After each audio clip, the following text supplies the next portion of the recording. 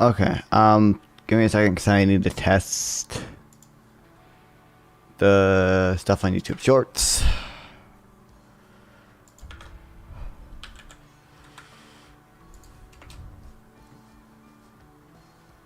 Because I haven't done it in a while, and I don't know if the shit is broken.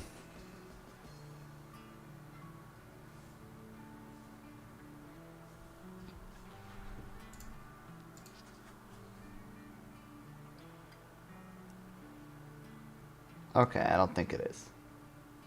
Good to know.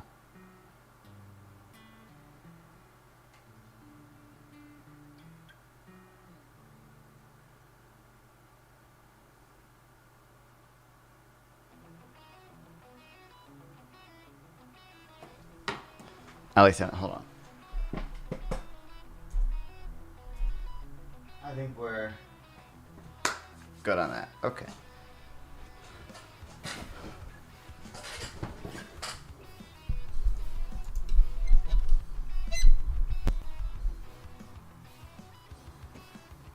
Ugh, what's up, people? I already told you guys nobody wants it. I'm not doing the... What do you... I'm not doing the subathon. I'm not napping. No more napping on stream, okay? We did it. We did the... We completed a subathon. Remember when I said I was going to stream again the day after? I lied. I'm streaming again now, though. That's what matters. But we did the subathon. That was nice. Thankful for all your guys' support with that. And now we're back. I had to take a day to edit a bunch of stuff, but running a marathon on Lord of the Rings. How you doing? I'm doing good. I was just joking. Hard to tell. I don't know. Welcome back, Chris, by the way. And Averter Mystic, welcome back. I've not paid attention to any basically any of the shit. But by the way, I'm still, you know, post Sabaton, I'm still broke. So the new incentive for donations is we brought the dress back. Don't worry. That is the new incentive. It doesn't automatically count bits to it, but I will manually add the bits to it if need be. But I just don't know some of the stuff regarding the government shutdown. I don't know the timeline on it exactly. I love Wizard Cat. Thanks, Inverter Mystic. But you look British. I'm sorry, but like when I see your streams, my instinct is to read common sense and then turn the harbor into a tea dumping zone. Just increases. Do I really look? Why do I look British? That's horrible. That's the worst thing you've ever said to me. And okay. Horrible, horrible, horrible. But like I know I can't wait. Oh man, I can't wait for the next 4 years for all the Republican infighting, especially because they are only going to have a 1-seat majority in the House, right, dude? Ain't even gonna lie. There is you look like a former Quiet Kid. See that one? That is not as bad as the British insult. That is true, by the way. But ignore that. It makes you feel better. Your politics are 1 million times better than British people. Thank you, unsolicited fancy advice for the style. Welcome to the stream. Thank you. I appreciate it. That is nice and okay. At least that quiet kids are smart. I'm smart sometimes.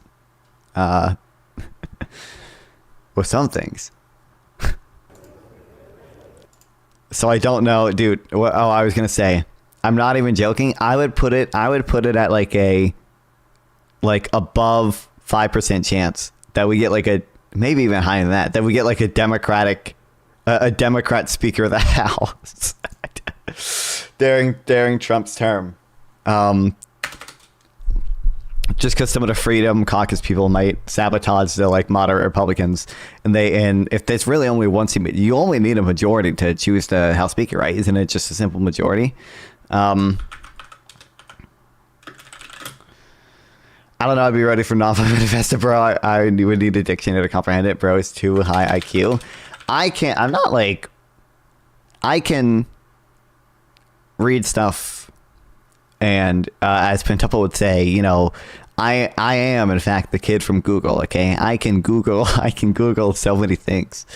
2024 House election results. Oh, it's 220. So 2-seat majority then. Yes, simple majority. Yeah, like there is a 5% chance, if not higher, that we end up with a Republican majority Senate, or not Senate, House, which we did, but a Democratic Speaker of the House. It would be so funny. How do you feel about the AOC coup? Have not looked into it. Okay, I ended the subathon. I started editing, and I started gooning, and I started gaming, and I did not look into it. I know AOC was going for a House Oversight Committee. I don't know what's the drama about her not getting it. I don't know. Like, is there? I don't know. I honestly don't even really know how it's chosen.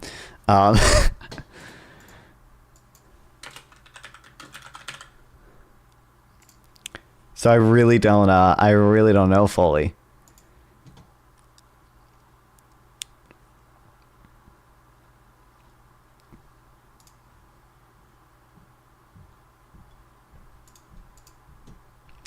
AOC loses vote to be the top Democrat in the oversight panel. Your progressive defeat was a counterpoint to generational change in the Democratic ranks, as House members choose younger members for top posts on other committees. Representative AOC, the Democratic phenom.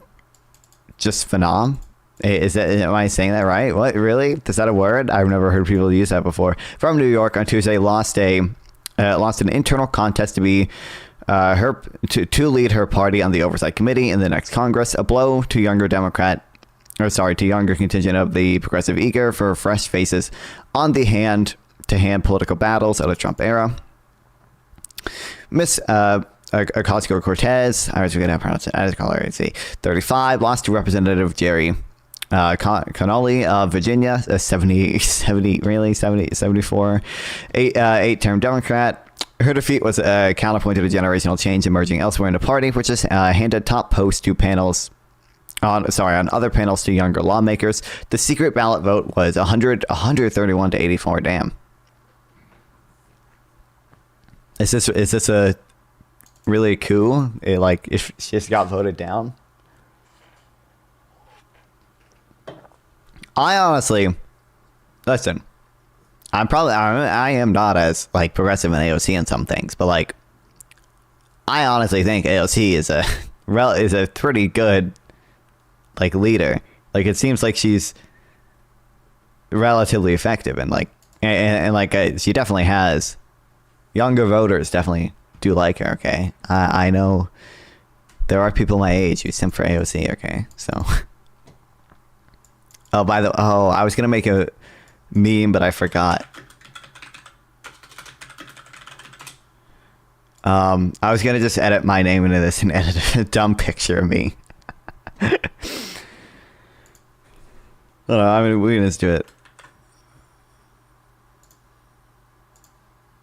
Hold on, I'm at 20. I'm 19. Dude, whenever I hear that Dean is 20, it just makes me feel. It just makes me feel like he's. I wish I was him, bro.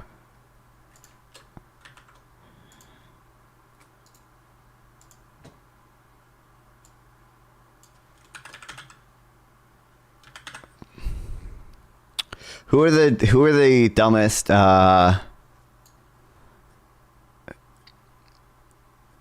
Who are the dumbest? Who are the dumbest people I've gone up against? Not or funniest people, I should say. Because Gibbs isn't dumb, but it's funny to say right-wing stars like Admiral Gibbs. But I'm trying to think of someone funnier to say than that.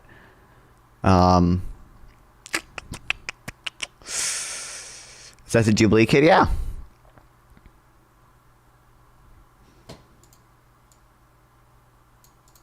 Minar. I guess I can say Minar. Minar and Glenn, maybe?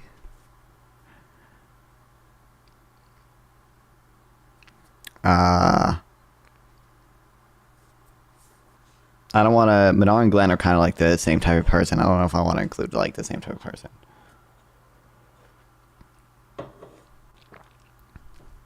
We'll do pentuple. That's how you spell pentuple.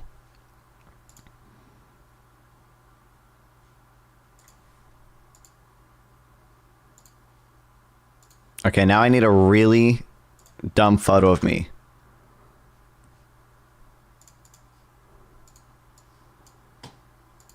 If someone find the...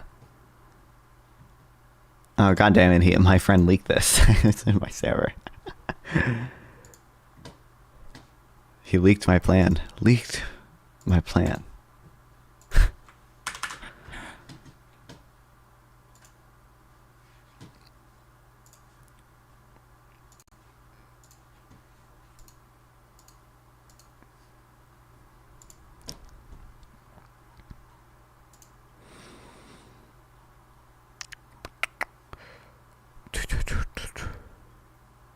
I don't know where are the old dress streams, you know, that would work well actually.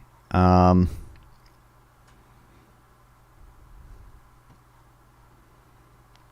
are you a neoliberal? Because I think it generally maximizes well-being. Like, kind of like, what do you want?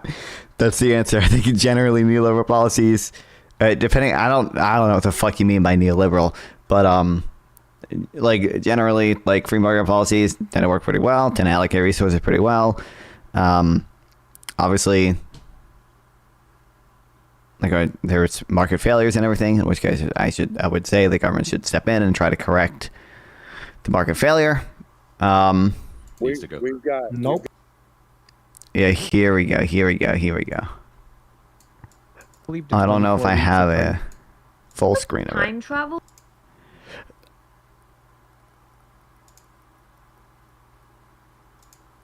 Oh, the short hair too. Oh, it looks too bad. Oh, I don't know if I want to do it.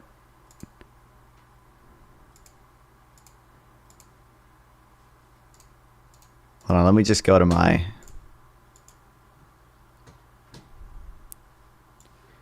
thumbnail faces folder.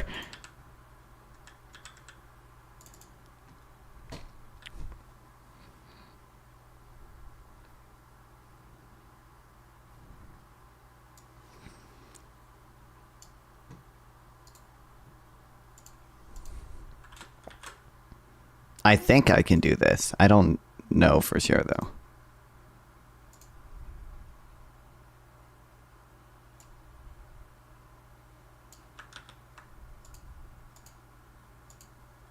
That did not work. Why did it not work?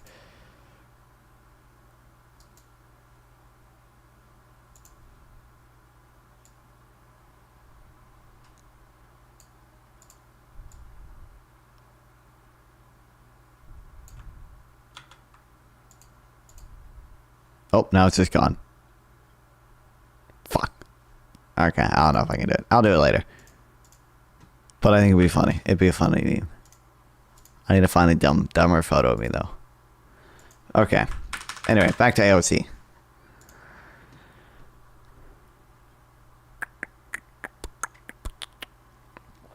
Speaking of reporters after the vote, Mr. Connolly, who recently disclosed he was being treated for cancer. Why the fuck are we voting for a 75-year-old of cancer? Okay, listen, I don't... I'm willing to, you know, I like the Democratic Party. I'm willing to, you know, I don't want to say give them some slack, but like willing to trust that like the Democratic Party like typically is trying to do like the right thing for the party, but like really, we're voting for a fucking 75-year-old with cancer over, or 74-year-old with cancer over like AOC? Is this really the strategy?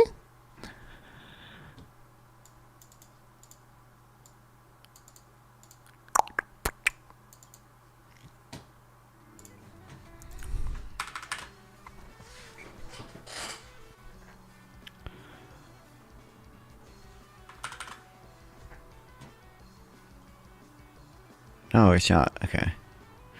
Representative Angie Craig, a Democrat of Minnesota, was elected by her colleagues to be the ranking member of the Agriculture Committee. Oh, huge Agriculture Committee. Ms. Craig, 52, replaced Representative David Scott of Georgia. The Dems really need to find a younger person. I don't know. I don't know. Like, what? Okay. I know the Oversight Committee is important, but is AOC like really just like not qualified to be on it or something? I'm like, and also, is the oversight committee important? If you know, if Trump is president, is it though? Is it though? You know, is it, you know, like, oh, what can they do? Oh, they can subpoena people. Oh, what if they don't listen to the subpoena? Well, then Trump pardons them. Oh, okay, cool. Okay, nice. Like, Representative Husband of California, voters like to see themselves in their elected officials. Probably, I mean, yeah.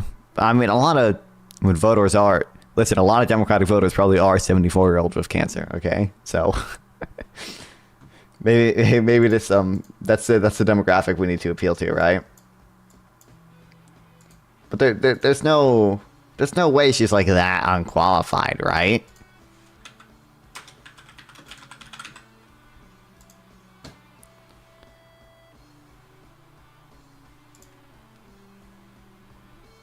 The Democrats are arguing over how to fight with the Republicans. Yesterday on Capitol Hill, Representative Jerry Connolly of Virginia defeated Representative Alexandria Ocasio-Cortez to become the top Democrat on the House Oversight Committee. That's the committee that makes all the angry statements and said they are going to investigate Republicans. It's a very powerful job in Washington. Representative Jerry Connolly is 74 years old and was recently diagnosed with cancer. The left wasted no time going after the old guard of the Democratic Party. Last night on MSNBC, Joy Ann Reid addressed the elephant in the room. Gerontocracy seems like it's intractable. And I recall that when President Obama was elected, he kind of pushed aside the DNC and created his own organization, because I think there's a frustration with the sort of creaky way the DNC operates. Jamie, God bless him, couldn't really change it. But it is run by donors and consultants and people who are locked into the old ways of doing things. Chris Liz is with us, senior advisor to the... Are there donors that opposed to AOC's... What's AOC going to do in the Oversight Committee to hurt donors? Isn't the Oversight Committee only deals with government officials, right? Like the Oversight Committee doesn't like just doesn't just investigate like random private donors, right?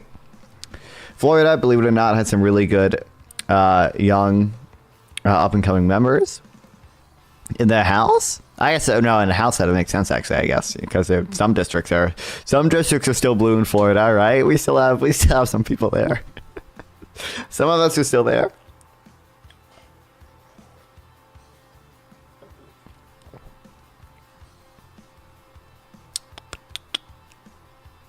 It's just politics.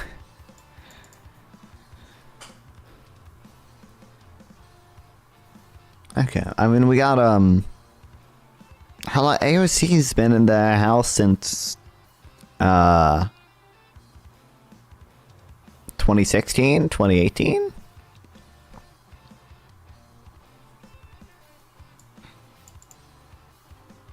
She's a wonderful talent, and the caucus really likes her, Mr. Lawyer said. If she'd been here a few years longer, it would have been different. I told her I've lost a couple elections myself, he said. Something will come along because she's so dynamic and she's a great communicator.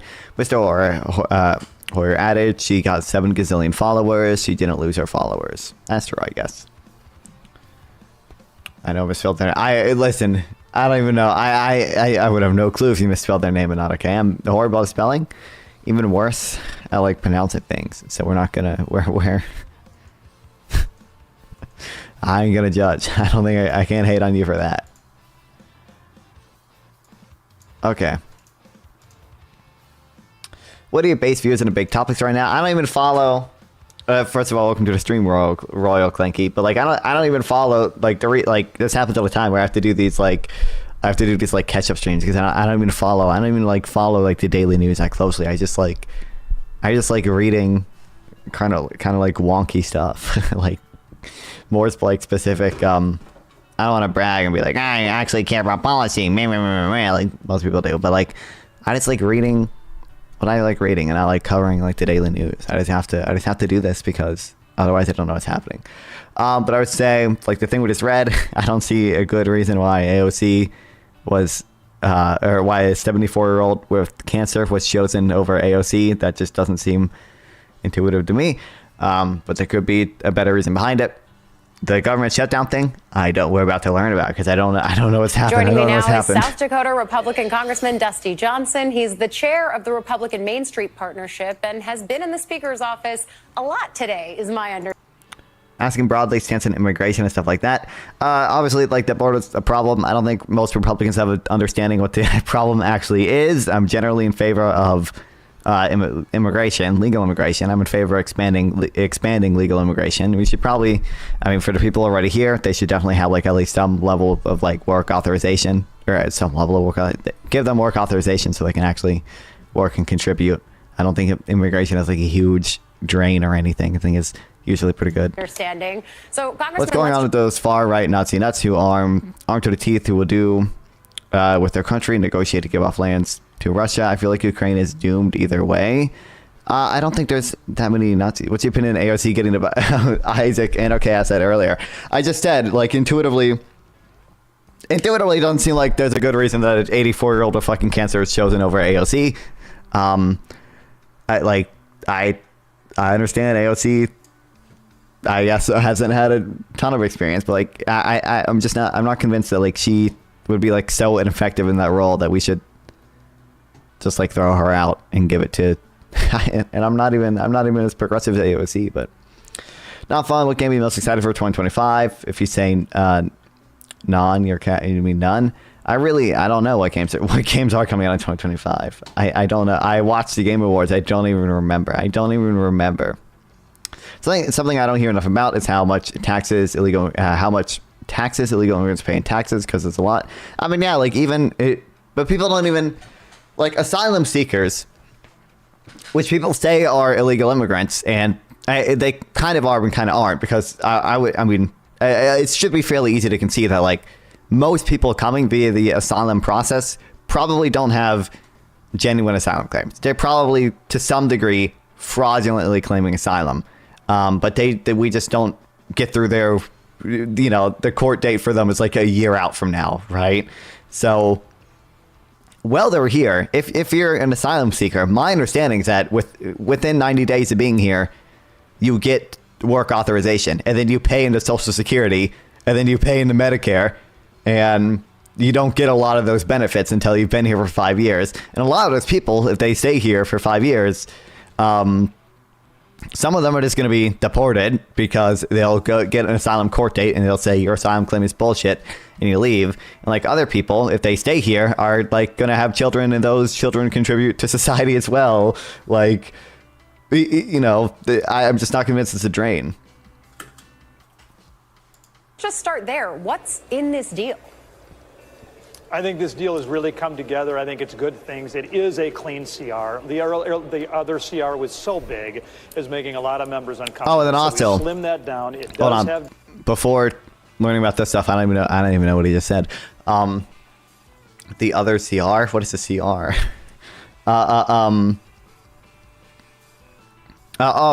There was like one paper that came out. It's from like some Minneapolis think tank or whatever. That was like, if you look at the indirect effects of illegal immigration, I think the biggest one being like, their added labor pool allows businesses to expand more easily than they otherwise would have. The immigrants who don't have high school degrees, who tend to be a fiscal drain, are actually still fiscal positive if you include the indirect benefits of business expansion. So there's that as well. Although there was that one paper that came out recently that also showed the effects in local communities, which was known before. You can look at like videos of like, a ton of illegal immigrants claiming like welfare benefits in fucking Ohio or whatever. But like, that effect was known before. But there was a paper that came out and said like, it seems like if you put a lot of illegal immigrants in one place at one time, there are negative short-term effects in that community, which should seem relatively intuitive. Doesn't make them overall not a net benefit, just means we need a better system to deal with that. Disaster funding so we could take care of Helene and Milton. It does have some economic assistance for our farmers who are hurting. It is a 1-year extension of the farm bill, and then it makes sure that the debt ceiling is not a point of leverage that can be used by Democrats against Donald Trump. I think we're going to be able to pass that here, hopefully in the next few hours. So my understanding is that you guys are trying to do this vote at 6. Do you think that you have members of your party? It didn't pass. Who typically don't vote for continuing resolutions anyway, but were continuing resolution. key agitators to sort of get you to this point in the first place. Well, do you think the Dem Party should work like the Republican Party, where if they don't show loyalty, they are booted? Is that really how the Republican Party works? I mean, the whole reason they can't pass this bill right now is because there's such a big gap in Liz Cheney. Yeah, but well, yeah. I don't know. There's obviously some room for disagreement. Any president speak out against Trump? Mike Pence? Well, yeah. Come on now. But I mean, okay. There are more minor disagreements, like what's happening right now with the government shutdown and spending bills, that people don't get booted out, right? I mean, obviously, the House Speaker. We've gone through 2 House Speakers that have had to resign after the Freedom Caucus revolt against them for signing a deal, a moderate, or passing a moderate bill. I think Kevin McCarthy had to resign after the Ukraine aid, right? But there is some room for disagreement in the Republican Party still. I mean, I don't know, what is the loyalty to the Democratic Party mean? I don't know what that. I don't know. If you're being actively hostile, then sure, but. Well, there are a lot of agitators in Washington, D.C., and on both sides of the aisle. Listen, this deal isn't perfect, but I think Republicans understand the value of clearing the decks and preparing this town for the Donald Trump presidency. The CR is just a short-term 3-month CR, and make sure that we fund government until March so that Donald Trump can come in, and with a unified Republican control, we can make some of these really important spending cuts that we're going to need to get done. And by the way, listen, Democrats, I know people don't know for sure whether or not they're on this yet, but I think Democrats are going to want to take care of the disaster response. They're going to want to help the farmers. Hopefully they don't want to shut government down. And remember, we shut government down tomorrow at midnight if we don't stick the landing on this thing. Oh, yes. I think many of us are very aware of the short timeline that you have here. But my understanding is also that Democrats weren't consulted on this. So is that right? Do I have that correct? And also, why would they jump to vote for this if Republicans are really the ones that blew this up in the first place? I mean, I was there in the halls. It was for real. The president-elect and Elon Musk basically saying, no, we hate this deal that Speaker Johnson has brokered. Well, I don't know. I guess I would hope Democrats would vote for it because they don't want to hurt America. The reality is a shutdown would not be good for this country. A default on our debts would not be good on this country. Leaving the disaster victims hanging would not be good for this country. And leaving American agricultural producers hanging would not be good for this country. Then why did your people blowing up the deal? That's good for the country. This is not a Republican win or a Democrat win. This is an American win. And if the Democrats want to walk because Donald Trump had a role in pulling this really important package together, I guess that's on them. But my hope and my expectation is that cooler heads will prevail. Every single person I know works with him in the White House and spoke out against him or blacklisted from political positions, and big names who speak out against the number one get booted. Do you think the same should be to people who did it for Kamala?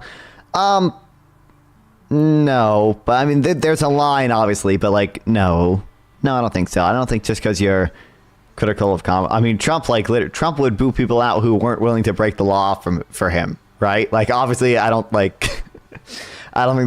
think we should do that. There was a line at some point where you're becoming exactly hostile. Why would I ever send a long text if it never read correctly? I'm bad at reading. It's a tiny little thing on my screen. Did I read it incorrectly? Every single person who worked with him in the White House and have spoken against him are blacklisted from political positions, and big names who speak out against the number one get booted. Do you think the same should be? Did I not read it correctly? I feel like I read it correctly the first time. Every single person I know. Oh, well, my bad. Well, you telling me you don't know Mike Pence? You're not buddy with Mike Pence. He hasn't come on your stream already, like he has mine.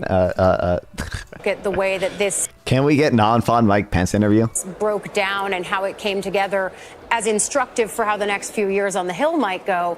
But do you think that this moment of a deal came at the expense of any power that Johnson had over the conference? Is he hobbled now going into the speaker vote on January 3rd? I know in this town everybody wants to act like every flare-up is somehow has massive multi-month or but multi-year this couldn't. impacts. We've seen this before. Bro, I mean, like, if this your party is falling apart, brother. At non-fam, thank you, Tron. The bigger thing that sucks right now is Trump can get stop all interviews from right, true, and left media podcasts. Kamala has to fight if she is on NBC, MSNBC, or random podcast. Yeah, I know. Yeah, we don't have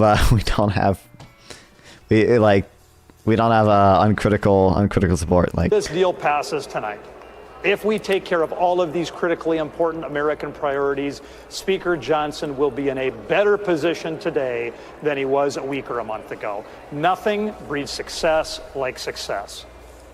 I wonder, for Democrats looking at this, why would they work with Republicans in the future when it feels like there's now a trust deficit, or at least a belief that when Speaker Johnson comes to the table with it'd be bad for the country if they did it. We should be allowed to do unlimited tits for zero tats because Democrats are cucks and they should be cucked for the good of the might nation. come in and say, actually, no, that's not the deal at all.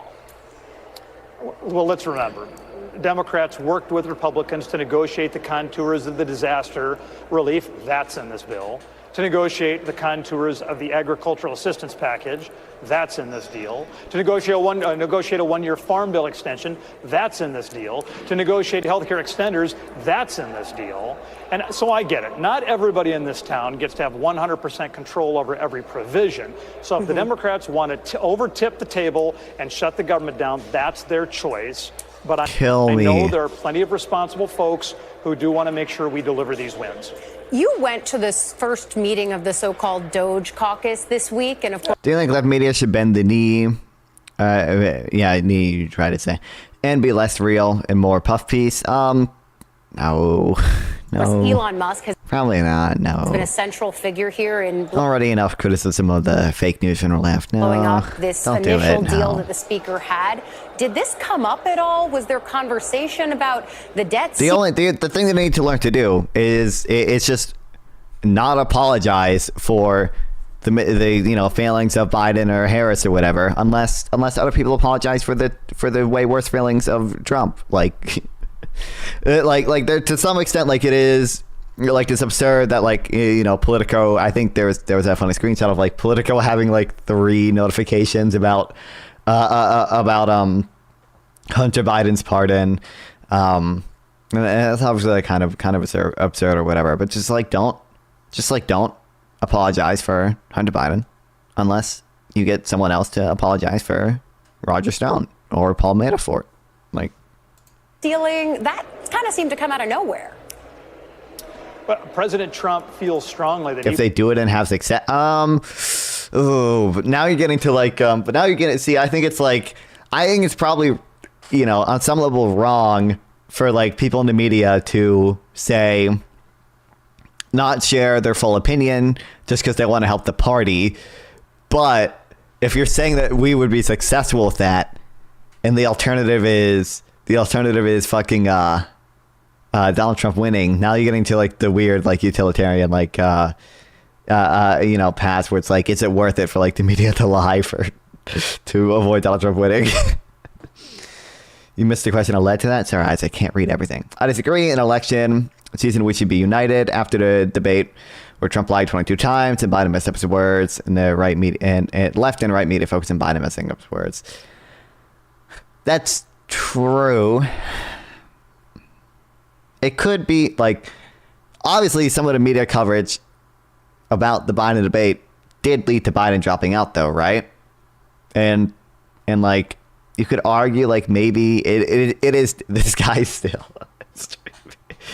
You could argue that like maybe it makes us stronger to criticize your own party because that keeps them in line. But I agree, like it's an absurd like standard. And also, I didn't read Scarecrow's message. Welcome to the stream, Scarecrow.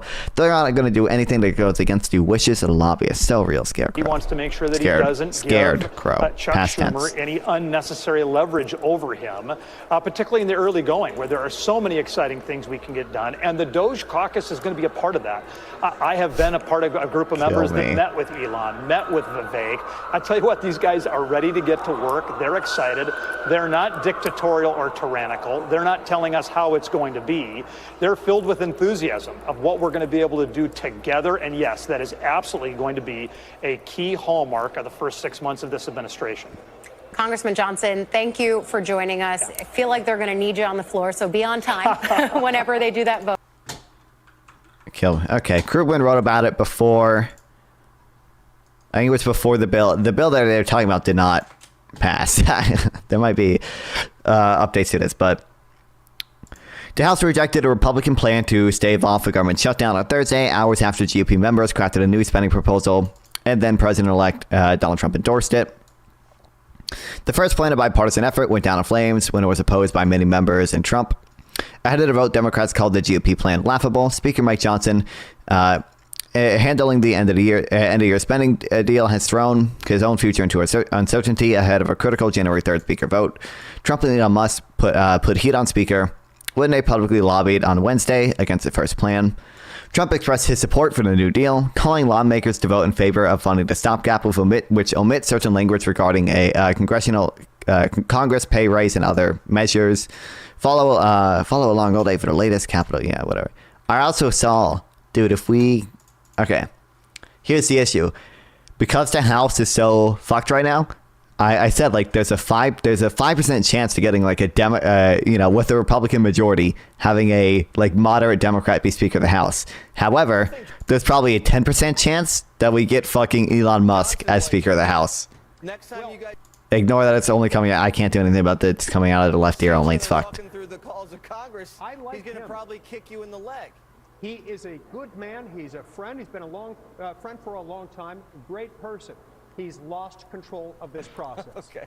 And I don't know how he can remain in power. All We right. need Elon or Vivek as Speaker. He's a friend. Oh, we're so fucked. Oh, we're so fucked. Oh, we're so fucked.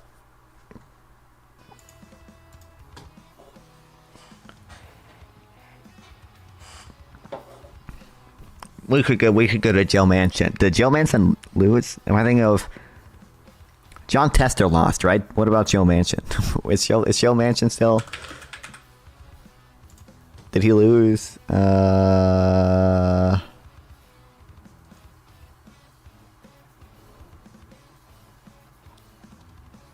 Was he? I don't even know if he was up for election, actually. Joe Manchin.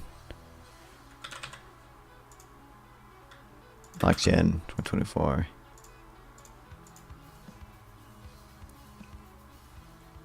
He wasn't up for, so he wasn't up for election or whatever, right? So yeah, I guess not. So he's still there. We should get Joe Manchin, House Speaker. If there's no spending bill, maybe Trump can be president because we can't secure the building Gen 6. True. Are we, I don't think he ran. Yeah, I don't think he was up for re-election. I think this is it. He's still in office though. Like I don't think he leaves, right? I think he still has 2 more years until he's up for re-election again, and then we'll see if he runs, right? I don't know. Regardless. No funding for the Capitol Police. It's past the safe harbor date for the ECA though, so I guess we can't. We just have to do the more dangerous plan, because I think like Eastman like in his meeting with Trump or whatever was kind of like oh man, Sarah's still doing this no fault divorce shit. That should be a what was I gonna say? Oh, yeah, we're past the safe harbor date. So, I think in the meetings that Eastman had with Trump, there were like 2 plans that they kind of like went over. One was that Mike Pence says he has dual slates of electors and therefore says he can't certify the vote from the 7 swing states. And then there was a plan for Mike Pence to just outright reject the electors without mentioning the dual slate of electors at all.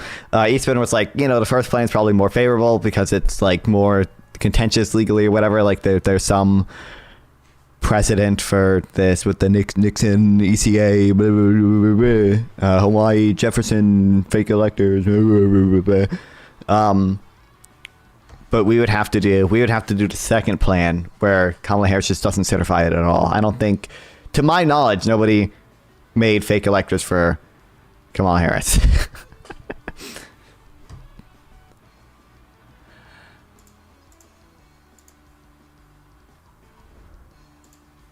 We might join this later, just once I finish covering some of the things, because I don't know. These people get. Okay, I love Sarah. Okay, and I love Glenn. And I love Princess. But they get too many viewers. They get too. I don't understand. They're not even talking about politics most of the time. Most of the time they're talking about like random. This is kind of politics, but like half the time I join them, they're not actually. To talk about like the topic for like an hour, and then they just like chat for like 4 hours, and they get like 50 viewers the whole time. Sometimes Sarah gets like 100 viewers the entire time. It doesn't make sense to me. Anyway, the chaos monkeys have already taken over the zoo. The peddlers of misinformation are high in their own supply. Well, I was going to post about proposals for bank deregulation, but I think that can wait for a bit. The news at this moment is the looming prospect that the federal government will shut down over the weekend. We'll have to see how much damage this does, but it's already clear that assuming the worst happens, and it's hard to see how it won't, this will be the dumbest shutdown ever. I'd say that the incoming Musk administration, so far Musk, not Trump, appears to be the one calling his shots, is trying to hold itself up for ransom, but it doesn't even rise to that level. This isn't like 1995 when Newt Gingrich shut down the government in an attempt to extract cuts in Medicare and Medicaid, a move that seemed and was a foolish act of petulance, but at least had a ghost of motivation. No, Musk is demanding, apparently successfully, that Republicans in Congress renege a deal that they had already agreed to, a continuing resolution that would keep the federal government going for the next couple months. Why? Because Musk says that the outrageous provisions. Musk says of the outrageous. Why? Because Musk says of the outrageous provisions in that CR. I think he missed a word there. Sonsol can maintain a ton of YouTube shorts if he yells at them. Based. Yells at who?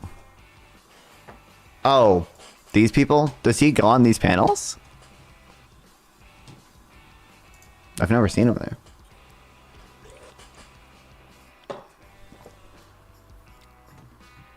YouTube Shorts Live. Okay.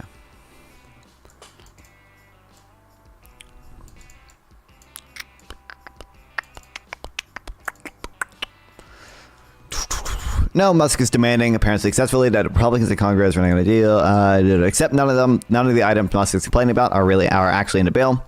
No, Congress isn't giving himself a 40% pay raise. No, the bill doesn't fund a $3 billion stadium in Washington. No, it doesn't block future investigations in the Gen 6 committee. No, it doesn't fund bioweapons labs. That one is so fucking hilarious. They're funding bioweapons. Yes, a YouTube short chat. Okay, based. I have an embarrassing admission to make. I thought Musk Swamsey's obvious problems with getting Doge would have inspired, not humility, never that, but at least a bit of caution. That is, I imagine Musk would by now have at least an inkling of two things. First, finding big ticket examples the government wastes hard because the government mostly spends on money on things people want, budget and policy priorities, showing where the money goes: health insurance, social security, defense, economic security programs, benefits for veterans, interest on debt, education, transportation, natural resource, agriculture, science, medical research, law enforcement, international, all other. Yes, the federal government is an insurance company with an army. Second, you shouldn't trust claims about the budget coming from some guy on the internet. You might have imagined the world's richest man could have a couple fact checkers on retainer to help ensure he isn't making clearly stupid assertions, but no. In a barrage of posts on X, Musk pushed misinformation about a more or less routine placeholding bill. That was basically a way to keep the ship stayed afloat until Trump takes charge.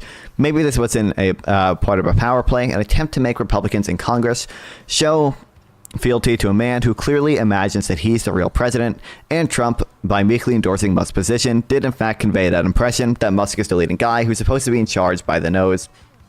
But this political theater will have real consequences for America, for Trump, and Musk himself.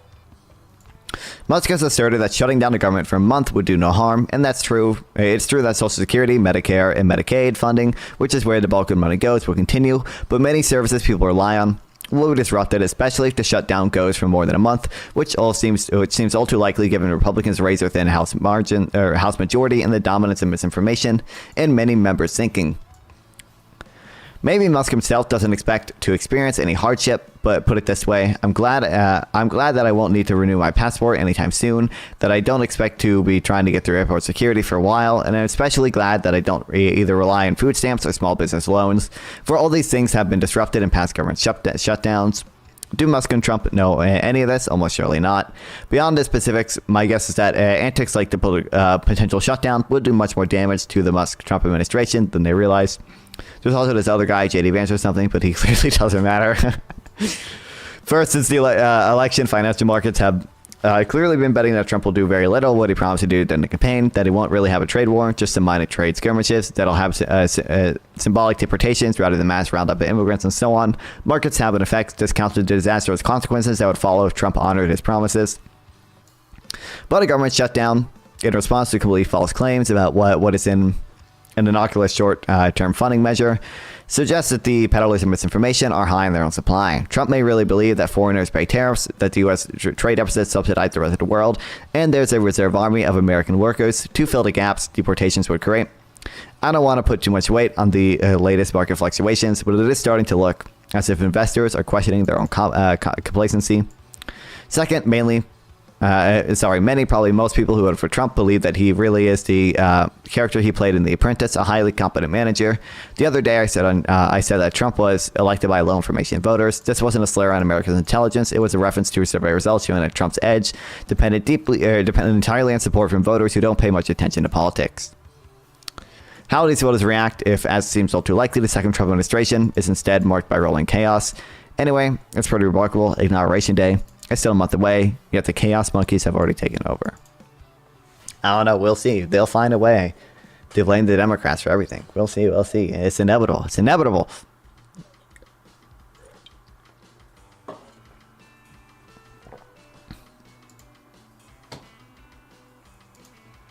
Also, dude, speaking of Trump thinking trade deficits, subsidize other countries. Dude, this he posted on Truth Social like at fucking 3 a.m. in a day. No one can answer why we subsidize Canada to the tune of $100 billion a year. Makes no sense. Many Canadians, what's up, Eliza? Welcome. Many Canadians want Canada to become the 51st state. They would save massively on taxes and military protection. I think it's a great idea. 51st state. It's funny. People can explain it to him, but there's no way. Ugh. It'd be exactly the same as all those meetings between Eastman, Greg Jacob, and Mike Pence, of like Greg Jacob and Mike Pence explaining like this plot is illegal. You can't do it. You can't do it. Look, I made Eastman say this plot is illegal, and Trump just like completely writing it off and not understanding this. It'd be the exact same thing if you try to say, I think I said in this tweet, like, it'd be the exact same thing if you try to be like, okay, listen, you can't have, it is mathematically possible to have both the financial account surplus and a trade surplus. You can't do it. It's dollar for dollar, okay? Any trade deficit is a financial account surplus. You can't say you want a ton of foreign companies to invest in the U.S. and also you want the U.S. to have a trade surplus. Those preclude each other. You can't do it. And like, you could, like, how do you explain to him that a trade deficit isn't a subsidy? They would just write, he would literally just write it off completely. Or he knows it already and just continues lying to his base. But to be fair, okay, the trade deficit is something where a lot of politicians are either confused on or lie about.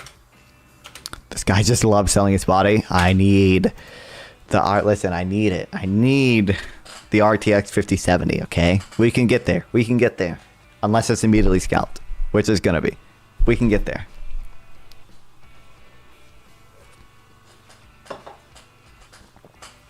We'll make non-fun OnlyFans eventually, guys. Don't worry.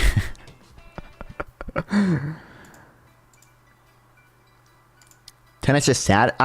It's not that there aren't that many people. I'd be surprised if someone even did it. Honestly, I was considering having it be $5. I don't know. I don't know if someone will donate $10. We'll see. But it's not that low. Okay. You're crazy. It's not that crazy. I'm putting $10 is a reasonable amount considering the lack of money in my account. To just put a dress on for stream. That's a reasonable amount in my world. You want to put this shit on? Just say it. If I could charge a higher price, I would.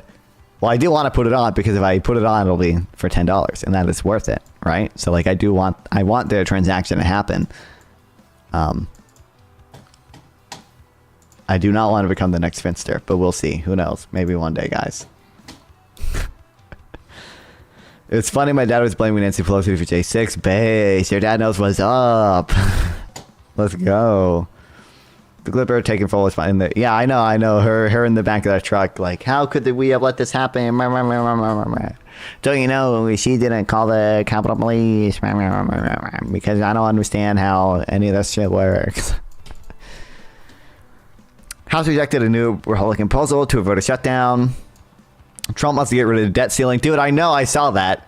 Meanwhile, Musk is tweeting unnecessarily about the national debt. What is going on? I don't, yeah, I know. Which, listen, considering Republicans have weaponized, like, the debt ceiling in the past to, like, get rid of welfare benefits, I am all for getting rid of the debt ceiling, baby.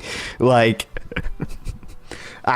you're removing your own party's ability to like weaponize this shit to like make fucking poor families apply to 20 jobs a month just so they can feed their shit. Like, okay, the children will not starve. Based, let's go, get rid of it. Like, Democrats said they want to get rid of it, and if they get rid of it, I will lead a charge. Trump added. Trump suggested a debt ceiling is a meaningless concept that no one knows for sure what would happen if it were someday breached, a catastrophe, or meaningless, and no one should want to find out, which I like true, like based, like the debt ceiling is probably not constitutional. It probably violates the 14th Amendment.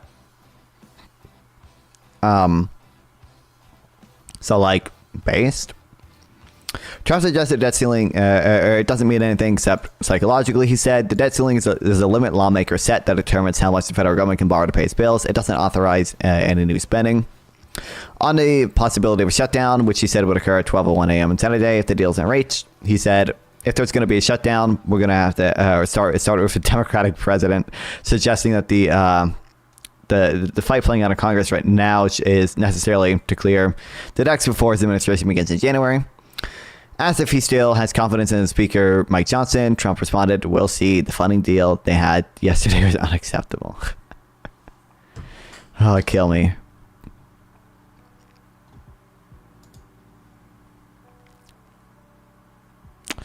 Vote was 273 to 174, with 38 Republicans and 197 Democrats voting no. Mr. Johnson is trying to find a new way forward if his spending deal is not passed. Government lapses. Or funding lapses at 12:01 a.m. Saturday. You missed a punchline? What was the punchline for it?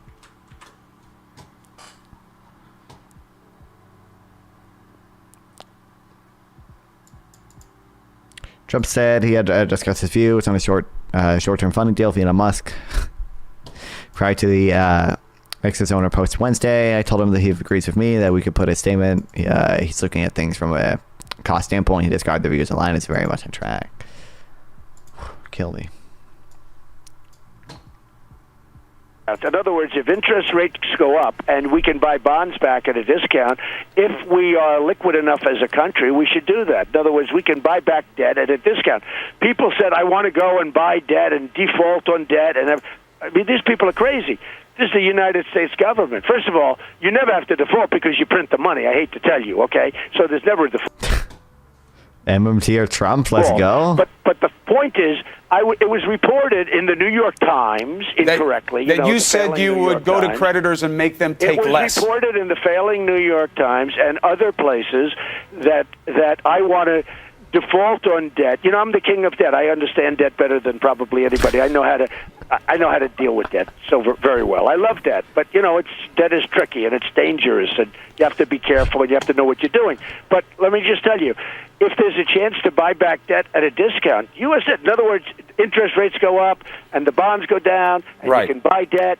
That's what I'm talking about. People had it. The Times and others wrote, "Oh, Trump wants to go and see creditors and buy debt at a discount." Now, there could even be a time when somebody comes in, but with the government, they're never going to walk in and say, "Do me a favor, would you buy my debt at a discount?" In business, that happens all the time. I bought mortgages back when the market went bad. I bought mortgages back at tremendous discount. Put him in charge of the Fed. This is unironically like why he wants more control over the Fed, right? Like, he even said, like, I have the right to remove Jerome Powell. Other countries have lower rates, and we could refinance our debt if Jerome Powell just lowered rates. Like, I love doing that. I mean, there's nothing like it. Actually, it gives me a great thrill. But in the United States, with bonds, that won't happen because, in theory, the market doesn't go down so that you default on debt, and that's what happens. So here's the story, just to have it corrected. If we have an opportunity where interest rates go up and you can buy debt back at a discount, I always like to be able to do that if you can do it. But that's all I was talking about. They have it. Trump's kind of right. I mean, he's right that, like, if the Fed lowered rates or whatever, we'd be able to finance our debt for less. Like I'm going to go back to creditors, yes, and I'm going to renegotiate or restructure debt. It's ridiculous. I mean, he's right. If they raise rates, the price of previously existing bonds goes down. Like, those are both true. Like, he's also right that other countries pay tariffs, right? Little known fact about that one.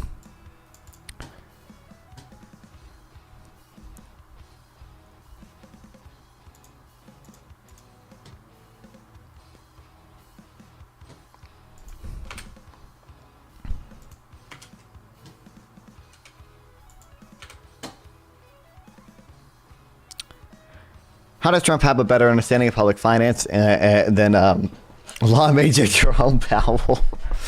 I mean, I don't know. Listen, Trump was in a meeting with Stephanie Kelton before that, and he just repeated everything she said. I don't know. I don't know. Sometimes it's hard to know if Trump actually understands something, or if someone has just told him something, because he. I don't know if he believes Eastman or not. It's hard to know. I don't know if he did, or if he believed Greg Jacob. And it's actually that Steve Bannon is MMT. Is Steve Bannon MMT? A lot of you talking about on Bill Maher? Well, he doesn't sound like a fifth grader. I know, it's incredible.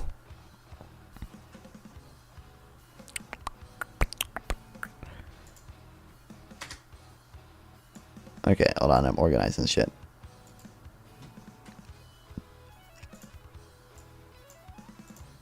I think this is a short thing. I think I'll just...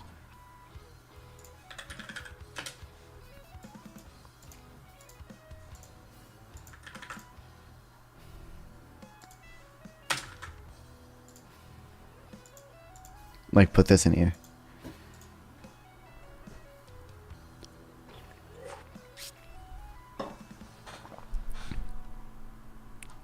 Okay, this is not as short as I thought. Well, it's really not that long.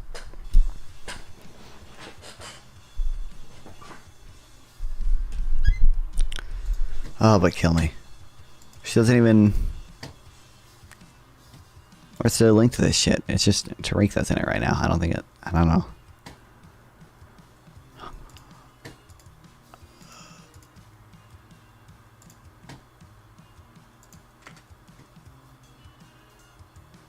I forget what this is. It's something about tariffs. Oh, we need to read this at some point, but this is actually long. Steve Bannon might have wanted to incorporate left populist ideas, did a right policy movement, or maybe just met with an MIT or got convinced. Dude, also, you know what's funny is that Elon Musk and other other people have been fighting over the theories of inflation. Hold on, let me see. I don't know if I'll be able to find it.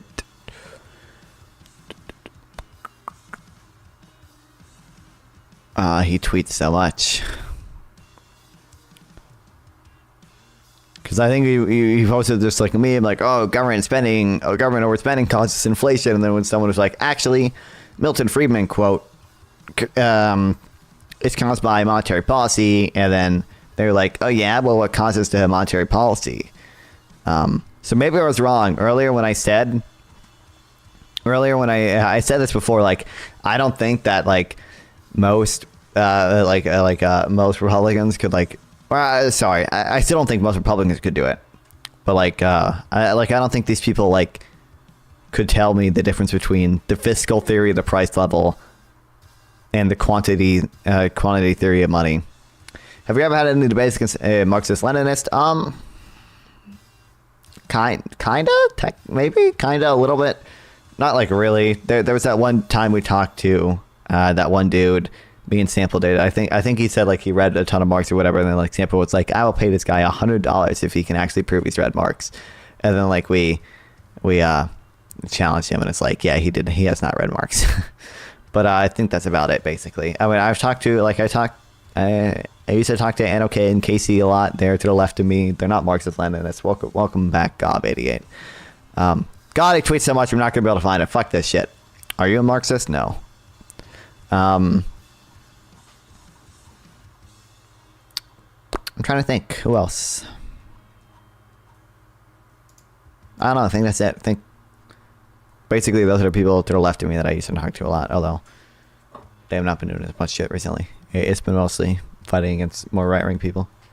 I guess Isaac's to the, do you subscribe to any label? Not like super strongly, but I would say like broadly, I'm somewhere new liberal, or new liberal, I would say probably best describes me. In some ways, I'm a social democrat, I guess. What's your criticism of Marxist-Leninism? It just doesn't seem good. I think generally capitalism, I just call myself a NIMBY. I think generally capitalism leads to good outcomes. I think there's evidence for this from theory. I think both theory and like empirical evidence show this. I think it generally leads to a pretty good allocation of resources. I think democracy is usually a pretty good thing. I don't think it's fundamentally corrupted by private ownership. And I think that system of, democracy and private ownership is preferable to a vanguard party having control of all the means of production. Shutdown, let down. Let's read all 3 volumes of Capital on stream. What about city overcrowding?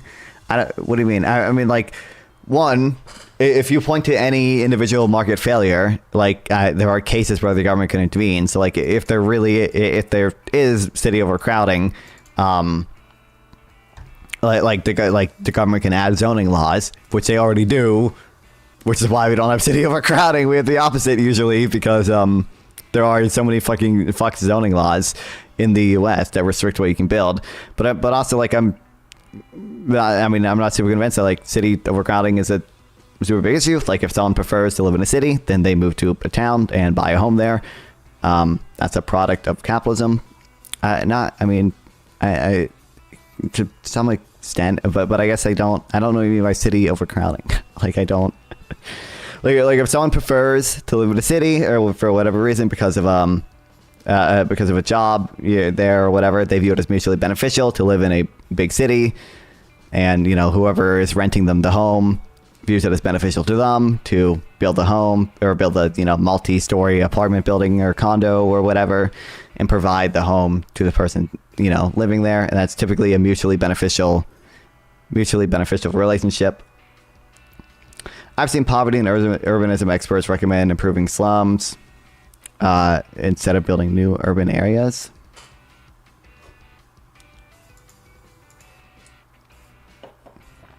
Two words: New York. Is New York overcrowded? I think New York actually has I forget what the number is, but like New York has like building restrictions such that like most of the buildings there would be illegal to build today because New York is also NIMBY. New York also has like a ton of land use restriction laws. Like the people who live in New York, presumably, like view it as the revealed preference is to live in New York because they view the benefits of living in New York outweigh the cost of living somewhere else with maybe like a worse job or whatever. And the people supplying the homes in New York, their revealed preference is to build the homes in New York and provide the homes for people, and in return receive income that they then use to do whatever. Hundreds of millions live in favelas and slums. Not in the U.S. New York is absolutely overcrowded. Hasn't New York's population been decreasing? I don't think so. Do you know what FABLOB means? No, I don't. But this doesn't really happen that much. I mean, there are homeless camps in the U.S. Not in the U.S. and the world, sure, but like, well, I mean, like, we're a rich country. I'm more concerned with the OECD countries when it comes to most policy prescriptions. I would have different policy prescriptions for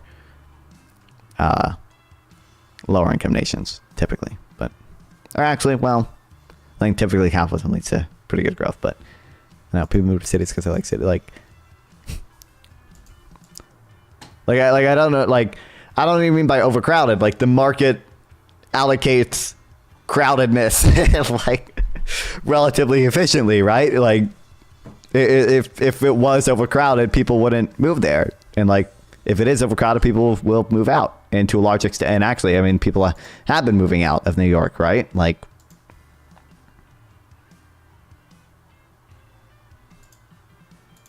affordable housing in already overcrowded cities is absolutely no use to homeowners. I mean, I would kind of agree. It harms homeowners to some extent because you increase the supply of housing and you drive housing prices down. That's the whole point. I would to some extent agree that it harms homeowners, but it helps everyone else who can then move into those affordable homes, right? And then work jobs in the city, and that contributes to the city's overall growth. Like, it's made of brick and cheap construction material, though. Okay. Oh, like no, I know what these are. I don't know the term for them, but yeah, sure.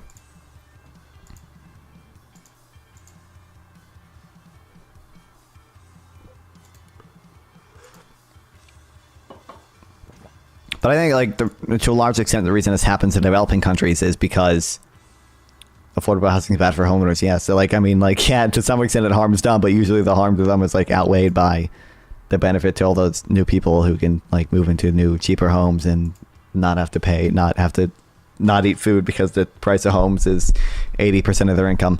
But I think to a large extent this happens because the people in these nations are just low income and they just can't afford anything better. This used to be a problem in New York, right? Wasn't this the entire subject of, like, or not the entire subject, but like a big part of how the other half lives? Like, this used to be a problem. Like, people would have so little room because they just couldn't afford anything. And as the U.S. developed and people got richer, they could afford more room. I mean, the size of homes has only been going up in the U.S. That's why, like, when you look at home prices compared to inflation, you have to adjust for the increased size of homes.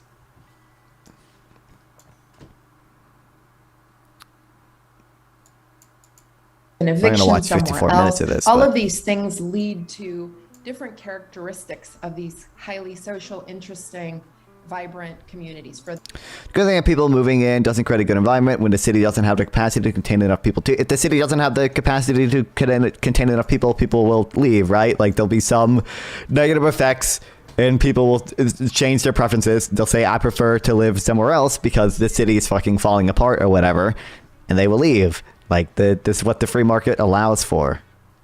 Capitalism doesn't address the concerns of property owners. I mean, like, I don't know what you mean, because property owners doesn't just apply to homes or whatever. With land use laws, the concerns of people trying to buy homes aren't addressed. Without land use laws, the concerns of people who already own homes, like, aren't addressed. Like, either way, like, you're hurting someone. Like, you understand that, right? I could equally say, like, I don't know if you would describe it as socialism, but, like, land use laws don't address the concerns of people who want to buy homes. Bite that bullet.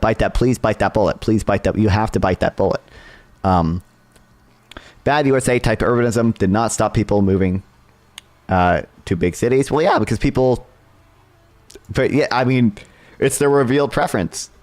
Do you live on right? Wait, can you bite that bullet? Can you bite the bullet that if you have land use laws, the people who want to buy homes are their concerns aren't addressed. The market is incapable of responding to their demand. Can you bite that bullet for me?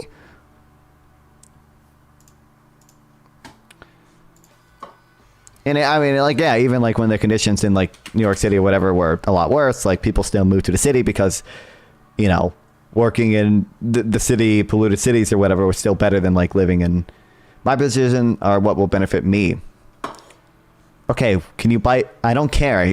Can you bite the bullet that if you have land use laws, you or the market demand for housing cannot be matched, and people who want to buy homes are harmed?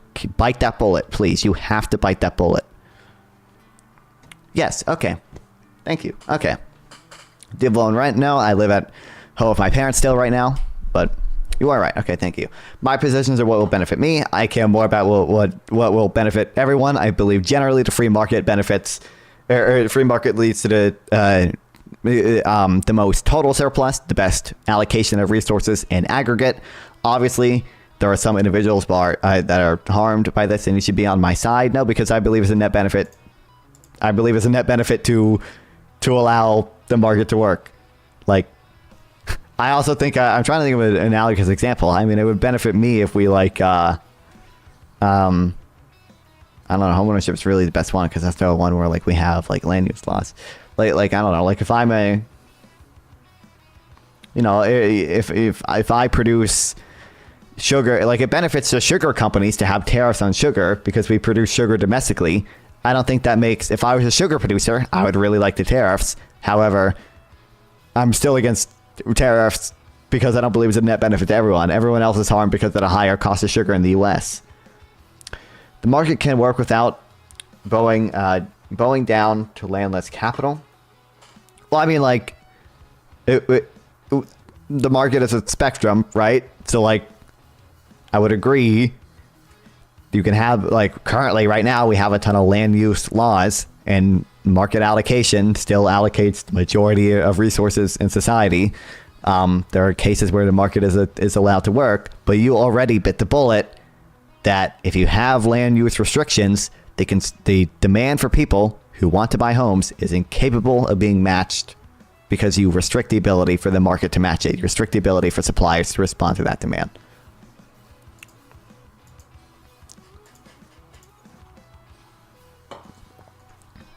I don't remember the statistics around this. I think there's got to be more photos of this somewhere. But like here's one. Like, this is how people did like in New York before, and they still chose to live here because the job opportunities it provided were preferable to job opportunities in the country they came from, or job opportunities in the rural countryside that they came from. But you know, as the U.S. developed and we grew richer, these problems to some extent fix themselves. Like, we also have a lot of income security programs, which I'm in favor of, but cannot the government use laws it has to designate national parks and monuments to get land places in places without restrictive zoning laws to develop it afterwards? When you cannot the government use law it has to designate national parks? I mean, they do that. We have national parks and monuments. We do to get land in places with restrictive zoning laws and develop it afterward. I'm pretty sure the government is still to some extent restricted by land use laws. Like, for example, a big problem in California is, although they spend a lot of money on homelessness, they can't do shit about it because land use laws are so fucked that it's just really hard to build affordable housing in California. People should develop their own regions to drive up market performance. I don't know what you mean by that. I don't believe it. I don't believe it benefits a city as a whole to have like NIMBY laws because you're restricting people from moving in. Like, I don't think that's good for the labor market. I don't think that's good for businesses. I don't think that's good for anyone except the homeowners in the city. I don't think that makes your city more better in the market. I just think that makes it I think that makes homeowners happy, which is why we have a lot of these laws. I don't deny that homeowners are made happy by these laws, but like, I just don't believe that's a net benefit. The country would benefit and the citizens of cities. How would the country benefit? The citizens of the city keep their value? We have tiny apartments being very pricey and unaffordable for each part of Gen Z. I mean, that's true. Yeah, like the price price to income ratio housing US. I think it's like 7x right now or whatever. Like, this is a big issue. Like, solving this issue outweighs the benefits to homeowners, to boomers maintaining their home price. Not just for me, but I think on net. Because I think typically on net, the market leads to a efficient allocation of resources.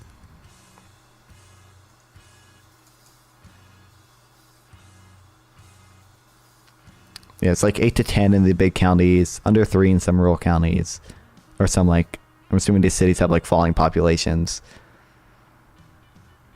10 or over, and gee, goddamn.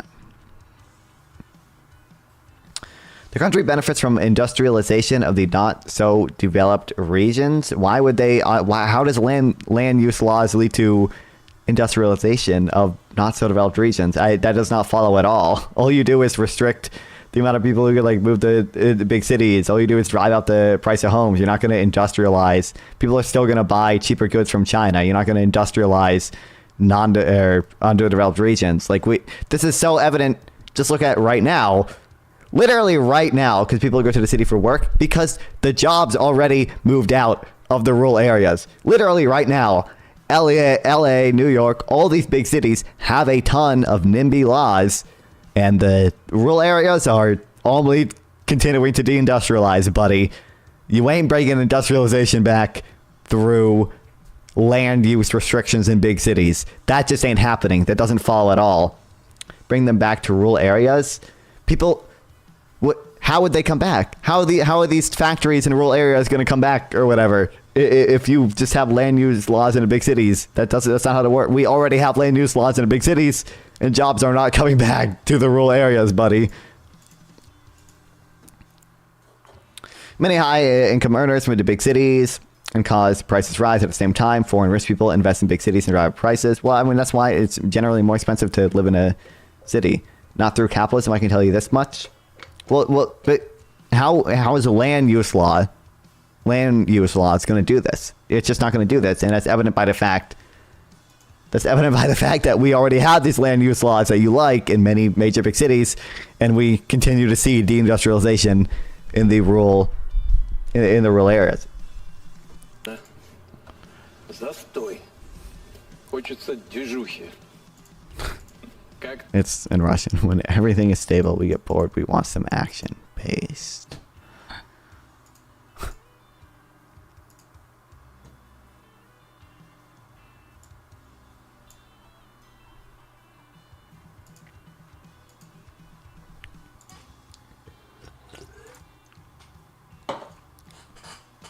Didn't we read this? I don't think we did. I think I just had it at the end of the subathon and we never got to actually reading it.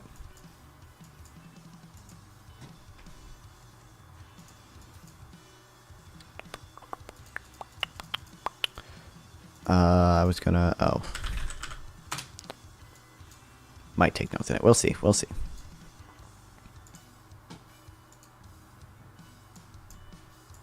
Alright, let me pee real quick. Actually, if we're gonna pee, let me just put on a dumb video. They aren't strict enough, then there is still massive gentrification. Oh, okay. My bad.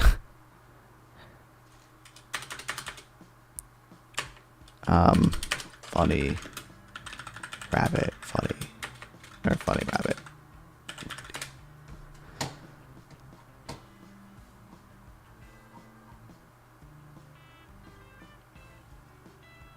It's not playing the preview. What the hell?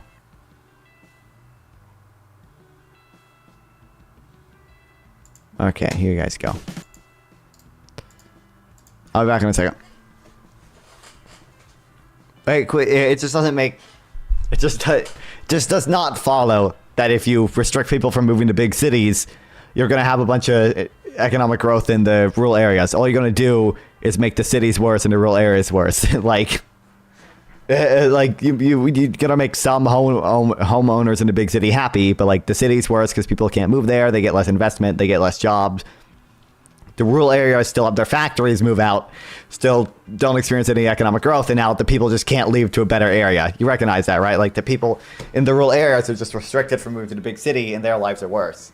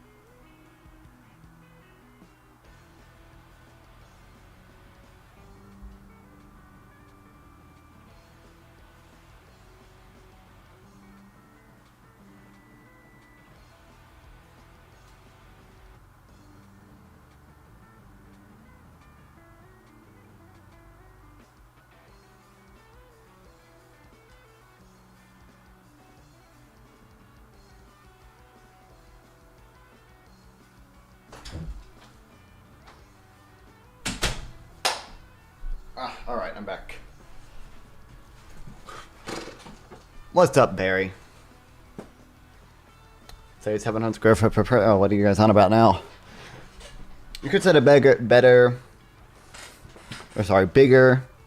minimum square feet per person living in a housing unit. Thus try to restrict the number of inhabitants. Why if people like why? Like if someone wants to, like, I'm not convinced that the externalities of overcrowding are so big, in the U.S. at least, that if someone wants to supply a home to someone that's less than 700 square feet, and someone else is willing to buy and live in that home that's less than 700 square feet, like why chat optimizing to call me black like it's just rare. Then like I'm not convinced that the externalities are so big that we should restrict this transaction from happening. In fact, I think really there are probably positive externalities from it. I don't think there are many negative externalities associated with building affordable housing. I like.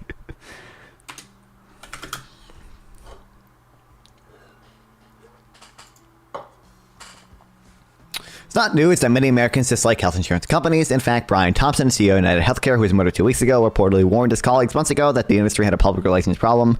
Still, the glee with which substantial numbers of people reacted to his death, and the elevation by some of Luigi Malone, or how do I pronounce his name? Maglione, right? Something like that. His alleged killer to folklore status has come as a shock.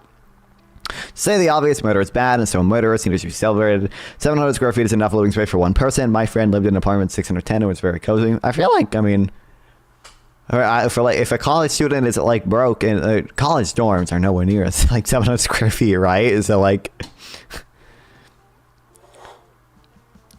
I don't see a point in bringing prices down in the first place, so people can buy homes. What do you mean? So people don't have to spend 40% of their income on homes. How is this how 2008 happened? This is nothing to do. No, it's really not. It's really not. Housing bubble is real. How the housing bubble was the issue with giving homes to too many people when the price was still going up by giving loans to people who shouldn't have been giving loans, right? That was the issue, and there was a whole like credit default swaps behind the scenes. That was the issue with 2008. The issue with 2008 was not building too many homes. In fact, arguably, building more homes and pushing housing prices down organically and not through giving people loans that they should not have qualified for would have avoided 2008, right? Because home prices would just be cheaper. It would be easier for people to repay without a loan that they would have no chance of repaying. That, like, if you think there's a housing bubble, you should probably want more homes to be built.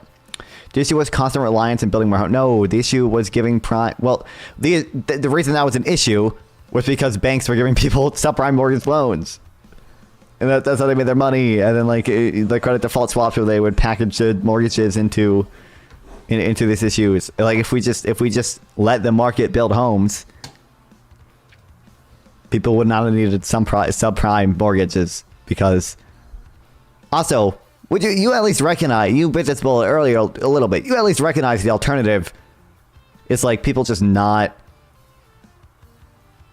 people just paying a ton of money for homes. Like what do you, I may get 1,200 square feet minimum per person. That's a lot. I don't even think we have that. I think there's 5 people in my family. We don't even have that.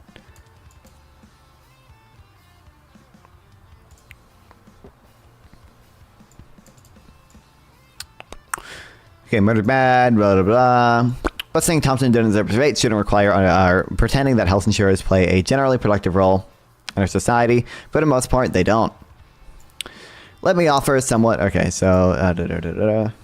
and the debt ceiling. I mean, like, again, I am like, the debt ceiling, I have seen... Like, Republicans weaponize the debt ceiling for, like, dumb shit. Like, the Freedom Caucus tries to, like, weaponize the debt ceiling for, like, weird like anti-trans shit, and then like more moderate Republicans try to do like work requirements for welfare. So it's like, I like, listen, I'm fine with getting rid of the debt ceiling. Okay, let the poor children eat. Maybe this is a hot take, but like, I really like don't care. Like if people on like food stamps, like I mean, I don't think food stamps is optimal policy. I prefer like a more like universal. Group required just to do subs. Yep. We all do. I mean, it was I literally posted in my Instagram story like the day he retired, like praying we get a Krugman Substack, and like lo and behold, we got a Krugman Substack. He actually already had it. He just hadn't posted to it in 3 years. But yeah, we think Krugman is written every day for 25 years. Is just gonna do nothing? No, obviously he's gonna make a Substack, bro. Like. I understand the need for affordable housing, but building a large housing complex in our neighborhood will lead to increased traffic. Not if you have better, not. I wouldn't say necessarily. You have to have better transportation.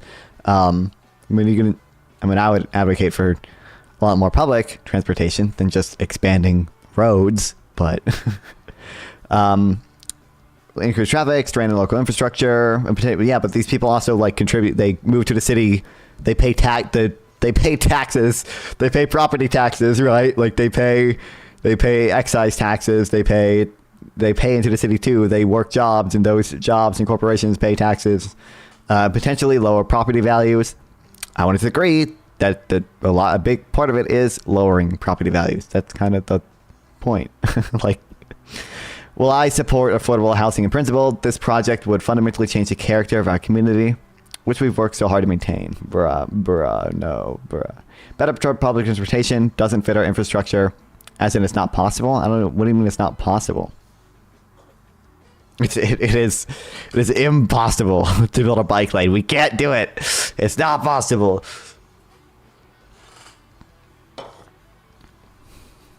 Did he read the economics of healthcare?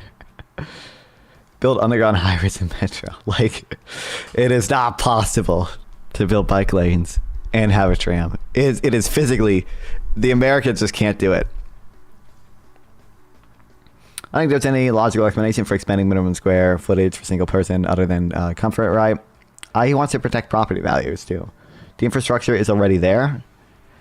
Brother, how many, like, there are like 3 cities in America where more than 50% of people take public transportation to work.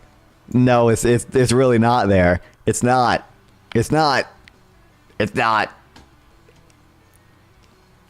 Or do you mean like I mean, you can, thank you for the, you weren't following me, Maida? What the fuck? I appreciate the follow, Maida.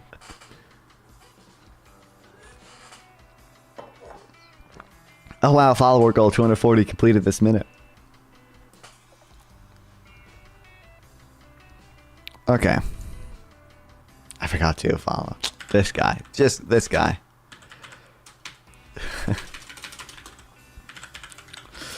Oh, murder is bad. Private health insurance. Stanley doesn't play.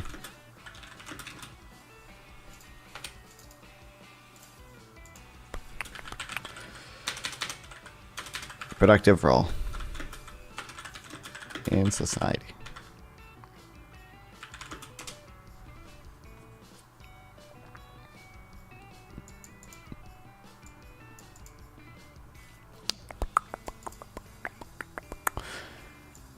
Let me offer a somewhat, but only somewhat particular view of U.S. healthcare. It's a system in which taxpayers bear the cost of major medical costs or major medical care. But this taxpayer money flows to private companies that take a cut, spend a lot on administration, and do their best to deny care to people who need it.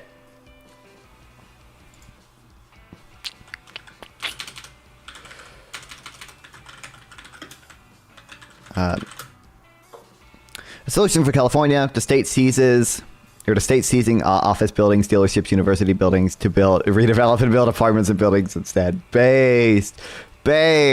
Seize all the Burger Kings, though. You guys seen those memes? Turning Burger King into affordable housing. Those memes are great. New transit systems often take years to develop. During that time, construction will cause noise, disruptions, inconvenience for residents. Like, you could...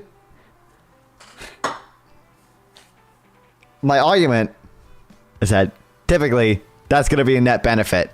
Do you fail to see how like the short run cost of like building a bike lane could potentially, can you at least agree potentially it could be a net benefit? can you at least concede potentially is a net benefit? I don't like that construction will cause noise, so I'm gonna restrict everyone else from having bike lanes in a tram.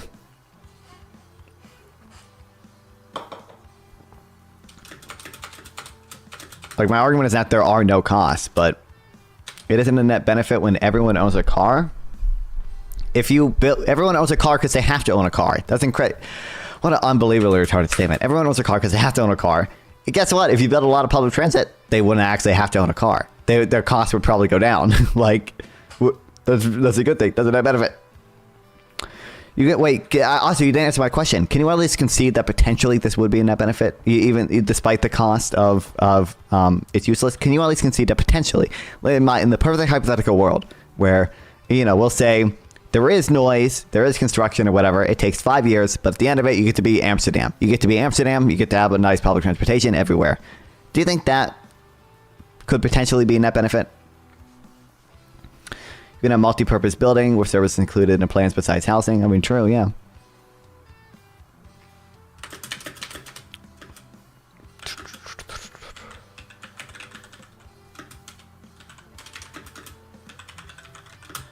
No, America. How would you feel if you didn't eat breakfast this morning? I'm sorry. Can you understand a hypothetical? Can you answer the question in not an unbelievably retarded way? Excuse me? Can you answer the question?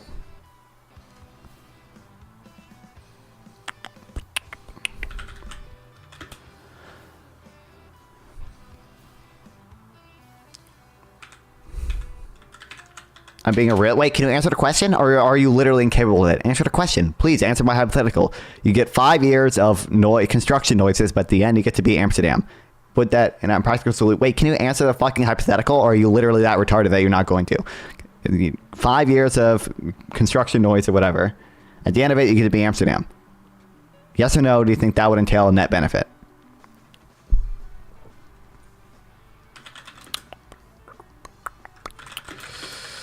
Better cost medical care. But the money flows to private companies. We spend a lot on administration. Enter 5. Wait. What do you mean for nothing? You get to be Amsterdam. No, people use. What do you mean no one use bike lanes? They don't use bike lanes in America because bike lanes in America fucking suck. People in Amsterdam use bike lanes because bike lanes are great in Amsterdam. They're paved. They're separated from the road. I don't understand why you're incapable of considering this hypothetical. I think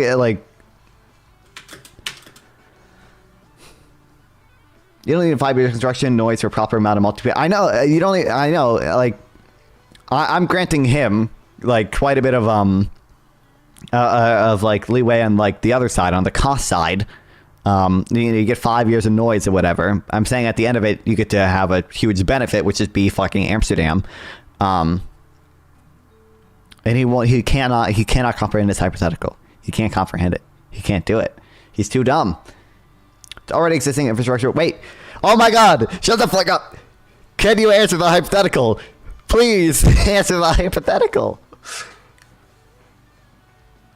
I could also have a hypothetical of a unicorn existing. Obviously, unicorns don't exist. But, like, is your mind not capable of comprehending that? Like, I could hypothetically imagine petting a unicorn. If I ask the question, like, if petting a unicorn, if unicorns were real and petting them cured cancer, would you pet the unicorn? Like, obviously, that's completely unrealistic, but that's still a hypothetical that my mind can comprehend and answer. Wait, can you answer that, actually? I don't want to live in an incident from what I heard. Wait, oh my fucking God. You can't answer the question. Ugh, kill me.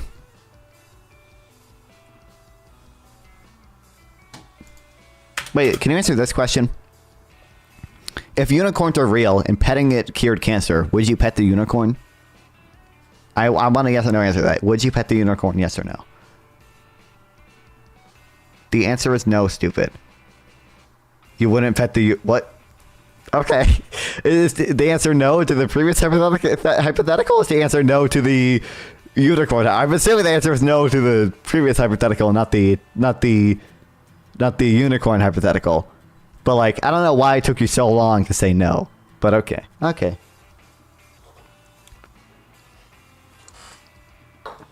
The previous. Wait, what's the answer to the unicorn hypothetical? I'm just really curious.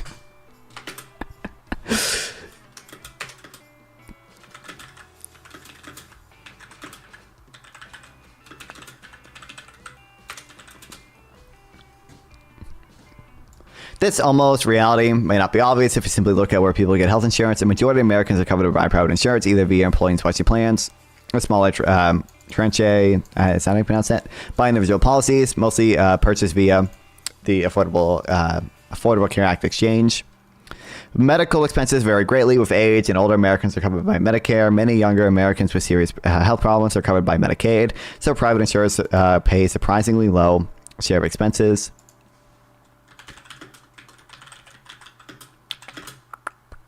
Most Americans get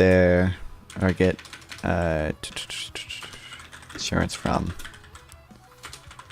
private providers. However,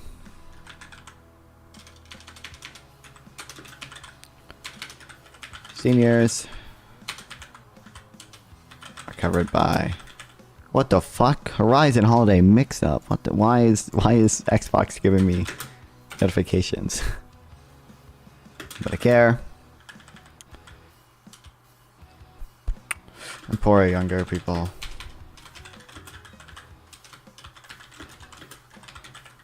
And Medicaid.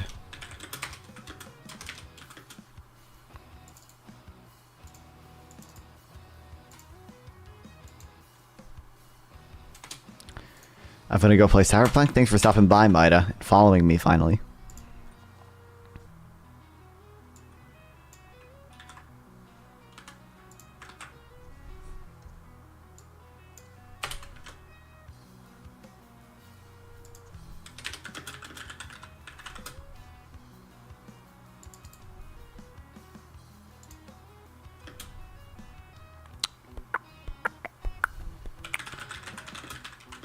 Okay, what's the exact number?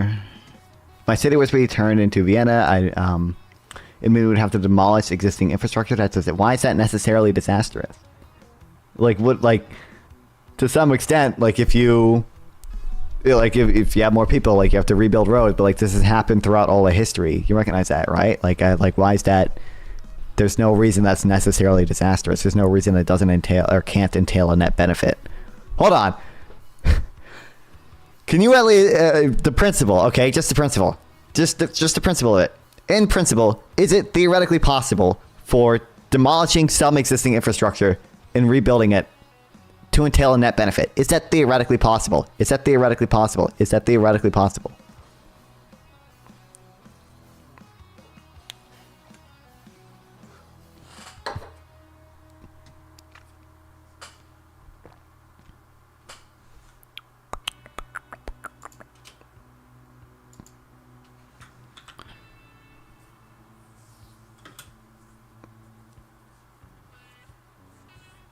It is possible on a small scale. Okay.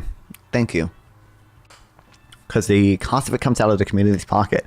It's possible for the... I mean, it depends. Like, you can have... To some extent, you can have, like, land... I mean, you can just repeal the land use laws, and then, like, affordable housing to some extent will come because people are incentivized to build what the market demands, and in large part, the market demands... when I say the market, I really mean people. People demand affordable housing, right? So that doesn't necessarily come at a cost of the community. There is some cost when it comes to, as you'll mention, infrastructure or whatever. But usually that infrastructure spending entails a net benefit is the argument. Just like the existing infrastructure spending entails a net benefit. Like there's no reason that increasing infrastructure cost or whatever doesn't entail a net benefit if you believe that the existing infrastructure entails a net benefit. Like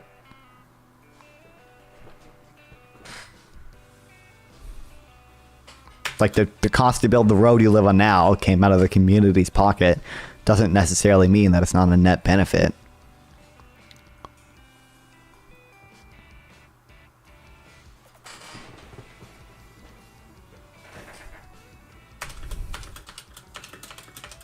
There's already a metro. Where the fuck do you live? Do you live in New York? There's not that many metros in the U.S.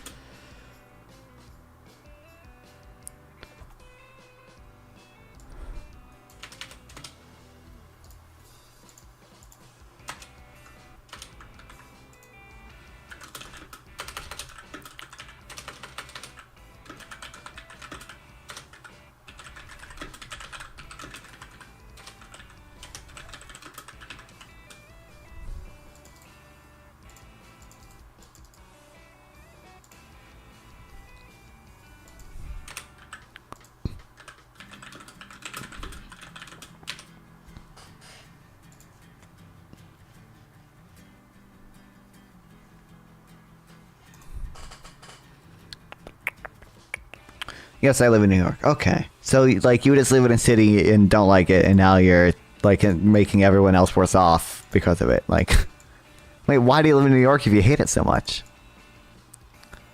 Also, like, what a, like, shitty, there's already a metro. Like, New York is literally one of, I think, like, 4 cities in the U.S. where I think the majority of people don't get to work via a car. Like, what a, like, bit of an outlier there, buddy. Because my property's in New York, you can move. That's not impossible. Like, why do you own property in New York? Is the implicit question underneath, like, why do you live in New York? It's why do you like,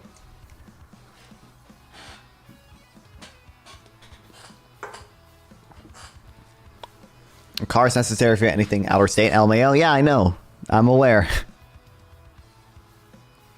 My property value is plummeting. Okay, so why do you own property in New York? Like, why do you live in New York if you thanks to invaders? Real. Why do you own? Why do you choose to live in New York if you hate it so much because of overcrowding or whatever?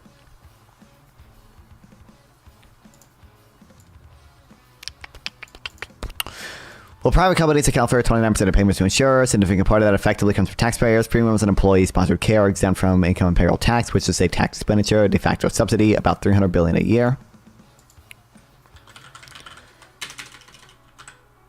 Furthermore, of the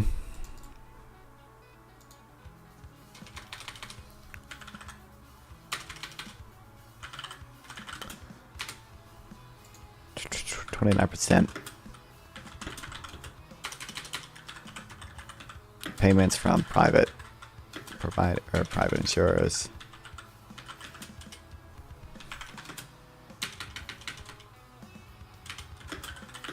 Part of that is subsidized by the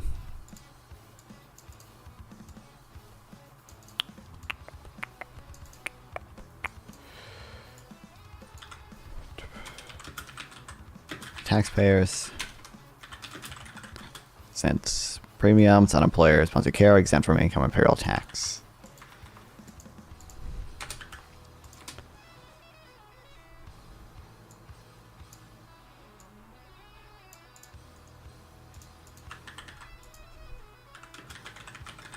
Costing taxpayers about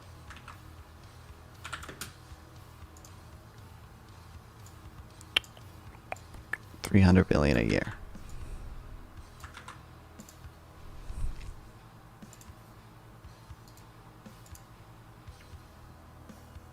Because I make money in New York.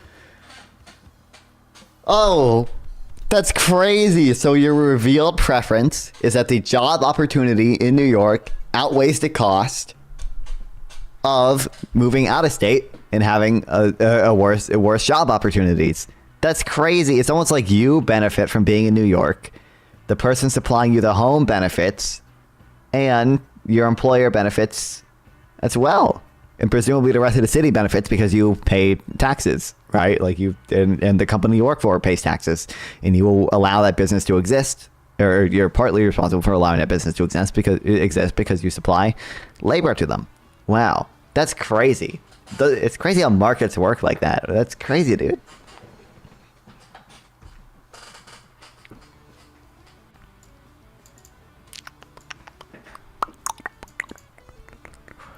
Most individuals who purchase a plan through Obamacare exchanges receive significant subsidies, totaling around $90 billion a year.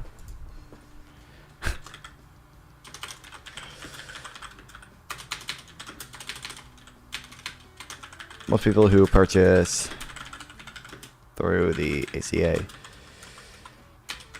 exchanges also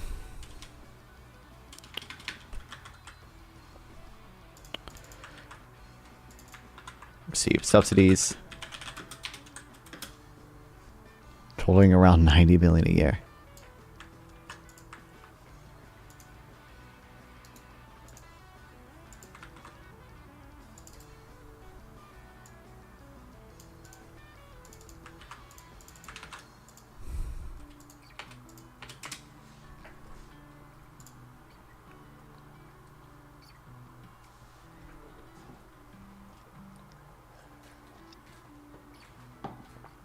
I'd rather New York get cleaned. What does that mean? You know, you'd probably have like less homeless people on the street if you just built more affordable housing. You recognize that, right? Like,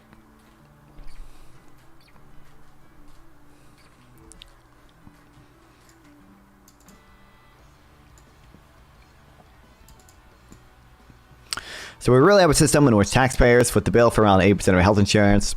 Yet much of that money flows through private insurance companies. In fact, the majority of Medicare recipients now have Medicare Advantage plans, which means that even Medicare passes through the private insurance industry.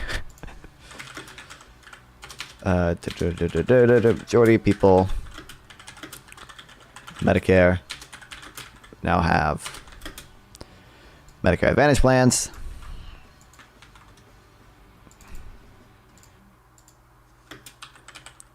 There'd be less homelessness with on the street, with less homeless shelters, which do nothing but encourage the spread of drugs and crimes. Would you also acknowledge that maybe that's true? I could be neutral on that. Let's say I'm agnostic on that. Would you also agree that pushing down the price of homes would probably lead to less homelessness?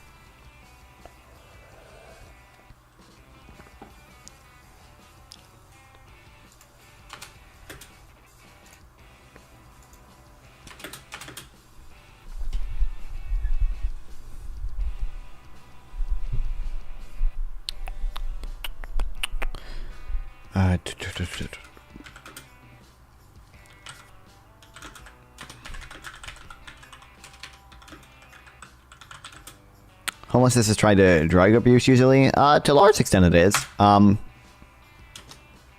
Actually, I don't know the percent to which it is. But there could be like when I say not only that's probably better solved here. It'd be solved by a combination of two things. One, you do need to push down the price of homes by repealing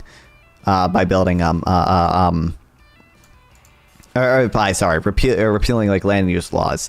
But then also, I do think that you should probably have like some level of like government sponsored like homeless. I don't want to say homeless shelters, like what Finland does with their housing first, homelessness, whatever. Like just give them homes, or like just give people subsidies to buy homes.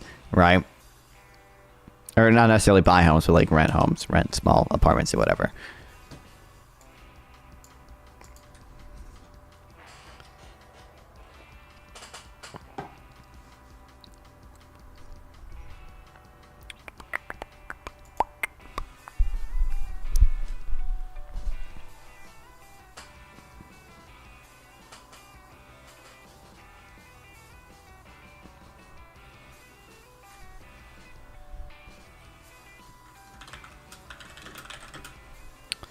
So all said,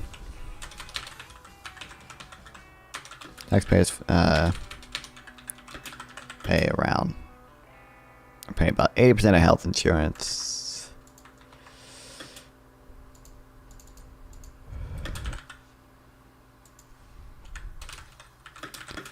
The money flows to private companies.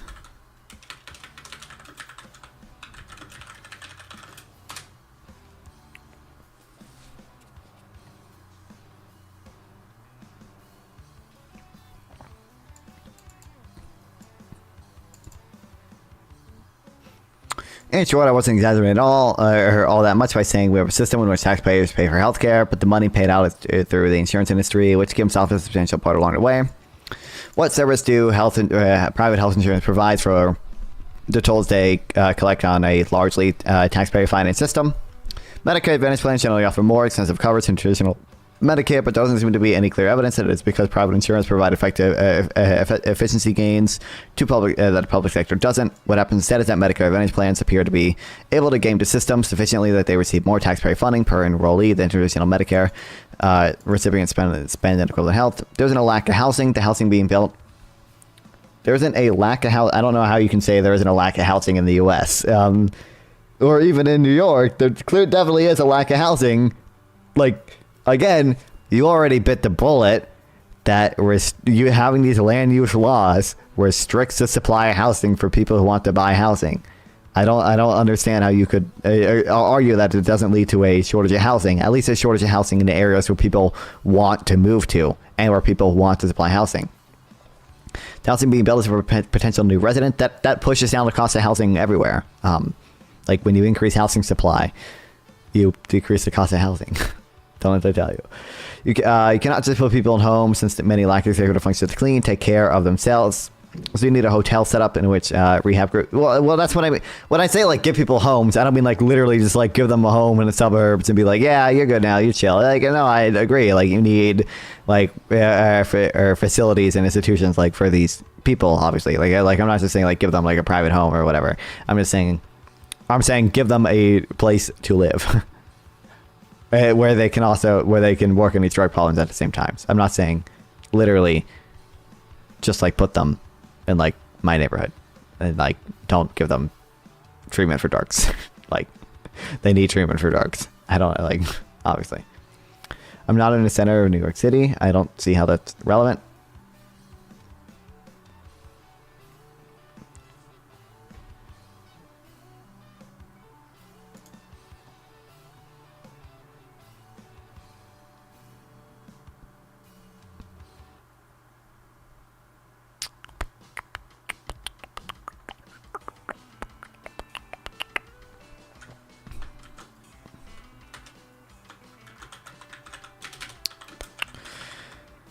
Private insurance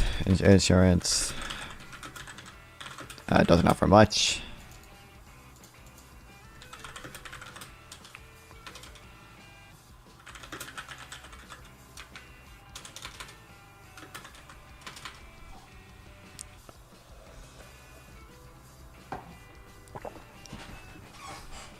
For the returns, they get largely from taxpayers.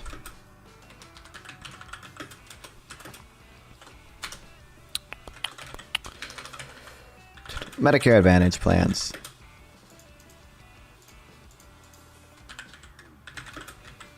Do typically offer better coverage than Medicare plans. The standard Medicare plans.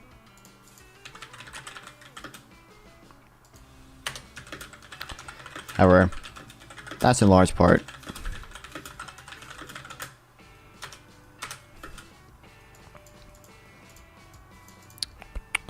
because they game the system sufficiently that they receive more taxpayer funding per enrollee than traditional Medicare.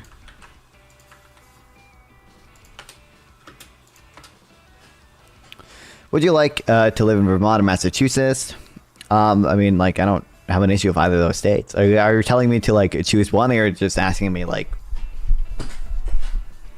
are you asking me like, do I like plan to move there? Like, would I like to? Like, I don't have anything against them. I don't plan to move there or anything. Oh, I would not choose to live there over where I live now just because I have connections to people here, but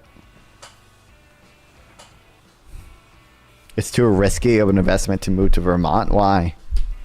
I guess they have Bernie Sanders there, right? Bernie Sanders is probably a YIMBY, probably wants to devalue all your property prices and give so much money to the homeless people. How evil.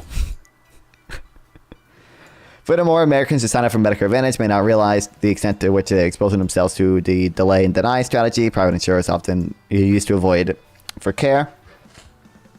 So if you could make the case, so you could make the case at this point that private insurance is in large part a parasitical racket, at which point at least some readers will ask me why I didn't back Bernie Sanders and his call for single-payer Medicare for all.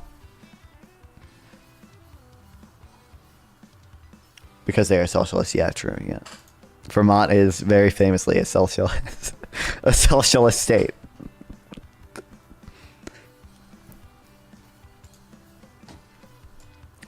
Isn't it arguably more socialist to have?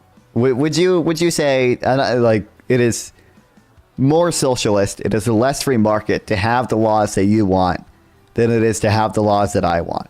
You would say that, right? When it comes to land use, like I'm literally doing like the capitalism, like lets people like, you know, let the people use the land however they want, let the market work. Your argument is that there's like either some type of market failure or like this. I mean, you can't really see there's redistributional reasons to do it. You're not really you're redistributing from the rich to the poor, really. You're doing the opposite of what redistribution typically is. And for a more balanced approach, but you would concede it is more socialist to do what you want to do here than it is to do what I want to do here. You would concede that much, right? Like,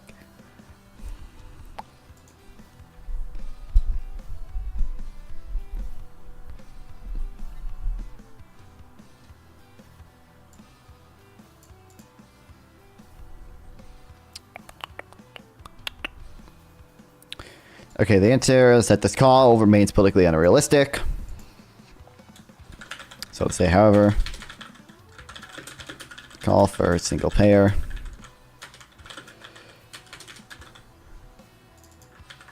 Okay, I'll say, despite the fact that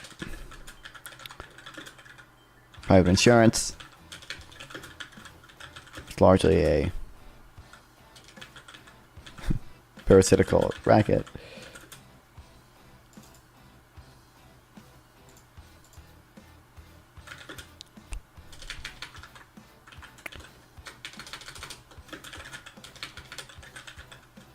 single payer Medicare for all remains politically unfeasible.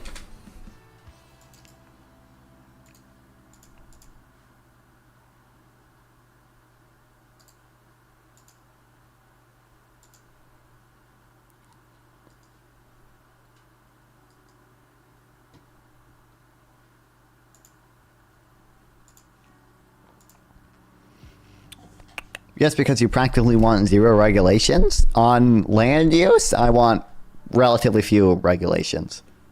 But there are plenty of other areas where I do favor regulations, like healthcare. There's a lot of regulations I want in private health insurance that we're reading about right now. Because I think there's market failures in healthcare, and I don't really think there's market failures in land use to a large extent. You know what I do want is a land value tax. And that's not a regulation, but that is a tax on land, which is basically socialism.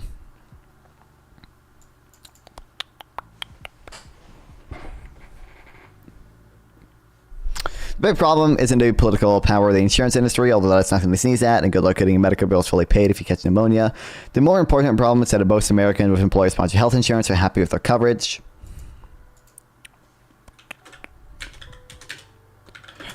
The health insurance industry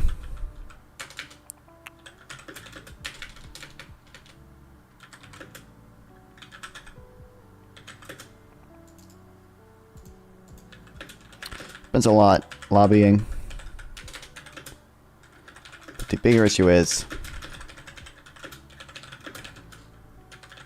most people are happy with their own insurance plan.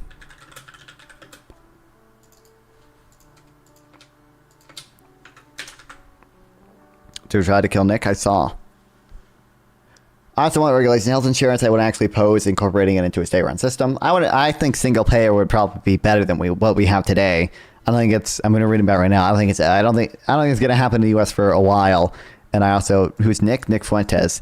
He's like a Rumble streamer, white supremacist, the gay Mexican, Destiny fucker.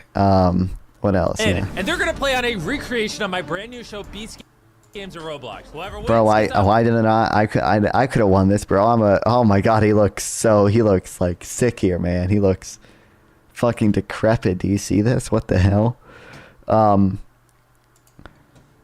I could have won this Roblox game. I'm a fucking Roblox master. To give to one of their subscribers.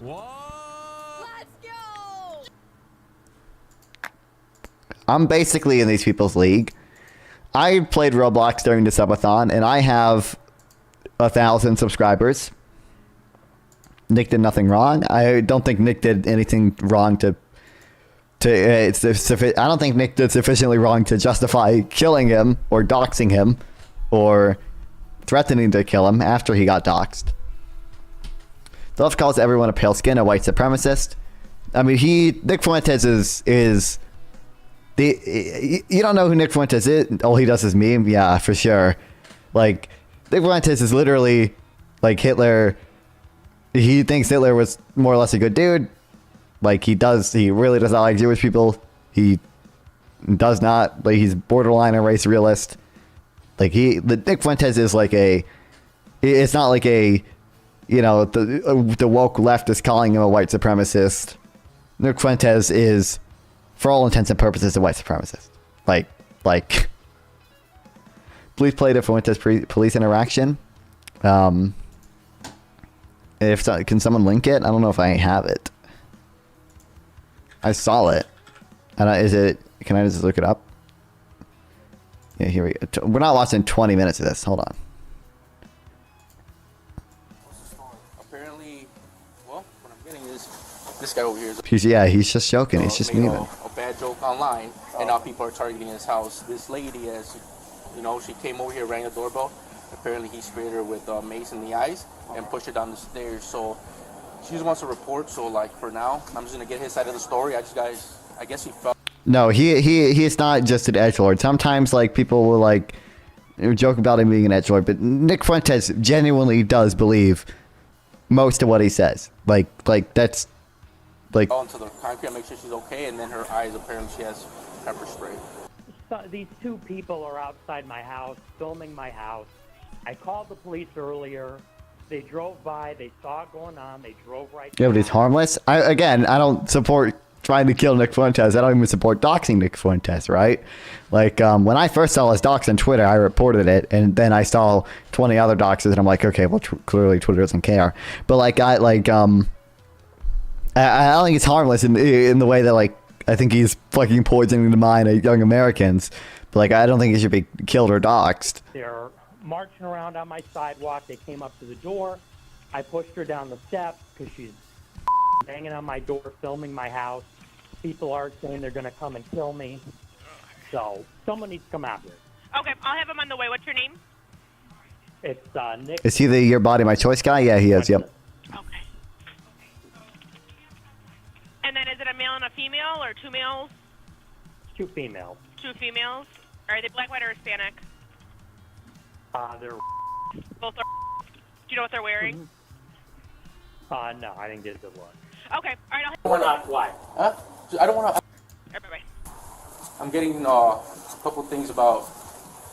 Can we do it here, man? I don't want to go all the way to the back. She's gonna. Well, I'm telling you, let's do it here. Let's do it here. He's giving credence to the Democrats. We're not black. Huh? I don't want to argue with you. I want to go in the backyard where she can't have a line of sight. Well, she's not even filming. No, but she could. So Nick, I don't want. I'm trying to just go to the backyard. Nick, well, what is your Nick? Is your name Nick? Yes. Okay, Nick. I'm trying to get your side of the story, and by you acting like this is not helping, man. I got two sides, two stories, and I'm trying to just kind of find the middle ground. Well, let me take your card, because I'm not doing anything. The middle ground. What I'm going to tell you is this. Well, I heard they're targeting your house. Yes. I've been about harassed social for the past media. 4 days. Okay, and what is that about? I posted a joke on the internet. I'm a live streamer. You're like a YouTube channel? or East something? Yeah. You saying you're a white supremacist? I'm not a white supremacist. I'm Mexican. My last name's Fuentes. I know. I kind of. I saw that. By the way, I think he's 25% Mexican, but like I forget what the exact math he does is. He does like the cope of like, well, I'm really only like 9% because like of that 25%, like some of it is like European because some of the Mexicans were Spanish. It's like he does a weird cope about it. He's only using it as like an excuse here. I mean, you know, this 2024 man, you make one bad joke and this happens. Especially right now after Trump. Real. Okay? Yeah, but it's a very political... Why does he live in that place? No offense. Not upper floor. It's most idiotic too. I mean, I don't think he was expecting to be doxxed.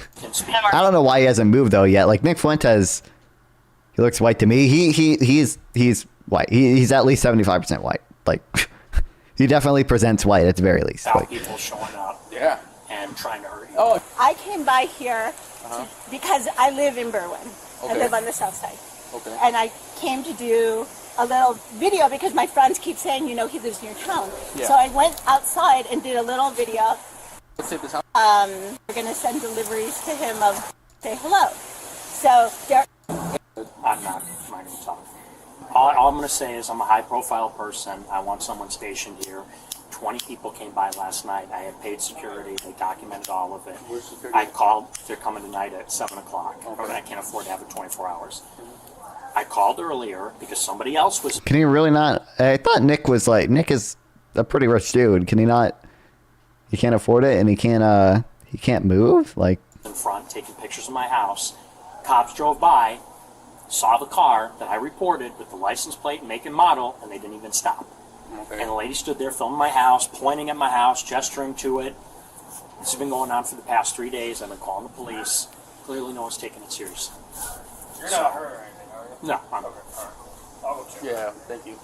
Look, man, like to be honest, I'm trying to talk to you, get your side of the story I know. for the whole thing. I'm not. You're not here to help me. I know. Well, I'm not here to help you. No. I just got here. How do you know I'm here to help you? I know my rights. I'm not trying to fight with you, but I'm also not going to be telling you. I want your card. My defense attorney will call you. You mind if I just say something right quick? Go ahead, sure. First of all, I might have to get your information. Sure. You have to provide that Yeah, because of there was a course. crime committed. Yes. All right. So second of all, from what I get, I don't care really. I don't care what you said online. I really don't care whether it was left leaning, right leaning, in the middle. I don't care. Yeah, it doesn't matter. Okay. To me, no. Now I it's a little bit more than right If I leaning. was living here, whether I made a bad joke intentionally, whether I meant it or not, and somebody was showing up to my house, that's kind of like wrong, right? Can we agree on that?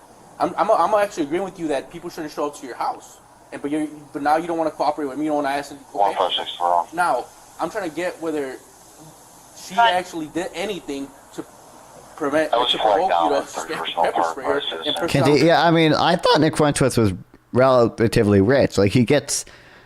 I don't know how often he streams, but he gets tens of thousands of viewers on Rumble every time he streams. Like, and he gets donations as well. I would assume that like he's a relatively rich dude, but on the stairs. he can't afford a better brain. Apparently not. To me, if you don't tell me anything, I'm gonna say He's not rich. Well, he's gotta be like top 10%, right? Like what does he average on Rumble? Doesn't he average like 40,000 viewers on Rumble or something? I'm pretty sure it's really high. I'm here for my life. People have been posting my address online for the past 3 days, telling me they're coming to kill me, they're coming to rape me. I have all screenshots, posting pictures, showing how long it's going to take to get to my house. More like top 30% and 10. Maybe I don't know. That's my side of the story. You don't have to make that much to be So top with 10%. my life, I haven't slept for a few days. I've got nowhere to go. That's my side of the story. Okay, with her, did she push it on the stairs? at 1446. No comment on that. No comment. Did she pepper spray her or anything? No comment. Look up top 10%. I think top 10% is probably like 250,000 a year. How much to be in top 10% earners US? 160.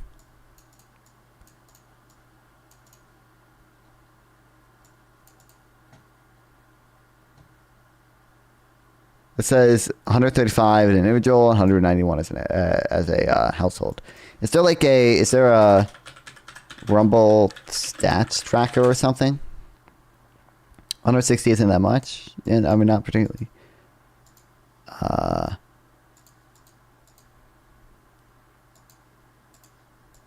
Rumble. Oops, what the fuck did I click on? Can I, can I like find a specific person?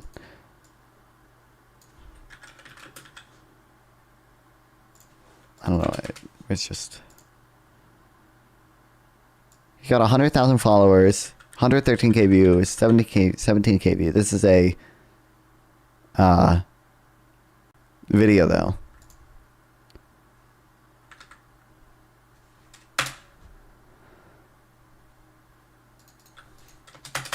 Yeah, that's not where. I don't know. How do I... Channels. Oh, here we go. Rumble money is really little compared to you. That's not true. I get about the I get less views on Rumble, but per like view I get about the same. There's 9 cents like the past like 20 days or whatever, but that's because I get significantly less views. He gets donations, and I don't know how many sponsorships he gets because he's literally Nick Fuentes, but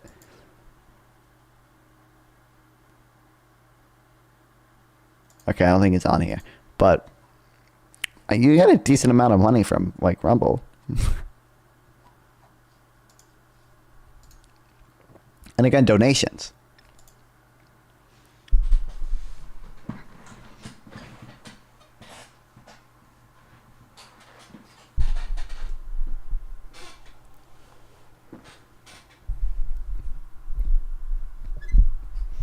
He sure does speaking engagements? Does he? I don't know. He could.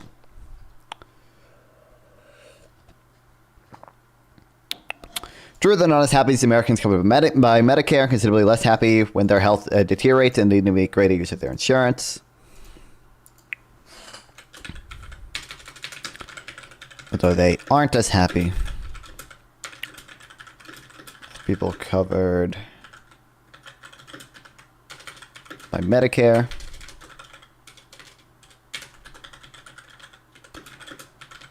And they get... Kanye paid Nick $30K? When?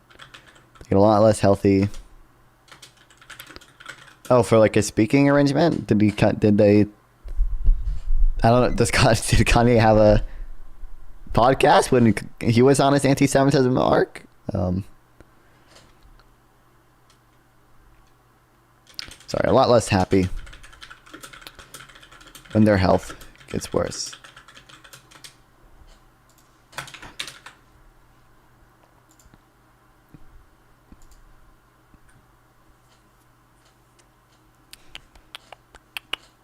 But still, anyone proposing a radical reform like Medicare for All is in effect saying to large numbers of voters, we're going to take away the insurance that you like, that you believe works for you, and replace it with something different. It will be better. Trust us.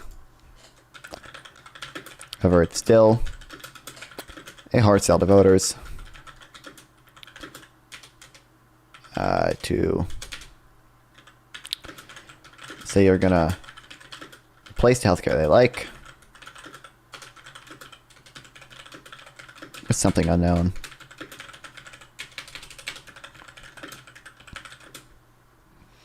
That's a very difficult pitch to make. In a way, it's what Bill Clinton tried in 1993, and he failed badly. If Harry Truman managed to add health insurance to Social Security in 1947, Americans would take a single-payer system for granted and be furious if anyone proposed privatizing health insurance.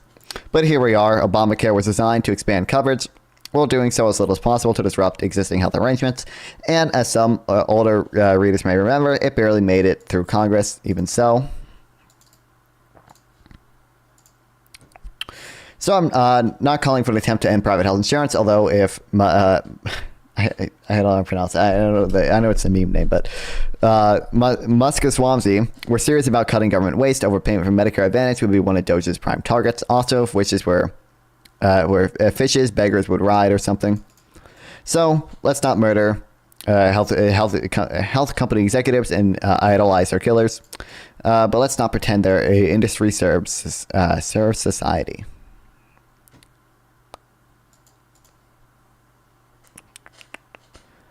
A failed win. Clinton tried it in 1993. I don't know. Bill Clinton tried this. Bill Clinton, single payer.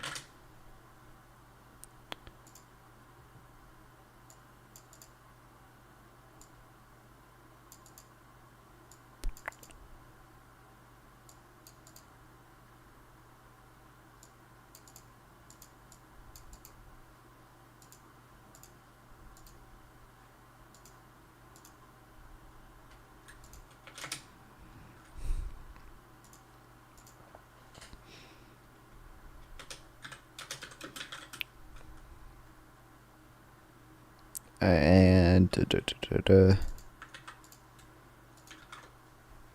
Obamacare barely passed Congress. Well, it's being designed to expand coverage.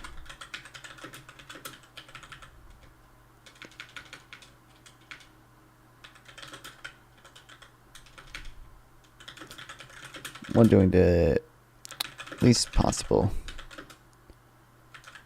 He plays victims and he says he doesn't know where to go. There's no way. I mean, like, Bacon, no shot. He literally has nowhere to go, really. Maybe the rest of his family has disowned him. Actually, his family, the rest of his family probably should disown him. They're based for doing that if they have. But,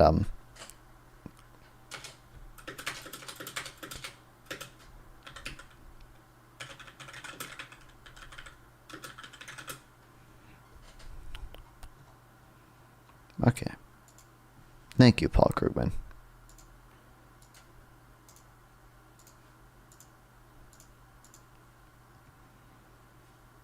Like, where does he go? Like, I mean, I was operating on under the assumption that he was relatively rich, but like, so in my mind, I know he's on the no-fly list, so he can't go too far. But like, in my mind, it would not be that hard for him to like just go to like the state over and rent Airbnb until he can find like a real place to stay at. Like in my mind, that would not be that hard for him to do. But like, maybe I'm wrong on that, I guess. And his neighbors would probably not be happy about it. Not be happy about. Well, ideally, this time it would get doxxed. I don't know how exactly to protect yourself against that. I'm not the right person to ask. But he's not on no-fly list for a whole planet. Well, how is he? I mean, he would have to go to another country to get on an airplane, right? Isn't he? He's on the no-fly list in America, right? So how would you? Like, you can't take a plane from America to somewhere else if you're on the no-fly list in America. You'd have to go to like Mexico. That's a lot harder to do than just like going to the state over.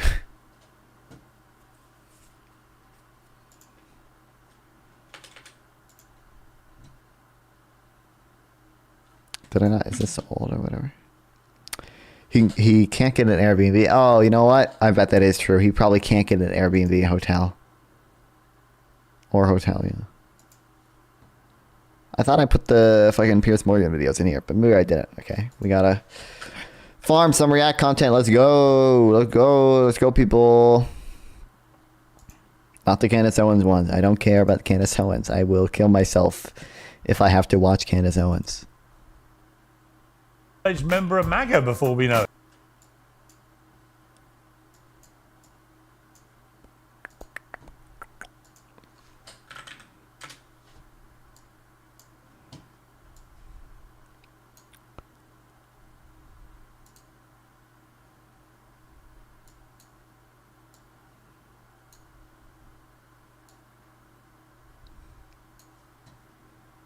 Which plane operator would let him fly? Maybe Kanye if he was in a good mood. Had banks blacklisted him? I believe some of them have.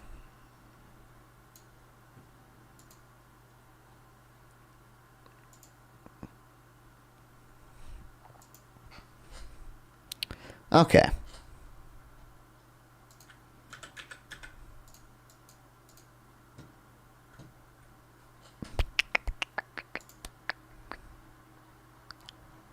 I'll tap on. We'll just leave this open. but not that one. Hold on.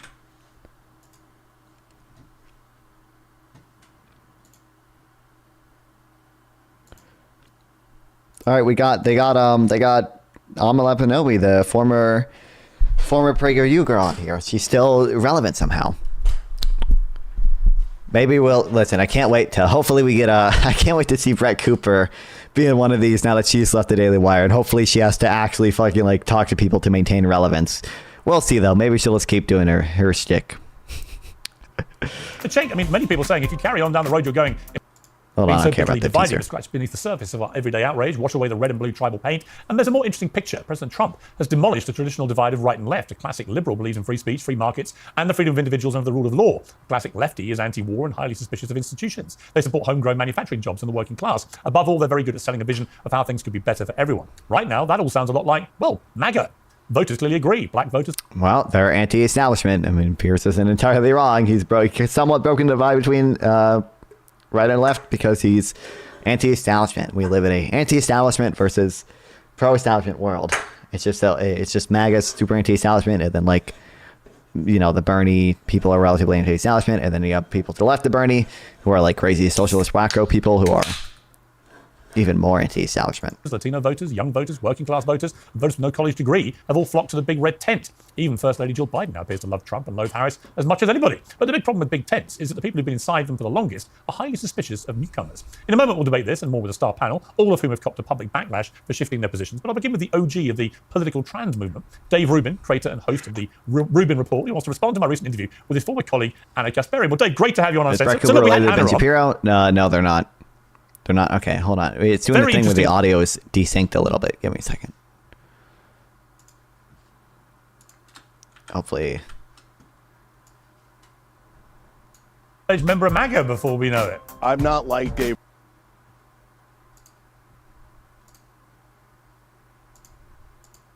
Rubin, a giant sellout fraud who changed all of his positions and is totally useless.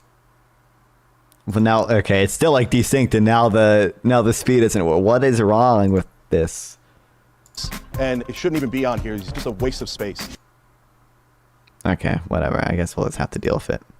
Homegrown manufacturing jobs in the working class. Above all, voters clearly good at he is anti-Asian. Even First Lady Jill Biden now appears to be suspicious of newcomers. In a moment, we'll debate this and more with a star panel, all of whom have copped a public backlash for shifting their positions. But I'll begin with the OG of the political trans movement, Dave Rubin, creator and host of the Rubin Report. He wants to respond to my recent interview with his former colleague Anna Kasparian. Well, Dave, great to have you on Uncensored. So look, we had Anna on. Very interesting pivot that she's been making in the last few months. But obviously, you and her have a bit of history, and in the interest of fair-minded balance, this is your chance to say what you want to say by way of response to her.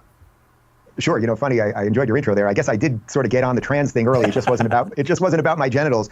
Look, Piers, you're absolutely right. What Donald Trump represents, and then I will address the Anna situation. But what Donald Trump represents right now is something that is well beyond conservative versus liberal or left versus right or anything else. It's a restoration of the American dream. It is a wide tent party that has now brought in classical liberals, not only like myself, but Tulsi Gabbard and RFK, who will be in really wider than the fucking Democrats tent includes Bernie Sanders and fucking and Liz Cheney. Your tent isn't even big enough to have Liz Cheney. I don't like the administration itself, or someone like Elon Musk, who was basically a default lefty his entire life, and it has brought them in conversation and in government so and in true, culture brother. with Republicans who tend to be more for the old institutions and more for, let's say, pro-capitalism, things of that nature. This has created a pro-America movement that I think almost every Trump hates all of our existing institutions. He hates the Federal Reserve, that being an independent branch. He hates he doesn't like Congress. He is incapable of working with Congress. He wanted Mike Pence not to certify to vote. He does not like the independence of the DOJ. He wanted the DOJ to investigate Hillary Clinton. He wanted the DOJ to send out fake letters claiming with false claims of election fraud, and tried to fire Jeffrey Rosen when he wouldn't do it and replace him with Jeffrey Clark. No, like he doesn't care about this at all. Everyone in America can get on board. Now, as it pertains, like the entire point of DOGE, the Department of Government Efficiency, is to like radically change all our institutions. I don't know what you're. Don't know what you're on about. What is this? I don't know. Of Stalin's NKVD. Okay, no, I don't think I want to watch this. Anna, yes, I was part of the Young Turks Network about a decade ago. We were very, very good friends. She was invited to my wedding. We hung out all the time. I did see her on your show about 2 weeks ago. Well, for those who did, let me stop you there, because for those who didn't, I want to play two clips. One, this is for those who may be coming cold to this. One is a sort of mashup of some of the things she said about you before. Then I'm going to play a clip of what she said on this show 2 weeks ago. So let's watch the two things. He was lazy when he worked here. He's lazy now with his ridiculous show where he proves time and time again that he doesn't know anything. He has no political identity. He is not an honest actor. He is not an intellectual. He is a fraud. But if you are someone who considers yourself libertarian, consider the fact that Dave Rubin is a public figure who represents you, and he doesn't actually genuinely believe in your ideology. And he's going around the country embarrassing you. You need to at least know your shit and know how to back up your argument. Even if it's like a BS argument, you need to have an argument. Yeah. And he doesn't even take, he doesn't even do the legwork to be a grifter, right? Look, I don't know, maybe I was wrong about Dave Rubin, but I just felt that he, first of all, after he left TYT, he did lie about us, and that bothered me because we were still friends, and I didn't understand what was going on. Rubin did not lazily move to. I don't know enough about Dave Rubin to even know what she's saying is true. I just think it's funny to watch her crash out about it. He did leave on good terms, so it was weird. And, you know, he kept saying that he was this classical liberal, but had trouble defining what that meant and had trouble reinforcing or at least backing up some of the claims that he was making about, you know, his newfound identity.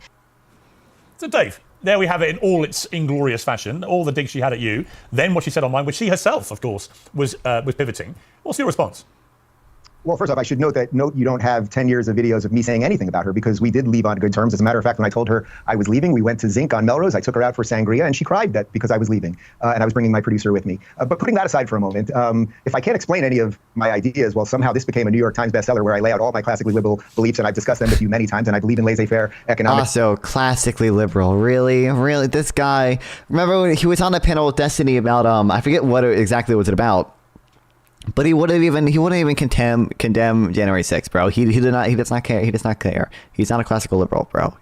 And I believe in individual rights and all that. But what I would say, I think she's a little confused and perhaps was lied to by her employers about some of my behaviors or something like that. But I love the idea of anyone going through their own political evolution. You know, one of the things is that people go through it often in varying speeds. So I always say some people swallow the red pill and some people snort it, right? Some people just wake up overnight. Why didn't invite for a confrontation? I don't know. I mean, they fully see. I mean, he went to interview her. I think one of the things that you have to do when you wake up is realize that many people have gone through this before you and that you might have wronged some people on the way there. So I was very glad to hear her say that she might have been wrong about Dave Rubin. Look, all it takes, honestly, like I know you know this, Piers, you've been in this game longer than me. You don't get any apologies in this business, and I don't like making things really about myself in that sense. But genuinely, if there was a mea culpa there or just a simple apology, maybe I didn't see things right about you, Dave, or whatever, I would gladly welcome anyone. And I don't mean to make this about her. If you're waking up to the ideas of liberty and limited government, especially post-COVID, and seeing what this ridiculous Democratic Party has become. Bro, it doesn't even kill me. Dude, Trump is arguing in favor of tariffs, of like 20% tariffs on everything.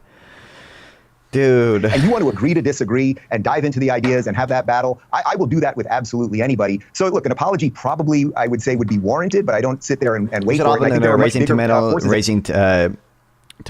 Raging Tomato panel, sorry. Sarah's panel. She's live right now if you want to. What are they on about right now? I have to finish watching this video. I can hop on in like an hour. If she's still streaming then, but unless if they're talking about something interesting, I'll do it now. At play here than just the interpersonal battle of two people. Out of interest, I mean, if I could make it happen, would you debate her? Yes. Uncensored? Yeah, classical liberals and look, Grand Design today. He's talking about a debate. I said that on my show after we played that clip. If I'm happy to be happy. The governance in Hawaii seems kind of insane. Just the two of us in studio. If you want to be the host or moderator, I'll do it under any condition because again, I think there's something. I think it now represents something that could be unbelievably good for America. Yeah. Progressives who have called everybody. That means we agree that we want to get a divorce, and then we can proceed forward. Otherwise, and like that means that there's whether you contest it or not, it doesn't matter. Right. Oh, wow, really? And old Sarge Finkel coming in with the big 20 says it's better to give to the Bratty Tomato Fund than to a lawyer. No fault is a legal move to leave money in our pocket. I'll do it. We'll finish the Piers Morgan thing in a second. Do you remember the fires in Hawaii? Yeah.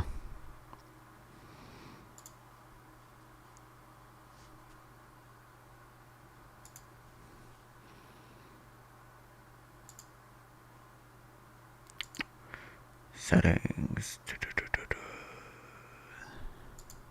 1080p, baby. Audio, speaker. Testing.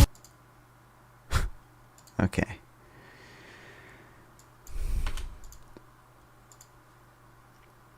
Contract. It's a contract. I don't know.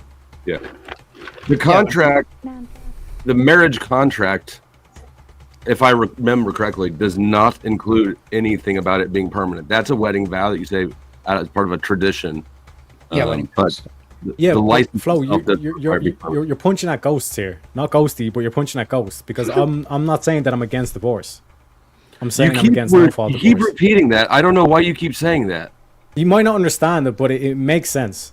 I'm not saying that she's stuck in the thing forever. No, I'm not saying it's permanent. For the record, gentlemen, Come this on, is you need sunglasses, bro. This is a sunglass only panel. yeah. You need to find some. So I might have my some. problem with your Easy logic has hundreds. is would you want the courts being able to tell people who can and can't get married? I don't see what that's got to do with divorce. Well, yes or no, just on principle. He does. He's not against divorce. I don't know if you heard. Yeah. So, but okay. So on principle, people can enter the contract of marriage willingly without any intervention from the courts of government, so far as you're concerned, right? Yes. And so why can't they enter the contract of divorce willingly without any But it's not a contract. It's a dissolvement contract. Divorce isn't. Yeah, you need a new contract to do that. You need something in its place to do that. That says this contract is now just dissolved. So it's a new contract. It's You not a sign new it. contract. You sign a divorce thing. Yeah, but marriage is supposed to be more than just a contract, right? It's supposed to be a lifelong commitment. Oh, don't that's use why. the word. That's the According to argument church. for getting rid of no-fault divorce. What is this, the church? Yeah, the What courts does only supposed deal with mean? the contractual part. Let me catch you up. What real is quick, the point Speak. of marriage then? You tell me. It's the it's point of a marriage? business engagement between friends. Speakeasy. It has It's no a business value. engagement between friends. Yeah, There are according to two this types panel. of marriage. Business Use together. the same word, but we're describing two different concepts. One is a legal partnership domestically between people. The other one is a religious tradition. They're separate things. Okay, so explain to me what you point to explain to me what the legal version of marriage is. What is it? It's just a contract? It's a contract. Yeah, it's a Yeah, well, that's a union. That is the argument against that's the argument for no fault divorce being abolished, is because the point of marriage isn't supposed to be just a contract. Right? But I mean, it's not an argument. It's just a recognition of what is. Wait, what? The court. I'm not really using that to make an argument. I'm just stating what it is. People seem to think. I get you're saying what it is, but that's takes away from what it's supposed to be. We're talking about how it ought to be, not how it is. Right? Like we know that right now it's looked at as a legal contract, but we're talking about how it ought to be, right? Do you think that the courts ought to impose people's value for them in a marriage? Yeah, I think the courts, in a marriage. The court Not has every no, contract, the court right? has I no don't think consideration in the problem contract. is It you look legally at doesn't- marriage. You look at marriage as the same as other contracts. I don't. Functionally, it is the same. You're fully allowed to have whatever values or God involved in it that you want. Is and ought. Do you understand the difference between is and ought? Oh, the is and ought thing again. I do understand. Do you understand the difference? Correct. If we're having a discussion about how you something feel like should it ought to be something that it's not. Yeah, but I don't that's feel it ought. So we're at a concept of the ought. though. Wait, are you? The discussion is if there should be, right? Your argument saying this is how it is isn't an argument to how it should be. Do you understand that or no? I literally just told you that. That's exactly what I just explained to you. So then why is that your answer? Why to that? ought? Why ought? I just You're arguing from explained a status from status quo. The I status just quo. explained why ought. It ought to be no fault divorce ought to be abolished because marriage should be a lifelong commitment. Yeah. And so, in order for us to strengthen the marriage or the relationships within a marriage, you propose that we make it harder for people who hate each other to be separated. Yeah, because forcing by them- extension, because by extension, it would also limit the people that are just going mindlessly getting married too. So it would keep the actual value of marriage. So if people knew they couldn't just get out of it, people wouldn't mindlessly get reduces the married. They value would of actually marriage. like make sure they want to It have that actually lifelong commitment undermines the before value they of get marriage. married. It removes people's I can't hear you when capability you to talk even at the value same marriage. time. Sorry, I can't hear you when you talk at the same time as me. So you want to repeat yourself? I don't even remember where I was at now. Yeah, But see, you that's can't what happens when legislate value. you're just listening to respond. You're not actually listening to my part of the conversation. That's your problem. No, that's your problem. Hey, Speak. No, it's actually not. I'm actually fully engaged in the Speak. conversation. What's I up, knew Jack the Darko? topic Welcome when I back. came up. You still don't, apparently. Speak easy. It gets worse. They don't think the court should even get involved. It should be between the two married people. They should decide on what the value is. Why don't you let and God whether there's decide? fault. I'm talking to Speakeasy, if you don't mind. But anyway, TikTok brain can't listen for more than 30 seconds. I He's know, used to scrolling Why through don't you TikTok. let God enforce this then? Why has don't you let ADD someone Tourette's. talk and then you talk? So anyway, Speak. They're trying to argue no fault to somehow indicate that marriage has no value Because it's we're just here. a He's business. explaining what we are It's here. a business contract between the Can you hold it in, Flow State? Hold it in for a minute. Write it down. Gentlemen, Your gentlemen, brain's give me a too hard to moment. Let me remember address things. Write the it down, chat buddy. for a moment. Yeah, To yeah, the get your chat. pen and pad. Yeah. Hold on just a second. To the chat, you have 10 seconds to vote on the poll. Either Howdy or IFI. I took the two took the two Avatar gentlemen out to vote to bring on Prancess because he is cammed up. So Ghosty was an icon. You just exposed yourself. Well, no. Can you read that? Hold on. I wrote it down. Shut up for a minute. No, I left Ghosty on because females. Can are you read that? It significantly says suck protected I over it. here. I know. Hold I on. fucked up. Gentlemen, shut up for a fucking second here. What's You up, have Richard? 10 Welcome to the seconds, stream. chat. 9, 8, You have no 7, choice. 6, Watch this. 5, 4. Also, Furby's not on cam. Just Fair enough. technically speaking. How Yeah, went in ahead their and defense, jumped. I am a bit of an icon. The ladies of the panel, the regulars, always have. But if you're in avatar mode, that's how I made the determination of who to. It's like in between, right? The icon and the cam up. It's like kind of like in both states at the same time. I'm still demanding glasses from Speakeasy and Princess. This is unacceptable. We can have one full panel. Speakeasy, of you got shades, dude. sunglasses. Just throw on some shades. And big shout out to. Oh wait, I'm sorry, I missed one. I apologize. Wrongful Rage coming in with a big 5. Oh shit, Furby is back. What is with the banana? Did you miss it after this? What? Oh, that's At just least- leftovers from last stream. Oh goodness! At least Manure isn't here screaming. I don't know. That was kind of fun. I enjoyed putting someone in bitch mode. That was pretty comical. But yes, at least we can have a peaceful, somewhat conversation. Whoa! Just Gerald coming in with the big 10 for the panel. Should there be barriers to marriage? If so, what barriers do you recommend? I'm guessing that's to get married.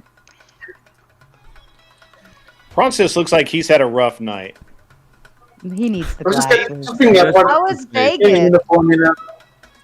Was Vegas fun? It was fun. It was fun. Definitely need a couple days to recover. And now I'm in Austin, Texas. So I'm traveling all about. Very nice. All right, panel. What barriers do you think should be there? If you think there should be, Mel, let's start with you. I don't know if it's enforceable, so I'm not gonna like prescribe any ways to enforce it. But people who have been charged with domestic violence, maybe they should go like on a list or something. I don't know. Okay, Teriak. Yeah, I think the whole kind of prenup discussion that we said beforehand, like you basically have it worked out how it's going to end before, and then you don't have all this headache towards the end where it's just kind of like kind of said, it gets dragged on, all this kind of stuff as well. And then yeah, like what Ferb was saying is like I'd be in favor if it's like if you're convicted off TV, then you're on the list so everyone knows exactly who you are. Fair enough. Speak easy to you. So I'd agree basically with this, where I'd say prenups were mandatory, right? That would be a mandatory thing. But the whole, that's what I was saying earlier about the no-fault divorce being abolished, is it would add this barrier, right? Because people would know they couldn't just get out of it. Fair enough. Ghosty to you. I don't have an interest in controlling people's lives. So if people want to go ahead and fuck around and marry somebody that they probably shouldn't have, then guess what? The accountability is now they either have to live through a shitty marriage or they have to go through a divorce. And honestly, that's none of my fucking business, so I don't care. But you just said like accountability, but then you're in favor of no-fault divorce, which is against accountability. I'm saying that we don't have to enforce accountability through the law for people's personal lives that aren't harming. So we should just let people do whatever they want, murder people, whatever. Or that you fuck up your life. Oh, you're not listening. Okay, cool. We enforce accountability on everything. What are you talking about? Is murdering somebody something that has to do with your personal yeah, life? when we that put doesn't you in hurt jail for anybody murder, else? that's enforcing accountability. Oh, good job. Okay, but that's not something you do with your own personal life that doesn't hurt somebody else, right? Which is exactly what I said. When you marry somebody. Okay, so should we let people do heroin? Yes. Not the same thing. None of these are. That's the point of. Do You know what a false equivalency is? Like You know what a false equivalency is? 'Cause you're really good at them. Explain the false Can we just equivalent. move on to prawn cess so we can just get through the. Hold on, I want- Heroin does hurt people, by the way. I want Ghosty to finish her thought on it. What do you mean? I think it's pretty clear there's different risk factors with heroin and getting into a marriage. I think those are definitely different. Yeah, I mean, like I would just say allowing people to do heroin is not a net benefit, whereas I believe no fault divorce is typically a net benefit. So like that's the easiest. Yeah. Yeah. I don't think it's something you could compare necessarily, because doing drugs is obviously very, very harmful, not only to yourself but to the people around you. No fault divorce, you're actually escaping a bad plan and essentially, in theory, moving on to do better. Process barriers. Yeah, I'll be pretty quick because I think my answer is pretty similar to Ghosty. Yeah, I think I took a more offhand approach where I think you should be able to marry whoever you want for the most part within normal bounds. Just like if you're going to start a business relationship in America with someone, if you want to choose someone to be your business partner, the government's not getting super involved unless like you are breaking some crazy regulations. So similarly, if you want to make that business relationship with someone really, really, really bad, is going to ruin your finances, that's up to you. If you want to make that bad call, that's your decision, and I'm okay with that. That's fair. Non-fron to you. I mean, non-fon. Non-fun, yeah. The only like things I would say is like basic like soundness of mind things. So like, you know, if you sign a marriage contract while you're blackout drunk, that should probably be void. Children probably aren't intelligent enough to consent to marriage, and neither are like extremely mentally disabled people. But beyond soundness of mind, I don't think there's any barriers I'd really have. All right, Grid to you. Yeah, well, first, I gotta say that we have the courts and government enforce a lot of accountability on people. If you don't believe it, just don't pay your taxes, and you'll figure that out really quick. However, as far as the subject matter, I do believe there should be a barrier to marriage. This is just my personal belief, and that it has no bearing on reality, but I do believe that a lot of the churches have it right, where before you can get married, you need to have counseling through the church, make sure that you're thinking this through clearly, and that you have some plan to be married. I do believe that people get married for the wrong reasons, and some counseling beforehand might be worthwhile. I don't know, maybe not. Who knows? But there should be, I don't know if that's a barrier exactly, but maybe a requirement, right? Like, but we hand out wedding licenses like they're candy. It's harder to get a driver's license and a marriage license in most states. And that's kind of weird to me. But hey, everybody gets to do them. And, it is what it is. As far as and I'll just repeat for the people who are just coming into the panel, the problem with terming it I think that the term no fault is somewhat misleading. If it's no fault, that means that one person can just say, I'm out, and bail, and the other person has no recourse. Non-contested means that we both agree, hey, this shit ain't working. We're both bailing. We leave, and nobody gets anything. I don't know that I really believe in no fault. And I've heard all of the justifications as far as abuse and neglect and all of that, but that is actual fault. No fault would just mean that I just woke up one morning and I looked over at you and I don't like your face anymore.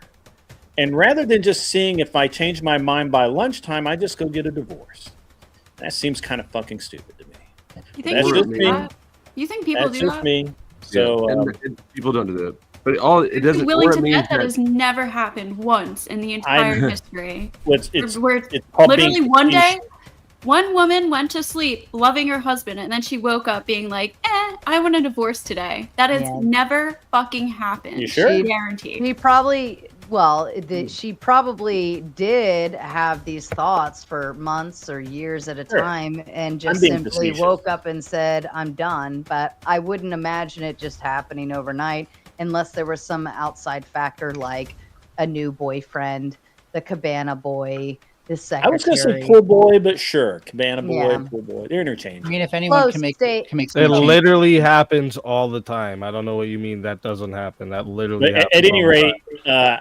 I'm done. That's my position, such as it is. Flow state, take it away, bro. Barriers, flow state. Don't go off topic like grid. No additional barriers. I think that actually, I think that people are waiting too long to engage in family making, and I would not want to put anything into further delay that. I think that whether you believe in God or nature, there's a reason that people's libido peaks before their frontal lobes develop, and that in the big picture, a little bit of reckless behavior, a little bit of mistakes along the way is good for people as a whole and individually. So I would not put any other requirements in the way of it. Fair enough. I-Fi.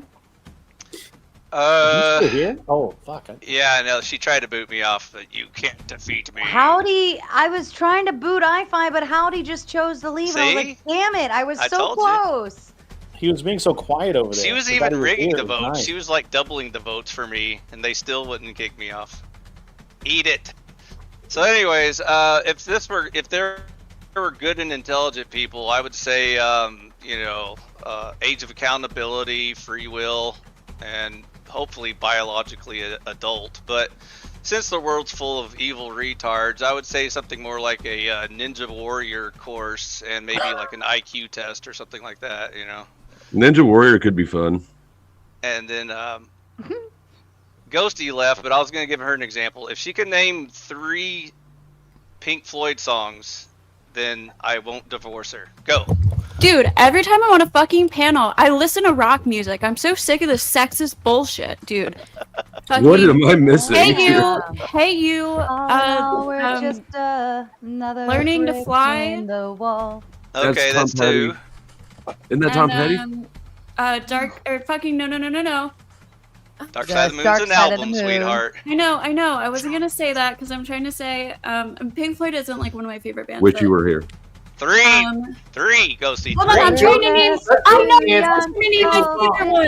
Swimming in a fish Is that really long? year after one? year. I can name Money, but No, that's a radio. Everybody knows. Something that only. I know. fans I'm know. trying to name that really long one where it's like this. You didn't say B-sides. What is that? Okay, really? I want You a know no that fault really- divorce, Money. Ghosty. Too late. You know the I want really a no fault long- divorce. Shut the fuck up. You know the Learning really to long Fly name is that has Tom like Petty. 5 parts. Oh my god, what is it? That's my favorite one. Well, while you're thinking about that, Carney's Ride comes in with a big 2. It says, what's with all the shades from everyone? Everybody's wearing sunglasses. I couldn't be more proud of all of the compliance from all of you. It's It's none of beautiful. your fucking business. That's Grid what it showed is. up with glasses. Flow Stay went and put on a welding helmet. Teriyaki conveniently put his on along with me to join the crew. Speakeasy joined and threw his on. Melanie, of course, did hers as well to be compliant. Ghosty showed up. Not only did she cam up because I made the threat of avatars getting booted, which she was in the safety, but she immediately threw her sunglasses on as well. And Nanfan and Princess decided to join the crew. Don't forget I-Fi's I little. don't know how it seagull started, but for slug-looking some thing. reason, when I don't Flo even and I have are on hands, panel and I together, the found glasses shades. have to come out. It's Shine On You Crazy Diamond. That's the one I'm thinking of. That's good enough. Okay, we're still married for now, but just I barely. was wearing these beforehand. You look like Tom Cruise from Risky Business. You should be like sliding across the floor in your underwear and socks. Just right take now. those old records off, Yes, Michelle. Okay, you asked for it. You got another moolah. He looks like a hungover soccer dad or He something. does. He looks so. He looks rough. like he's had a rough night. I mean, rough. I'll read it, Finkel. The prophet Steve Martin saith, to break up, you say, I break with thee 3 times, and put doggy poop on her shoe. What? So, anyways, back to That's the your topic. super chat. That's Well, your let super me chat. oh, thank you. Finkel I just coming in. read- I think he would much prefer it if I read it. I Okay. Finkel. Put lotion on your hands. Or else it gets the hose again. I don't have it downstairs right now. I actually took it upstairs the other day. Finkel coming in with a big 20. The prophet Steve Martin saith, to break up, you'll say, I break up with thee 3 times and put doggy poo-poo on her shoe. Yes, and for that, Finkel, I think you deserve one of these just for shits and giggles. Oh my god, every fucking time, dude. Dude, why do people donate to her? You know, if you donate to me, This message is you make me sponsored wear a in super part fucking by dress. Thank you, Finkel. Everybody say thank you, Finkel. You got Thanks, the horsey. Finkel. All right, back to you. Melanie, I believe you had a thought to add. One of these days, I'll figure out what this stream is actually sponsored in part by. But so I'm just a little disturbed because I see like some perverts on panel who are just like, I just want people to make families and shit, and it's like, you know that like feminism has happened and like women are like getting careers now and stuff like that, and they don't just want to like enter your idealistic like women being domesticated into raising kids and doing your dishes for you, right? Free slave labor. They want to like have their own lives as We're well. tired of you. Yeah, speak easy. You're making my face for Get me, ready dude. to tap in, buddy. I'm gonna go to bed early tonight. I got a trip tomorrow. It's because the Fox started talking, isn't it? He's good at clearing out panels. I'm just saying, like, you guys are always so worried about what we're pushing kids to do. Maybe we should stop pushing kids to get married. What the fuck? What? Did you not hear earlier the fact that I said no fault divorce being banned would actually stop certain people from getting mindlessly married? That's my point. I don't want a bunch of people that don't look at marriage as a lifelong commitment to get married. I don't think many 18-year-olds know about no fault divorce. What are you talking about? Who said on here said they want kids to get married? Flow State was all like, well, we need as many families happening as possible, and it just That's made me saying think he wants kids to get married. I also blame Flow State. Well, he said he doesn't care if their prefrontal cortex was fully developed. You know how old you are when in your head, or what? Like, come on. 25. You're 25. Some of those thoughts you get made up in your head, you got to keep those to yourself, man. They don't make no sense. Nobody's trying to force kids to get married or trying to cultivate. I didn't porn. realize that you triggered anyone that bad, Flow State. Me? Again. Oh, I triggered lots of people. He triggers me. He's as soon as he inspired me gets to on come up panel. with another great barrier, waiting until their prefrontal cortex is actually developed. But Flow Again, State, what's worth? You don't trigger me as much as Furby. But you want kids to be able to transition. Because that's different. Oh boy. Again, Easy, you're really smart. Doesn't want adults to get married. Speak easy. You sound really smart until someone knows what a false equivalency is, and then once people figure out what false, once You people can cut figure your out- dick off, but don't you dare get married. 18-year-olds, you're too young to get married. You're very 12-year-olds, strong. those tits off, yo. You're Go, very strong girl. until people What you realize what a talking false about, man? equivalency is. Then Shut up. all your please arguments are keep just false saying- bring an equivalencies. argument that makes dude. sense for once. Have one argument, please, that isn't just a false equivalency. Just one. Back on topic. When is the prefrontal cortex actually does it close? Is it like 25 or something? 25, Is yeah. it- I think it's fully developed at On about average. 25 for most people. On I average. still think some people have a little more ways to We go. really want I don't it to think mine's develop, coming though. in. Fuck, dude. When is yours? Doesn't that limit your fun? I'm just curious. Hmm? Never put any thought into it. Put We're gonna be thought answering into this what, sorry? question all night. Melanie, are we kind of proposing upping the age in You marriage? should start imposing Yeah. like a swear jar, People but get like married a at 38 timeout jar. anyway. People who ask that question from now on, they got to pay like $1 to the swear jar, or else they get. I actually just sent another. I put in another dono goal. to sponsor the Sunglasses Crew. We are officially the Sunglasses Crew now. So, yeah. But if somebody else That's the best name you could come up with for us. That's what they keep saying. You'll receive an invoice in your. That always wins, and that's what they've been saying. It's the Sunglasses Crew. Flo I'll send you the invoice there for my cut of this. I want to be called the congregation. All the donuts? Got it. Yeah, great idea, Sarah. Oh yeah, we're splitting them. Yeah, we better. Yeah, that's obviously the point of the Sunglass Crew. Why else would we be doing The this? Shades Crew. Oh, the Shady Bunch. Institute Sunglasses Only Panels. Hey, Speakeasy. Speak. What up? Help a brother out. So, I asked Grid to help me out earlier, but I think he's stumped. Can you make sense for me why the religious people would be arguing for no fault, but the secular agnostic is arguing for Why do you fault? want to play this semantic game, Sci-Fi? Is your name Speakeasy, retard? Wow, Shut Flo up. really can't let people talk. Bro, relax, bro. It's okay. I have buddy. listened Let to him someone at ask least a stupid finish. question. At least someone, 5 times. let him finish. Poor guy. Come on. You know how he does with the questions. So can you make that make sense for me? Because I'm totally Well, confused, dude. So you said, why are religious people arguing against no fault? No, they're arguing for no fault. And the non-religious person was arguing for fault. Do you see how we're in bizarro world now? Everything's opposite. It's like I didn't upside know down. It's called reasonability. Finkel coming in with the Big Ten. If this is the Shady Bunch, Exactly, Speakeasy must be Alice. Wait, is that even true? Because Speakeasy's talking about the religious context. I think like me, Ghosty, and Melanie are giving. I think we're on atheist. We're talking about we want no fault divorce. It sounds like. He was speaking earlier. You missed the earlier panel. Harriac- process. Harriac He's and I, speaking of because- me because he asked me if I was religious, thinking that I would back him, but I don't. The This whole is no why- fault thing is garbage to me. See? I think it See, needs that's to why be. I'm so confused. Speaking. This is why you make it needed make interrupted. sense. You were asking a question to somebody who did not know what you were referencing. Make it make sense, Speakeasy. Help a brother out, please. Well, I would have to hear. I didn't get to hear Grid's reasoning. I'm sure Grid gave his reasoning to this. I mean, it's pretty simple. I believe that no fault. Well, first of all, I don't see why secular people get married at all, because it's a covenant before God and blah blah blah. I got a whole speech about that. We don't need to go into it. But if they choose to get married, in a courthouse, then it's a contract and it can be broken like any other contract. So at that point, as a religious person, I don't care because I'm not going to hell. You are. That's the easiest Religious way. contracts, your religious beliefs don't do That's anything not the to argument. solidify it or prevent it from being. It's not saying you can't break it. Saying you can't break it without I'm a trying to reason or I'm fault. trying to condense It's very that whole vindictive. 10-minute, By the way, that's incredibly vindictive to be like, well, you're going to go to hell anyways. Well, I'm sorry that you are going to hell, but you are. Well, I mean- from a religious aspect, like I will say that, Hey, like in you're going to waste your life on God.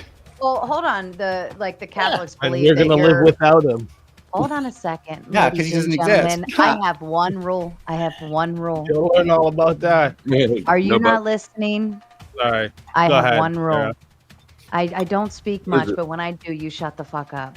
Oh, Like in the Catholic world, your marriage is not an actual marriage under God if it's not done through the proper ceremonial procedures and all of these Correct. different things.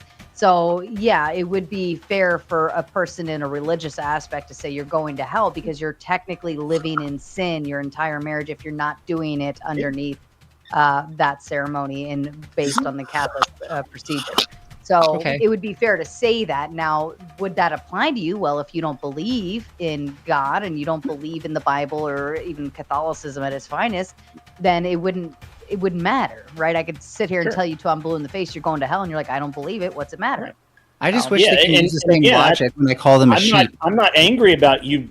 I'm not angry about your choice. It's your choice. I don't care. It's You'll be angry when you miss those I'm not a virgins. forceful religious person who believes that I must force everyone to believe the way that I believe. Which is why generally, and as I told Teriak and I told IFI, I generically do not argue this from a religious. Matter of fact, I never argue this from a religious point of view because of that very reason. I will argue that no fault is stupid. If you want to have non-contested, I agree with that. But one person just should not be able to just say, I want out and just go. Right? Do you think? And pardon me. Let me rephrase. That's not exactly what I mean. One person should not be able to. I'm sorry. Are you being rude? You dumb little. Hold on, Mel. Be nice.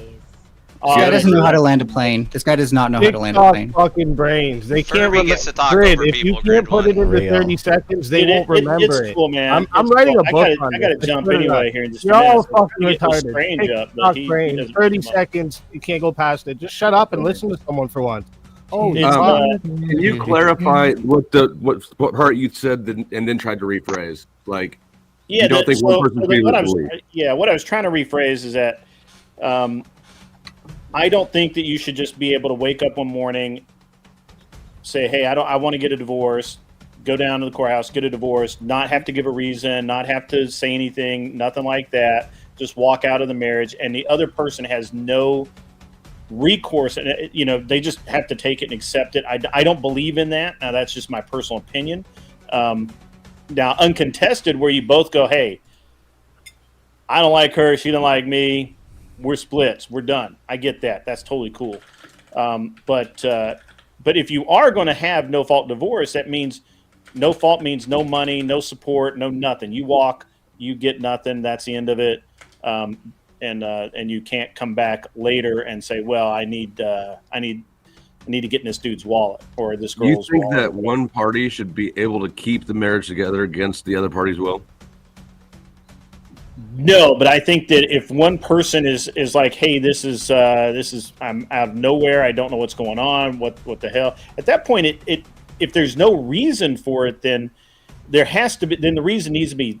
There has to be a reason at that point, right? Then you're not no fault at that. Contested essentially just turns into the person who filed just having to give solid That's why I hard like- reasoning. It kind of I turns like it into fault. Contested, uncontested, much better yeah. than no fault. No fault, I about, think, I is just don't- weird. What about I don't love you anymore? Is that not a reason?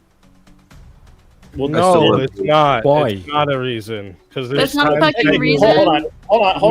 There's times Yes, you're with I'll someone, you could be with them for a whole year, and it's a rough year. Things are going bad, right? People go. Yeah, dude, through I fucking know that right? shit. I'm talking about you Well, then, literally yeah, fell out of love. sometimes you can feel like you're out of love because Okay, of I the know rough you like thing to you're use these going little through, but if you actually just made it through that shit, you'd come through stronger, right? You How can did do all you this and your wife get into condescending But shit, what but if maybe you go like through that shit? What if you educate go through that yourself shit instead of and you don't thinking love you know that everything, right? anymore? Yeah, but So here's this again- man, but Again, Ghosty, and Ghosty. look, Why? Nobody likes the truth, man. You can't hear fucking something for any time period. Hold on, guys. Sometimes people don't magically fall Let back me into ask love the either. question. If Let you're- me if you're ask let me ask the question. Why do you get married, Speakeasy? He doesn't. Why would you To commit to commit your life. I'm sorry, to that commit was your life to your partner. Why? Why To do you start a marry her? family. Why did you choose her? Because you love her. What do you mean?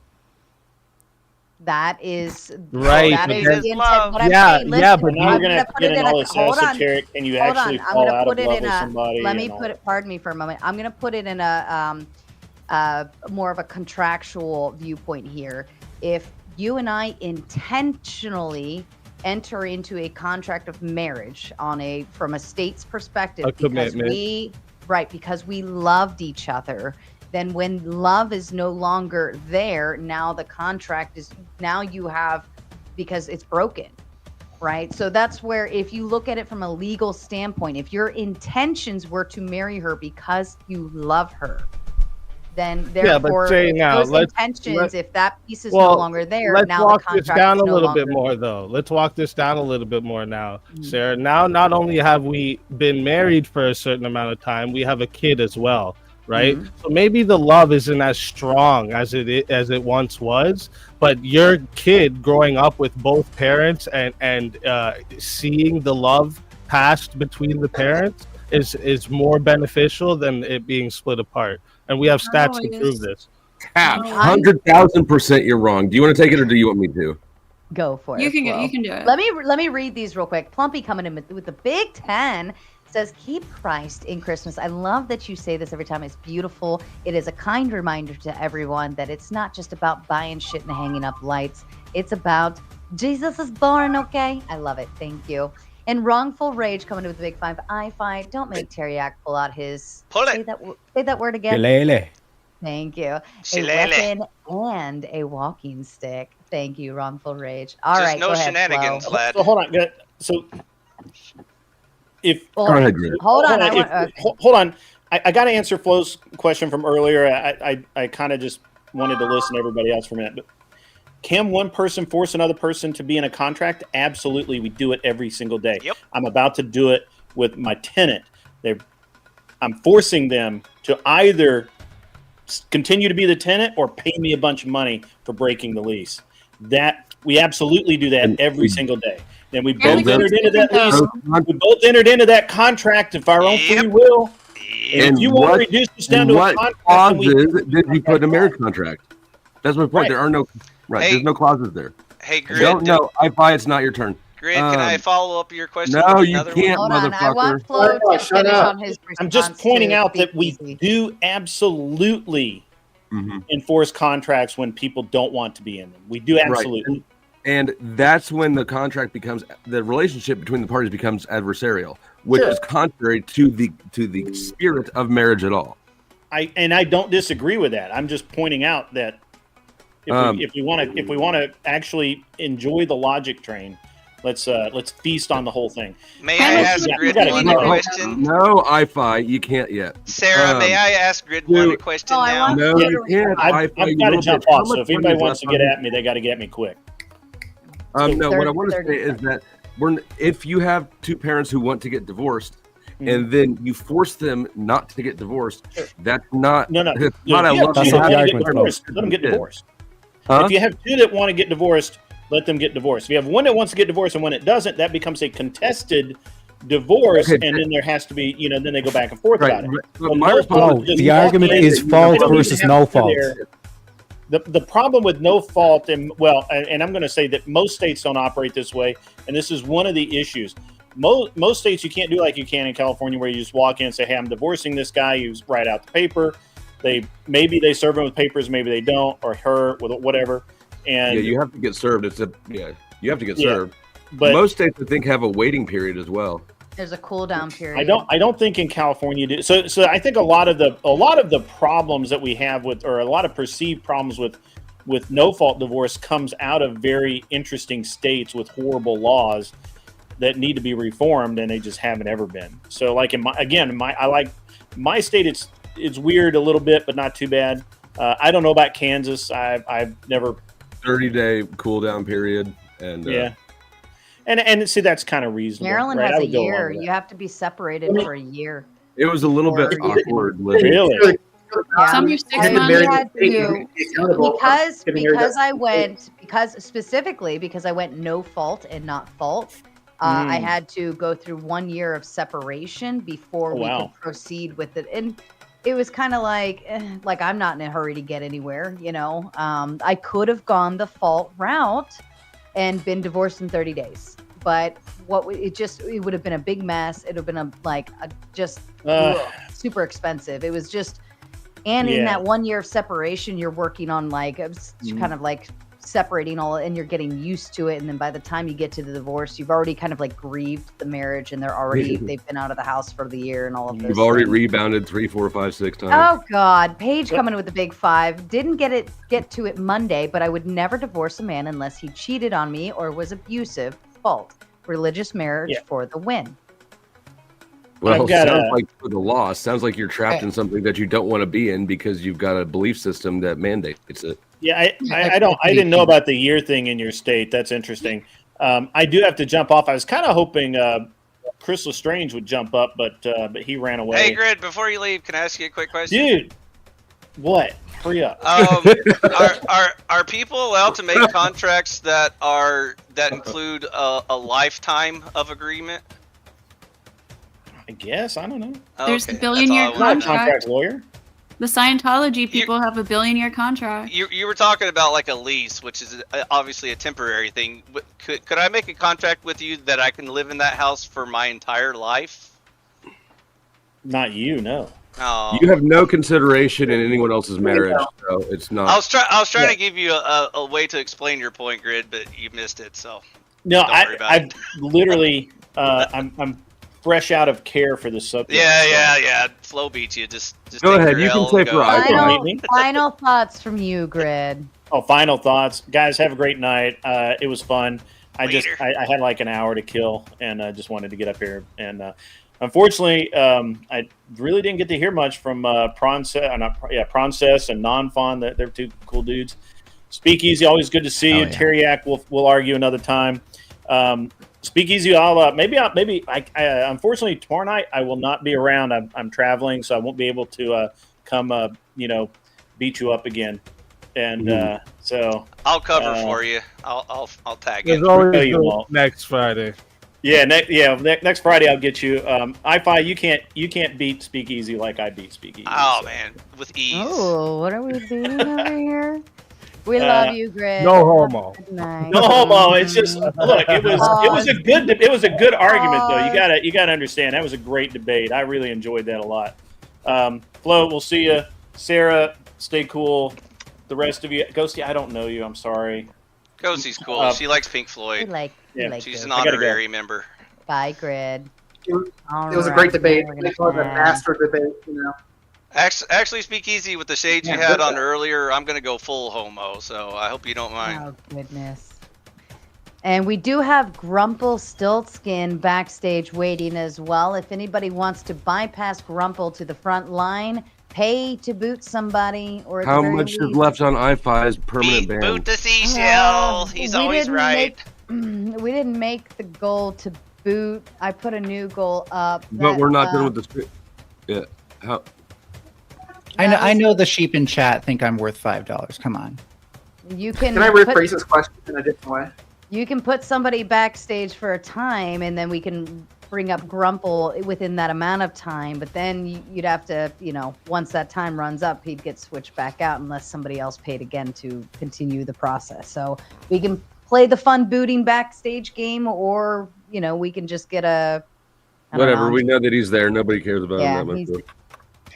I tried, Grumple. By the way, Teriyaki, Speakeasy's carrying your torch for you, dude. You need to put some more effort into it.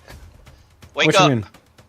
He's making all the good arguments for you. You're not even Princess trying. is talking. Let Princess talk. I'm surprised. What was I doing for like the first hour of the show? I want to rephrase the question in a different way, because I can get the philosophical take. I'm wondering, like, in practicality, I'm wondering how this would actually work. I can't envision a good relationship where it's like the guy is like, no, we can't divorce. I'm not allowing it to happen. And like that ends with like them culminating and getting back so together. let me educate the lefties on panel, because they don't seem to understand the prompt. The prompt is not that we outlaw divorce. The prompt is that we outlaw no-fault divorce. We outlaw some divorces. So only sometimes would we enforce people who want to be separate. Yeah, in the case of no faults versus fault. People to go through court, prove fault, spend a bunch of money, Or get create lawyers. So the problem is you all see this as covered. trapping. Wait, you all see this as trapping people in marriages, but it's actually about making lifelong commitments a lifelong commitment. That's what it is.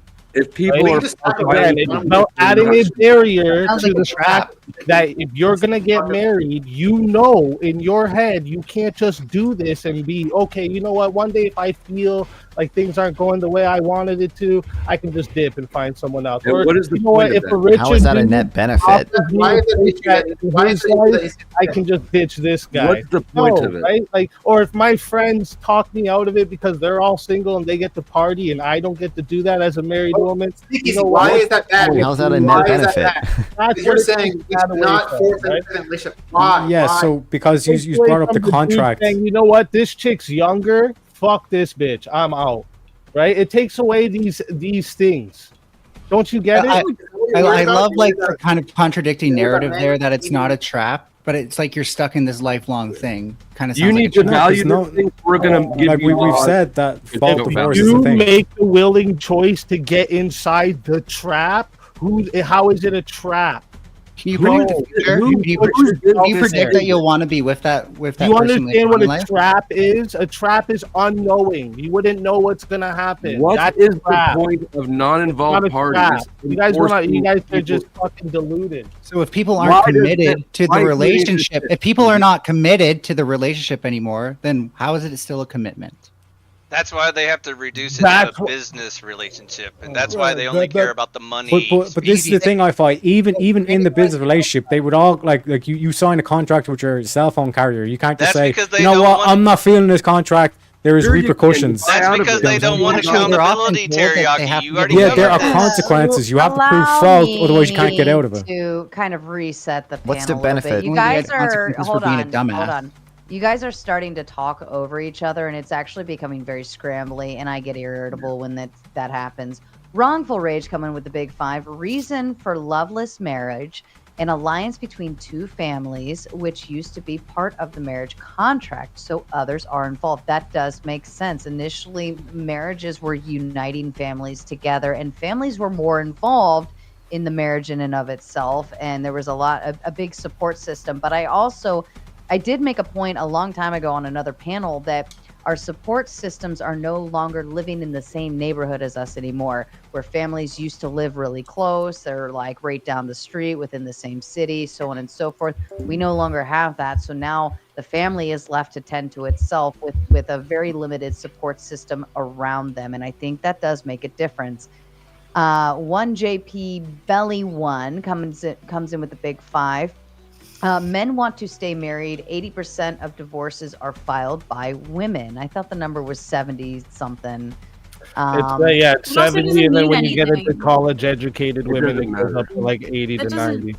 But doesn't mean- I will say I asked exactly my what it says. husband. I asked my husband to file for a very long time because I thought, like, if you want to do all of these other things, then why am I, why do you want to be married to me? And he refused to push the button, and I was kind of put in a place where he wasn't going to stop doing what he's doing, but he also wasn't going to let me go either. So I had to push the button. I was kind of caught between a rock and a hard place, and I think that might be the case for other people. Men almost are like- can I actually just more quickly content. respond? Before I get my quiet time, can I respond to that last super chat? No, you can't. That's what quiet time Shut up, means. Wi-Fi. Go ahead, Mel. Like See, when I you get the actually quiet time. look at the research on this, it turns out women are at much greater risk during a divorce, at like poverty, not being able to get jobs, peer support, all sorts of things. It's often worse off for them, which often shows that they want it more, which also kind of makes me wonder, like, maybe not all women want to be like laborers for men in the household for free, no less. So that way they can go and live out their dreams and shit like that. While women are Laborers for basically men, to so they be can go live out their dreams while they're domesticated. slaving at work for While fucking. women are Shut up. essentially You're an expected. idiot. You're an actual idiot. Do you even While under think the what you say patriarchy, women. before you say them? While about under not the being able to So is listen the dude? So what's the dude when he needs to fucking take out the trash, fix parts on the car, fix parts of around the house? And I will Slave find labor some too? disagreement there as well, Mel, because she doesn't have to be divorced in order to get a job. Now if he is restricting her from being able to do things that she's legally granted those rights to, now that is an actual reason. That's like. I mean, look how many red pillars on this panel probably would. But what I'm saying These is red she wouldn't pillars on this she panel, I wouldn't don't think there's have even to one. have she wouldn't have to get a divorce in order to go and pursue college or a job, or she could still be married and do those things just the same. So I You got think another that super chat. Ideally. Thank you, iFi. So I think that inevitably, like, that's not necessarily a button pushing issue. Now, if he is restricting her movement, and that's a legal right that she has as a person, then you're talking something completely that goes into an abusive realm. So that's a little bit different. All right, folks, I'm Jeremy- going to go for 10 minutes. Just remember how many men on these panels tend to say women Oh, belong it's to more men. than 10 You minutes. should Wait till serve she's done them. reading the super chat. Oh, The boy. other. Hold the other on. Go ahead, issue- Sarah. Oh, okay, sorry. Go Read ahead. your Let me super do this chats. real quick. Shut up. All right, we got Grumpelstiltskin coming in that place. We got 10 minutes for Mel, 15 minutes for Mel. Good 20 evening, minutes, y'all. 20 minutes for Mel. Thank you, Mel, for sacrificing. I will set the timer now.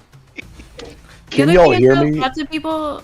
Yeah, we can hear you. I sound like a 20 pack a day for a 30-year smoker currently. I'm still getting my voice back. I apologize. She said. Look, if you stop putting dicks in your mouth, that won't happen. I mean, you know. Eric, can I ask you a quick question? Yeah, sure. Just to make sure, because I thought I heard that too. Did you say that it would be abusive not to let your wife work?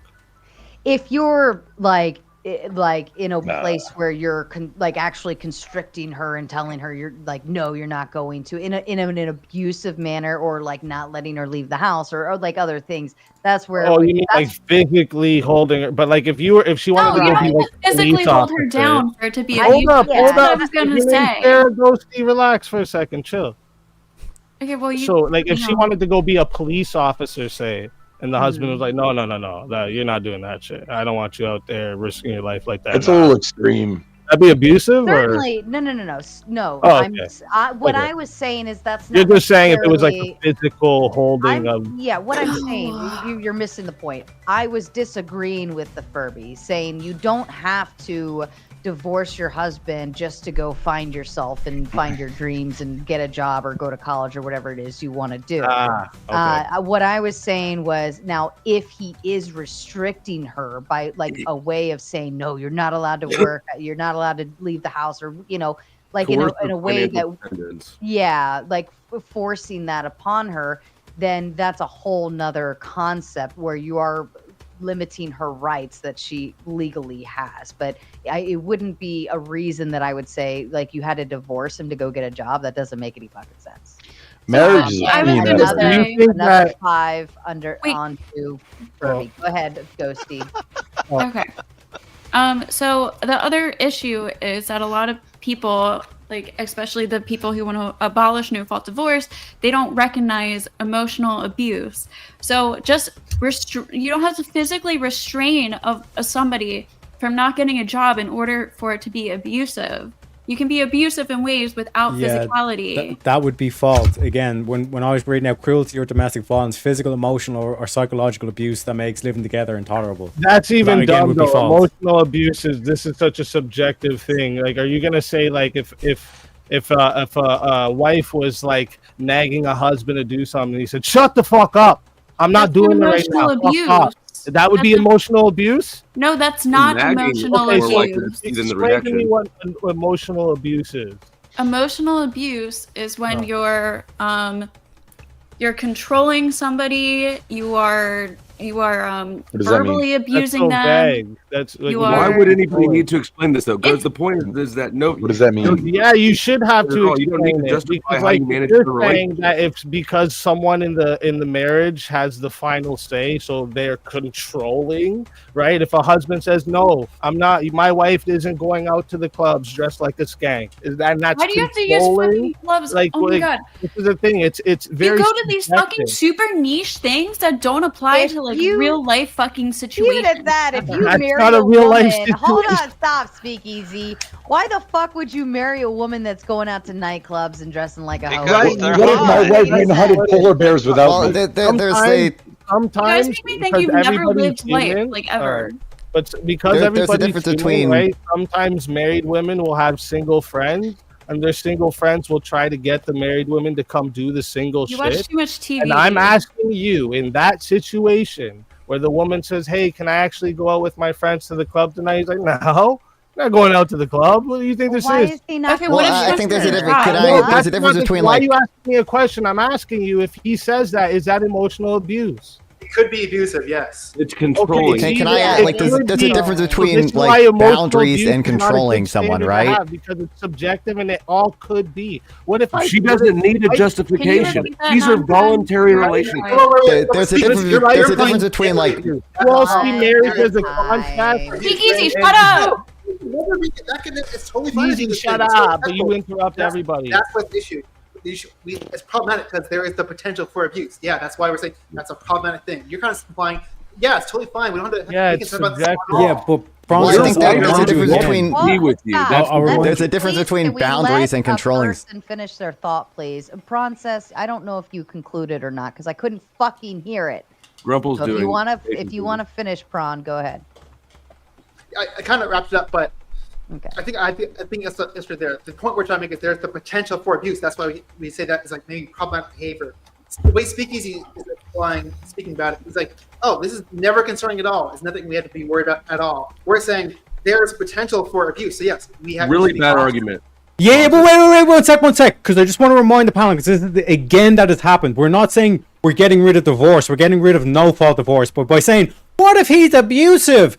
That's fault, you dumb fucks. Sure, we're talking Okay, about wait. the nuances right now of whether it's okay to say to your girl, you can't go do this job. That could be abusive. Yes. I don't know why that's. And it's hard to prove. It's really But hard that's to not the topic. It's no-fault divorce. My turn. That's the point. That's the point, Teriak, is that fault, I already explained it to you earlier, is incredibly difficult to prove, especially emotional abuse, or how can you prove that he's not letting you go out or see your friends or even get a job or whatever. You have to prove it if you're demanding a fault. This is why adults should not have to justify this shit to anybody. You're a person, you're autonomous, you entered into a voluntary relationship, you can leave that voluntary relationship. Ta-da. Yeah, and I just want to add, we should be able to draw a distinction between a person. Hang on. I've been standing by for a moment get now. married. For this example, 100%, nightclubs are degeneracy. It's for single people. If you're married, you're on a team, and you should not be putting yourself in a position of what is this compromise? What if you go to the club with your I think that spouse? the big difference, there's a difference between someone setting boundaries and someone controlling someone. So you can set a personal boundary, like, hey, if you go to a nightclub, that's not okay with, you know. One at a time, y'all. You're wrong. That's What why if your wife I gets a made job at a nightclub? This is why I What are you made gonna the do? Tell her point. she can't have a job? This is why I made the point that if you're marrying a person who is regularly going to nightclubs with her girlfriends, and then all of a sudden you have a problem with it, well, that's who the fuck you married, right? Now, I'm not saying that it's right, but I'm certainly not saying that you can like suddenly demand change, or that change should have been established before you fucking married the bitch and made her. Your recourse is to leave the relationship, right? You don't gain the control over her life. You still maintain your own autonomy as does she. You're all adults, and this is the West. We're not in.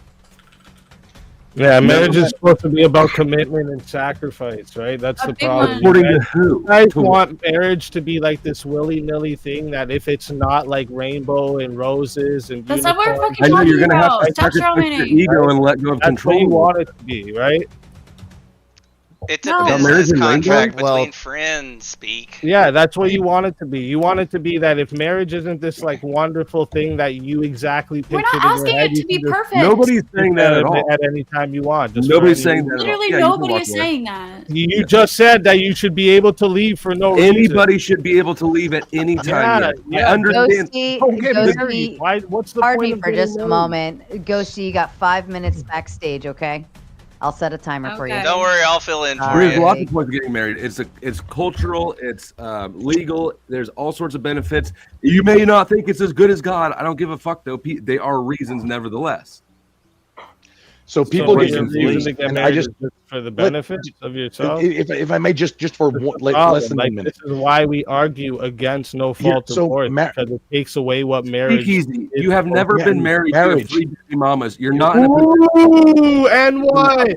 And what? What does that have to do with this fucking argument, you retard? Okay, so here we What go. does that Hang have on, to do? yo, You're give me just a moment on this one. 45 Okay, so wearing a marriage. fucking bandana Jesus, and that glasses man. inside. Speak you easy. I'm on your side, fucking brother, man. You gonna bring up my baby moms for you, fucking loser? Well, okay, the What's argument that have to there. do with Hold on, anything hold on, right hold now? on. The What's that have to argument do I with should tell them that anything in I will right give now? you the argument, Speakeasy, Fucking and this loser. is, and I'm not attacking you. I'm saying as the argument here's what the hypothetical would be to that. If you go out and let's pretend you have 3 baby mamas and you're making babies, right? There's a moral effort there that needs to be instilled on. You've knocked a woman up. You should have married her to begin with. Yeah, because yeah. I made commitment and mistakes in values. my past. That has nothing to do with this argument, Sarah. Okay. That has literally nothing to do with this fucking argument. There. Listen, exactly what we're listen to what doing you're in our saying. You made mistakes, okay? Can Yep, you and it has value the nothing to do with this concept argument. that Do you get that? Can you? Does it have anything to do with this argument?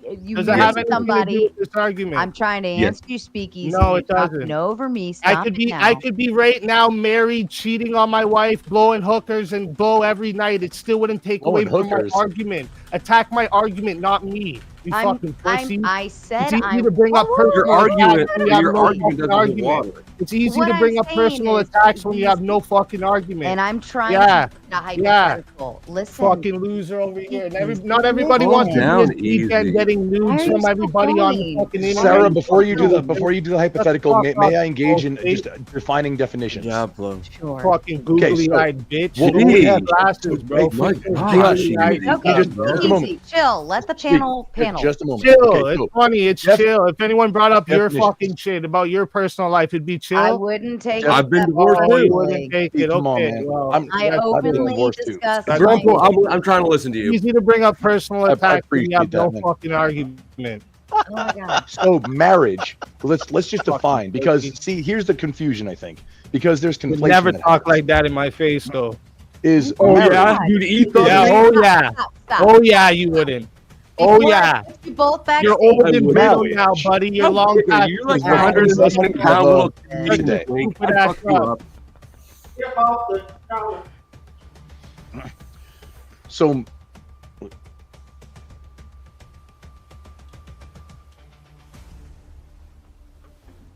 What the hell? Yeah, it's easy to bring up personal attacks when you have no arguments, isn't it? It speaks to the your credibility with this argument. You're proposing a whole My credibility? No, that has no. Again, I could be doing hookers and blow every night. I don't know. I don't know. That's fucking the Streamlabs things they always use Not words. once Exactly. the whole I'm time. backstage right now. Your proposals for other people and their relationships are Yeah. what you cannot hold It's yourself just a to. panel Yes, about I no fault do. divorce. Yes, I don't even I have a do. super. What do you mean? strong Now I opinion. I'm, do. like, generally pro no fault Would divorce. you tell a heroin but, like, addict that got away it's from not- heroin it's that he not the shouldn't be most telling interesting people not to topic to do be. heroin? I would tell a heroin But I- addict he should No, take the needle answer out of my his arm before he's in a question. position to Fucking tell people that. buttless coward. Answer my question. You're not off heroin in this Yeah, example. exactly, you fucking pussy. That's what I thought. No, but I didn't marry in my past, but I'm married now, you goofy fuck. Are you? Ah, you didn't know that, did you? Because I don't Let's go go around right making now. Yeah, they announcements wanna- and hold it like a you gotta fucking give- they gotta title give them and time a to- trophy, you goofy Let me fuck. see that. That Let me means see that something left to you. hand. Doesn't mean nothing to you, though. Let me see that Ah, left you hand. goofy fucking Did you bitch. just make up a wife to win an argument? Yeah, I just made it up. Just made it up. Yep, that's what I did. Let me see your left Do hand. you have actual arguments or no? I've had an actual wife. I think you just That's why made your one up. channel was a failure, buddy. Because you're a drama fucking loser. That's why you lost monetization. You'll lose it again. You know what? And I have no What? problem to admit many people. Can I meet your wife? Can we see the ring? My family personally, they went after you hard for your channel, bro. And look what happened. Huh? Oh, you're the What reason we that I do? got Karma's a bitch. Karma's I a got- bitch. Keep going on about my family. You See had- what happens to your channel again. Go ahead. You know that the strikes. Let me You tell know. Easy. Take your They glasses were off so unlisted everyone can see your videos. You had googly eyes. nothing to do No, with it. take You your don't glasses matter. off so It everyone don't can matter see to your you. googly Like it eyes. don't matter to your kids. I want Easy. everyone to see your googly eyes. Take your glasses Like off. it don't matter to your fake state of life. You're a fucking loser, bro. You're a loser. You're a loser. That comment You're really jealous hurt you. as fuck, right? I made What is something this? that This you is wish you content, could've Maida. made a- This is what the YouTube viewers come for. right? Okay. And that's what you're jealous This of. is. That's why you I attack don't me know why. personally, right? Okay. No, All these I people attack you get. personally Yeah, because it my undermines life your is what you credibility wish you could They do. get like You 30 wish viewers, you had the living and I get make on none. no- You wish Okay. you could look like me. You wish you were a little younger. So I gotta be on their literally have panels the life you wish you Dude, had. you're ugly to as steal some of their fuck. Why would I audience. look like you. Like the dude that was So like the hopefully I high could have school actually good football conversations player, but never sometimes. made it. That's you. You're washed up, bro. You're a fucking loser. You got no arguments, and you try to debate people, and then you go to personal attacks every time your arguments get backed up. You're All a I bitch. pointed out was that You're a your fucking whole bitch, your dude. You're a points. waste of fucking Hold on. space, Stop guy. ad homing. You're a Stop ad waste of homing. space. Let me explain this to Stop you. ad homing. Stop ad homing. What was it when you brought up my baby mom? What was that? An ad hom? You're really emotional. Can Oh, I you're explain really this to you? emotional. Why? Maybe 'Cause if I'm you not gonna let you talk? understood what I Don't was give trying a to fuck what say, you have it to wouldn't say. hurt your feelings. Nobody really does, actually. Nobody really does. They go to your channel We for need the AI drama animation that's like on they're there, fighting not for things you. coming in the future. You don't have a personality. Can't wait. Can we get back to your wife? You understand that? You don't have no personality, no branding. There's no theme about you. There's nothing about you that stands out. Your name I'm is good at even triggering not people. your own. There's Anybody a knows the bigger links to go channel to? that's Ghost- called really good at Ghost making channels? people Yeah, angry. sure. It's this This one. fucking guy. Come on, show I have your, good show your shorts. googly My eyes for shorts are everybody. funny. People Show love your my googly shorts. eyes for everybody. Come on, show them. Show everybody your I'll cosplay. do it when you show me your Come on. wife. Go show everybody your lazy eye, bro. Let's. You get your wife. I'll take off my sunglasses. Go get and we'll do yours. that. Go get yours. You made up a motherfucking wife to try to Go win an get argument. yours. against Go me, get dude. yours. Where's yours? She's been on all the time. Go get her. Bro, they've been doing this long enough, man. No, mine actually exists. Everybody Yeah, knows go get that. her. I didn't make up a wife. You just made up a wife here on the spot. I didn't make That's up a wife. amazing. Go get your wife. I don't need to prove she exists. I don't need to prove my wife exists either. Yeah. Your wife is Bro, you live in a delusional world. Yeah, light your cigarette, buddy. It's getting stressful, isn't it? Poor guy. I feel bad for you, bro. I feel bad for you. It's a cool over here bandana, making up though, bro. wives and It's a shit. cool bandana. Is it? It's because you wish you were a biker. Is this where this came from? No. Both their wives are Oh, illusion. no, Probably Are you do. balding? Are I you was balding? working. Is that why you've been my wearing the bandanas? girlfriend You who is balding, real. bro? Let's I see it. have one. Let's It's see it, because bro. I haven't showered since I got off the job. You ugly fucking mutt.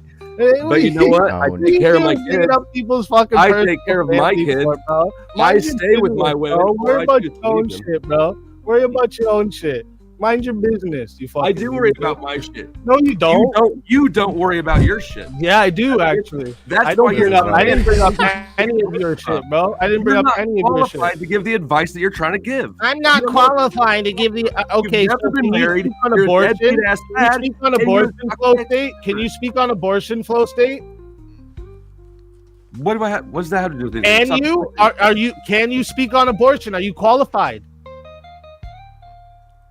I haven't had. Oh, you see that?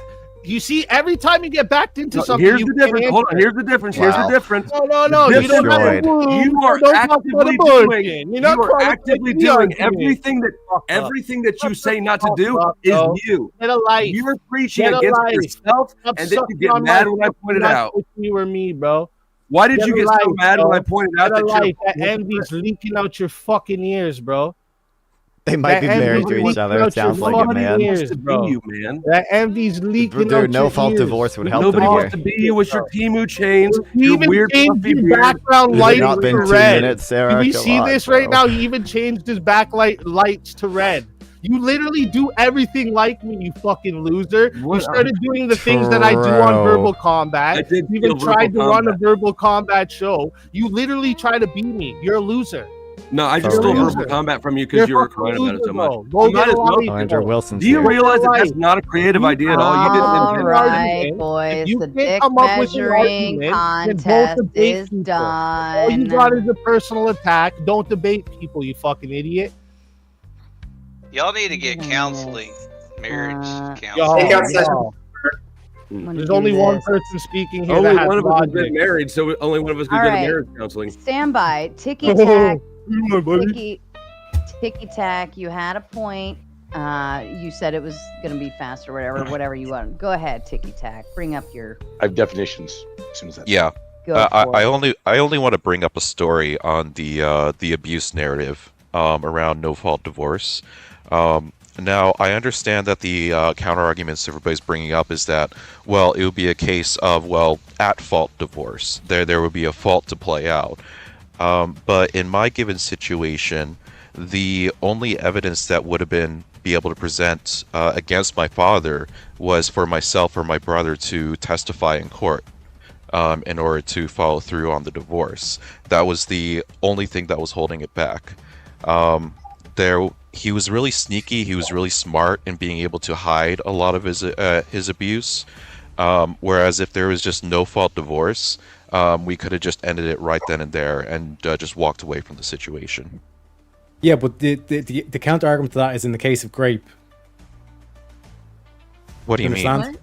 No, I don't. So for example, the only way to convict someone of rape is if the victim actually gets on stand and actually talks about it, and that's a difficult thing. Yeah, and essentially that burden was on myself and my brother as children. Yeah, so That's a difficult thing for children to go through. yeah, just because it's difficult doesn't mean you shouldn't do it. Okay, try explaining that to a child. It doesn't matter because either way, what you're doing is you're offering protections for the abuser. Aren't you Yeah, trying to not because mess up I don't children? understand as a child, because I'm naive, I'm stupid. It's like I grew up in an abusive situation that I didn't know any better. So I thought the whole family value was the idea of, oh, we're supposed to keep the family unit together. But now that I'm older, sure, it would be so easy to tell myself as a child, yeah, go and actually testify, your life would be a lot better. But as a child, you just don't understand this shit. Yeah, but then you could just make the same argument. Wait, you could just make the same argument for a PDF file.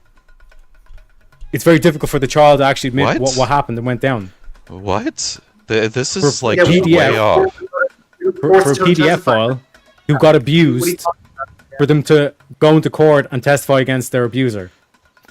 And Yeah, we you don't do force realize people you do realize that a lot of convictions go off to the side for PDFs because the child has the inability to actually testify on it because of the trauma. Yes, and a lot of abusers PDF files get off that scot-free. proves my point that children it doesn't. don't have the mental capacity in order to do No, it these doesn't. things. Because yeah, it should not does. happen. It does. The statistics. Because what you're doing is you're offering prove protections for the okay, abuser wha- because it's okay. typical for the children. So what's the counter evidence to my counter evidence then? Seriously, That- come that- on. that PDF You're PDF is just illegal. stretching here. You're just stretching here. You're just being a Punish PDF contrarian files. at this point. No, I've disproven your point because you've tried to say, oh, because it's difficult for the kids. But in the case, this your proves- logic But would I- entail no, that you would no. no. Your logic's entailing that the kids shouldn't testify against the PDF file. Absolutely not. Absolutely not. You That's straw based man what my you just argument said. right there. No, that is Because not. you said straw you man. said that your father No, was you an straw abuser. man. You straw man. You straw How am I man. straw man? You just said your father was an abuser. No, you straw man. Yeah, I could tell you if you shut up. All right. So the straw man is that I am recommending that children do not testify. No, that is not what I said. What I said is that the rational abilities of the child, they're incapable of doing it because they're so freaking fragile in Yeah. the mind. They don't understand what the fuck is children going never on. So children never testify against PDF files. Not all the time. Yeah, It is so literally like a what you're 50-50. saying is It's- what you're arguing for. What you're arguing for is that the kids no, but shouldn't then- testify against, and that abuser should be protected. Literally, I just got you a counter. What the traumatizing hell are you event. talking about, Teriak? You're just so far I'm gone. pointing out the flaw in your logic. No, you're not. You're just presenting flawed logic to prove my Because good logic. I want the abuser to be held accountable. Yeah, shame on Teriak. Shame on Teriak for wanting the abuser to be held accountable. Treated the same as In adults. one case, you're putting straw them in manning prison. my In the other argument. case, you're just I'm not letting straw them manning your walk argument. away from a Yes, marriage. you are. You're doing straw man. How am I doing straw man? Where's the straw man? The straw man is that you're saying I'm somehow advocating for children not to testify, or I'm somehow Yes. advocating for. No, I'm not. He's That's not that's the straw man. That's Yeah. the straw man that you're Because posing you said on me. you said that children shouldn't have to testify against an abuser. No, I have never said that. I What never said Teriak that. is saying is Yeah, that Wait, you Teriak, just do you made think that we should was require- your I never case said for that. no fault of I force. never said that. Teriak, do you I think never we said should that. require- Because you're I never saying it's said that. difficult for children, it could be traumatizing for children. Teriak, should children be treated the I same never as said adults? that. Let me reset the panel. Jess Gerald coming in with a Big Ten. If you can break up the marriage for any reason, then what the hell is the point of the marriage? Just be a couple and don't go to a courthouse. That's a great segue into what I have been wanting to do here. A definition. Let's be clear on terms. So marriage, right? The word marriage. Let's be clear about definitions here. So marriage is a sacrament under God that happens in a church, and it's ordained Jesus by Christ. the church. And then also, funny thing, marriage is also a contract under the title system recognized by the federal government of most countries. Under the title system. Only if you file Bro, for a marriage. I just The Third, it's super also funny like- thing, and I don't the see why point of marriage ought contention to be is that these ordained by things God or are whatever. spelled Like and sound exactly fine the to have a same, legal but they're not contract. the same thing. And I think conflation is happening when these discussions happen. Correct.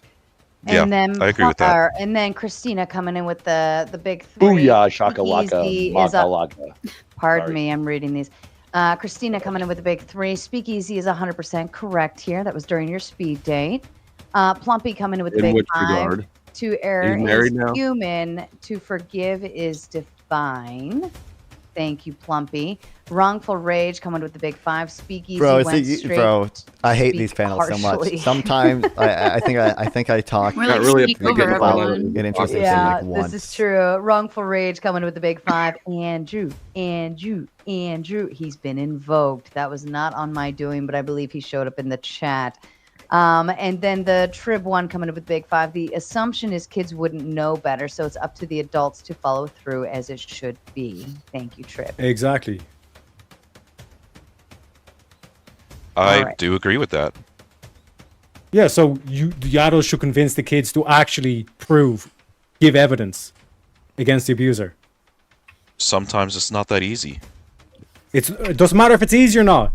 Should the kid do it? Yes or no? Should the adults convince the kid to testify? Yeah, Okay, so then your argument against no fault divorce is null and void. Thank you. No, it's not because my rebuttal to your. I'm curious. You just argued for no fault because then the kid wouldn't have to testify, and you just said the kid should testify. That's a straw man again. That's a straw man. It's not a straw man. That's just your argument. No, it's not. You're literally you don't even understand a steel man my argument and just tell me. I'll tell you You're whether saying you're right that or wrong. it would be easier for the kids if they don't have to testify because you could just claim no fault divorce. Nope, not at all. Not even close. Okay, then what's your argument again? Okay, try to come up with a different argument then. So my argument is that the incapable of understanding the situations that are in front of them, so they don't even know how to testify. They don't even know how to build emotional strength to go up there. They don't know how to understand what is abuse or what is not.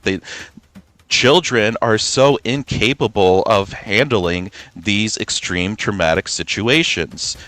It's just that's how. And the thing is that I'm just literally talking from experience here because I was one of those children that was abused. So should they testify? Yes or no? Yes, they should. Yes. So you should have fault divorce. But they are mentally incapable. Teriak thinks your argument can then be applied to PDFs. So they're incapable. You've never raised children, have you? No. Again, what's that got to do with the argument? He's never been married either. Because you understand when they how can't naive contend children with are. the point, they go after the person. Is this your definition of add-on? My point. I'm covering your point, and you're trying back to get back in a corner. Is that all This you is guys exactly why many kids Holy don't come after their PDF file abusers until they're adults. This is why many abused children don't say these things until they're older because they are manipulated. They don't understand these things. They're Yes, but incapable. we're saying they should. Yeah, they should. Yes, they should. Yes. Wait, so also, you are Terry, nobody's to the broader contesting point, that. you're arguing Nobody's in favor of fault contesting that. divorce. You should hold the abuser accountable. Do you think we should require the same?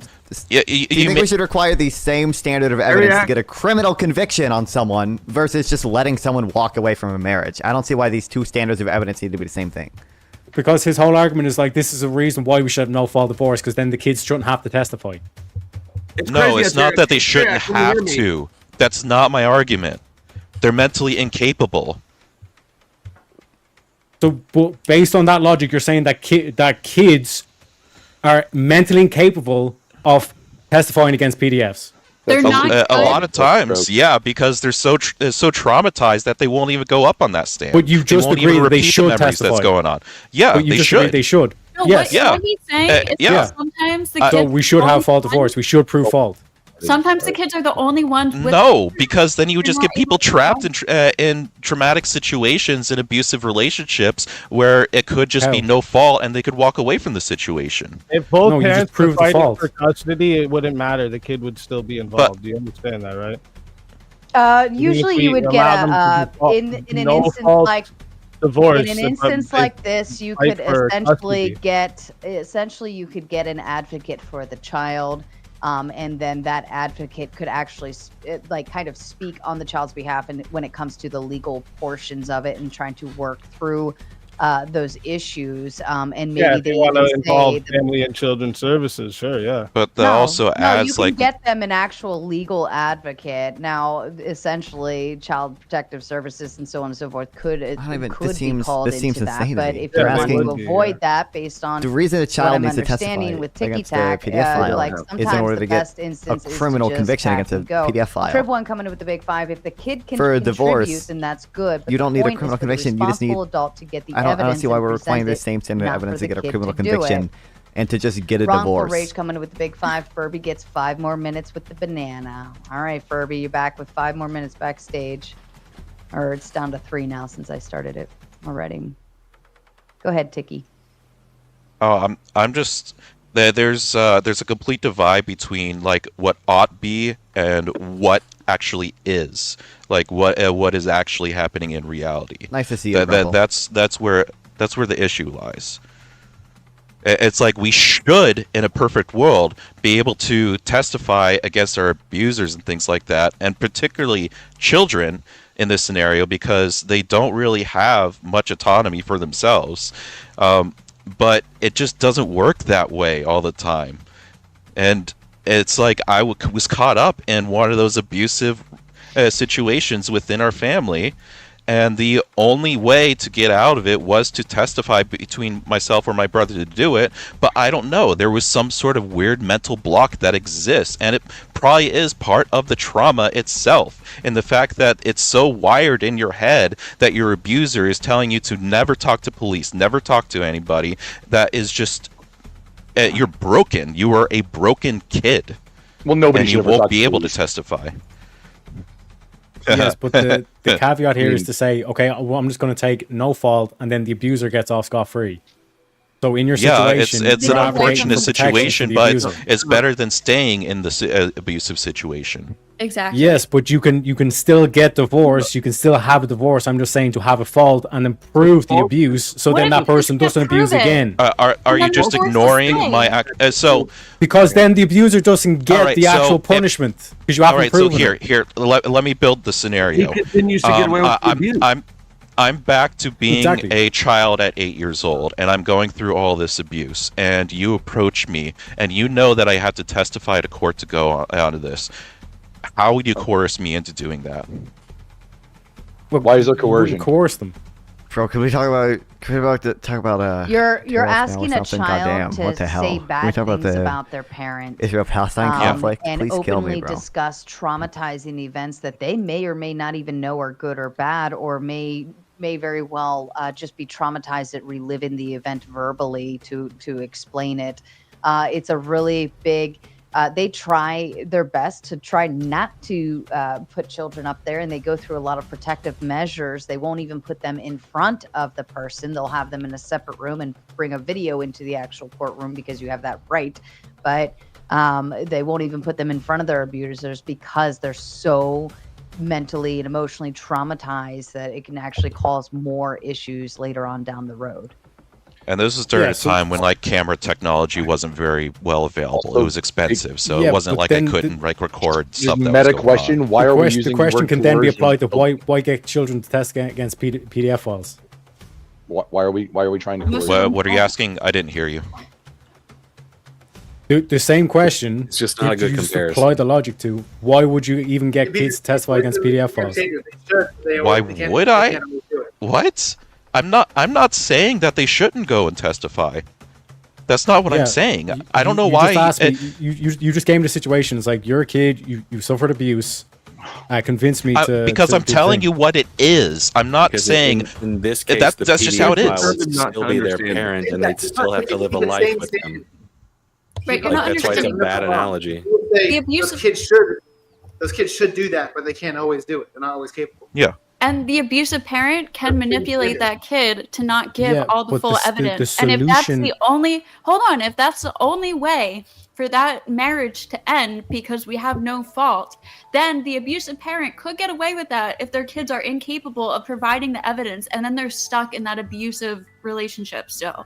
First of all, it's not the only All right, way. There's fault divorce where you prove the abuse and then that person Alright. doesn't abuse again. In the absence, all right. So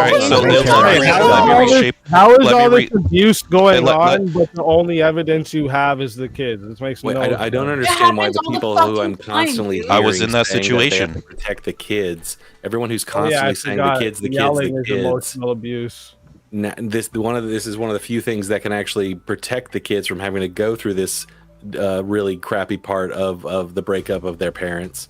Can protect them from having to pick sides. Can protect them from having to literally harm the life of one of their other parents. It can get them out of this without having to choose sides and possibly wreck a relationship with one of their parents for the rest of their lives. So why is this such a contention with everyone? The relationship is already wrecked. That's why they're filing for divorce. Absolutely, but now you're going to make your kids a literal tool of revenge. Always. In the case of abuse, It happens a lot. Look, most of the time, but not always. Yeah, no. A lot of assumptions there, right? The assumptions are that parents will always weaponize their kids, but if they were not able to get divorced, then they would somehow magically work it out. So you've got both the best and the worst behaviors coming out of the same parents. So for Teriak, I have a question. Are we requiring the same level of evidence to get a divorce as to get a criminal conviction for abuse? no. What basically what we're arguing at the moment is that it's like we have a fault, but we're just not going to use a fault. We're just going to take the easy way out and just say no fault, and then let an abuser walk free. That's what we're saying at the moment. No, it's not. He can't. That was literally ticky tax. That was literally ticky tax. Well, you're saying situation for no fault. Do you want? You're saying like the reason like you want there to be fault in divorce is partly because you want the abuser to actually be held accountable. But in order to be held accountable, you need to be proven guilty beyond a reasonable doubt. Are you saying that we need to prove abuse beyond a reasonable doubt just so someone can get a divorce? There needs to be evidence. Yes, that's how. Beyond a reasonable doubt, there's gonna be evidence beyond a reasonable doubt. I mean, if there's a reasonable doubt, why would you? Yeah, if he's beating her every day and she has a bunch of bruises. Even at that, that's all. Like You could black still eyes and hold stuff, him yeah. accountable. That's Even at proof. that, you could still hold him accountable in criminal court. Not even like intermingle that with your divorce. Now, Yeah, if but you you held can him definitely criminally, if you held him criminally and he was found guilty, then you could utilize that as your weapon for a fault divorce and do whatever you want. But if you're choosing to just remove the child from the situation, get a no fault divorce and be gone, and the safety is the child is now the best interest of the mother, then that's like she's done what she needs to do, and essentially she chose that was the best interest of the child at the time. That's why civil cases usually happen after a criminal, so it can be used as evidence. Exactly. And Plumpy coming in with the big 5. Yeah, Sure. whatever that nerdy chick said. Thank you, Plumpy. Nerds. Nerd Central. I guess like in one case, in the case of a criminal conviction, you're taking away someone's rights. Like versus a divorce, you're just like ending a contract between two people. I don't see why we would have the same level of evidence beyond a reasonable doubt. So that we could make things the breaking lifelong commitment back to what it was supposed to be, a lifelong commitment. You keep asking the why. But the thing is, the lifelong why you have the same commitment is a level of cultural and a evidence. societal thing. It's not a legal binding contract thing. When you think about it, we have to change the culture so people don't get divorced. That's ultimately the best solution. This whole idea of where we need to have these legally binding contracts is also stupid because when you really think about marriage, it's something that is performed in the church, So it's like if you're religious and you want to get married, you go through your church and you do that. Talking across from each other. This is what I was saying on my panel. The problem is not how we fix divorce, it's how we fix relationships in general so that they don't end in divorce. Modernity is the problem. Abolishing no-fault divorce isn't going to fix marriages or relationships. Yeah, marriages and relationships is two different things. This is what the problem is. You see it as the same thing. That's totally non-responsive. That's non-responsive? Do you want me to say it slower for you? Marriage I heard you. And regular I fucking heard relationships you. are not the same thing. How do you know? How do you know?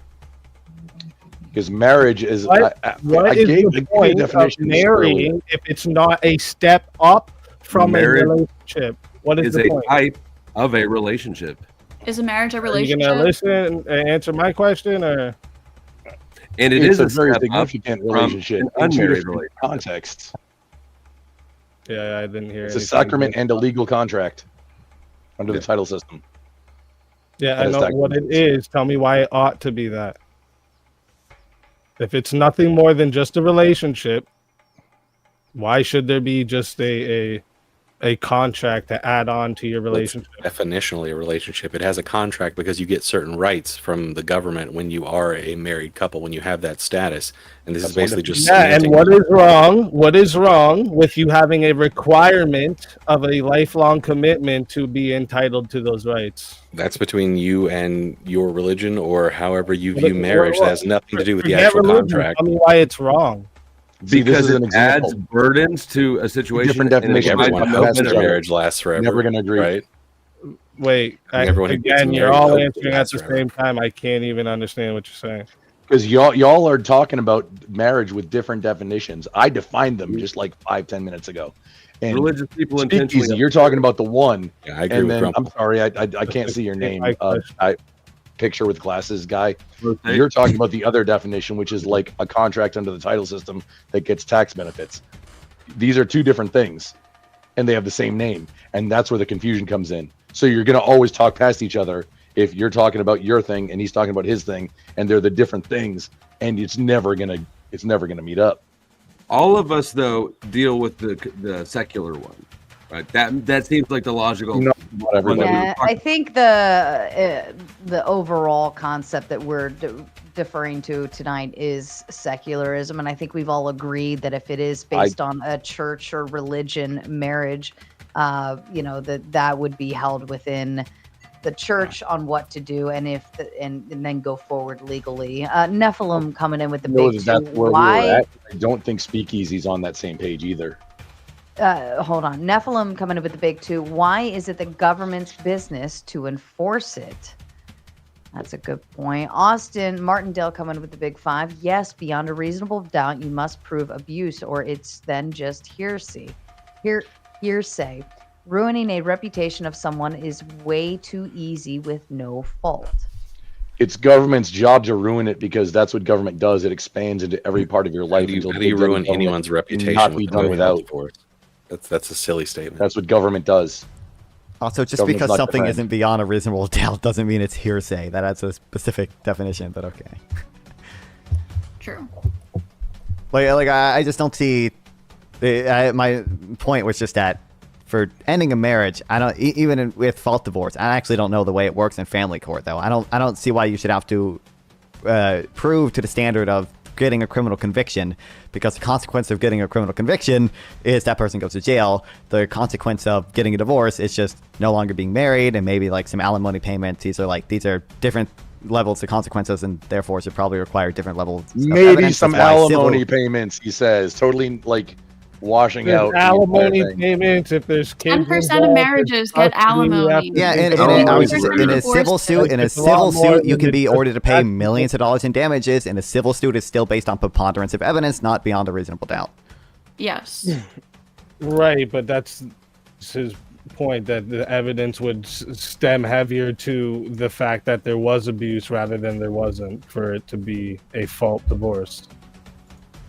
We're talking, what is the burden of proof? Like, is it a criminal level of Well, it burden of depends proof? what the claim is, right? Well, Like I told you. a Let's say divorce, a divorce is a family court matter, which is probably going to be closer to a civil matter than a criminal matter, right? It is a civil matter. And so the burden of proof shouldn't be like up to a criminal standard. so you should be able to just be like, yeah, I don't want to be with him because he beats me, and they say, okay, he beats you, and that's it. Well, no, And and then- with fault divorce, you'd have to prove that there's a 51% I chance love how of this guy, dude, I know you want my attention. Maybe I look like your dad or something, but like I'm talking to Ghosty. Shut the fuck up for a minute. We're Ghosty. all on a fucking panel. Damn, my bad. Okay. But and I only talk Non-Fun when I was talking talk. the points. That's just He was crybaby arguing talk. the points. He was the one bringing up the subject. Yeah, Yeah, I was commenting on what responding to he was Ghosty's saying. question, and this guy always has to, every time I talk, has to say Sorry, I something. can't read your Well, guess mind. I what? don't It's know a who the fuck panel. you're talking to. You're It's looking at welcome to a After panel I'm speakeasy. started talking already, though. That's the difference, right? Yeah, well, everybody's trying to get a word in. That's just what happens on panels. Yeah, I'm did you get how surprised. I'm panels work? surprised you haven't figured this out yet. You run a bunch of panels, Yeah. especially yeah. blood sports, where everybody's talking over Yeah, each well, other. okay, well, that's a whole different setup the way I have that, right? Okay, whatever. When there's You should be panels more going used to on and panels here. actual It doesn't seem like topics you're really used going, to them. When people are interrupting each other, I do stop that, so I don't know what you're talking about. Well, Plumpy coming in with the big five. Hail Mary, full of grace, the Lord is with thee. And if you stop people from interrupting each other, then you will 100% be more respectful when the host is interrupting you to stop interrupting others. All right, back to the panel. I did say I gotta get out of here. I was hoping Okay. Mel's timer was up. I want to make it a little spicier. Hopefully Mel got kind of my spot. Yes, her timer's up unless the chat has spoken. But do you want to give your final thoughts, Prawn? Yeah, Before you thanks. go? I definitely lean toward having No Fault be more of an option. And sorry if my audience is a little scuffed. I don't have my typical fancy ass setup, as you can tell by the background.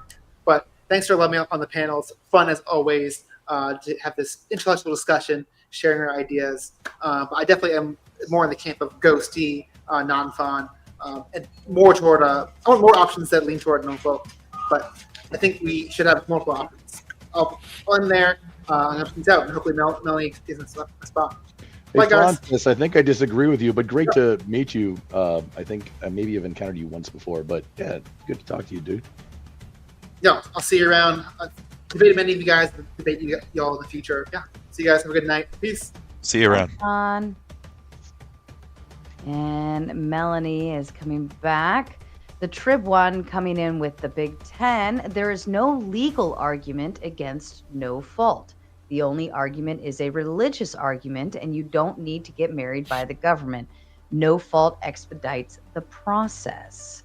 I will agree with that in terms of like the legal argument against No Fault. I don't know if you actually have that aside from preference to say, no, I think you made a contract, you should stay married, so on and so forth. But every contract can be broken. There are consequences thereafter, but every business contract, and like I said, a marriage in terms of the state is deemed as you're creating an entity between you and your spouse.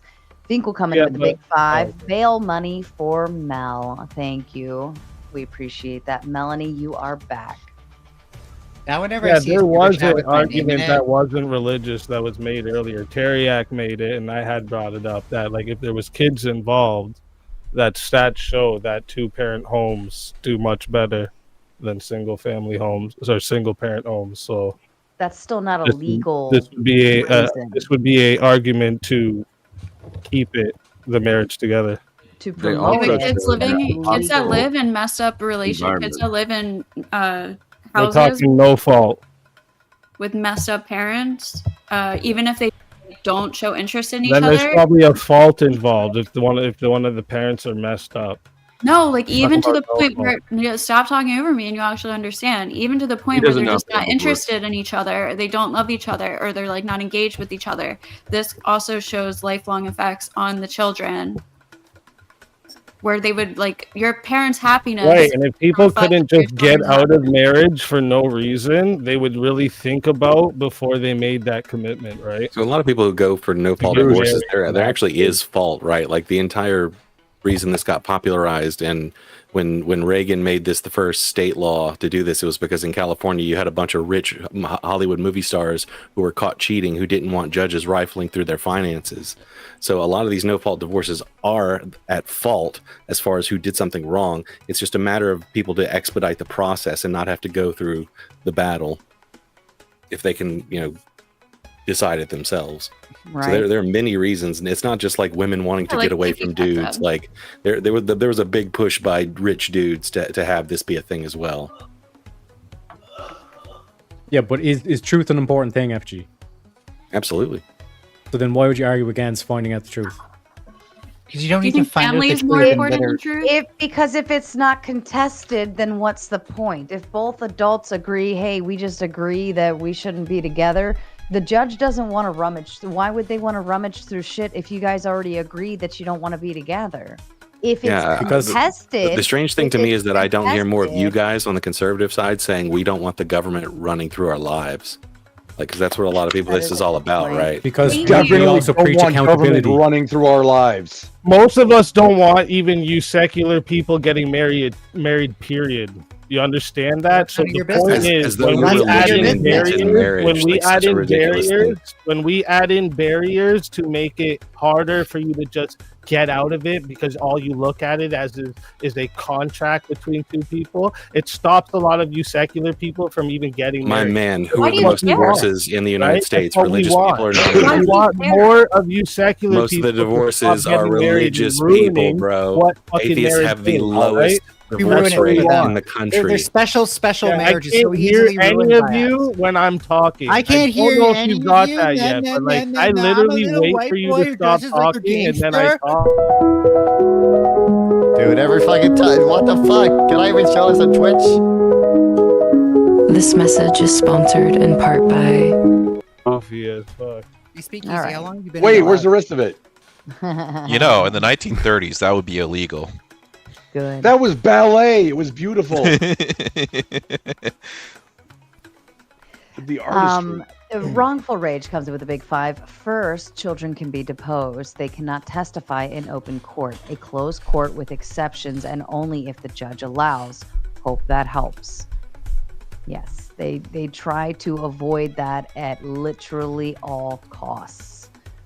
All costs. There is no gain from making people go through a more excruciating divorce process, except for the odd off chance that because of that, they actually end up staying together and having a happy relationship after that. But that's not probable that will be even a slight percentage of them. Yeah. And so Well, by there the would way, be a the very reason simple. why There secular would be a people simple might example wanna where have the there is marriage an by abuser, military after and what he letting does is he has financial gains, so he just basically waives the legal fees and uses that as leverage to get them into filing for no-fault divorce. Your To hide assumption, up their crimes. is that he would be caught if fault divorce was an option, but that without Yeah. fault divorce being necessary, he will not be caught. You said there's no reason. I just gave you a real simple reason. Mel, you got what I'm 5 saying more is that your minutes. reason Hold isn't on just a logical. second. Mel, you got 5 more minutes backstage. Sorry, Charlie. Go ahead. Okay, it's what I am where I am, so I gotta go finish out the rest of my stream. I gotta. You want Head out to from give your here. final thoughts? I mean, yeah, like this is not my topic. I care more about economics and political stuff. I don't, but I'd say intuitively, it just feels like no fault divorce. It's typically going to be a net benefit on a societal level. I don't see a good reason for not having it. Yeah. Also, I stream on YouTube at Nonfont, and Twitch at Nonfont420. Go over to my stream too. Anyway, see you guys. Love chatting to all you guys. I'll see ya.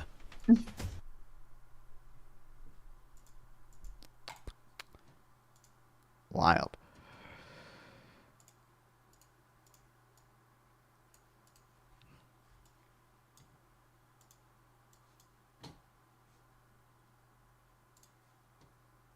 Okay, I don't even remember where the fuck we were in this one.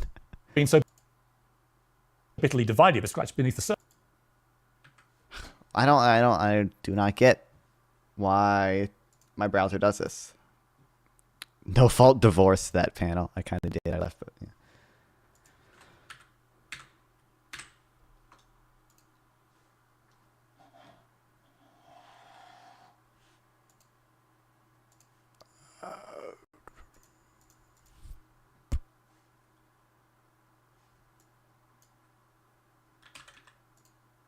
Surely.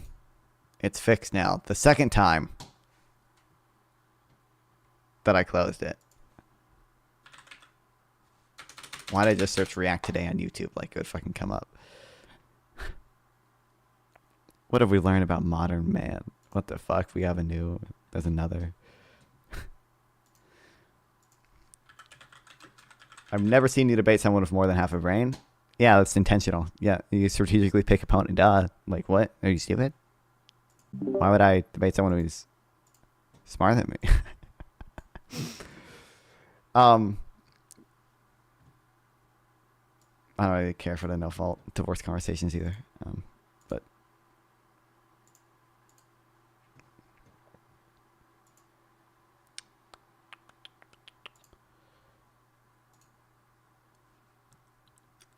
that's why Non-Fun refused to debate me on Voss's channel. He realized it was too smart to be boring. You said you wanted to rig the competition, okay? And I don't even know. I don't think we had enough disagreement for an interesting debate. But listen, I ain't gonna pretend like most of the formal debates that I did on the Boss's channel, like were relatively strategically picked. Like I know PBG is not gonna put up any good arguments for this stuff. The free will thing, I free to win, and the money. Yeah. Oh wait, I'm never gonna get to use my debate deathmatch points. What the hell? I'm like number 3 on the leaderboard, and I'm never gonna get to use them now. You kidding me, bro?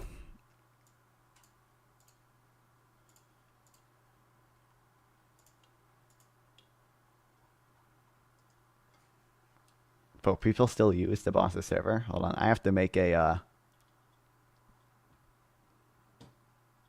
I had to make my server more like the Boss's. His server's laid out nicely.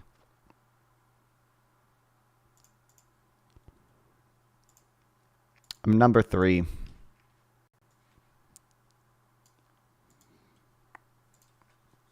Debating smart people, you end up agreeing on everything anyway. Yeah, exactly.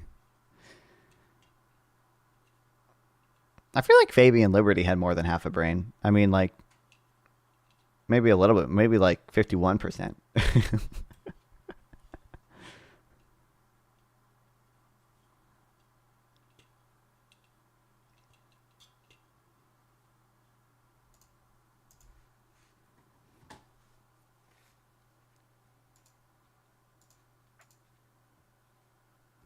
Okay, surely the audio is not delayed now.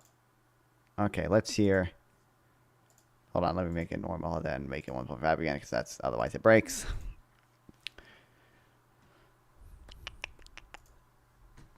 You know who does have half a brain, but only a little bit more than half. I think. Yeah, exactly. I think Jenk has like 52% of her brain. So let's Being so see. bitterly divided, but scratch beneath the surface of our everyday outrage, wash away the red and blue tribal paint. And I didn't even own him as hard. I didn't prepare for that debate. I should have, but. There's a more interesting picture. President Trump has demolished the traditional divide of right and left. A classic liberal believes in free speech, free markets, and the freedom of individuals under the rule of law. A classic lefty is anti-war and highly suspicious of institutions. They support homegrown manufacturing jobs and the working class. Above all, they're very good at selling. Well, I mean, homegrown manufacturing jobs. I guess Bernie does that to an extent. I don't think most lefty people are pro-tariff, bring back American manufacturing.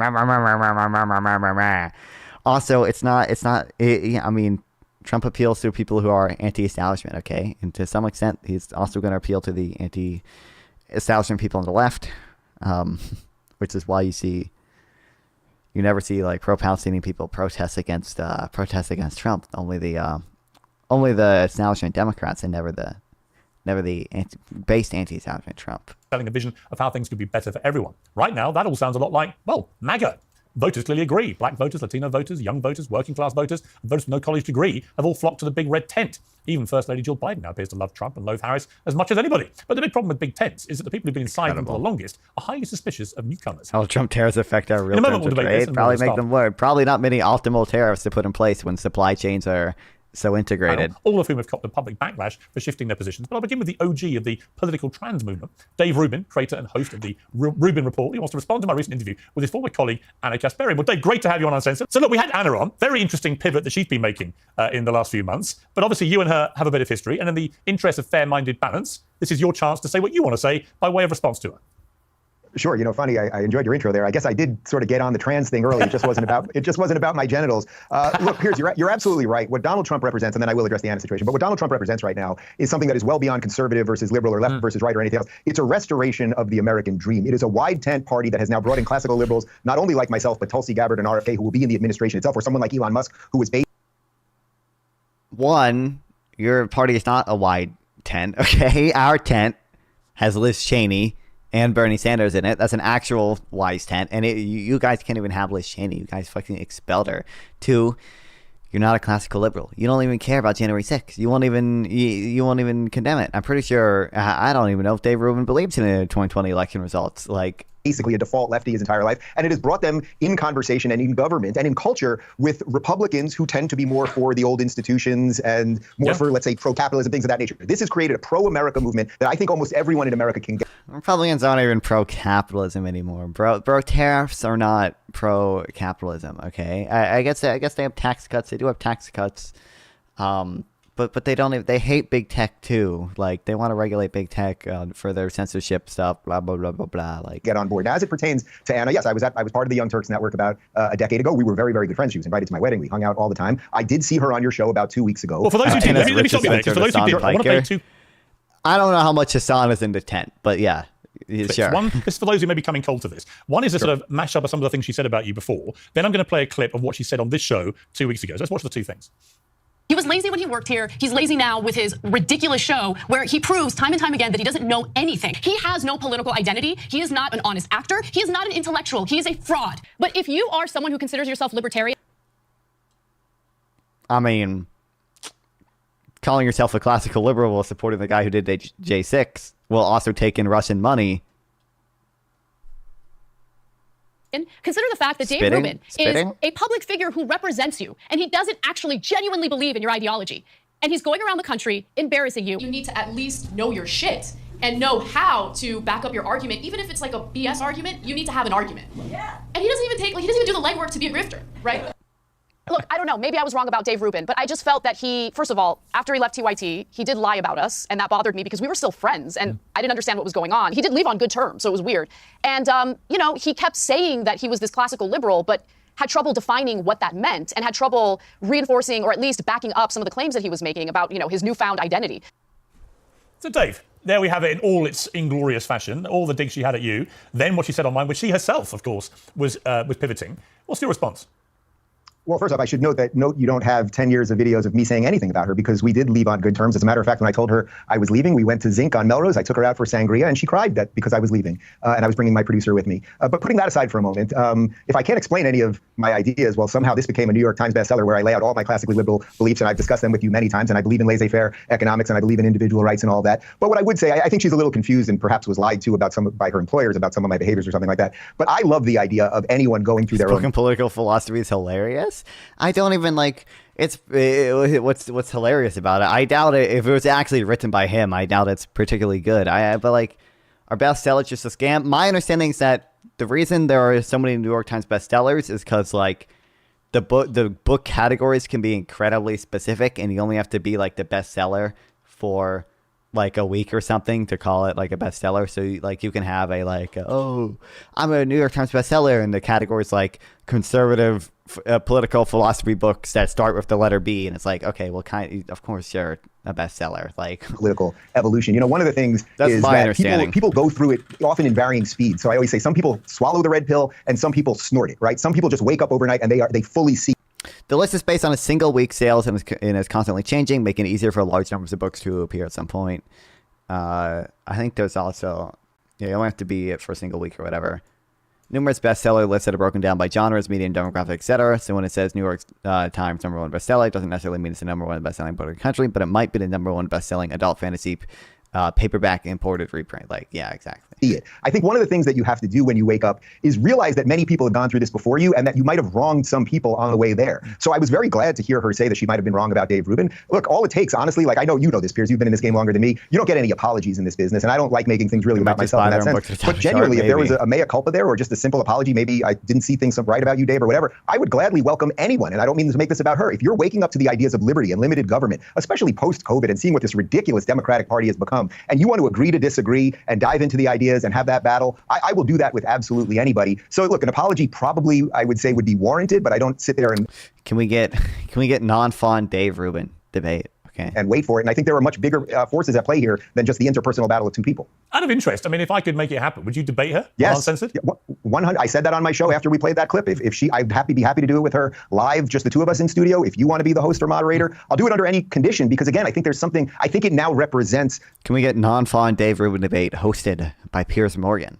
Something that could be unbelievably good for America. Yeah. Progressives who have called everybody racists and bigots and impugned motives. I mean, people just watched that compilation right there. Always going after people in the worst nature. If you've now woke up, and from what I understand, I've seen some of her tweets, she's now being attacked the same way she attacked me. So I would say, much like Bruce Willis said in Die Hard, welcome to the party, pal. But we can be on the same side, even if we still have political disagreements. Okay, we don't agree on the marginal tax rate or the immigration rates or something like that. If you love America, if you think this place is fundamentally good, if we still have a country that will offer more opportunity for any other place and you want to be part of that, yes, whatever the circumstances are, or the moderator is or isn't, I'd be happy to do it. But if it's you, that would be great. You know, what's really interesting about what you just said, I totally agree with you, by the way. But if you look at Trump's picks for his cabinet, for example, they are so diverse in terms of their views, right across the board. I mean, if they all got together, they'd be arguing about all sorts of stuff.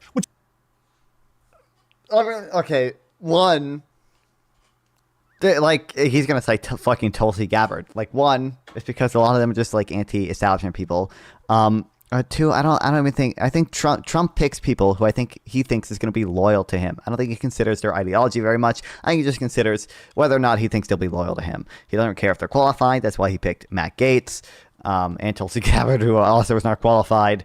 He also picked, I don't know if more to happen over Fox News contributors, but the defense secretary or whatever, like Pete Hegseth, ton of billionaires too. I was just about to mention. I think he picked 14 billionaires to be in his cabinet, which I'm all in favor of. This kind of, rigid. Also, I don't know how many people he has to pick for his cabinet, right? I don't think any people from Kamala's administration is going to work for him, and people from his previous administration all have denounced him, or the majority of them have, the vast majority. The ideology where you have to all sign up to one viewpoint about everything. There'll be people in there that completely disagree with RFK, for example, about some of his views. Good. Have that debate. Course. Have that debate. This is what democracy is supposed to be built on.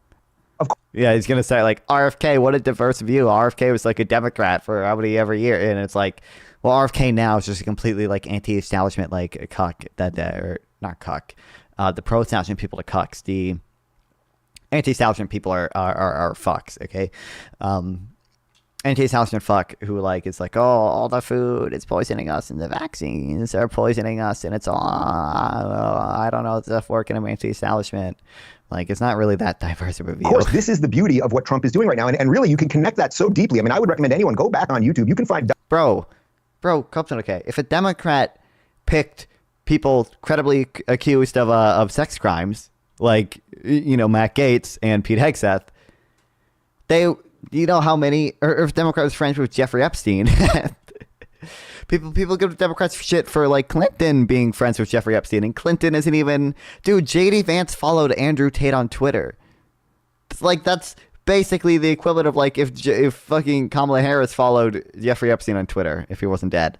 But bro, can you imagine Donald Trump on Phil Donahue or Oprah or a whole bunch of these shows back in the 80s, and he sounds like a Democrat. So Donald Trump is not a traditional conservative. I would actually argue that Donald Trump's own political evolution probably... I know, it's true, Clinton was homies, but I'm using that as an example of he was homies, and people, this is what the country wanted. Apparent fucking leave, Brian. Welcome to the stream. So it's Trump, and they don't give a shit about Trump. And even though he's the actual nominee, and Clinton is just an old dude, previous president, that's some evidence of all the Democrats being sex criminals, and the fact that Donald Trump is friends with Jeffrey Epstein isn't Piers is much more in line with guys like you and me than say George Bush or Dick Cheney or someone that might you think of as a sort of standard bearer for Republicanism. So Trump, the fact that he is now going to bring in people I'm aware, who quite literally were running against him for president only 6 months ago, RFK Jr., and someone who ran against him for president on the other side, Tulsi, only 4 years ago, that shows you what's bringing them together. What's bringing them together is a love for America, a realization that we have been on the precipice of giving away the most precious, beautiful experiment in human history on how to free people ever. And I think Donald Trump actually now sees that. I also think that post-assassination attempt, I think he has a renewed fervor and sort of maybe realization of what his extra, role in life but like is. people And try to implicate all the Democrats in it, and also nobody's voted for Clinton since 1990. And that's right? the opportunity that, again, people not to voted make for this about Trump Anna this year. specifically, but anyone that's going through a wake up. We know so many people have woken up. I mean, look, for me, I think it was 2016. I did that Why I Left the Left video for PragerU. You want everyone to get there the day you do, but you have to be gracious when people come around one way or another. Yeah. Well, let's bring in my other panel members, because some of them are definitely going on a very interesting journey, including new MAGA enthusiast Cenk Uygur. I said that deliberately to wind him up. The host and founder of the Young Turks. Libertarian Dave Smith, host of Part of the Problem. Lindy Lee, the DNC Finance Committee member and advisor, and former woke activist turned YouTuber, Amala Ekpunobi. Well, welcome to all of you. So, Cenk, I mean, many people saying if you carry on down the road you're going in the last few weeks, you will be a fully fledged member of MAGA before we know it. Yeah, there's absolutely no chance of that. I'm not like Dave Rubin, a giant sellout fraud who changed all of his positions and is totally useless and it shouldn't even be on here. He's just a waste of space. Wow. Really? After all Dave said about coming together? Yeah. Yeah, no, I've got no interest in coming together with utter frauds like Dave Rubin. So, brother, you telling me that when you were on the Young Turks, you were Mr. Progressive and you agreed with us 100%. Now, all of a sudden, you agree with Trump 100%. You're not saying something nuanced like we are. Hey, you know, when the guy gets shot at and he puts his fist up, that's courageous. When he does the McDonald's photo op, it works fine, no problem, right? If he wants to cut the Pentagon, great. Those are progressive positions. Anti-corruption, progressive position. Anti-war, progressive position. But you change all of your ideology overnight and you expect us to believe that that's real? I don't think it's real at all. And I want an apology from you for all the crazy, outrageous lies that you told about the Young Turks. When is that going to happen, huh? When are you going to admit that you changed? Have they never interacted since he left the Young Turks? Is this Cenk confronting him after all these years? I don't know. Like all your positions for money, okay? Well, what position do you still have that's in any way a so-called classic liberal? You fraud, Dave. Piers, it's barely worth responding to this ridiculous buffoon who's the joke of the industry. But I will say this, Cenk, I haven't spoken to you in 10 years. Even right when you're thinking you're a total fraud. I don't think he's a fraud or a joke. I think Dave Rubin is, for what it's worth, I think Dave Rubin is one of the most influential and significant voices out there right now. And I admire his honesty about the journey he's been on, Cenk. Piers, I appreciate that, but the thing is, what Cenk just proved is exactly what everyone in America, and I would say all over the world, is getting over. Nobody wants what he just offered up there. Not only does no one believe it, and he had it prepackaged and ready to go, and it's complete drivel. Yes, I sold out. It's just it's so nonsensical. Again, Cenk, I'll gladly send you a signed copy. Like you took money from famed Russian investor Edward Gregorian. Like you can't like I'm sorry, bro.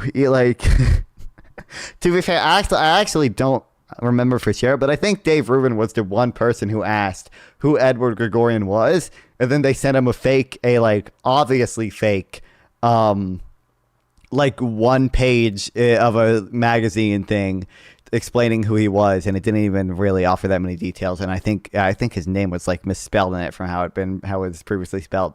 And also, you can't find any information about Edward Gregorian anywhere else except this one page that they sent him. But that was enough for Dave. If that even was him, it might have been another one of the commentators. I don't remember for sure, but I believe it was Dave. Of the book, and you can read all of my thoughts. And if you're anti-corruption and you're anti-war, you should be on the Trump train. But your endless hatred, the division that you sow, calling everyone racist and white supremacist. 14 billionaires tried to corrupt his DOJ to send letters of fake about false claims of election fraud. Got Bill Barr to shut down the investigation for the payment that he allegedly took from Egypt. Tried to solicit interference in the 2020 election by withholding aid from Zelensky in exchange for investigating Hunter Biden and Joe Biden. All of that stuff, it's why you're not respected. But I don't mean to get into the personal side of that. I'm talking about now something that culturally has shifted, and everyone can see the grift that you're up to, trying to sort of dance with the thing. But it's just not necessary, and I don't think that many people will buy it. Well, Cenk, let me put to you, Cenk. Okay, hang on, Cenk. Cenk, hang on. I'm going to read you something just to see your reaction. But Laura Loomer called you out on X, as you know, and she said this: "You are the radical left, Cenk Uygur. You're a narcissist and opportunistic grifter who's gotten rich off demonizing President Trump, calling his supporters fascists and Nazis, promoting open borders, glorifying Hamas, and pushing conspiracy theories about Trump for 9 years. If you want forgiveness, get on your filthy knees and pray to Allah, because you aren't welcome on the right and you aren't ever going to find a redemption arc no matter how hard you pander." And she goes on and on. I'm going to keep calling you out every time you try to move an inch closer to many on the right, because you're too dense and too dumb, or because they're too dense and too dumb to decode your subversion, but I'm not. So look, there are lots of people on the right who think that you're on some great move here to, as she puts it, wiggle your way into the middle and over to the right, so you can then poison MAGA with your, as she puts it, subhuman. Bro, I think Cenk has just always had these dumb positions. Cenk, how long has Cenk been talking about cutting the military budget? I don't think it's good, but he's always had this position. He's always been when he says anti-corruption, he's obsessed with money and politics, guys. So political takes. Your thoughts? Yeah. Okay, so look, this is people like Laura Loomer and Dave Rubin are the exact problem. And I think actually somebody else on this panel was part of the solution. That's Dave Smith. And I want to come back to that in a second. So when you have people like Dave Rubin switch all of their positions, what happens is when you go to do nuance and you say, hey guys, hold on, let me explain. Hold on.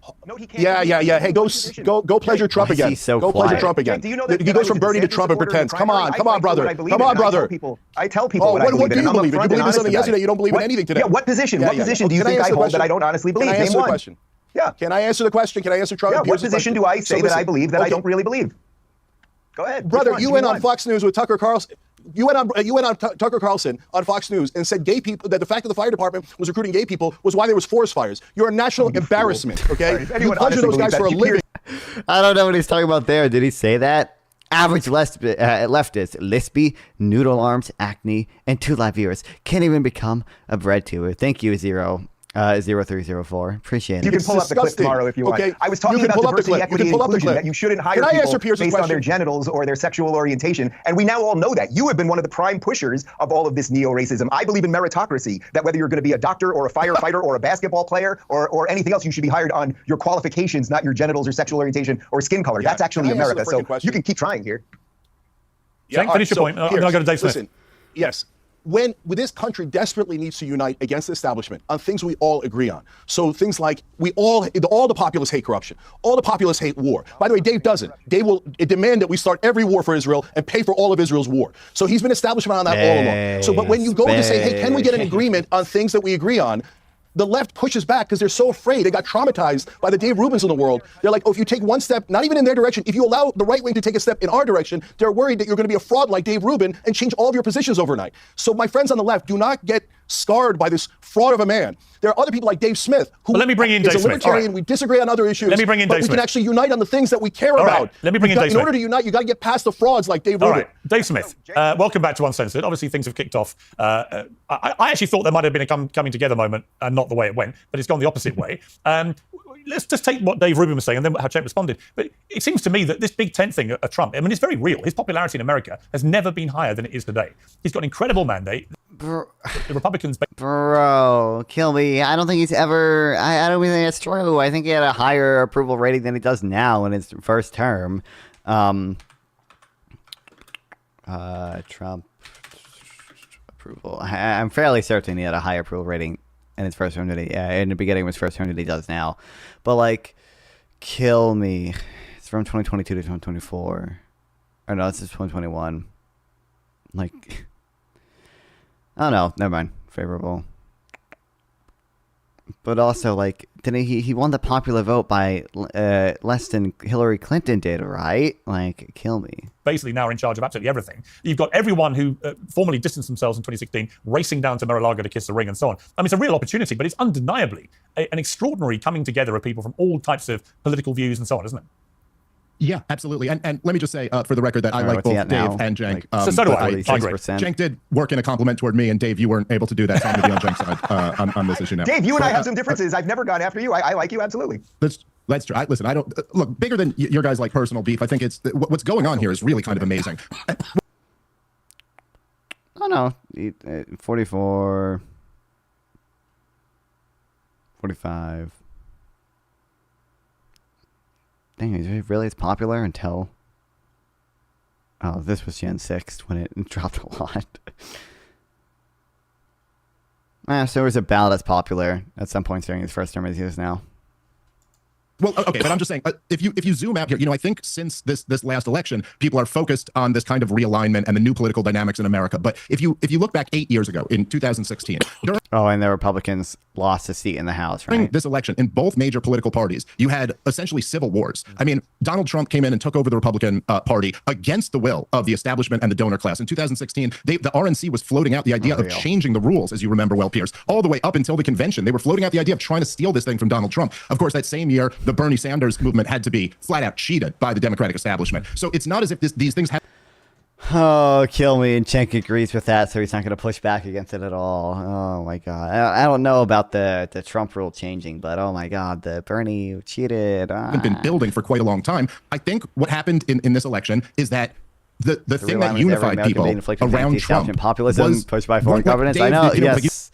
It's all the realignment. It's literally just people on Twitter believe in crazy conspiracies. And it's all just anti-establishment conspiracies, and they happen on the left and right. That kill me. You said me and you disagree on a lot of issues. I think a lot of people who ended up supporting Trump disagree on a lot of issues. The one thing that united all of us is that we opposed the blatant corruption of the establishment and the corporate media apparatus, which is nothing more than the mouthpiece of the regime, constantly in the business of lying to the American people. Chenk agrees with this. Kill me. Of course he does. In service of... it's going to be a 1v... I don't even know what her beliefs are, but it's going to be a fucking 1v5, dude. The regime. And this is what a lot... So this is how you're able to get someone, a liberal like Bobby Kennedy and a liberal like Tulsi Gabbard and somebody like J.D. Vance or somebody like Vivek Ramaswamy, why they can all come together is that they all oppose the corruption that permeates D.C. that has truly, profoundly degraded this country over the last 25 years. And I think that there's, just with that basic understanding, there's a lot that people, even with very different political views, can agree on. Yeah. Amala, I want to come to you, but I want to play a clip from Stephen A. Smith. This is where he's calling out people who say he's on the right because he's been criticizing Democrats. Let's take a listen.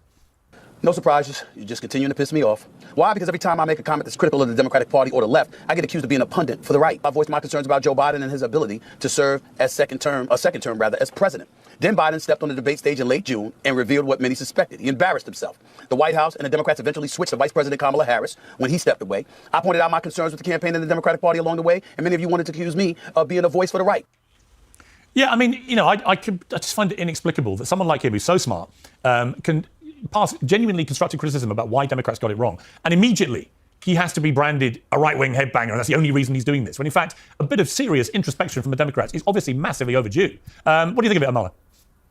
Yeah, I mean, I completely agree with your characterization. I think this is a big part of why they lost this past election. And it's this sort of dogmatic fervor that they have for everybody to toe every single part of the ideology that they represent. And I had a very similar... Are you kidding me? Bro. The Democratic media apparatus is way more critical of Joe Biden than the right media apparatus is critical of Donald Trump, bro.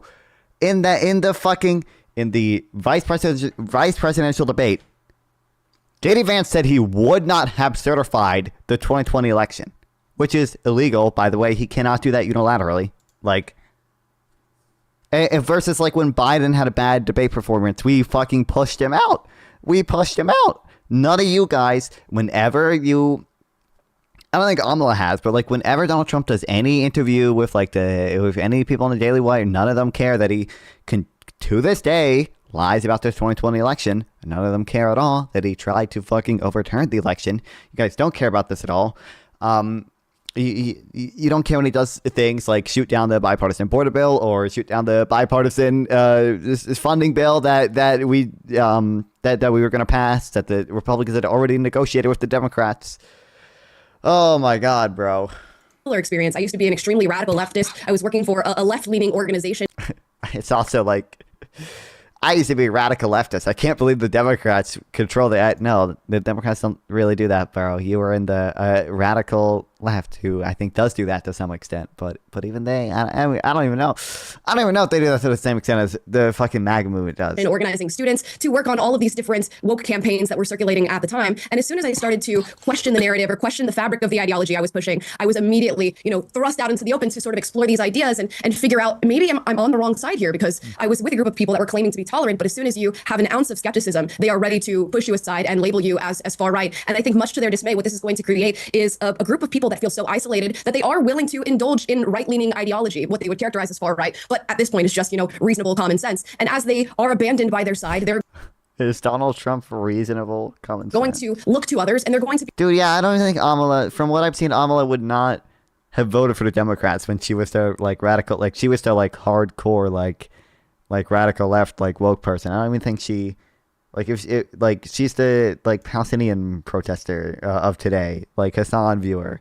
I don't think she's voting for the Democrats anyway at that point. be accepted because we are able to explore. We are. I don't think she knows much about the Democratic media apparatus if she's that was that far left. Are actually promoting skepticism. Yeah. Lindy, I want to play a clip. This is Kamala Harris overnight. I don't know why she thought this was a good idea to come back out before Christmas as everyone was licking their wounds and almost like she was in campaign mode again. It's please, do not do this. But let's take a listen to what she had to say. Get some rest over the holidays? Spend time with the people you love. You know, I believe family comes in many forms. There's family by blood and there's family by love. I urge you, then after you have had some rest, in fact, I challenge you to come back ready. Ready to chart our path to the future. Chin up, shoulders back. Forever impatient for change. I mean, Lindy, no disrespect to her, because she's a perfectly nice woman. She would not inspire me to open a bag of chips. I mean, seriously. I'm gonna shoot my dude. I'm gonna shoot. This is the criticism of Kamala Harris we get. This is the really. I am going to shoot. Look at this perfectly fine speech of Kamala Harris. She couldn't inspire me to open a bag of chips. Now, will I criticize Donald Trump for trying to overturn the election or saying insane shit about Haitian illegal immigrants? No, I don't care at all. Like, are you kidding me? Like this bitch is like, I can't believe that the Democratic media apparatus is so they need you to support Kamala Harris 100% all the time. And then like the criticism of Kamala Harris we get is, well, I can't believe she told people to get rested and come back prepared. What? Are you fucking kidding me? Like, dude, if Donald Trump had said that, that'd be like a good speech for him. You know how much, like, as much as like people who criticize Kamala Harris, word salad, you know how much Trump rambles on in half of his speeches? Bro, like it's nowhere even close to when after Donald Trump killed al-Baghdadi, and it was like he died like a dog. They didn't go through the door. Normally you could say knock knock and go through the door. Like, are you fucking kidding me, dude? And I think that she sort of personifies now the ghost of Christmas past, as does Biden. The Democrats have got to move on quickly, haven't they? Yeah, I couldn't agree more. She's indulging. This is insane. Illusions of running for governor in California in 2026 and perhaps even running for president. And well, no, why are you engaged? No, say fuck you. No, don't engage with this. Why are you even engaging with this? What the fuck? Just say what? I honestly, if I was here, I'd be like, what the fuck even is this criticism? Dave, do you believe it's the result of the 2020 election? Like what the fuck? Like in 2020, and I just want to echo what a lot of you guys already said. This past week has been harrowing for me. This Saturday, I went on Fox and Friends and I said that Democrats have a stench of loser hanging over them. Yeah. As soon as I said that, there were boycott campaigns against me, unblock, unfollow campaigns. I lost 40,000 followers. Really? In 4 days. People have called me the W word. Do we have a single reasonable fucking person here who is gonna like frame this and it like, oh my god, I don't know what we're allowed to say, but you can fill in the blank. We're uncensored. Let's say it. Say what the word was. Am I allowed to? Yeah. Well, they called me a whore. They called me the C word. They asked for me to be deported. And you can just search for my name in those terms on X and you'll see a bunch of them. So, all these so-called Democrats, the party of inclusion, the party of diversity, masks off. And it's even worse because they pretend Dude, when Kyle Rittenhouse said that he didn't support Trump and he was going to write in Ron Paul, he got bullied and they started fucking transvestigating him. They started saying Kyle Rittenhouse was actually a woman and a trans female to male, and they bullied him so hard into supporting Donald Trump again. Are you fucking kidding me? to occupy the moral high ground. This is This is what we're focusing on here. At least with Republicans, they are who they are. But with Democrats, they pretend to be, so loving and caring and embracing of diversity. But all of a sudden, when I dare to utter any criticisms of the goddess Kamala Harris, I get ostracized. Me, after having raised tens of millions of dollars for the party, and I'm being called a grifter. When all these years, I've said on TV, I've said to the press, I'm a conservative Democrat. This is not a switch for me. This is just me. This is who I've always been. Yeah. And also, my donors are pissed. They raised $2.5 billion across Super PAC in the campaign. It's my responsibility. It's my duty of care to ask what the hell happened with that money? Why did we spend it? Why did we spend millions of dollars on 5-star hotels for campaign staffers? Why did we spend $500,000 essentially bribing Al Sharpton moments before he interviewed Kamala? These are legitimate questions, but no, in the cult, you can't ask questions. Yeah. And leaving the Democratic Party or even questioning the Democratic Party is like leaving a cult. It's terrifying. Yeah, Dave Rubin. How are we so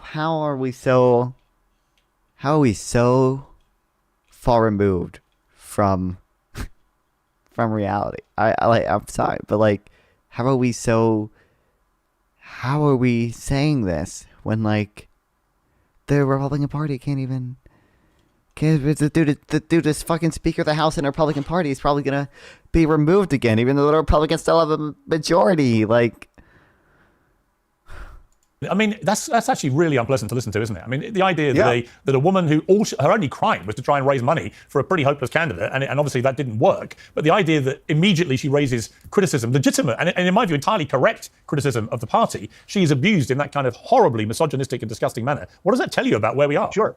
Well, I would say, Piers, we have a living, breathing example of that happening on this panel right now, which is that what she just illustrated there is a bunch of yeah, we are living in the fucking bad time. Attacks on her character and her behavior and saying awful things, and you can describe them as misogynistic and all those things. Look at everything that Cenk just said to me. These are just attacks not on my beliefs, but on my character, which again, he couldn't illustrate one thing that I say that I don't believe. I woke up very early to the excesses of the left, what we now know as wokeness. I came out against identity politics, and I wanted to return America to what it was founded on, which was individual liberty and judging everyone by the content of their character, not the color of their skin. The progressive movement is wildly attached to something that brings everyone back to ancient hatred. So when you leave the left, as both of the ladies just pointed out, you will get unending hatred, usually having nothing.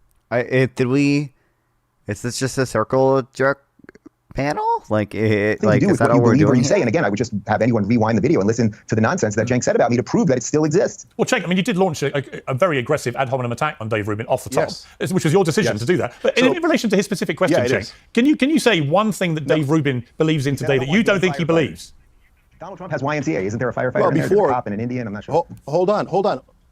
Look, there's a couple of super important things to say here. But first of all, in answering your question, look, Dave doesn't believe in any of the positions he believed in. Before, he thought he believed in affirmative action. He believed in this. Okay, affirmative action. And now he says it's the worst thing in the world. Affirmative action. I evolved. I used to believe in identity politics. Okay, so you changed. Like you asked me to say. Yes, why can't you asked me to name something you changed on? I named it. You're telling me I don't believe what I'm saying right now. You're calling me a sellout. They asked for an example like bad faith, which like the easiest. Dave Rubin doesn't believe in the 2020 election, right? Is that accurate? I'm pretty sure he doesn't. I'm pretty sure the last time he was on a fucking Piers Morgan panel, I think Destiny asked him about it, and he did not answer. Did you believe the Russian propaganda you were paid for? Oh, you are. Did you believe the Russian propaganda you were paid for? I was not paid, Cenk. I was not paid $100,000 a video. Oh my God, you clown! I would recommend anyone look into that to find out a bit more on that. Cenk, how much when you took $1 million from Jeffrey Katzenberg? What did that?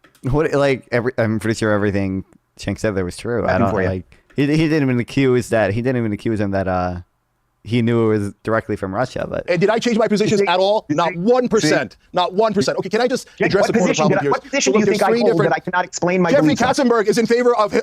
Jeffrey Katzenberg is a good guy, but he's in favor of Hillary Clinton, Joe Biden, and Kamala Harris. I was against all three. What part of that is unclear? So look, Piers, there's three. Hang on. Cenk, here's my point. The point Dave Rubin is making is, why shouldn't he be allowed to go on an evolution of his views? And why does that mean that right now you can say to him, as you did, you don't believe anything you're saying or believe now, when actually it's completely possible that he 100% believes everything he now says because he's changed his mind? Why can't he do that? And why don't you believe him?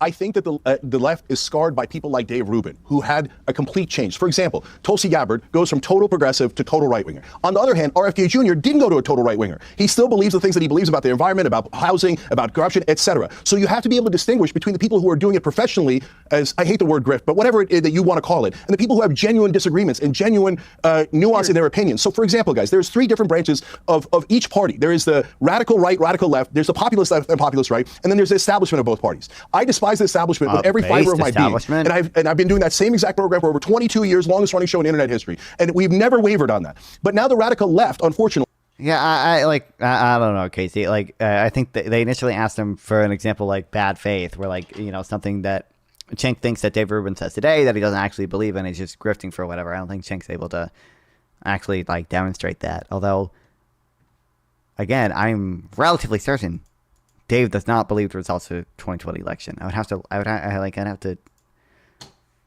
look it up. I don't know if I'll be able to just find a clip of it, but Dave Rubin 2020 election. I don't know. Is doing what you're worried about, Piers. That the minute that they see anything where you say, I agree with the right, when they agree with us on something like anti-war, they go, oh my God, hold on, let me finish the thought. Let me finish the thought. And what people then say is, oh no, he's going to pull a Dave Rubin because these guys get paid to go fully right-wing. I feel like there was a Piers Morgan panel one time where I feel like he said he did not believe the results. I don't know for sure, though. No. We got to play to us why we haters, but watch this show just so that you can tweet angry things at me. How's it going, people? And thanks for the views. It is November 16th, 2020. We are just one day shy of 2 weeks from that election that we had, and we still don't really have results. We've got the AP saying we've got results, and we've got CNN saying we're results, but no results have been certified.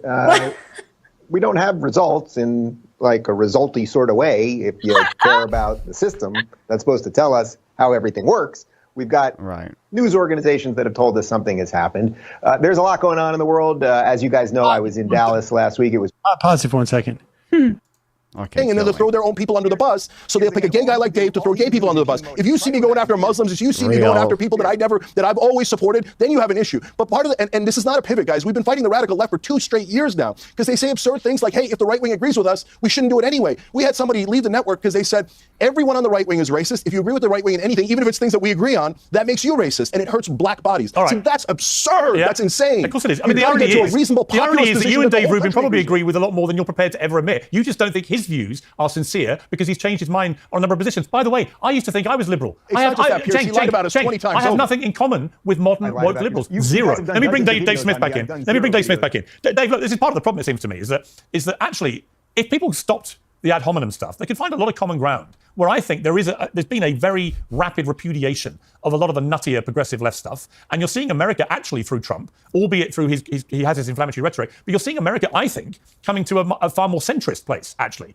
which is why he's managed to attract people from it's anti-establishment. all different walks of life. I think because from people from all different walks of life, are all anti-establishment nowadays. They all hate the corruption that they think there is. They all think there's somehow like an easy solution to like government waste because they've all been sold the lies by the anti-establishment people on both the left and right. Cenk will say too, like, I want to work with Doge and cut the Pentagon spending by 50%. I think that's what's going on, and you're seeing. But it doesn't even like, bro. No, I keep going to the economic stuff because that's what I read much about. No, like the Republican Party, they're not used to support. It's not centrist to support universal tariffs. It's not centrist to support mass deportations. It's not centrist to support ending the independence of the Fed.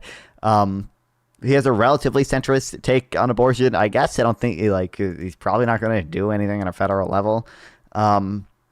It's not centrist to support Schedule F appointments and give the executive branch way more power by letting the president fire civil servants, whatever you want. It's not centrist to allow for the corruption of the DOJ. Like what? The people on the extremities beginning to look more and more irrelevant. The corruption at Casey. Do you not like? I think people on the right and left both exaggerate the amount of corruption that is in the government. Yes. I think they both greatly exaggerate the amount of rent seeking there was in the government. I think they both greatly exaggerate the effects of lobbying. Yeah. You know, a lot of times it's about how we use these words and what they actually mean. I'm not sure that centrist is the right word, but I do think, to your point, if you have people who call themselves liberals and they are blatantly opposed to free speech, which there are quite a lot of. This has been very normalized over the last 10 really over the last 8 years. I don't mean to drive this into semantics, but what you're describing is not liberalism. I mean, this is just, and in a similar sense, like people who are, anti-war or pro-free speech, the idea that that's considered like a right-wing position is just nutty. I mean, I think anybody who, it's like at this point, then these words. I think actually the deportation thing is relatively popular, but don't mean anything. I think that in many ways, whether you call something centrist or radical depends on the current environment, right? So like if you over-exaggerate, he thinks it's a democracy. How cute. Welcome to the stream, Miss Goober. Yes, I think we are, in fact, in a democracy for the most part. Yes, every democracy index says so. A lot of democracy indexes have it lower down than other European countries. 90%, 6% of elections are won by the candidate who raised the most money. Causal inference is my passion, buddy. The fact the majority of money is corporate money. Most elections are for sale in the U.S. Lobbyists are the buyers. There's no evidence of an actual causal thing there. You're skipping a few steps there, buddy. If you were in the middle of like a lot of people donate to the candidate they think is most likely to win because they want their candidates to support their whatever thing they have. Like Adolf Hitler's rise in Nazi Germany being, it would be a pretty radical position to believe in like Jewish rights. That today in America is a very normal centrist position that almost. In fact, I'm relatively certain even the thing you cite for that says that in the description. 95% elections won by candidate most. Jesus, I can't type. Most money.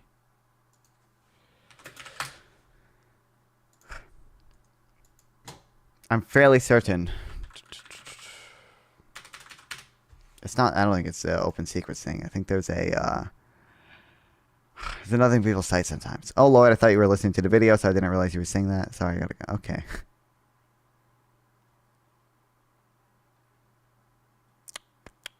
Is it this? Fuck, I forget what it is. Then he says they found this number 1 or 3% off. That's not, again, causal inference is my passion. Everyone agrees with. So what Donald Trump, again, I think the more correct framing here is the establishment versus the dissidents. And if you think about, everybody loves to brag about a convert. So when Dave Rubin goes from being kind of a progressive to being more of a classical liberal, everybody who's in that classical liberal camp loves that because they're like, look, see, this guy woke up and saw the light and he wants to be with us. And then the tendency of people who are in his old camp is to say, oh, no, he's sold out. Look, I'm not reading anybody's mind. I don't know. I treat everyone, I take them at their word. The point is that look, Kamala Harris was bragging about the Republicans that she had supporting her, right? But who were the Republicans that were supporting Kamala Harris? It was Dick Cheney and his daughter, and you know what I'm saying? Like all the establishment Republicans are the ones who joined him. Who did Donald Trump get? Well, they were all. Fuck, I think I don't have the thing on this. The dissidents. And, Tulsi Gabbard, again, Jake, I get your point. I mean, she has changed on several of her views, but might that have something to do with the fact that when she stood up and criticized the war in Iraq, the blood-soaked monster who sent her there called her a traitor to her country for that? And so when you have that type of dynamic and you get viciously smeared in that way, what tends to happen is people go to a different group and they start listening to that other group. And maybe they get compelled by some of the arguments. Now, I'm not disagreeing with you that it's also true that you always have to guard against audience capture and perverse incentives and things like that. We all have to fight that force all the time. But it's also true. My dude explained how 96% correlation isn't causal because you could just because companies like donating to the candidate who's probably going to win. There's probably there's a huge incumbency advantage. A lot of corporations probably just donate to the incumbent because the incumbent is likely to win, or have more money to spread your name and message. You wouldn't leave, and also you don't. A lot of people probably donate to both sides, but or having more money to spread your name and message wouldn't lead to winning elections. I'm sure having I'm not saying having more money has zero effect. It just doesn't. Just doesn't see. I think people will greatly exaggerate. I think a lot of people greatly exaggerate the to the effect of which it is. That, I remember because I'm a stand-up comedian. After Louis C.K. got in trouble, and when he started coming back, they started insulting the people who were buying tickets to see him. And then they started saying that Louis C.K. only plays for right-wing audiences now. But their definition of right-wing was anyone who wants to buy a ticket to go see him still. So it's just like what happens is that if one group is saying, you're a monster, we hate you, you're a traitor to our country, you should be punished forever, and the other group is saying, hey, we like your point on that, people tend to go toward the path of less resistance and find a new home. Yeah. But I would also say there's something deeper there, which is that people on the right are much more willing to agree to disagree. So you can talk to people. RFK, he was running as a Democrat, and what happened? He got virtually nothing but hate from the lefties. By the way, for the record, I debated. Based. Okay. Wait, he debated RFK? I think does this have the... Never mind, it doesn't.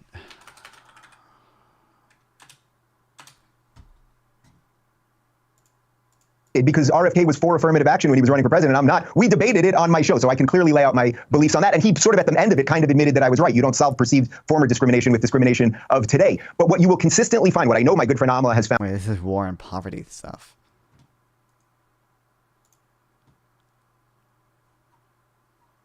This is about the fucking Princeton study that people cite because they're retarded.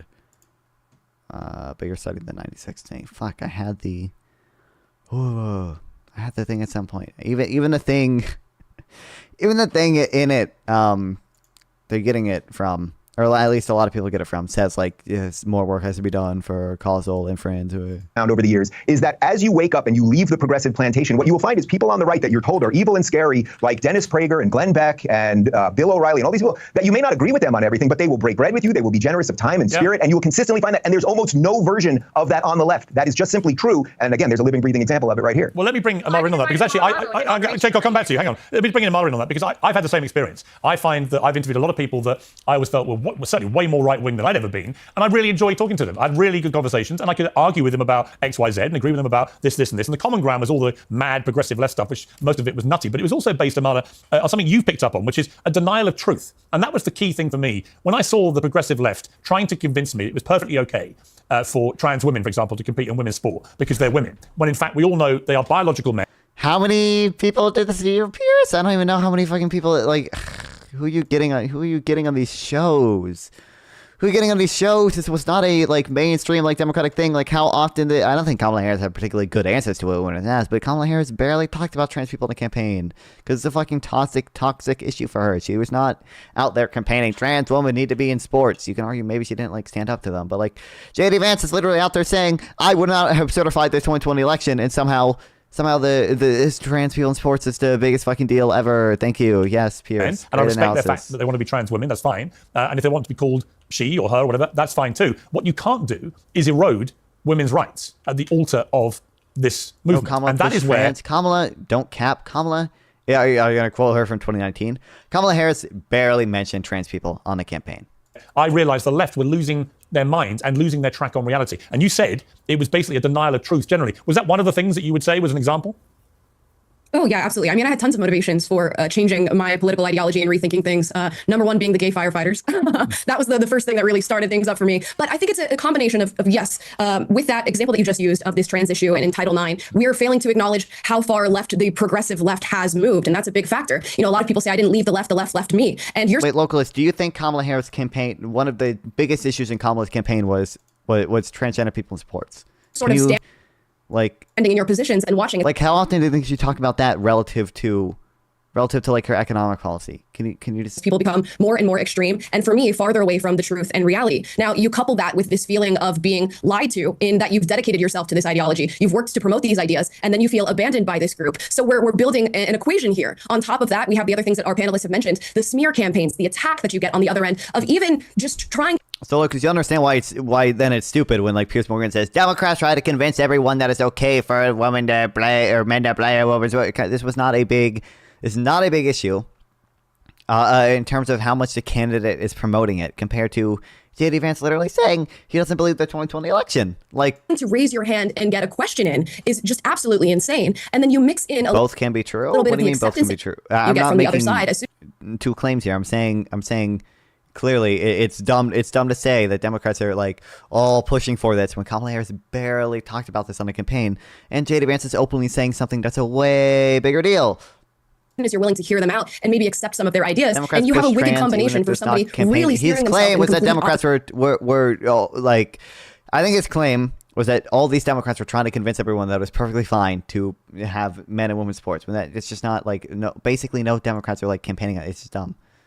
They ruthlessly push a trend. No, most Democrats are scared to fucking touch the issue. No. Opposite direction when it comes to their ideology. Like the most Biden did was sign like one executive order to stop people from having blanket bans on transgender people. No.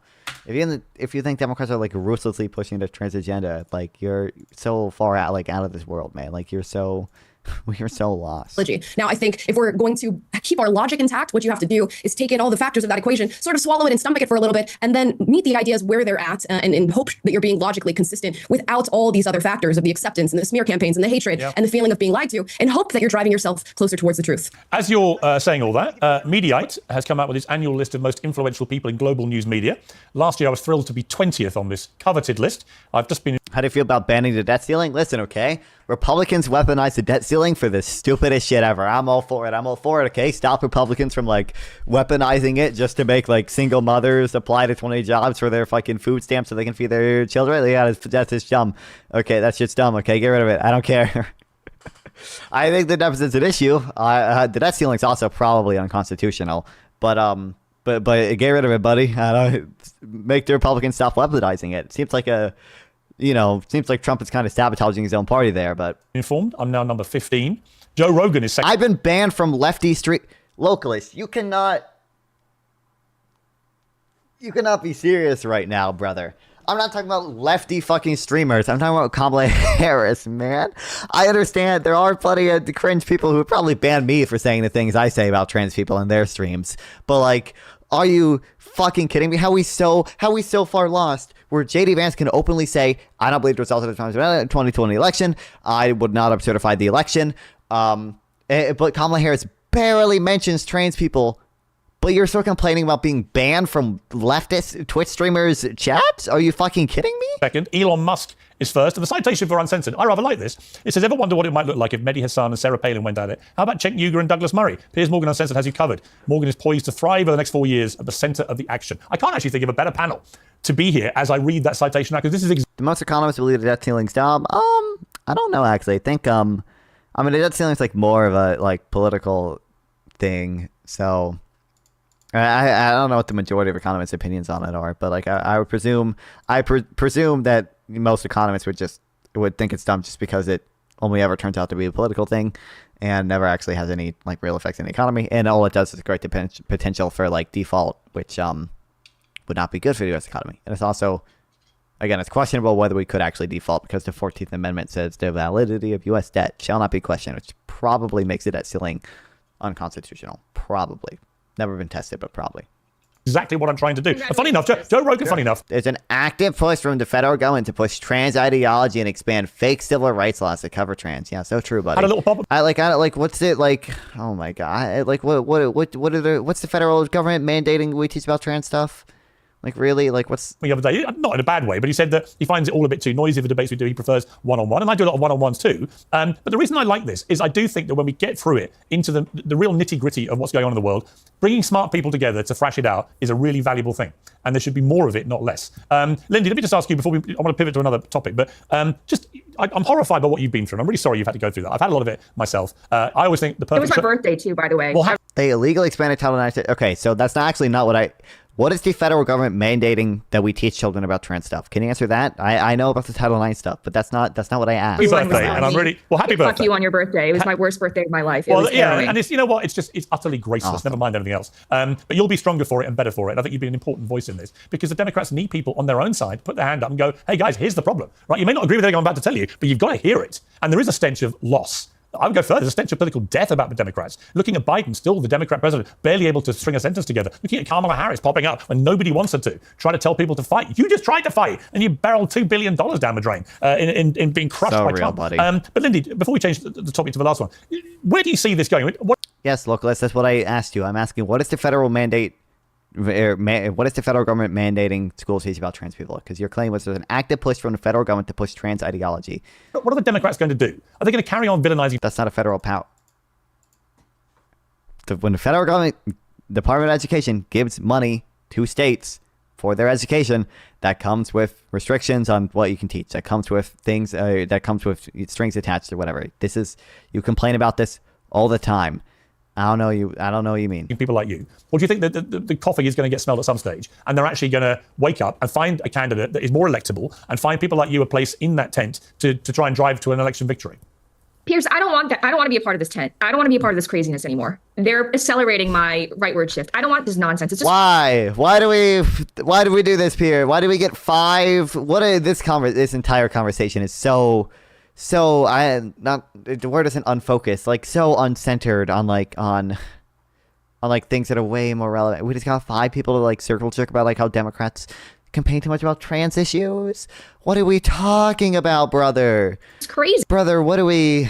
And honestly, they're shrinking their tent. They're basically telling me they're pushing me to bring my tens of millions of dollars that I raise and can continue to raise to a different team that treats me better, that treats me with just common decency. That doesn't call me a communist spy. By the way, the communist regime in China killed my great-grandfather. They don't know my family's history. This is the first time I'm really saying it on air. They are calling me a spy for the regime that killed my great-grandfather. Let that soak in just for a second. That's how disgraceful they are. Yeah. And these are the people who call themselves the social justice warriors. They are dabbling. They are going headfirst into racism anytime someone dares to disagree with them. I don't want to be a part of this nonsense anymore. I want to be a part of the team that says men are men and women are women, and then men shouldn't play in women's sports. And I'm an athlete myself. I'm a marathon runner. I don't want to run against a man. I know I'm going to get trounced. That's just biology. It's science. Of course. It's not politics. Of course. And it always has been just a matter of clear, obvious fact. And people who've tried to defend it, smart people who've tried to defend it, have been disingenuous at best and actually disgraceful liars to themselves and the world at worst, because what they've allowed is this to continue to the point where we had that farce at the Paris Olympics when somebody who's got male chromosomes, reportedly, but it was pretty obvious, battered one female boxer into submission after 45 seconds. And the poor boxer said she had to quit because she'd never been hit that hard in her life. Ridiculous. People will die. This is the Olympic. It's an international committee. We're not even talking about... Oh my God, we're not even talking about America People anymore. will die Oh at the my altar God. of this bullshit. I want to just pivot to well, we've got a few more minutes. This is the story of the shooting of the CEO of the healthcare company, Brian Thompson, and something that the NYPD Commissioner Jessica Tisch said yesterday. Take a look at Thank you, localist. Every student deserves to live in a safe and supportive setting, free from discrimination. As the Department of Education has reaffirmed, discrimination based on sex, including sexual orientation and gender identities, is wrong, is prohibited in American schools. Yet many lesbian, gay, LGBT students experience bullying, harassment. For transgenders in particular, this can be threat. Okay, what are they actually? Okay. How can schools support transgender students? Use welcome. This is not what I'm asking. Okay. When you say the federal government is pushing trans ideology, I expected you to be. What I expected. This is not. The evidence of this effect is you were going to say, oh, look at this classroom where they're teaching students about transgender shit. We can't even provide evidence of that. This is just like schools should not bully transgender people. It's like, okay. Why does that have to be? Because that was your claim. Was that not your claim? You said that Democrats are all pushing trans ideology. That's what I expected. Oh my God. Let me say this plainly. There is no heroism in what Mangione did. This was a senseless act of violence. It was a cold and calculated crime that stole a life and put New Yorkers at risk. We don't celebrate murders and we don't lionize the killing of anyone. Check. A report came out that said That's not a okay. Thanks, buddy. Huge number your of claim. What's your claim? Not about education. Whatever. young people in America were actually fully on board with this. Oh, I guess it wasn't specifically, but we were talking about. We're talking about school, so. Assassin and approved of what he'd done. To which I replied on X, effing morons, which is what I believe they are. All right, that's my bad. We were talking about sports, and the thing that immediately comes to mind when sports is like the school shit, because that's where all the sports come from. What does it come to in society? Putting aside, but also like all this is pushing trans ideology for the top. This just literally says like, hey, school should make sure like transgender people aren't fucking beat the shit out of in a bathroom. Like this, like really, like. Legitimate concerns about the healthcare system. And I have more than any of you, by the way, because I live in a country where healthcare is free for everybody. And if you came over here and fell over and broke your leg, you get world-class free healthcare, and no one will be over you asking for a payment for the bill. So I have strong views about it. But that's got nothing to do with the cold-blooded execution of an executive. And this hero worship of this guy, Luigi. The federal government can't even mandate that they actually use this. It just says like, in order to make sure like LGBTQ students are safe, just like don't. This is it's just like recommending, hey, if you want trans people to feel good, don't misgender them. Like, wow, incredible. Mangione, he's not a hero, is he? So, Piers, I abhor violence, and you know that on every topic, including Israel, Gaza, I always say the same thing, which is violence is both deeply immoral and deeply counterproductive. It's a surrender in the battlefield of ideas. So, but as you see that poll, Piers, you can call them morons, and I disagree with them. So I understand your frustration. But at the same time, if you ignore why they're having this unusual a reaction to a killing, you're making a mistake. And the reason they're having that reaction is because we live under corporate rule. And now both right and left hate that corporate rule. And health insurance is an excellent example of it. According to studies, 76,000 people die every year because they don't have health insurance, because they can't afford privatized health insurance. So the core job of the government is to protect us, military, police, firefighters. And yes, health insurance saves our lives. We're the only nation on earth that doesn't have universal health care. We let our own citizens die for profit. So that is the frustration that is built up, and now being shown in an unproductive way through this killing and the support of the guy who did the killing. But if you don't go address that massive health insurance problem, you're going to get more and more of this, and you can get angrier and angrier, and we can all go into our separate camps. But that's not going to solve it. What's going to solve it is ending corporate rule. And the number one issue is that the establishment takes money from those corporate donors and serves their corporate donors. All right. Trump and Kamala Harris took $700,000 from the health insurance industry to make sure that nothing fundamentally changed. That is a core problem. And if you're a Democrat or you're on the left and you push people out for saying things that are true, all you're going to get is a weaker and weaker party. Let's address the root causes. All right, Dave Rubin, the poll was by Emerson College. 41% of 18 to 29-year-olds believe Thompson's murder was acceptable. The cold-blooded murder of a man, of a husband, a father of two kids in Midtown Manhattan is acceptable because he happened to be an executive at a healthcare company and they disagree with some of the policies. I mean, if it comes to that, then if that is taken, extrapolated across the country, that's the future generation now in America. They think that murdering executives from companies whose opinions you don't like is now acceptable. America's in a very dark place. I mean, it was. Yeah, well, I can basically. To be fair, it's more than like opinion you don't like. It was he was supported. The company was supposedly like denying too many claims, and that was killing people because they had the AI specifically meant to deny claims to everyone. Give you Jenk's answer without denying twice as many claims as the other company. But there's no but there. It doesn't matter what you're aggrieved about. Everyone is aggrieved about something. Everyone has been wronged by somebody, a former employer, a health insurance agent, a doctor, a former boyfriend, girlfriend, whatever it might be. You cannot take the law into your own hands, period. If you wonder why so many people think that violence is okay, again, I would only point at the progressives who for the last decade have been calling everybody racists and bigots and saying this country's run by white supremacists and capitalism's evil and the very founding. What has Dave Rubin said about the Paul Pelosi hammer attack? Do we want to bet? Dave Rubin. Paul Pelosi hammer attack. Let's see. Has he said anything? Has Dave Rubin said anything about it? Think of America's evil, and then they telling them that climate change is going to cause the world to end. Oh. Here we go. I'm Dave Rubin. Push back on them because.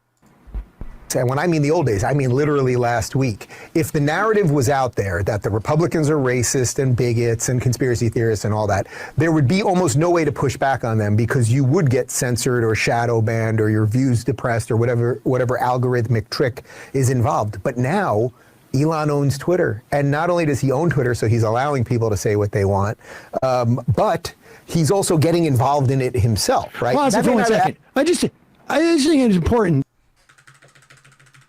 Conspiracy theories. They won't Twitter. And not only does he own Twitter, so he's allowing people to say what they want, but he's also getting involved in it himself, right? That may not actually be the wisest thing. Like maybe he should be cooling it off a bit, but he's poking the bear right now, and perhaps the bear needs to be poked.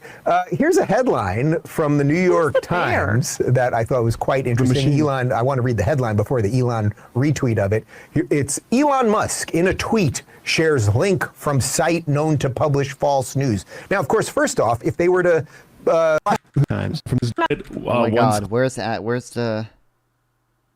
Please. It's so, the guys, but this is about we can expose the nonsense through comedy and an even playing field, right? We have not had an even playing field. But then the algorithmic depression, to be changed Pelosi's house. Well, I deal with this crazy break-in at Nancy Pelosi's house.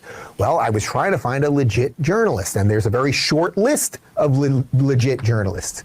Glenn Greenwald, who is a lefty, a guy I've had my differences with in the past for sure, and we've gotten into it publicly over those differences. I would consider him a legit journalist, despite our political differences. He had a super interesting thread on what actually went on in this Pelosi break-in. Here we go.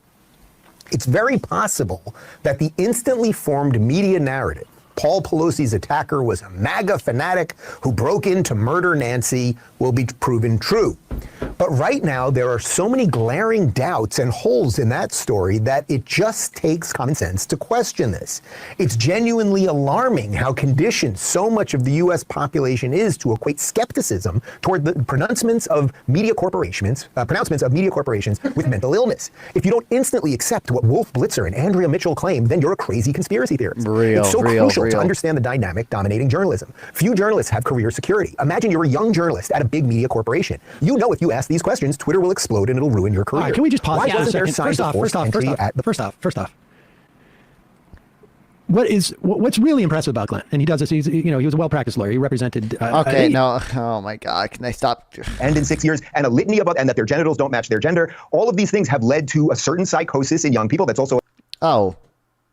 Here we go. Yeah, here's a hammer time tweet. Okay, yeah, thanks, Dave Rubin. Like, really? Like, if someone did this about the healthcare CEO, you'd be screeching about it. So what is the deal with this crazy break-in at Nancy Pelosi journalist, despite doubt police? Why would an evidence would question Paul Pelosi was just arrested for drunk driving a month ago? Like, the guy's life is obviously a bit of disorder. Omar, immediately, these Russia collusion didn't happen. Very fine people on both sides didn't happen. We've been through this game over and over and over.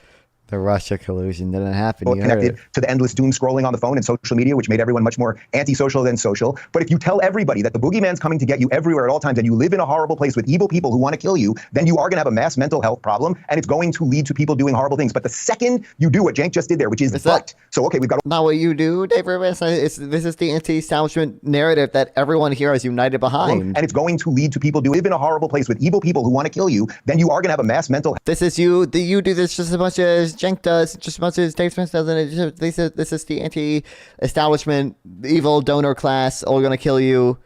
Health problem, and it's going to lead to people doing horrible things. But the second you do what Cenk just did there, which is so okay, we've got all kinds of problems, well then congratulations, anyone can go out there and kill anybody because everybody's got a reason to be aggrieved. We are a nation of law and order or not. It's as simple as that. Yeah, I mean, Dave Smith, I actually agree with that. I think the moment you equivocate when you talk about something like this, you are opening the floodgates for everyone to equivocate. Whatever their cause is, whatever their reaction views is, the moment you start saying, well, that murder was terrible, but...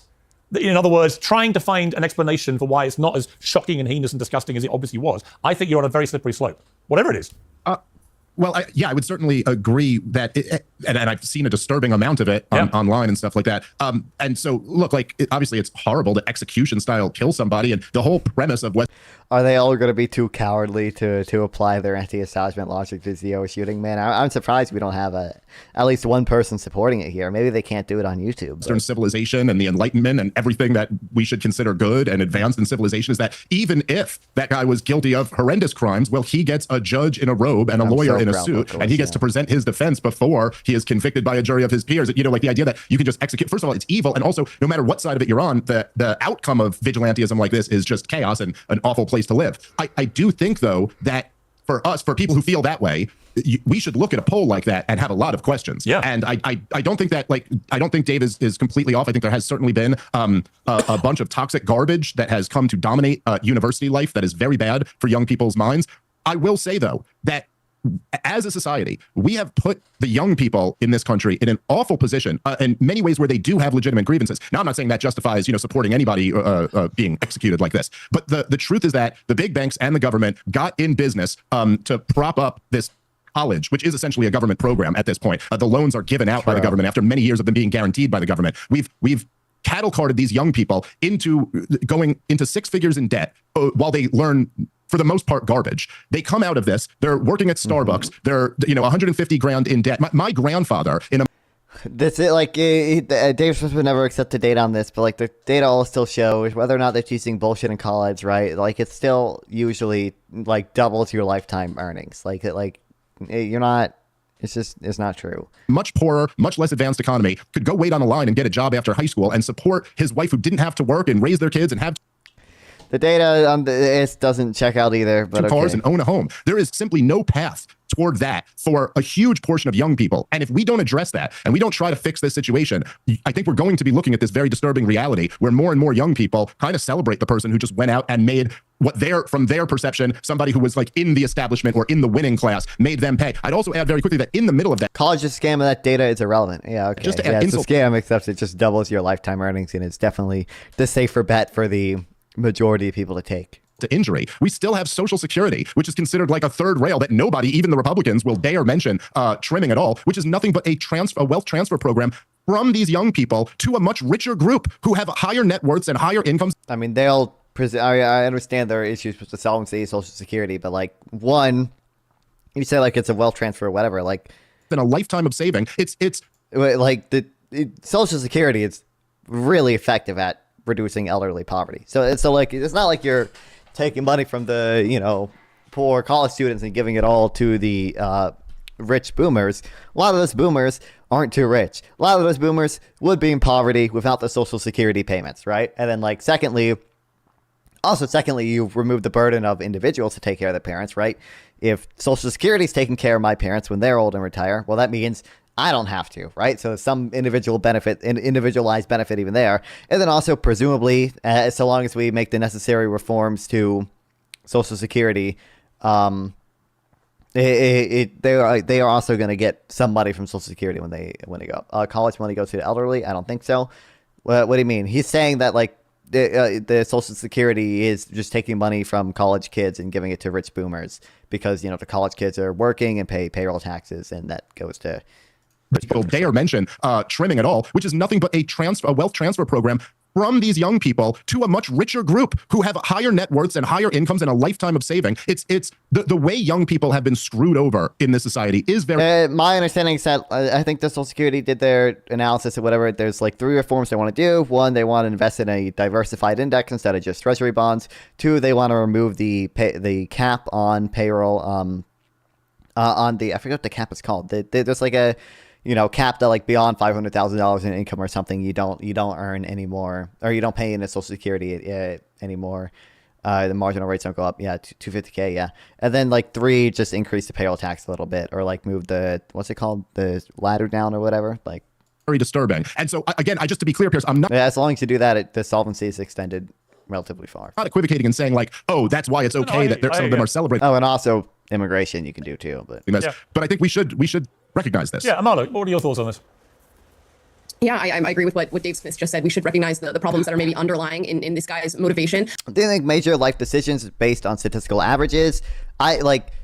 They can absolutely inform it. If the data is all showing everyone who goes to college is making double the lifetime income of people who don't go to college, that is going to factor in my decision of whether or not to go to college. If the data showed the opposite, I would factor into my decision to make the opposite decision. I'm an above average person, so I would never do this. Oh, true, buddy. I obviously don't think that retributive justice is the answer in any way, shape, or form. But to somebody else's point, I think somebody said in response to this office, he had one of the biggest regrets was not getting Social Security into the stock market. Yeah, it's been sort of unusual or dramatic. I kind of want to push back on that. I feel like this is becoming a common response to anybody who we disagree with losing their life. I think for a lot of us on this panel, maybe one sentence that we've said on this show today will now lead us to our deaths being celebrated. God forbid they happen. And it's a really interesting sort of common response that we're seeing in today's time. I'm reminded of the Titanic submersible. Now, that wasn't an assassination, but those people dying was celebrated all across the internet in a very disturbing fashion. And I think it's about this sort of redefinition of violence that we're experiencing right now. Your words are violence now. Your actions are violence. Your silence is violence. Yep. This CEO, the violence that he was committing on the daily basis was being a CEO. And I think that redefinition is really taking root specifically in young people. And when you mix that with the agitation they feel over their economic standards, the world that they're living in, the society that is increasingly becoming sick, we're going to see, unfortunately, more of these actions take root. Yeah, I think you make some great points. Lindy, final word to you. Yeah, and what's really rich? Leftists love to talk about gun violence, and I am a huge advocate for gun safety. But wasn't the gun 3D printed? Where was that? Where was that energy when this happened? Yeah. Suddenly it didn't matter at all. Suddenly they were worshiping at the altar of Luigi with no mention of guns, no mention of ghost guns, which is one of their favorite topics. But all of a sudden, you can hear a pin drop because no one is mentioning it. And I do want to mention, if this guy weren't hot, there wouldn't be this mass hysteria around him. I think a lot of if he'd executed a female executive, there wouldn't have been the same reaction, right? It was the fact it was a guy who was a middle-aged white guy executive. He fitted the narrative they wanted, which was perfect hate figure for the whole health. And we learned he wasn't even a client of United Healthcare. Right. Neither was his mom. Yeah, I think this guy, Mangio, is a total fraud. And the idea that he's some kind of Pied Piper, Robin Hood figure, forget it. He's just a cold-blooded killer with a twisted mind who thought he'd make a name for himself. Got to leave it there. Merry Christmas to all of you. What a great panel that was. You can say that again, right? Merry Christmas, guys. Merry Christmas. We can say that again without being so cancelled. real. Oh, yeah, so true, buddy, the war. On Christmas, and they won. Oh no, the atheists are in barrels. The fact we're all still here means the cancel culture is dying. Thank God for that. Thank you all very much, and I hope to see you all again next year. My next guest is one of President Trump's most loyal supporters in Congress. Like the man himself, she's no stranger to controversy. Man. Like the man himself, she doesn't seem to care. Colorado Congresswoman Lauren Boebert has been comfortably re-elected for another 2-year term. Here are some highlights of her first. So I'll ask again, did you shadow ban my account? Yes or no? Again, not to the best of my recollection. So the answer is, Mr. Roth, yes, you did. I found out last night from Twitter staff that you suppressed my account for this tweet. What? It's a freaking joke about Hillary Clinton being angry that she couldn't rig her election. Who the hell do you think that you are? Do you continue to assert the slope of the roof as a credible reason for leaving this position undefended? There was no order to hold fire. Our agents and officers have the ability to neutralize a threat. You need to be fired. You do not need to hold this position. You are not the best for this job. And then you take this microphone. And I've also seen the coal plants that have been decommissioned in my state. But 100% we should I've seen the energy regulations that have regulated my district into poverty. Well, I disagree myself with the Congresswoman on some key issues in the past. But in the spirit of Christmas, There was no way that Piers earlier in this fucking video plays a perfectly fine clip of Kamala Harris saying get some rest over the holidays and come back stronger, blah blah blah blah blah. And now he's bringing on this diehard MAGA bitch, and it's well, I might disagree with her on some specific things. Are you kidding me? For an insider's view of Trump 2.0, I'm very pleased to say that she joins me now. Well, welcome to you, Miss Boebert. Welcome to Uncensored, finally.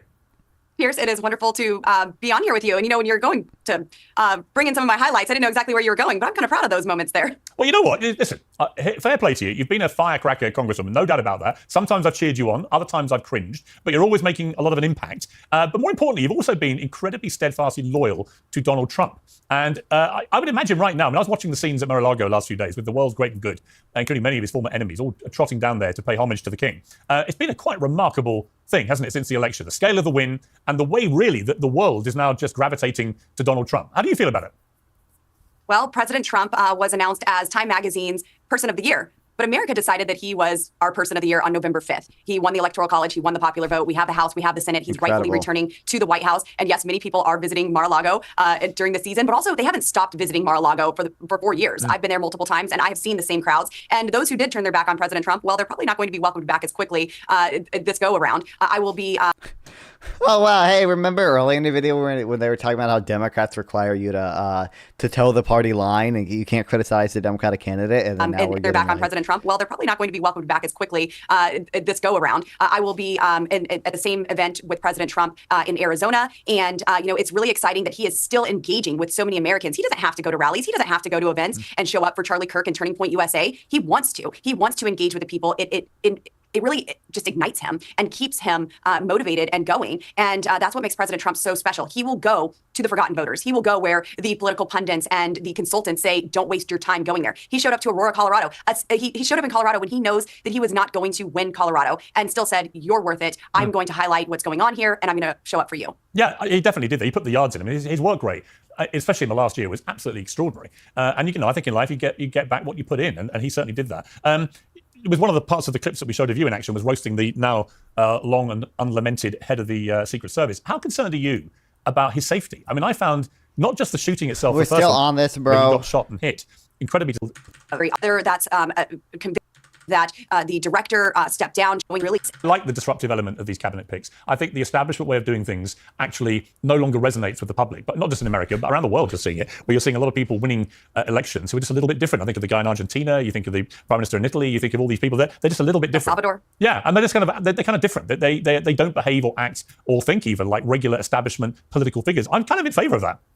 Mm-hmm. Absolutely. And that's why we saw President Trump get elected in the 2016 election. And that's why you've seen people like me, like myself, get elected, because people are tired of these smooth talking politicians who have all of the right talking points. They get home, they promise one thing, but then whenever they're at the place you sent them and trusted them to be, they do something completely different. They don't govern as they campaign. And they're more... Yeah, okay, let's see if we get the $2 trillion in spending cuts that Elon Musk wants to do. And we'll see if we get the...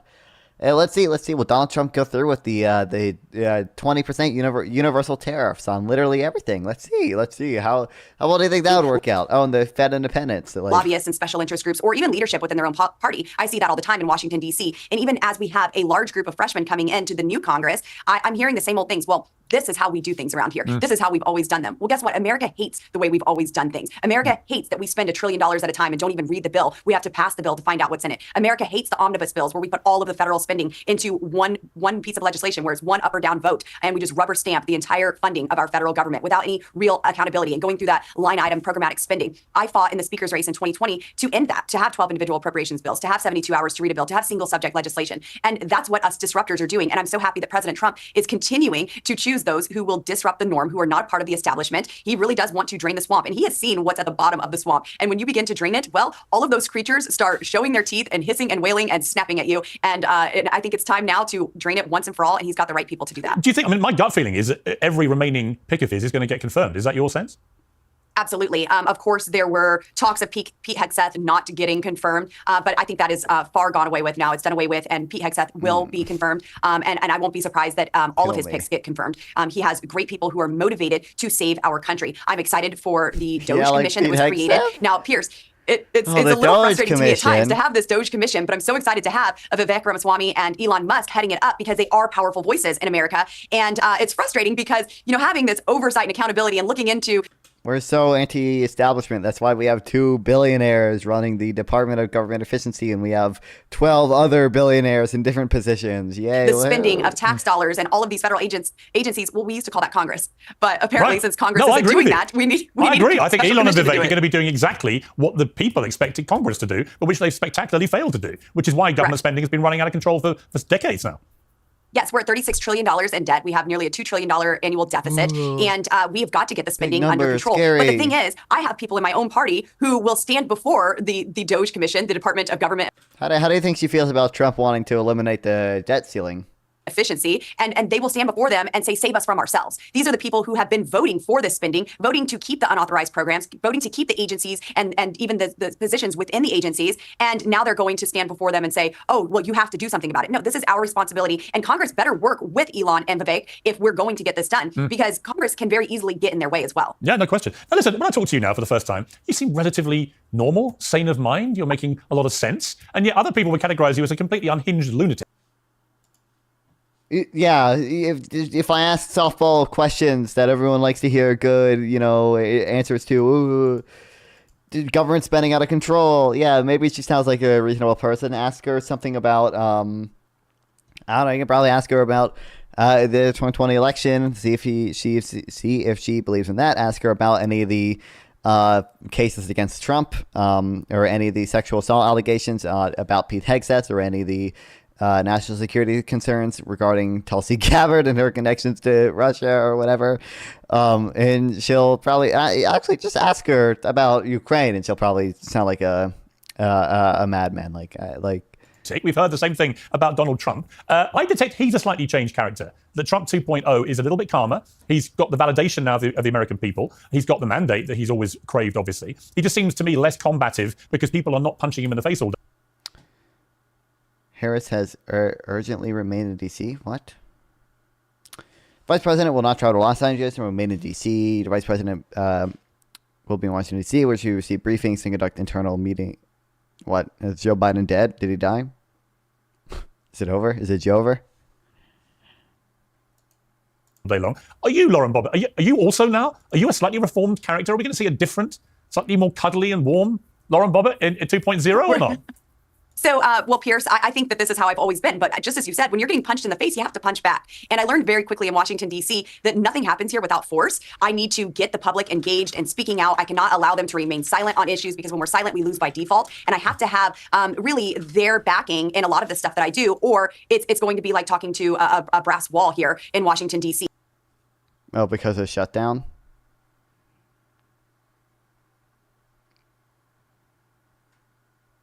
Harris canceled a trip because the government shut down. Normal things, no reports in say.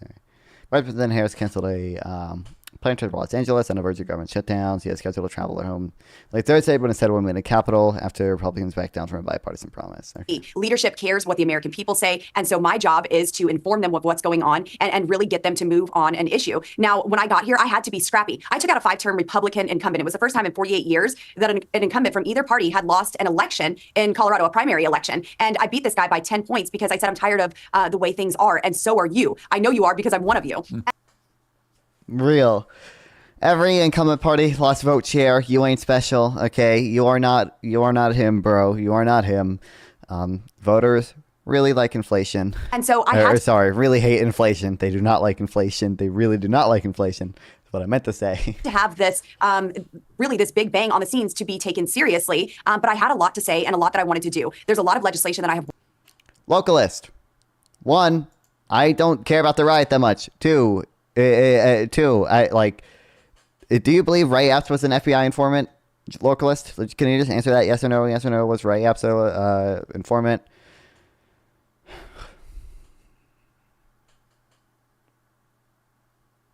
She moved to a different area in Colorado. Worked on, and that's. Is that why she won? That's one of my favorite parts of this job. Piers, I have this. Of course he was a Fed. Okay, then I don't know. If you believe he was a Fed, then I don't know why you're believing the FBI statement that whatever people they have 26 confidential sources, because you actually I think it was the Inspector General said that none of the informants who breached the Capitol grounds were charged. Ray Epps was charged and sentenced to probation. So clearly you don't trust the FBI if you believe Ray Epps was a Fed. He breached the Capitol grounds and he was charged. Not on the confidential human sources who breached the Capitol grounds were charged. So clearly you don't take their word for it. I don't know why you're niche little zip know. code bill that is the biggest deal to me. Here in America, the post office can just take away the recognition of a zip code from a city. And with that comes serious consequences like losing tax revenue, insurance rates for homeowners, or even emergency response times, and so much more. And the post office won't acknowledge petitions of the cities who were trying to get their unique zip code redesignated by the post office. And so I made it an act of Congress. And now we are actively working in the Senate to get 51 communities, their zip codes to be recognized by the United States Postal Service. And this is the stuff that I'm passionate about. I want energy development. I want deregulation. I want a secure border. And I want to ensure that Coloradans have exactly what they sent me to get. I want them to have more water storage and managed forests. And these are the things that I work on that you're not going to hear about on CNN or even Fox for that matter. Okay, let's find something where I disagree with you passionately about to end on, because it's all been way too chummy so far. We're starting to be friends here. We better fix No, this. let's not get ahead of ourselves. I know it's Christmas. So we've got the inauguration coming. President Zelensky from Ukraine is apparently going to attend. You were, along with Matt Gaetz, two of the Congress people who refused to stand or applaud when Zelensky addressed Congress. Would you have applauded or stood up for Vladimir Putin if he'd been speaking? So I do believe that I did stand when he entered, but there were many things that he said that I absolutely did not stand for. On the contrary, there have been things that I've stood and applauded Joe Biden for. And so it just depends on the topic there. But was I going to jump up and down for joy as Zelensky is walking into the United States House of Representatives in a sweatshirt and just awaiting for his next check to be signed by Joe Biden? We've sent over $200 billion, or right around $200 billion, and Joe Biden is still wanting to send more money to Ukraine. Actually, that might be true by now. But usually the spending bills that we appropriate for Ukraine usually are only about like half aid, and they include aid for other shit in there. Like the first $100 billion that we sent to Ukraine was only like actually $60 billion aid to Ukraine.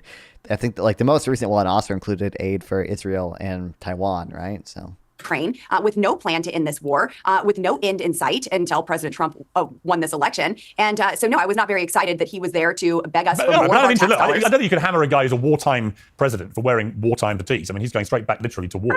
I think a pullover sweatshirt is a... Act like it's okay. Yeah, it's another thing. Like, it's the old weapons, and then we just buy, like, new weapons. Like, all the money... Most of the money stays in the U.S. Like, I think it's literally 85% stay in the U.S. because, like, we just give it to Lockheed Martin, and that creates jobs in the U.S. Well, it doesn't necessarily create net jobs because it draws resources from other sectors. So unless there's idle resources, then you could actually have a decrease in net job. But regardless... that like supports Lockheed Martin and all the engineers there, like is wartime attire. Well, he wasn't in a flak jacket. He was in a sweatshirt. I don't think it really matters whether he's in a suit or not. Here's my point to you, Lauren, is this. Whenever I hear, and there's a large number of Republicans that say the same sort of stuff, and I'm always like, it's such a weird thing to hear, because like 30 years ago, it would have been unthinkable for any Republicans to go on the record, basically looking like they're siding with Putin against a sovereign democratic European country that Putin had invaded. The idea that you would be effectively saying, well, give the Russian dictator what he wants, I would have thought would have been... okay, what's she going to say? She's going to say, we could get the NATO expansion meme, we could get the... just a corruption meme. We could get the coup meme. I don't think she would go so far as for the coup meme. But what do we think? Do we think it's gonna be the NATO meme or just Ukraine is corrupt meme because he said like sovereign democracy or whatever, or like unthinkable. So why do you guys seem so relaxed about the idea of a Russian dictator marauding around Europe, helping himself to land that isn't his? Well, Putin's asking us for a heck of a lot less money than Zelensky is. And it's really not siding. What price freedom? What about our freedom here? That has been my number one argument. America first. We have our own invasion taking place now, not only at the southern border. The southern border. Oh, sorry, I forgot. The meme is the southern border now. Yeah. The northern border, but also in that's a different issue. Air, you can do two things at once. You're the United States. No, absolutely not. If we do not secure our country, there will not be an America to stand for our allies. I don't disagree with you about that. Hang on. On that, I agree with you about the southern border, but that's nothing to do with Ukraine. I'm just everything to do with I'm just curious why you would be so relaxed about Putin possibly winning that war. Why would you not want to repel him with every fiber of your being? When this first started, I was in support of us helping Ukraine. But then when I saw that there was no accountability for the tax dollars that we were sending over there, that there was no plan to end this war, that we were literally funding both sides of the war through bad energy policies, that Joe Biden had declared an all-out war on our energy production. He was draining our petroleum reserves, our emergency strategic. Because it was COVID and we couldn't get oil, we couldn't get like whatever natural gas from Russia anymore. Yeah, that's when we drained. That's why we drained the reserves to keep gas prices down. You should support him doing that. By the way, he filled the reserves back up when he increased fracking more than Donald Trump did. He signed more permits for fracking than Donald Trump did. You guys don't give him credit for that. He increased oil production to the most it's ever been in U.S. history, the most any country has ever had, ever. You don't mention that or give him credit for that at all. But okay.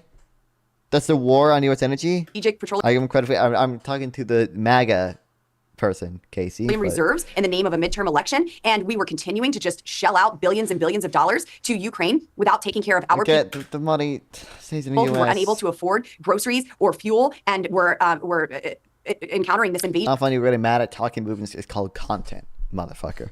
Content, baby. At our southern border, every state has become a border state. Colorado has been negatively impacted. Crime has gone up. Our police are being defunded to care for illegal aliens. Yeah, but And America, so, no, I'm done with all of these Yeah, but wars. hang on, America can afford to do both things at once. And I don't see there's any connection. Of course they can. Wait, where's our money? We are literally. You are literally the spending richest money. superpower in the world. We are literally spending Chinese money to do this. We are borrowing money from China to send to you. Oh my God. We're borrowing money from China because I don't understand how bonds work. Ukraine and other countries. Okay, so throughout what is the world. your I've been voting is your against- solution that you just give Putin what he's stolen? No, my solution is peace through strength. And that's exactly what President Trump is going to bring back. There were no new wars under President Trump. But how does it end? Kill me. President Trump, his strength will end this war. Yeah, but how? Because he does have a great relationship with Putin, and those are negotiations that they are. But how going do you to think have. it should end? Well, it's not just throwing more money at it. No, but how do you end It's it? not just enriching the What's the military deal? industrial Do complex. you let Putin keep what he's taking? That is their deal to make, and I believe that President Trump will do that. My job is to be a good steward of the American tax dollars, and I'm not going to continue to write blank checks. I've even voted against our strongest ally, Israel. I love Israel. I stand for Israel. I believe in them. But when it's deficit spending, when we are sending billions and billions of dollars that we do not have, and we aren't paying for it, we aren't cutting spending or cutting any programs to cover the cost, I can't approve that. Okay. Final question. How are you spending your Christmas?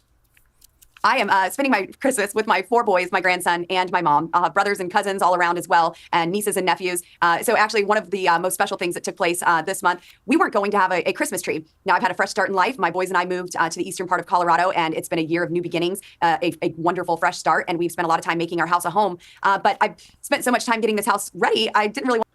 How do you think she feels about Trump's tariffs are gonna make all the fucking every Christmas present way more expensive, 20% more, probably not quite 20% more, but 15% more expensive. Like, I want to go out and buy Christmas decorations, and we're not going to be there on Christmas Day. And so I told the boys we weren't going to have a Christmas tree. And last week when I came home from work in Washington, D.C., I walked into our home to find a beautifully decorated Christmas tree that my boys surprised me with. Fantastic. And it was wonderful. Donald so I will Trump be with them this himself Christmas, came down and we'll from be the celebrating heavens and gave the me a life of Jesus, Christmas the birth tree. of Jesus, and knowing that we get to Oh my celebrate God. Easter in just a few short months. And without the resurrection, it's all futile. Well, there's certainly been some big resurrections in the last few months.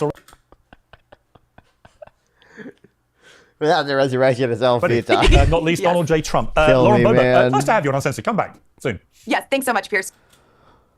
Oh, we live in the maybe not the worst timeline. Okay, we didn't get Matt Gaetz. Okay, Matt Gaetz is down.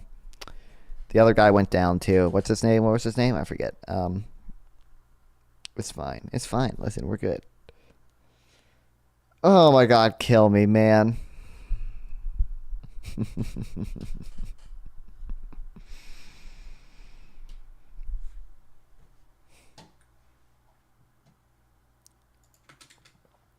Okay, speaking of the cost of living and all that shit.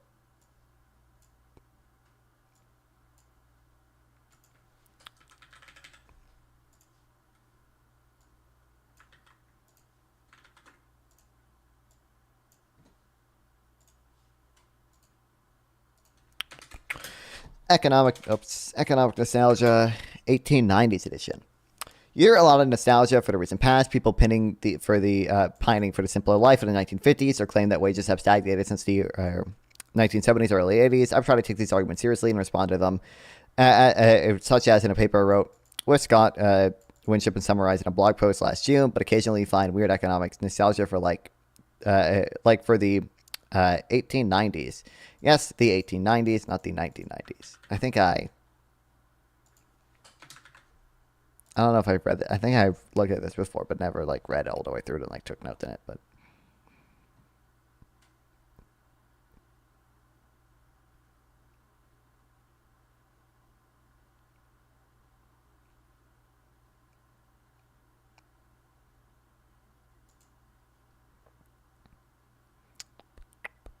Here's one example, a cartoon shared on social media of workers being oppressed in the 1890s with the caption of problems only gotten worse.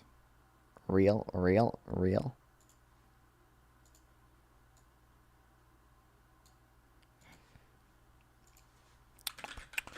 Okay, many Americans should make claims.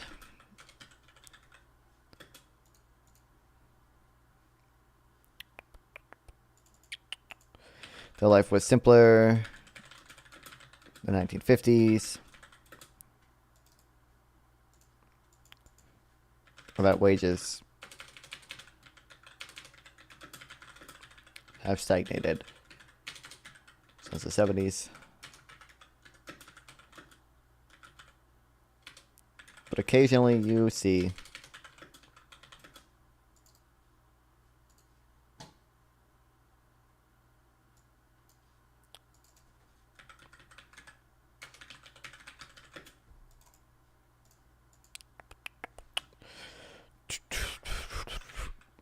nostalgia. Oops, I spelled that horribly. For the economy of the 1890s.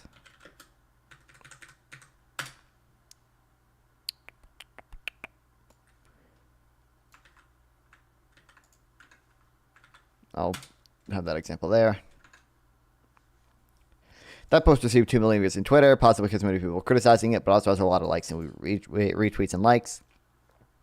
It was just one of semi-viral social media posts from an anonymous Twitter account. We could easily dismiss it, but an 1890s economic nostalgia has been coming from another important place lately. President-elect Trump, of course, used nostalgic policy of the 1890s, but on occasion, Trump will say things like, go back to the 1890s with the or 1880s with the McKinley. I need to look at the tariffs. That was when we were at our richest. Trump makes these claims.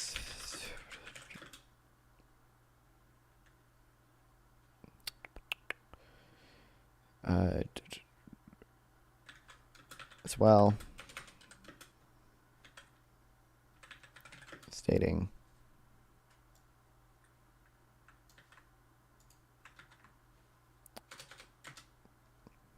really we're I'll say make these claims to justify his tariffs. Really? Richest in the 1890s? Can this be true? Are anonymous socialist Twitter accounts correct? Let's look at the data, but the answer probably won't surprise you. You interpretation is correct. We're much better off today than the 1890s, but almost every way, I think it means by almost every way of looking at it economically. Let's start with wages.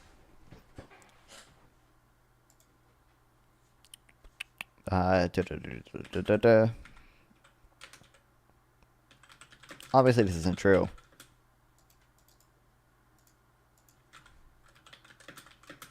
By basically every quantifiable metric, we are better off economically.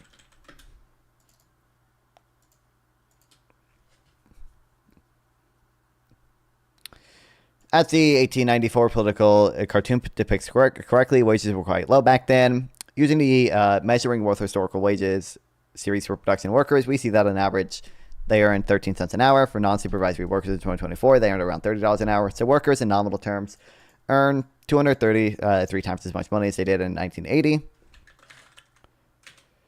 Starting with wages, the measure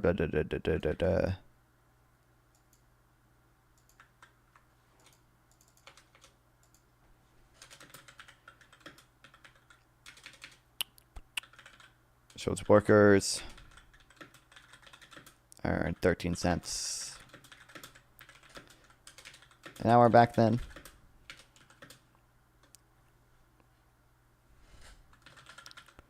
Currently,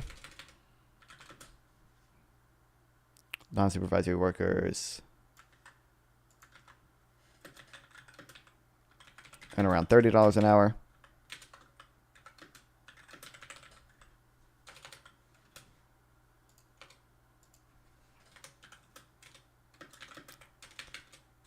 So nominal wages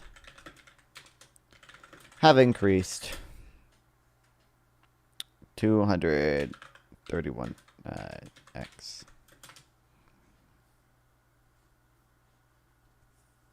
Of course, prices are also high today, but how much higher? We can use measuring. We can also use measuring worth data for this question with the historical CPI series. Comparing 1980 CPI to 2024 value, we see that prices in the economy are on average about 35 times higher than they were in 1890. That's a big increase, no doubt. Something that could cost a nickel would cost almost $2 today if it rose by the average price level this period. But the bottom line is that wages have increased much faster than prices. The problem of low wages has gotten worse, just the opposite. In hour labor at the average wage should buy more goods today in services than it did in 1890. Of course, prices have gone up too.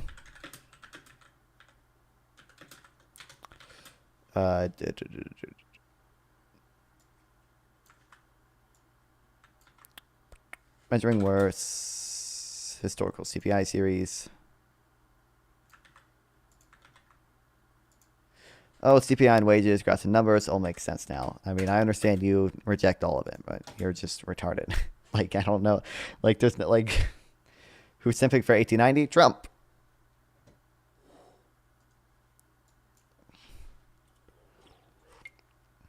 And localist, but his view is literally unfalsifiable. And they're embarrassed by it, but almost nobody. And tariffs will make, I always said, to me, tariffs, the most beautiful word in the dictionary. It'll make our country rich. You go back and look at the 1890s, 1880s, McKinley, and you take a look at tariffs. That was when we were at our proportionately the richest. Right? There were a couple of countries, and they're embarrassed by it. But shows prices have increased.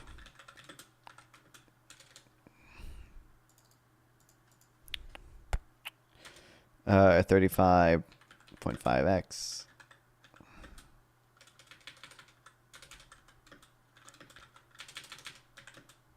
So overall, wages have grown faster than prices. And an hour of labor today should buy more than in 1890.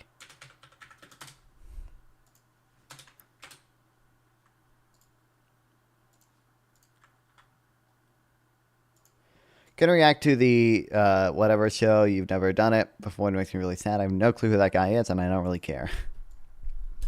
Compare the 1890 CPI. We read that. Here's the data in a chart. Note I'm using a measuring worth series for wages throughout the chart, even though it starts to incorporate the value of non-wage benefits in the early 20th century. I'm also using a logarithmic scale. But this is a good comparison. A historical price index like CPI is very useful, but also has a number of challenges. For one, consumers are buying radically different basket of goods and services than in 1890. No-fault divorce is boring. Let's read about the economy instead. No-fault divorce is boring. I don't care. Like, I have intuitions on it, but like I don't care that much about it. Like, I'm surprised you were from No-fault divorce, Andrew. Or sorry, Tiki Tack. Because you hang out with the Crucible and Andrew, right? Andrew's not for No-fault divorce, is he? Like.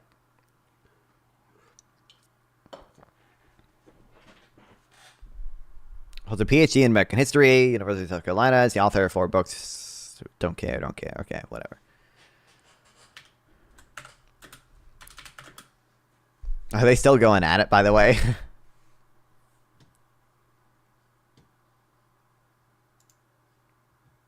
No.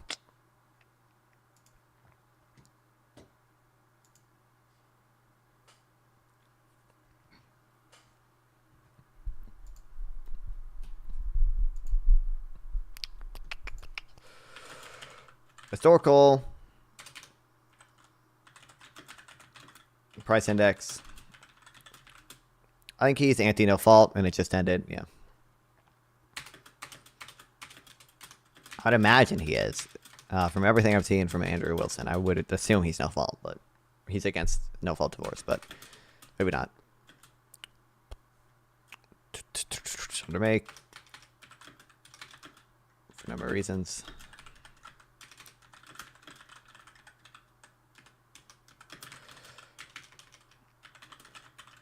First being consumers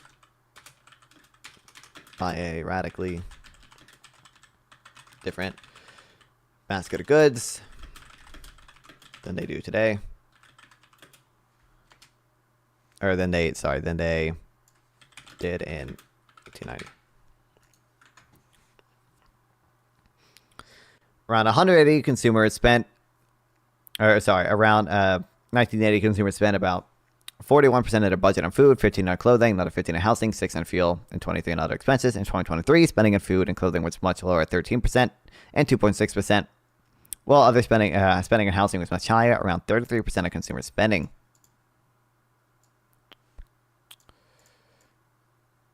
Uh, 41% of their budget on food.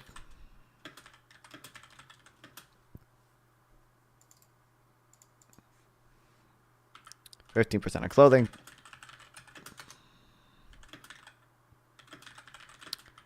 Another 15 on housing.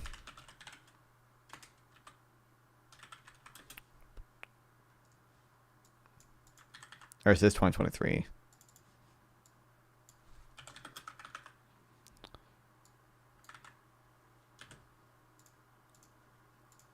I've life experience this way in my view. Like in theory, in a perfect world, divorce wouldn't be a problem. But in reality, the laws are so unbalanced and complicated on fault divorce. Yeah, that makes sense. As much as the 2 times speed, I'll be very happy. Hey everybody, Brian McClanahan here. Are you 33 minutes. Oh my god. Acting locally. How do I act locally? Just start my own community farm like it's always allowed?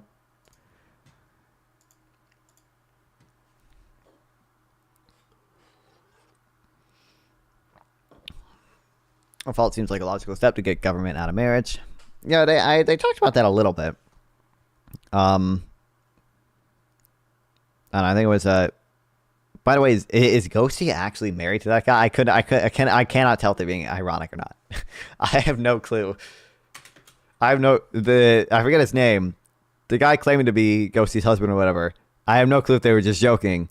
I think he talked about that a little.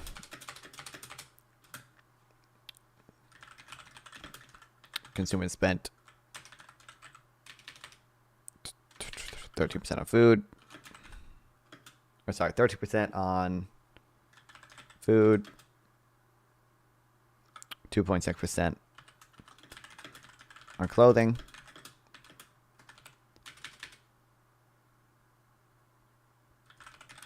Ghosty has a fiance. Okay. Because they were joking about divorcing each other, and I don't know. Maybe they're married now. Okay.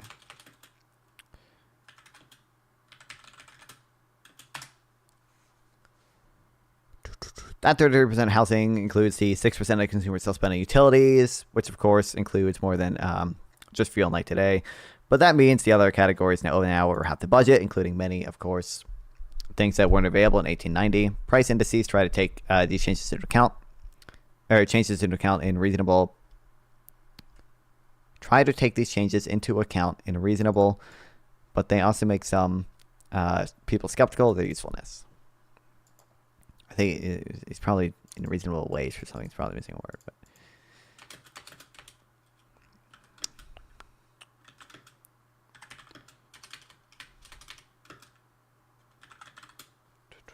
No, her husband doesn't do panels alive. She just plays video in space.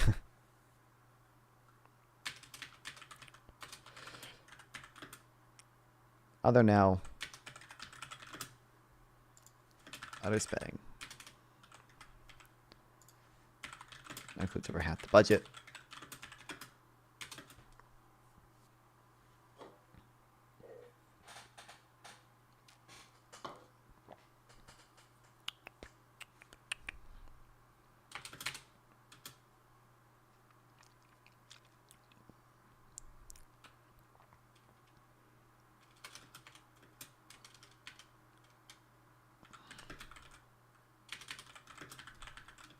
Of people spending on many things that didn't exist in 1890.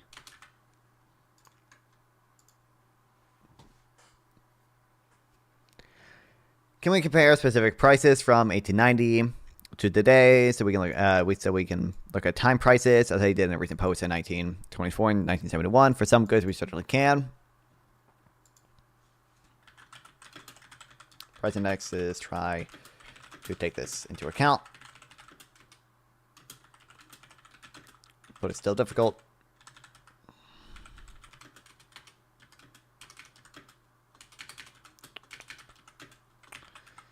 However, it is possible. However, it's happening. Oh, man. Employees witness co-worker stab company president. Court documents show the revolution. It's here. It's here, guys. How did the bad want to stop by and say, hello? I'll catch you another day. Yeah, thanks, Dick. Anytime. Oh, also, I don't know if Sarah would do this. If Sarah would host it, or Process would definitely host it. You said you wanted to have a Jan 6 combo. If you wanted to, I think you said you were just going to talk to me for a little bit about it. If you wanted to, we could do a formal thing. I don't know if Sarah could do a Mod Monday on it, or Process would host it too.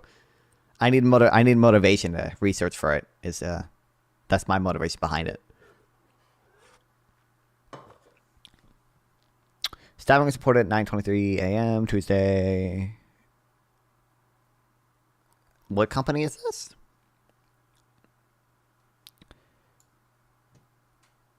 Area manufacturer witnessed their boss get stabbed.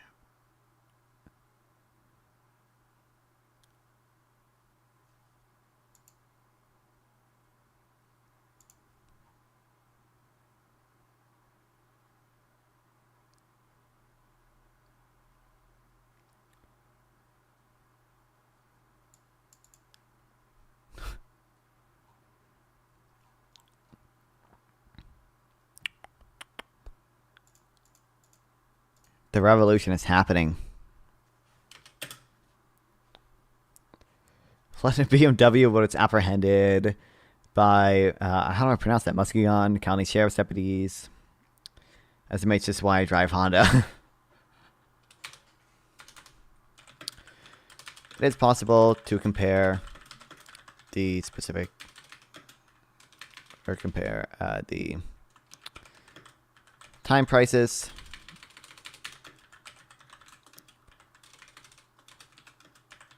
of specific goods.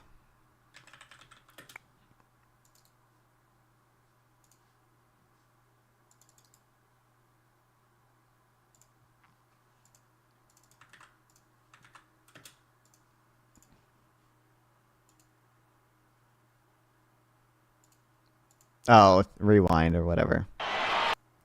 Kind of wanted to think about what I have scheduled ahead. I'd be interested in mid to late January. We can have it any time, don't worry. Like, there's no time crunch or anything. I was just, I mean, if you want to do it, I Googled you today just to see what pops up. Did you not know who I was before? No. Mudang. I'm your favorite. Mudang. Most favorite. Amazing. Curry. This is espresso. Oh my god. Hurry up this weekend, talk about the details chat. So beautiful. We have successfully caught the super heavy beaster. Artificial Checking in. How's everybody doing? They included I the was fucking in album. tears of the individuals being vulnerable. Why do we have to sell our house? Yay, together. A better human. One day. This is for Feel alive. The world. Brad. Where's Non-Fun? Was I not the most searched YouTuber? What? Excuse me? Excuse me. I'll have you know, I was on the Hippy Dippy show. How many more bosses do you think we get the axe metaphorically and literally before we see them again in public and have their own people, or have their own private rich neighborhoods with PMC protection? I feel like, I mean, I don't think that many, like, murders tend to be sticky. They tend to, like, you know, we typically don't see like sharp drops in crime. I think that gives us reason to believe that, you know, murderers cause more murders. I'd imagine it's even more likely in this case, considering, you know, people see the praise for Luigi and are like, oh, I'm going to do that too. I really don't know.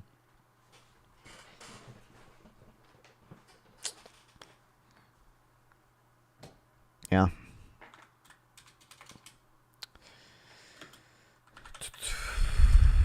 Between 1890 and today. For example, here are the retail prices of 9 different grocery store items relative to wages in 1890 to 2024. For 2024, the most recent 12 months, which is December. Wait, yeah, okay, whatever.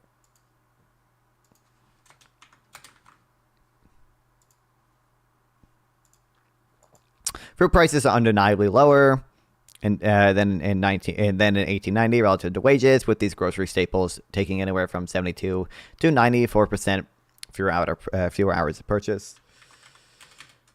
I would say food prices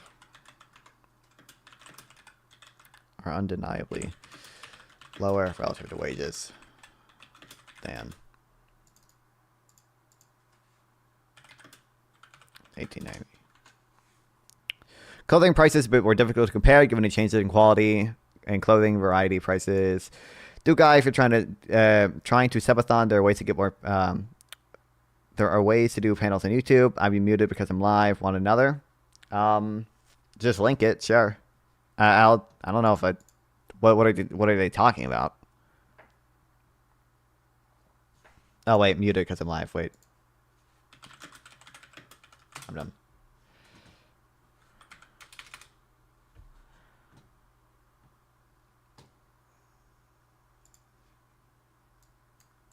Also, I'm not doing another subathon for a while. The 100 hours was enough, okay? We'll definitely do another one day, but not for maybe a month. I don't know, we'll see.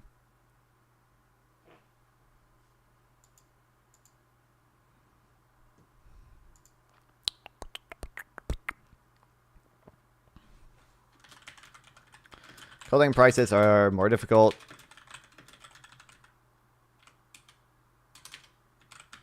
To measure.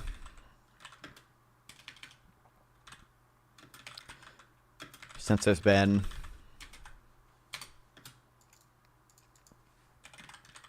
increases in quality and variety.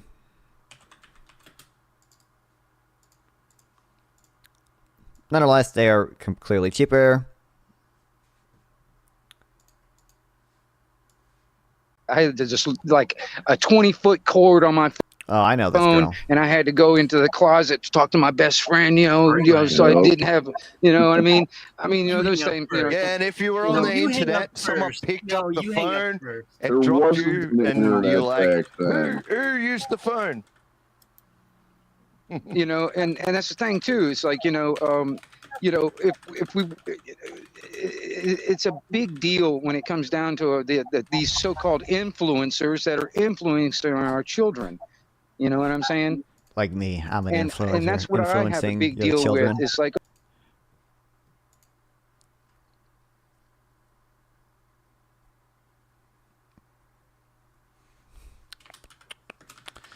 okay, however, they are still clearly cheaper.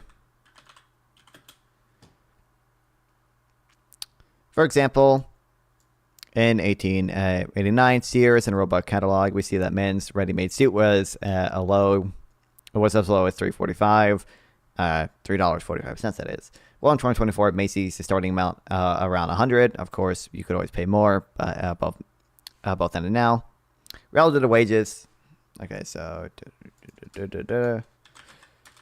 for example,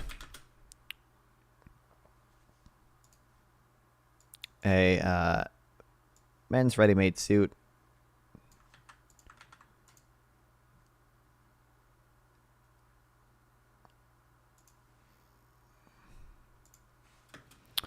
was $3.45 in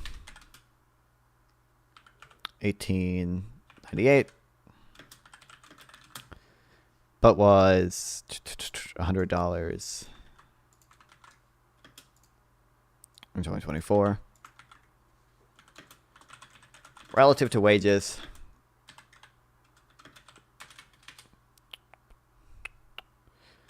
men's suits are 87% more affordable today. Likewise, a girl dress could be had for as low as $1.35 in 1898. Well, you can buy a decent one at Macy's today for around $50. A girl's dress is 84% more affordable. Wow, the pink tax strikes again, guys. What the hell? Support woman. The massive decrease in food and clothing prices could be offset by the cost of housing. Indeed, the 1984 cartoon that I referenced in the beginning of this post was specifically about rent, not the cost of living generally. Housing costs are being more difficult to compare over time, given the wide duration in quality at any point in time, as well as the gradual increase in quality over time. But here's the best we can probably do. First, we can look at some historical average rent prices. Housing prices are even more difficult to measure.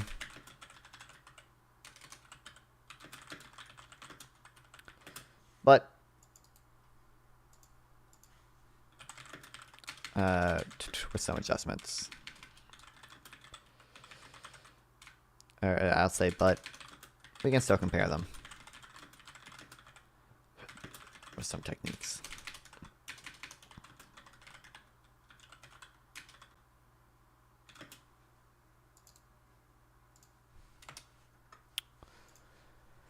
In Boston, 1897, monthly rents for tenements range from $8 to $12 for 46 bedrooms. In Wellington, West Virginia, in 1893, there was a similar range of price for houses: $9 for 3 rooms, $11 for 4 rooms.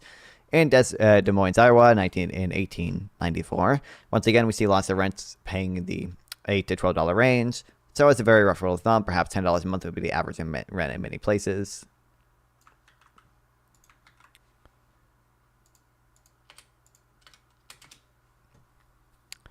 Average rent today in the U.S. also varies extremely widely, but we can use gross monthly rent income for the census as a starting point, which had the median value of $1,400 in 2023.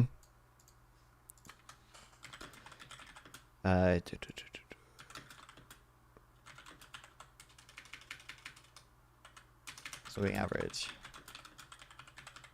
is roughly $10 a month.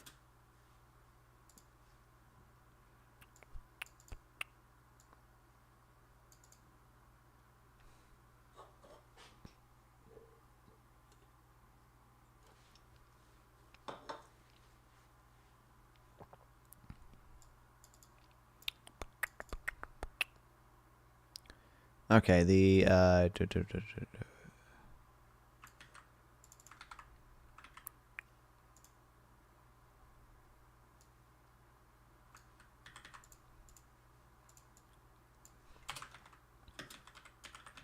shows the median monthly rent is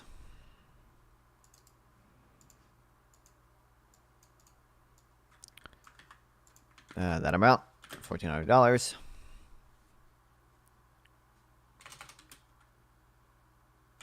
2023.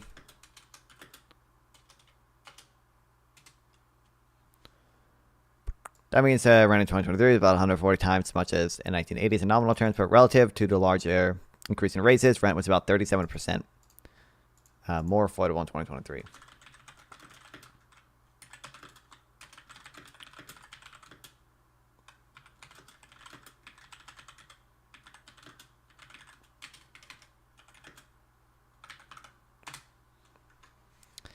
But as a gut check in this, we can use an excellent new historical series in housing prices from the Philadelphia Fed.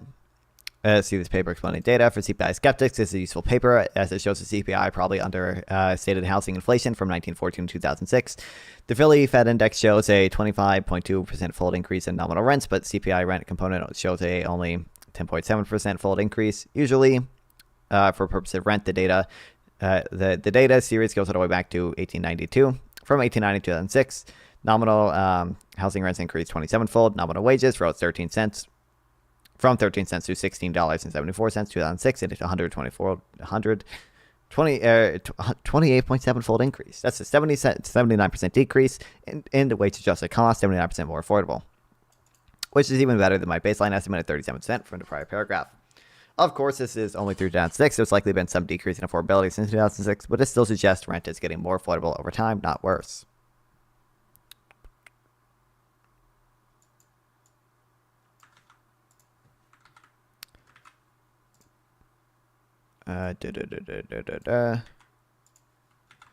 Philadelphia Fed has a historical series in housing prices.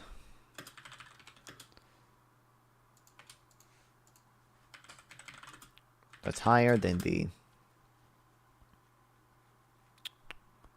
It's higher than.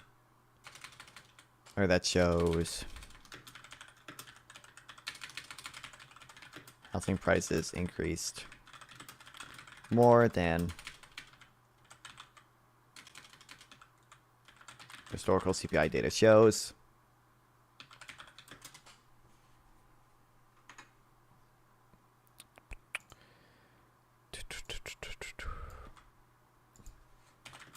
It shows a 25.2-fold increase in nominal rents.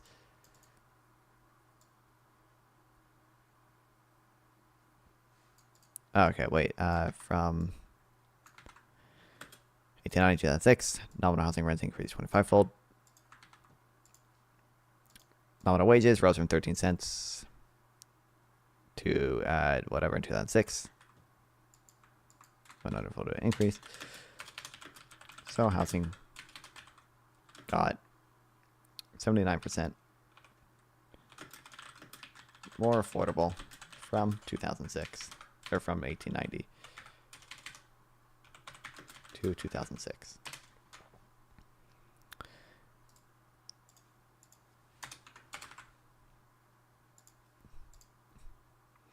In the 1890s, food, clothing, rent made up 71% of average family consumer spending, as much as 75% of poorest families. The real cost of these goods has decreased over time when we compare them to the massive wages since 1890. While there are many challenges with affordability today, especially with rent and housing, there is no way Americans were better off economically in the 1890s. I'll include this in here.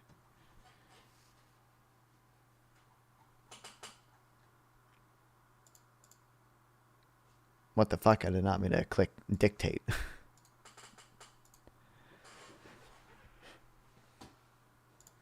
What are these people on about? I don't know Everything if I that's care. happened in the past 10 years was because of division. Yes. Division. Yeah. Yeah. That's And, what and what are we doing divide. right now? That's it. Well, I'll tell you about the modern man. Okay, today's modern man. Let's dive deep into today's modern man. What are today's modern men doing tonight? Please tell me what modern men are doing tonight.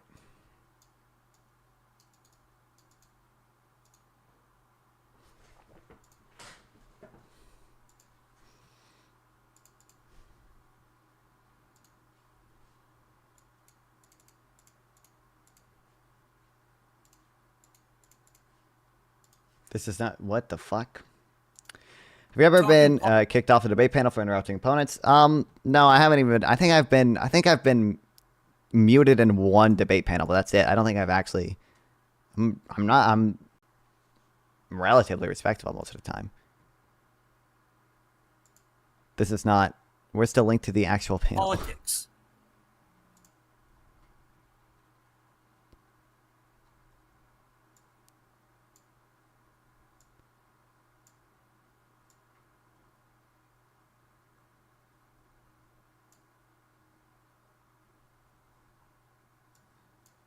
Are there just too many It's a people bunch in of it? guys. What are you doing four. here?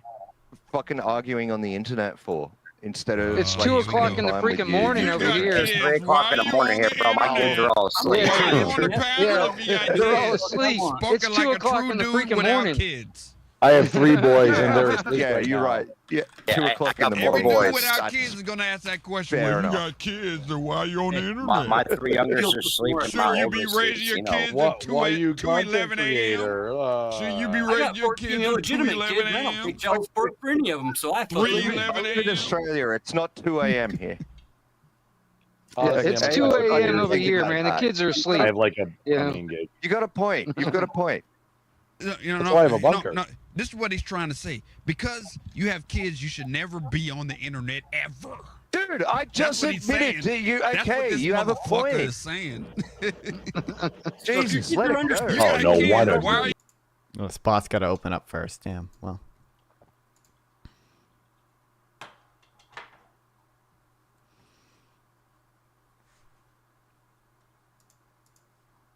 There's no link.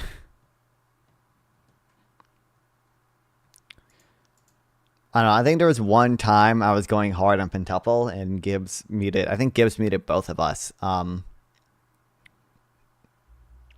Pentuple had me muted for half the debate, though, so. God, I hate that guy.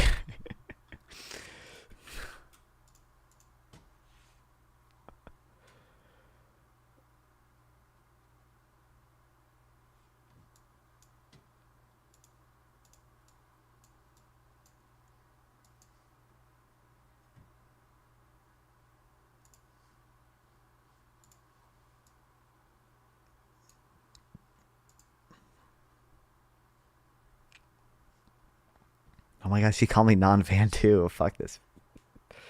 Have you ever had to forfeit a debate? Forfeit? What do you mean forfeit? Not really. I don't think so. I've never given up in a debate. I don't know what would that even look like. I give up, man. Like, no.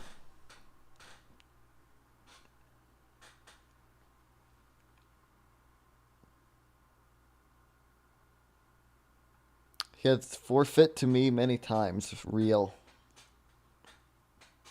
What do you mean I forfeit? I've debated you for like 4 hours, multiple times. I don't know. What how is that forfeiting?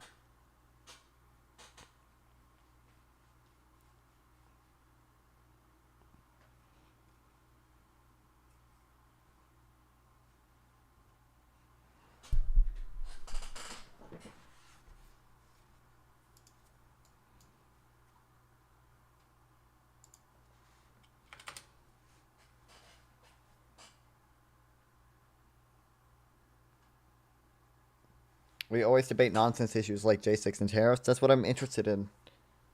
And I don't have the relevant... Is it forfeiting if I decline a debate because I don't have the relevant background for me? Like, I wouldn't debate a flat earther just because I don't have the relevant, like, skills to do so. I don't know what they're, like... Is that me forfeiting a debate? Like, I don't care. Do you believe PPG was there in J6? Probably, dude. I think he was. I think it was the first one in the Capitol.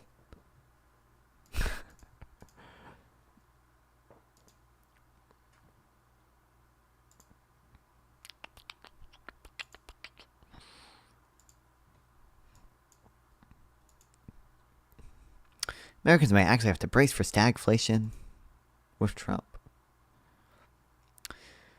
Jamie Dimon, the head of the America's largest bank, J.P. Morgan Chase, commonly referred to as the president of Wall Street, warning there's an elevated risk.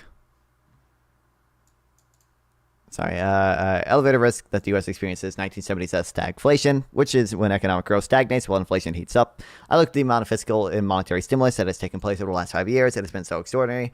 How can you tell me it won't lead to stagflation? Dimon said in May.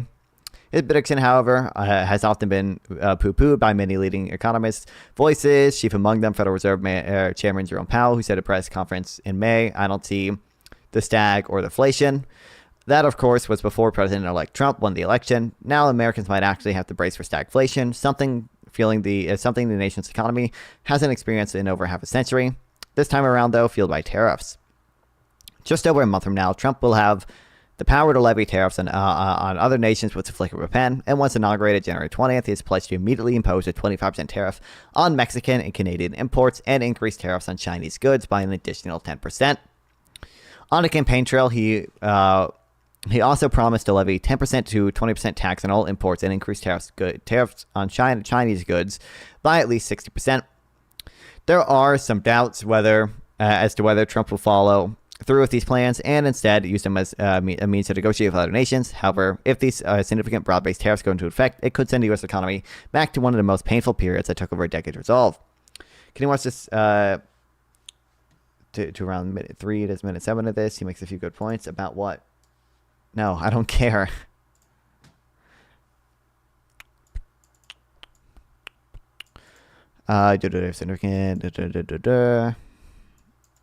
U.S. economy is miles away from stagflation right now. I was around for stagflation. It was 10% unemployment. It was high single-digit inflation and very slow growth. Powell said back in May, referring to an oil price spike during oil embargo. He made a point. We look at history backward. How's that relevant to what I care about? Ah, damn.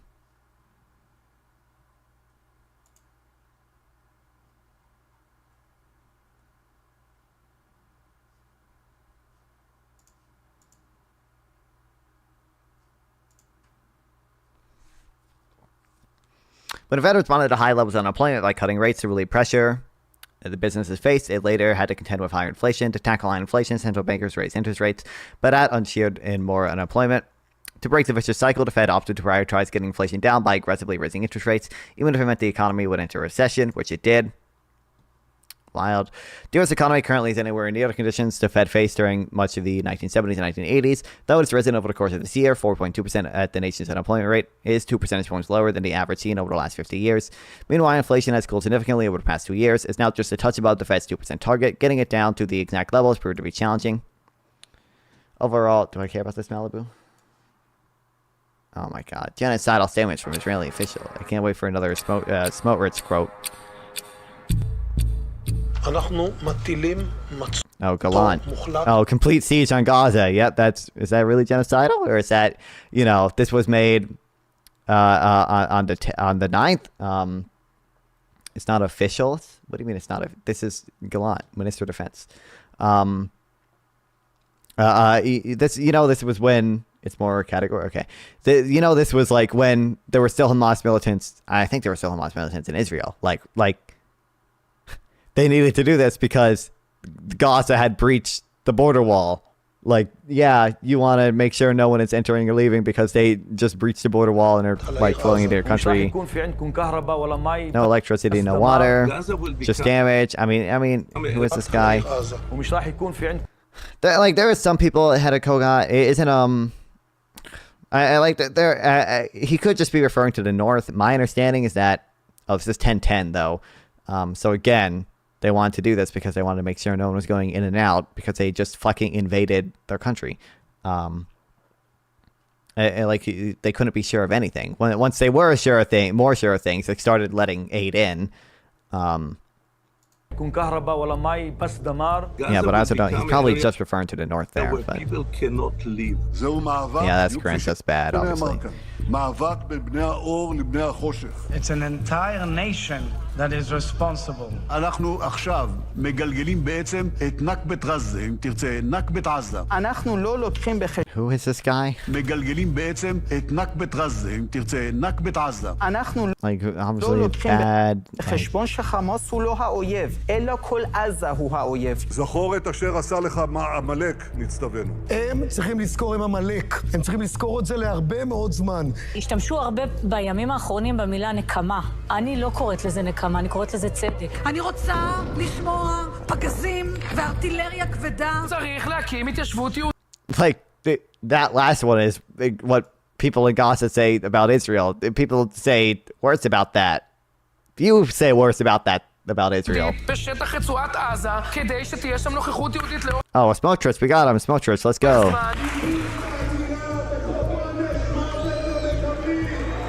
The death penalty for that's not like what?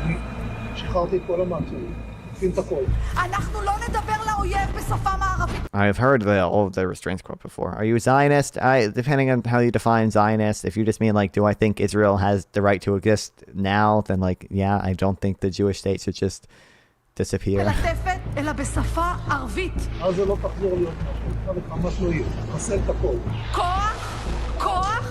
This isn't. I don't even think this is genocidal. They want to get rid of Hamas.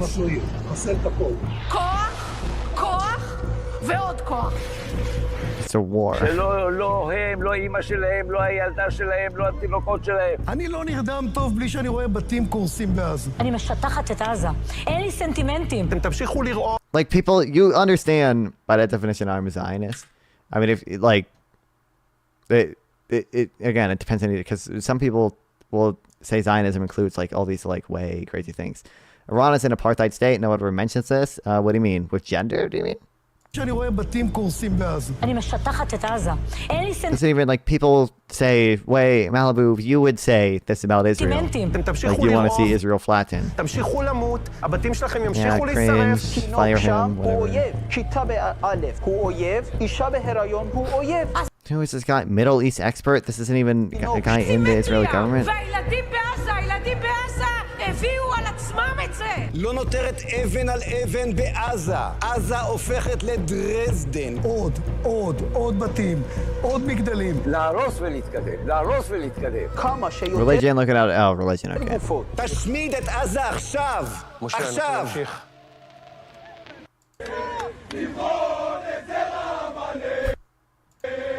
Like, this is like, this is what you get with a radicalized population. Like, these people, because rockets have been fired into their country for 20 years, and they're radicalized like 19-year-olds. Like, that's why I, to be clear, I also think Israel, you want to, because I'm way more interested in this video than I am in your stuff, Localist. Like, I don't have to tell you.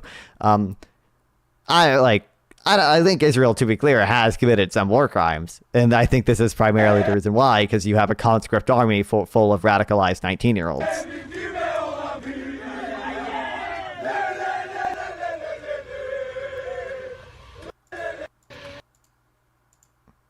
Ceasefire now. So true, brother.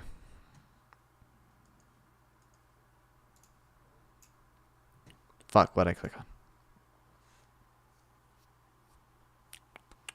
Overall, the economy grew at an annualized rate of 2.8% last year, a slightly weaker pace than the prior quarter, but nevertheless impressive considering the Fed raised interest rates at the highest level in 2 decades to fight inflation, which peaked at a 40-year high 2 years ago. The Fed started lowering rates earlier this year, as expected to continue to cut at its meeting this week, which it did. However, it can take years for the effect to be felt across the economy. How can you even know if you have no interest if you haven't watched it? Because the title, and it's from you, and I know it's not like. I have indications about what it's about. I don't know what to tell you. You told me it's about how we look at history backwards. It's not something. I'm just not interested in it. How do you know you wouldn't like Paw Patrol if you've never watched it?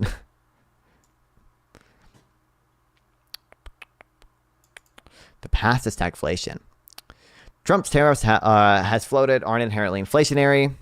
Michael Ferrari, chief U.S. economist at J.P. Morgan, told CNN, "Well, they certainly have the power to make many, if not the majority, goods in America we buy more expensive. It could essentially just be seen as a one-time bump in the prices of goods, similar to a sales tax increase," he said. But higher tariffs can quickly fuel cascades of price increases if Americans expect higher inflation because of them and demand higher wages, which in turn could result in businesses continuing to raise prices.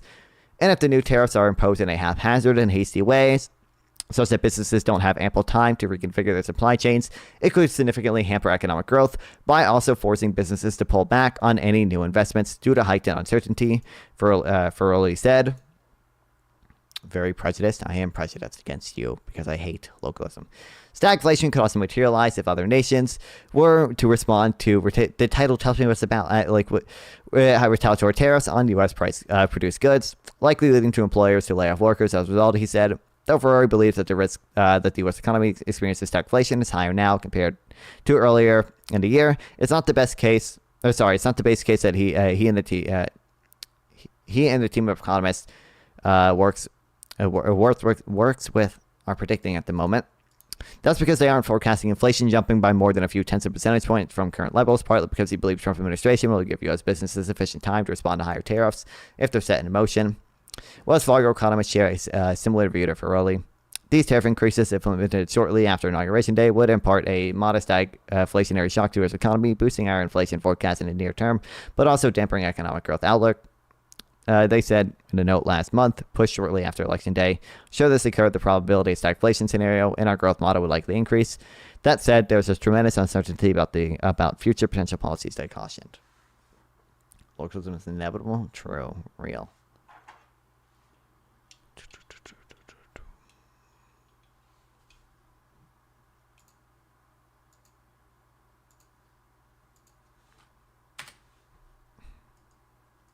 I have these three things, but I don't know how much. I'm tired by now. I don't know how much I want to read. I'd be willing to join the panel, but they're full. I want to talk about modern men. I am, in fact, a modern man. Grumple said I should join it, so.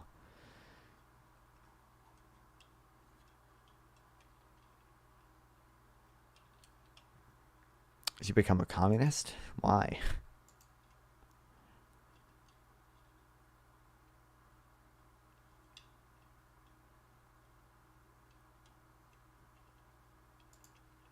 There's probably it's only 9 pages.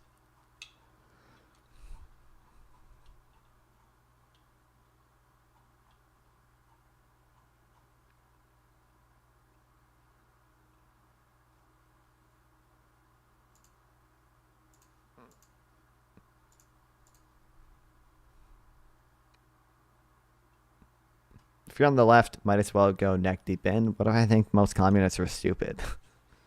Aren't you? You're arguably more of a communist than me, right? Don't you want all the local ownership? Do we maybe even communal ownership? That's what I thought. Co-ops actually seem to work relatively fine for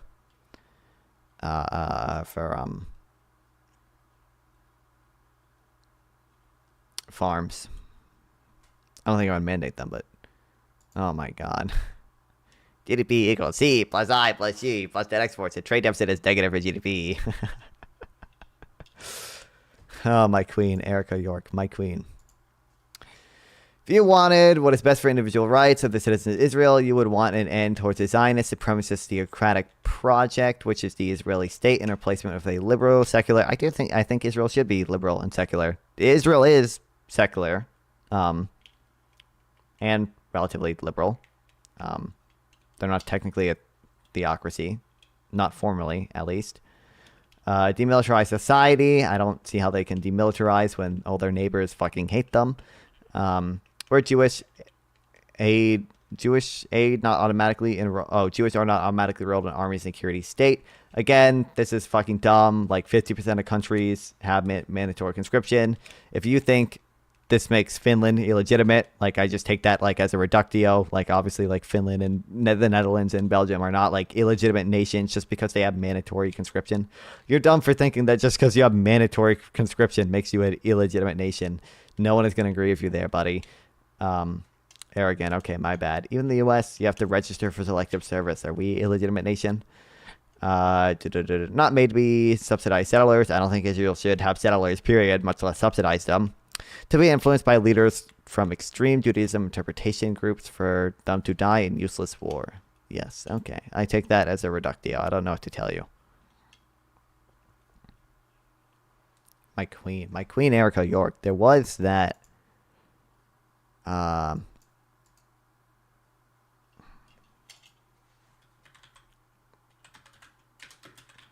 Trump tariffs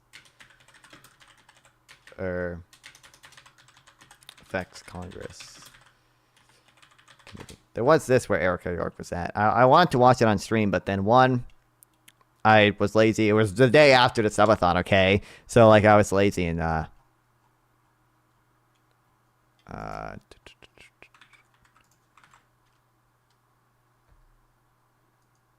oh, this is it. Sorry, I just didn't do it. We now recognize the... And it's also, like, not super interesting. It's like I think it's like the Democratic Committee or whatever. So, like, they basically ask a bunch of softball questions to my queen, Erica York. My queen. That actually at least would mean from a tax arbitrage. Second only to Kyla Scanlon, my celebrity crush. She counts as a celebrity, right? Standpoint. American workers, American manufacturing might have a level playing field. So there's a hierarchy in this question. What first should I do so our manufacturing, both in and out, would actually have a level playing field with tax? Yeah, most other countries across Europe. Destination-based tax. Let's go. They rely on value-added taxes. Those are border adjusted, which ends up being trade neutral. Like if we adopted a value-added tax or a DBCFT would end up being trade neutral. The reason we have an impediment to manufacturing and investment and productivity in our tax code is the way we define our income tax base and that we base your tax residence on being in the United States. We have a source-based tax system or an origin.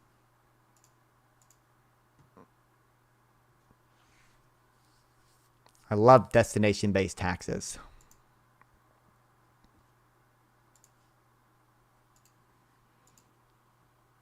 What about a girl is it that you can relate to? And I would try and talk to them in a way where my generation, which is X, like none of them stereotypes come into it. Like some of the panel have said, you know, my son's, you know, more or less, if my son wore a dress, I wouldn't be happy, and stuff like, you know, stuff like that, which is typical You of have our complete dishonesty generation. towards public when you But old come people, the and appeal generational to the stuff majority out of of it. authority when trying to counter my claim that old systems are legitimate. My own I generation just like stuff out of it, for sure. I take it as a Because reductio when you that just say puts the the U.S. child and Finland and Belgium are all off illegitimate nations expressing what their because they have mandatory what their conscription. Like thing is, I'm why content they with feel ending the that way, conversation and there saying because you've been anything reduced that's to like going to total make them absurdity. not want to talk about it to you is not helpful in my opinion. So I would approach it in a just in a really clear question and a non-judgmental, no stigmas, no stereotypes. God, how And that's long are we going to why be I looking would at our fucking have merch? Don't buy this piece of approached it. merch. Donate to me. Nonfun, hello, you're on mute, darling. Welcome to the panel. Yeah, I was just talking to my chat. What's up? What's up? Because you said you're a modern man, right? That's what you said. I am, in fact, a modern man. Yeah. Wait, Mel, no, it's okay to bring him. I'm mod for like half of Twitch, Paul. No, non-fun is okay. You can bring him on. So you're a modern man. Tell me from your eyes how you see your place as a modern man in society. Wait, non-fun, are you a modern man? I would say so. I don't know. I'm 19. I'm a man. My place in society? I don't. That's a complicated question. I don't know. Like, I like to ask difficult questions. I don't know. I think like right now, I go to college. And I stream on the side. It's not like I make much money from it or anything, but I guess like right now, my place is it's mainly just to get educated, enjoy the freedom I have to do things like stream and hang out with friends while I still have time before I have too many responsibilities. Yeah. Just thank Mel for bringing it on while like we have this good time here. Yeah, exactly. And as a modern man, right, what are your aspirations? I want to go to college, probably get a degree in economics, and I want to get a job that probably has something to do with that. I mean, technically, listen, okay, if the streaming thing works out, that's the aspiration there, but that's highly unlikely, so I don't know. And would you say, like, when you look at your older peers, like 40, 50 up, would you say that as a man, you would, sorry, I'll come back to you, Grump. I'm just a middle-aged man okay, let's say, we know each other. Right, so let's say you measure yourself up to Grump, right? Would you say that you are just as masculine as he is, or would you say you're a touch bit more gentle? I'm definitely not as masculine as Grumple. I'm not even as masculine as a lot of people my age. So, do you feel that might be a problem in society, or do you feel that that's okay? I don't think it's a huge problem. No, I think there are other problems young men might have, but I don't think lacking some level of masculinity is really one of them. Cool. And what kind of problems would you say are young men facing nowadays? Like, I'm just curious to get your point, because as a young man, you know, we're talking, you know, the panel was talking about your demographic. So what kind of problems are young men facing today? Yeah, like the cost of going to college is going up. I think there's men and women's mental health have both suffered a lot more recently. I think a lot of that's due to social media, but like that's definitely a struggle for men as well. I feel like those are the kind of big ones. There's mental health issues and male loneliness or whatever the fuck, as well as just the cost of college has gone up a lot, and rent.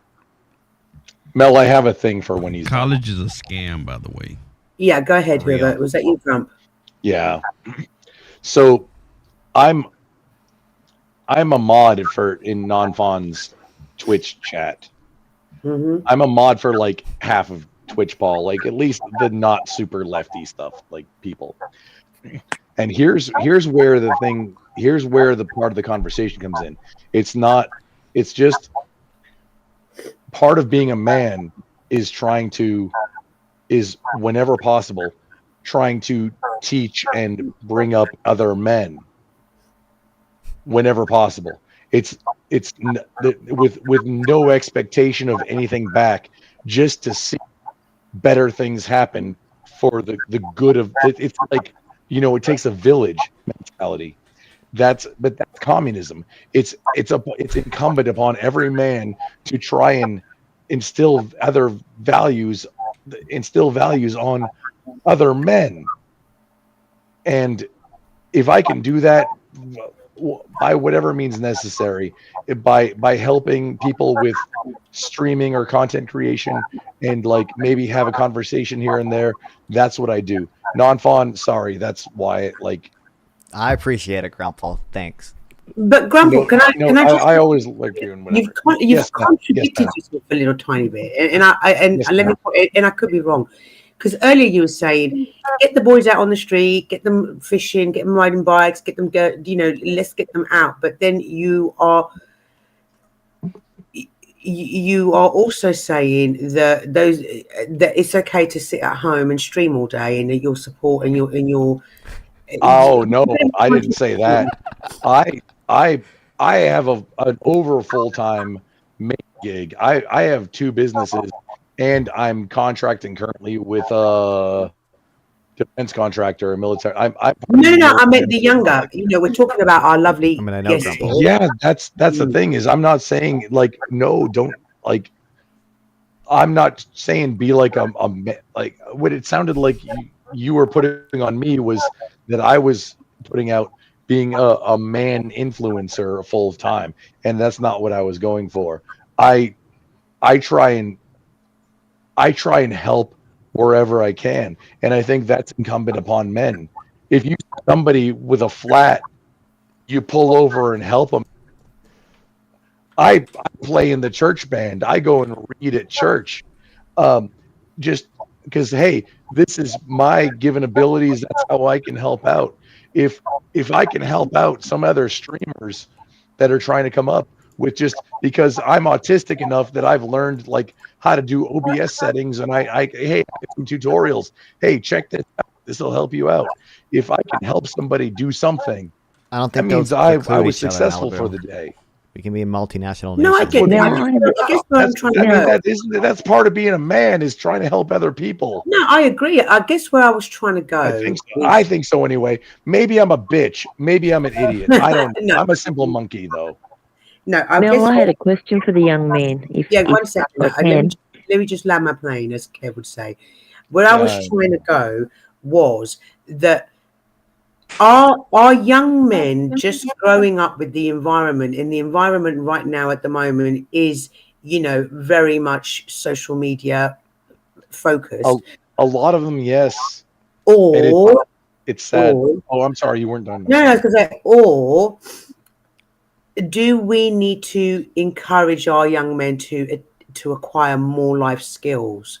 Are they moving with the times, or are they being, I guess, stumped by the times? Is what I'm trying to get at. Well, here's where I'm going with the culture, like Japan. There's no military to speak of. They have the JDSDF, the Japanese Self-Defense Force.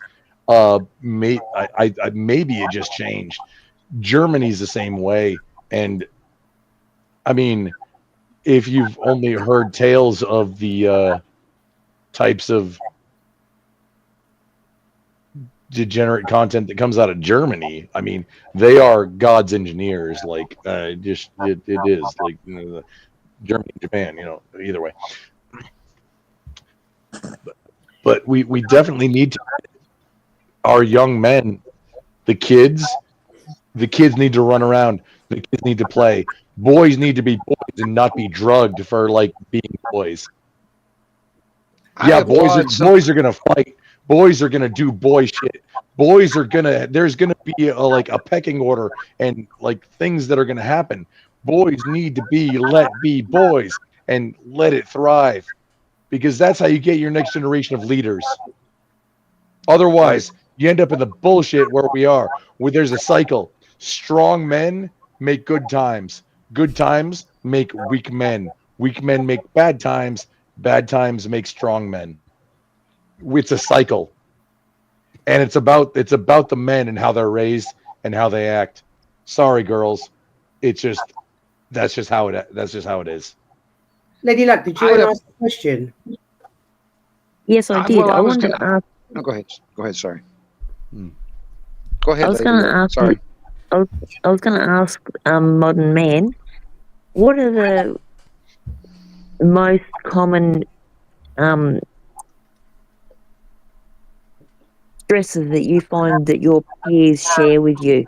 What are 3 or 4 of the most common stresses that your a lot of peers it, say that they've got in their lives? a lot of it's gonna just be school shit. Whether it be, I have some friends still in high school, or friends in college that obviously have to worry about finals and stuff. For some people in less fortunate situations than me, it'll be about drug stuff. Obviously, there's quite a few people who are addicted to vapes, or addicted to dab pens, or things like that. And I guess to some extent, social media. I don't think, at least me and my friends, don't worry about social media that much. I probably worry about it the most, just because I like to see my YouTube subscriber count go up. But none of my friends are really involved in that. I think typically women care more about that stuff than men do nowadays. But I guess those would be the biggest things, yeah. So they haven't talked to you about like stresses from coming from single parent homes. I mean, I and guess how that might have affected their masculinity growing up. I mean, I don't know any people from single family home or single parent homes, so I guess I don't have much experience about that. Okay. Yeah. I was adopted and had a single family home for a while, but continue. Well, you've grown it's, more masculine. So it's like grades, social media, and what was the other things you said? I think I said drugs as well. Some people. Yep. So them 3 things. That's the main stresses they've got today, growing up. I would say, yeah. Right. Lady Luck, I've got a question for you. For instance, being a single parent, do you have a boy? Do you have a boy child? Okay. How are you going to be able to teach your boys to grow up to be men? I mean, how would you go about that? They are men. Simply, We're not. Very, very simply, be a good parent and allow them access to their dad when they should have access to him, to give him enough of an input into their lives to help shape them as men. But when they're with me, I'm the dad. But ultimately, it's about. I think it's about women allowing men access to their sons to be able to give them enough of the male influence. Lady Luck, if I may, if there's a Big Brothers and Big Sisters Association, that's in, because you're not from the U.S. based on your accent. I always default to South Africa because that's where I'm not sure, but it sounds like you're near, based on your accent. Am I way off? Either way, if there's a big in the United States, we have the Big Brothers and Big Sisters organizations where men and women volunteer to mentor kids and be the father or mother figure that they might not have. I would please, if there's a Big Brothers Association near you, and I don't think there's been any scandals about it, the Catholic Church or nothing like that, but having a male role model for boys especially, it's important for girls, but boys especially, having a consistent male role model is so important. Like, Absolutely. and not a shit But I was in a situation where I'm sorry, please continue. I interrupted you. So I've been married twice. There's two dads. In one case, one was a present dad, and in the other case, he was an absent dad. And when it come to the absent dad, that was where more I had to be mum and dad there. And with the other dad, it was allowing him to be there as much as he wanted to be, or my son wanted him to be around to give as much influence as he could. So I've been in both situations where a dad is there and a dad isn't there. So just for everybody, the most important thing that everybody has at life, it's not just for kids, it's super important for kids, but for everybody, is to have mentors. A child's mentors is literally, I'm going to ape and mimic you. For an adult, it's, hey, you're doing something successfully that I want to know how to do. Let me learn how you're doing that and do what you're doing already. Mentors are the most important thing at life. Well, a father so is. you don't have to figure out how to do shit yourself. It's cheat codes at life. Well, a father is 50% of a child's identity. A father is more than, well, I would honestly say more than 50% of a child's identity as far as the mimicking goes. It gets really wonky if it's a separated household. But I mean, by DNA, it's 50-50. It's super important to have just role models and then mentors at life. And most people get stuck in whatever because they don't have mentors that then and aren't motivated to push themselves to do more. Absolutely. I'm sorry. I'm not trying to get into like a TED Talk motivational speaker thing. It's me.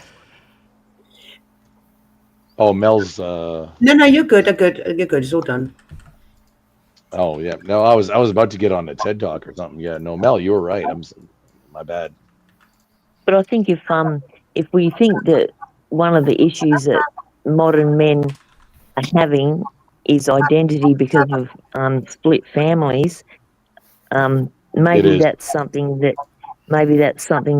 women should be looking at. And if you're in a situation where a relationship doesn't work, I've said this to people for 30 years or more. If a relationship doesn't work, it's not about you anymore or the dad. It becomes immediately about the children and the children only. And I've had many women raise their voice at me for saying that, for saying it's not actually about you and it's not actually about your ex-partner anymore. It's about the children. And I've had so many women raise their voice, and I've said to them, the issues that you're saying that you've got aren't with the child visiting the dad. The issues you're telling me are the issues that you're having or you've had with the dad. They don't even involve the child. So I don't know why you're attaching that to the amount of time that he spends with the child, because that's so important. Yeah, but I've said that to so many women, and so many women have got upset with me for saying it. It was a long time for me to come to this point, but so a marriage to be successful, okay, 100%. God, your marriage with your partner, your spouse, your wife, your husband, then your kids. This is priority levels of things that need to be taken care of and where attention needs to be sent. And then your kids, I mean, your marriage being together is directly beneficial to your kids. This generation needs to learn. This generation, of young men they're trying to grow up to be strong young men. They're trying to be, provide for their future and a potential family's future. So it's just so important that we know what they're. That's why I asked the question of modern man. I asked what people around him, what their issues are, what their main issues are. Well, I can't answer that. I'm a monkey man. I'm not a modern man. I'm a simple monkey. Yeah, so we can learn. I do appreciate. So we can look. So we can learn about. We can learn from it, and it goes back to the topic today about what have we learned about modern men. Well, we won't know what we're gonna. We won't know what I was it about is to say about a them. slur that's banned on like 2 of the platforms I'm live on right now. But we There's won't know something what. that Well, we have a modern man. bundles of British cigarettes. We have a modern man on panel. Let's listen to him. Tell us about. That's right. Yeah, tell us about your daily routine, like, because you mentioned something which is really important, and that is buying property or walking, leaving home, renting. All that's become really, really difficult. So tell me about how you view that kind of stuff. Non-fan. Well, I mean, I might be a little bit of a bad example for that because I still live at home. So, like, my daily routine, I'm done with college for now. I have to. It's the end of the semester for me already. We already took finals, but I guess previously, I would wake up and I would do whatever college work I had, and then I would either stream or edit my old content. Or there were some days where I'd just be lazy and I don't know, play video games and jack off or whatever. I mean, I guess, yeah, that's basically what my daily routine remains, except I don't have college work right now. Yeah, I guess I have friends. Their daily routine doesn't differ that much. It's just that they go to physical school instead of, like, online school. So. Did you ever hang around your friends, running around, just miscellaneous stuff? I mean, yeah. I mean, like, we hang out and we do shit, yeah. Chasing girls? Not particularly, but. No, I'm calling. Did you ever ditch school to go get Chinese food and show up for the last class and then taunt the teacher? No, I have not. I don't think I ever skipped classes in high school, no. That's the difference between the generations, because, I mean, that was a daily thing for me, like, in high school. What was that? Sorry, like looking at the teachers and. Oh no, I would show up for the I had senioritis in junior year. I would show up for the first class, leave. Sometimes like bring Chinese food or McDonald's to the last class, which was history with Eddie Gould, and I fed it to the computer, which the other teachers actually paid me to remove the security products from their shit. This is getting super personal right now, but that one teacher, he had a bottle of Jack Daniels in his desk. I destroyed his computer. Like I fed it milkshakes, and I showed up just for the memes, for the lulls. This was in the 90s though, where like that shit kind of that shit kind of got away with it. I mean, after COVID, being absent from school doesn't matter anymore. I showed up, I left, but then I showed up back again for the last class just for the lulls. Yeah, there are many kids at my old high school who would miss like half the school year, and it wouldn't, like during COVID, a lot of like school districts like said you basically can't fail students, and teachers are a lot less willing to fail students. No now, child left behind, and yeah, that's how it works. Yeah, if you get really deep into the education system, you'd be a friggin' you'd be mad if you actually learn how the public school system actually really works as far as funding and how the thing works. I'm curious for the young one down there. I'm curious what kind of content do you actually do when it comes down to the social network? I mean, stuff like this. I read stuff and I debate people on what I read. It's basically 90% of my content. I don't know. Okay. But Well, no, see, you I- have like a tunnel runner thing going on all the time on your stream. I do have, sometimes I do, have the Subway Surfers ADHD. And all Modern that. men can't pay attention to this stuff without Subway Surfers on the side. Little tip from Mel, you gotta And appeal to the ADHD brain. I think that's a great move for your content, honestly. there- This is actually there's, mentoring advice. 100% keep that.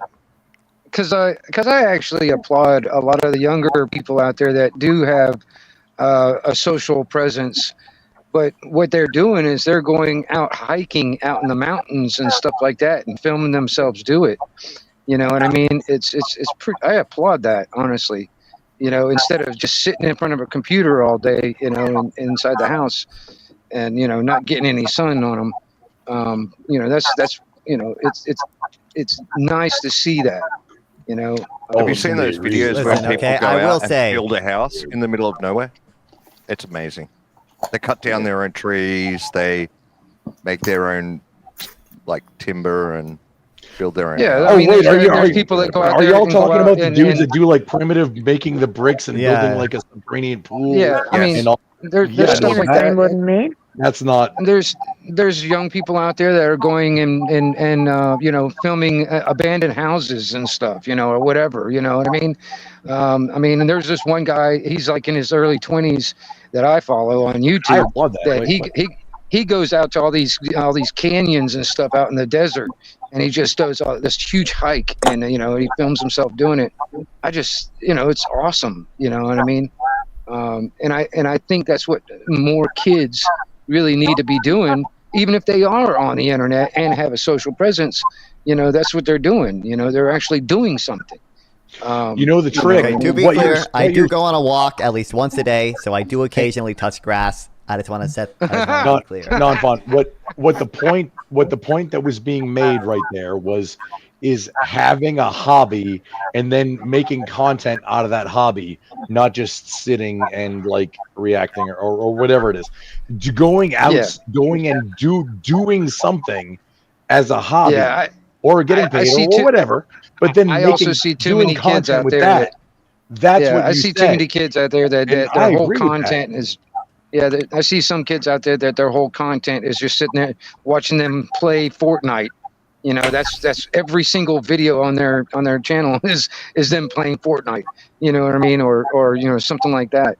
And that's just that's depressing in my opinion. Gito, I go on a Well, I walk mean, that's once a day. some Don't worry. streamers doing that, that game for content.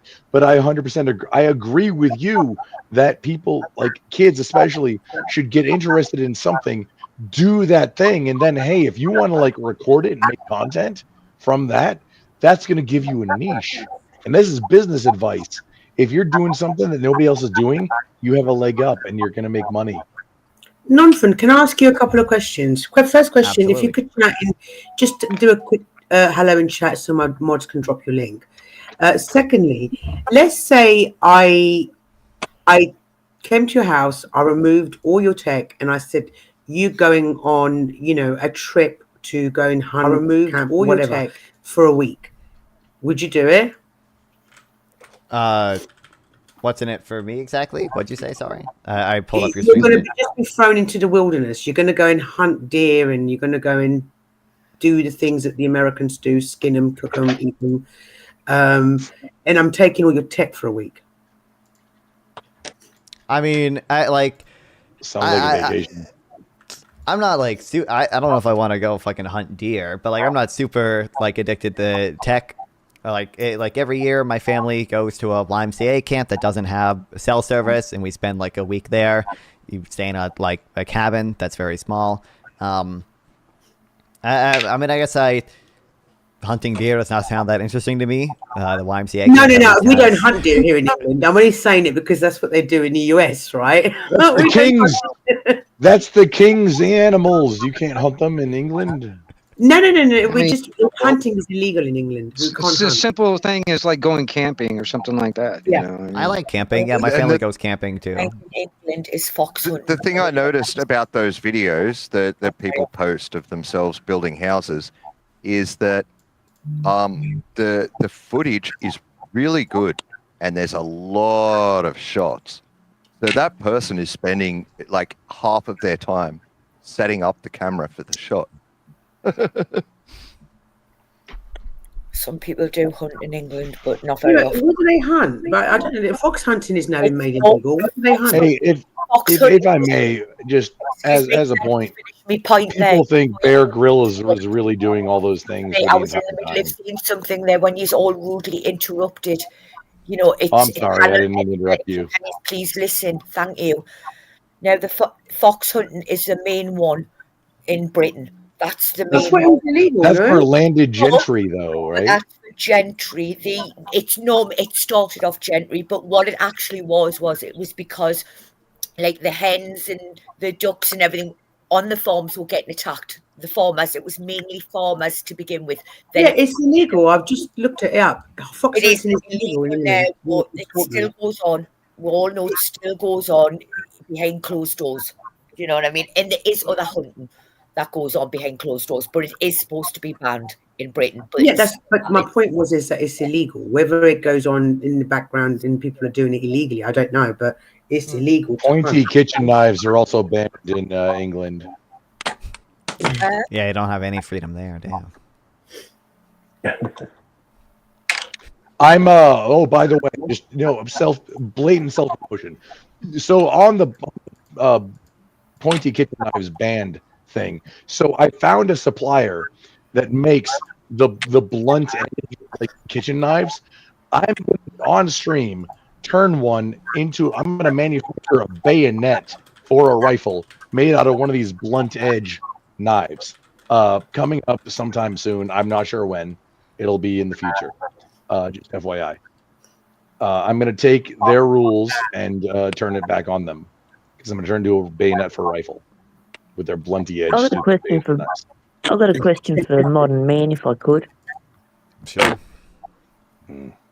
Modern Man, when you started high school and you were going through high school, did a lot of your male peers, were they really were they talking in a sense of what they're going to do when they leave school, and looking in the real long term as far as career goes and all of that?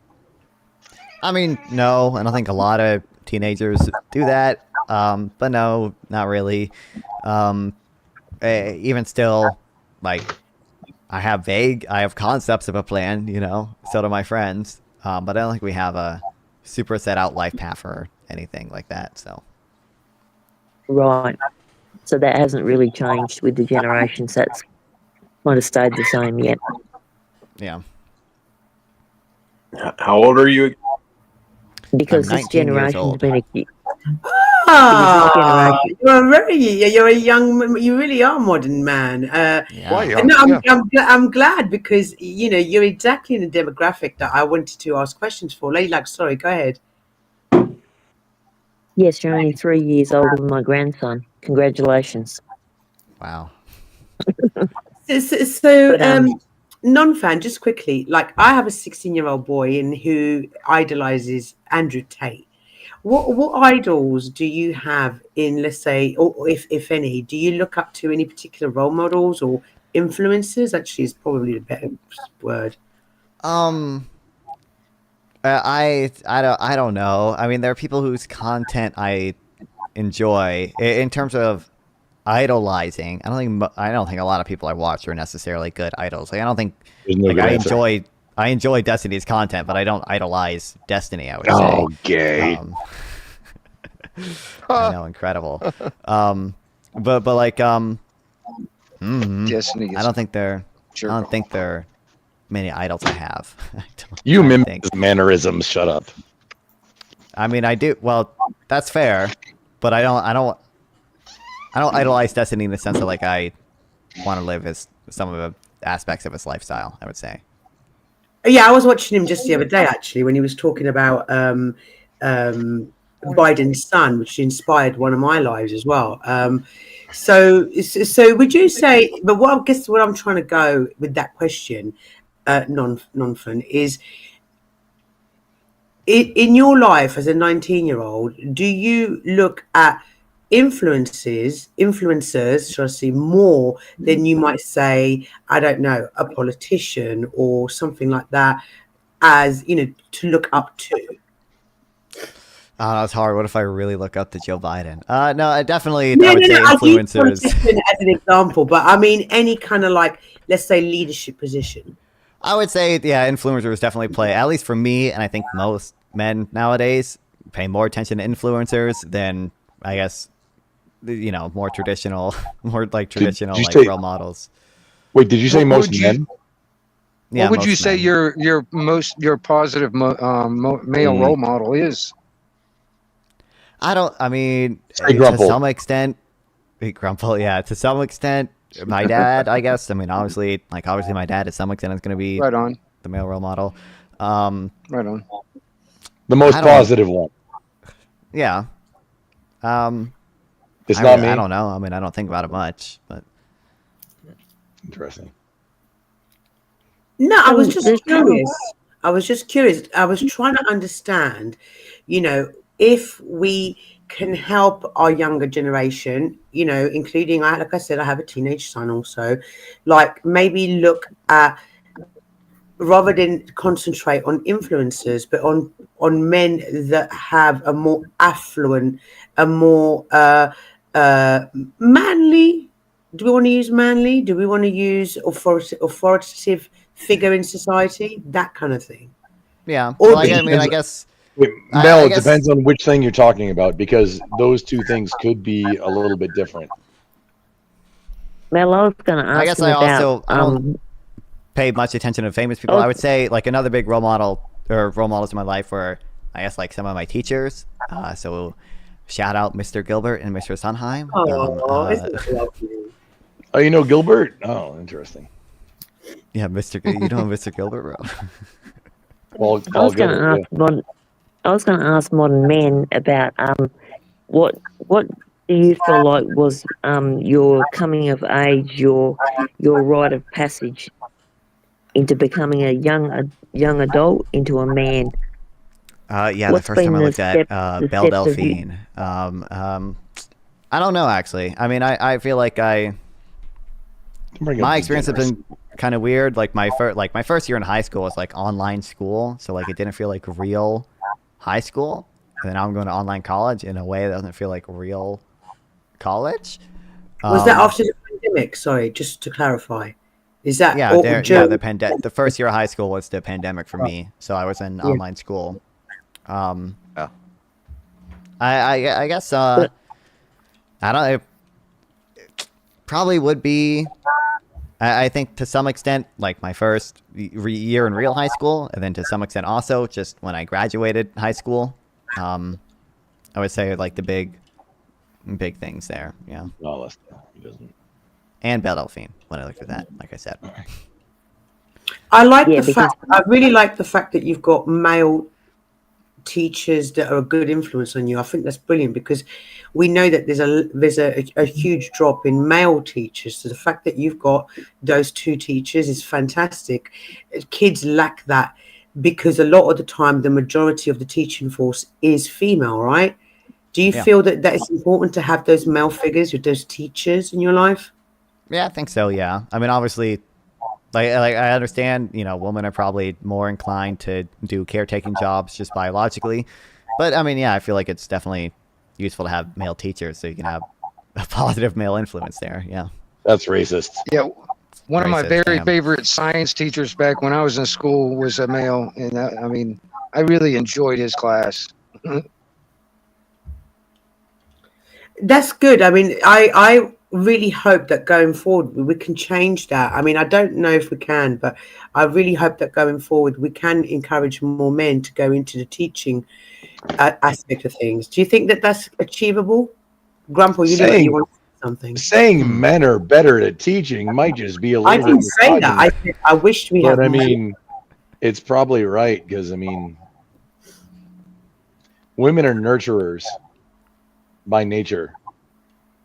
No, I agree, but I think it would be nice to get an equal keel of men and women teaching because male role models, we've just heard right now, are turning into influencers. I don't think What that's is the best this? type of male role model. True. What is this leftist affirmative action we're supporting here now? I mean, like I think a lot of female teachers are interested in interested in children sounds weird. Interested in taking care of children, obviously. So like they're doing it. They get enjoyment out of teaching. They don't have to get paid a ton. I feel like for a lot of men, they would have to be paid more. You'd have to raise teacher salaries and try to appeal to men, which is feasible but hard. I've found in England it's a shortage in both because they're finding violence in schools in England. We don't we don't have guns and everything over here, as you know. We'll have certain guns, but not handguns are banned. But when it comes to teachers in our schools, we're finding lack of both men and female because of violence, because pupils are setting about teachers and physically, attacking them. So now we're finding not just a shortage in either one, we're finding a shortage in both male and female teachers because of violence and things like that. And, girls hitting on having crushes on the male teachers, the boys having crushes on the female teachers and everything. That's more of a factor in ours when it comes to our teachers. If I may, you're weeding out the bitches who've been raised poorly by that. And they're probably going to be, go to juvie or something. I'm not sure. What country is that, Rosh? UK. I'm in the UK. In the UK? Oh, I'm sorry, girl. Oh, yikes. It's it's really bad over there. No, y'all can't do anything. You just got to accept all the violence that just happens from whoever. Well, yikes. Who were high up in power doing that job properly, we wouldn't have this problem. Do you know what I mean? So, but like I say, the main reason for it in England for lack of teachers, and it goes both sides, male and female, is one, because of the violence, and 9 times out of 10, nothing's done. Nothing is done. It always ends up the teacher's fault, even though it's the kids' fault, not the teacher's. To me, that's learning them how to pass the buck. Like I can do anything I want and I can get away with it. Well, no, actions. Oh, no, it is. No, you're right. It 100% is. And that's being Rush, in your circumstance, that's being reinforced by the state. Yeah. By the government. It's Rach as well, like in Rachel. It's Rach. I'm sorry, Rach. I'm sorry. Don't worry about it, love. Honestly, I answer to it, so it doesn't bother us. It's just a name. It's like conversation. All that crap. It doesn't bother us. At the end of the day, I'll answer to you. So yeah. But good on you, mate, for having a thick skin. I appreciate that, and I think everybody else here does too. Thanks for letting us know. But I honestly do. I really hate where you're at, and just you can't do anything about it. Especially when your government is so oppressive. But how's this for a kicker in the teeth? You've got somebody who's running the government telling you if you don't like what he is doing, the door is always open. You can leave. That's his exact words. Have you ever thought about moving near Belfast, love?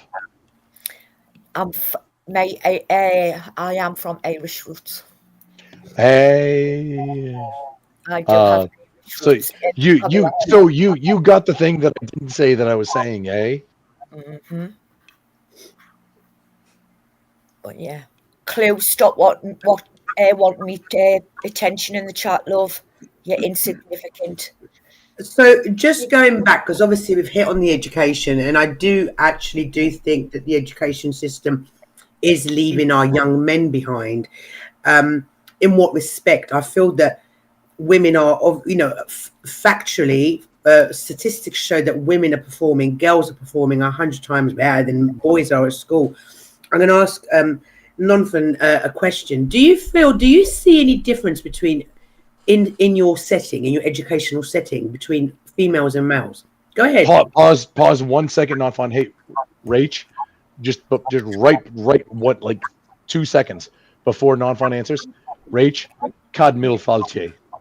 Please, Nonfan, continue. Okay. I mean, I'm not sure if women are performing 100 times better than men, but I mean, I think men are. Sorry, that was an exaggeration terms. That was statistically, girls are performing better than boys.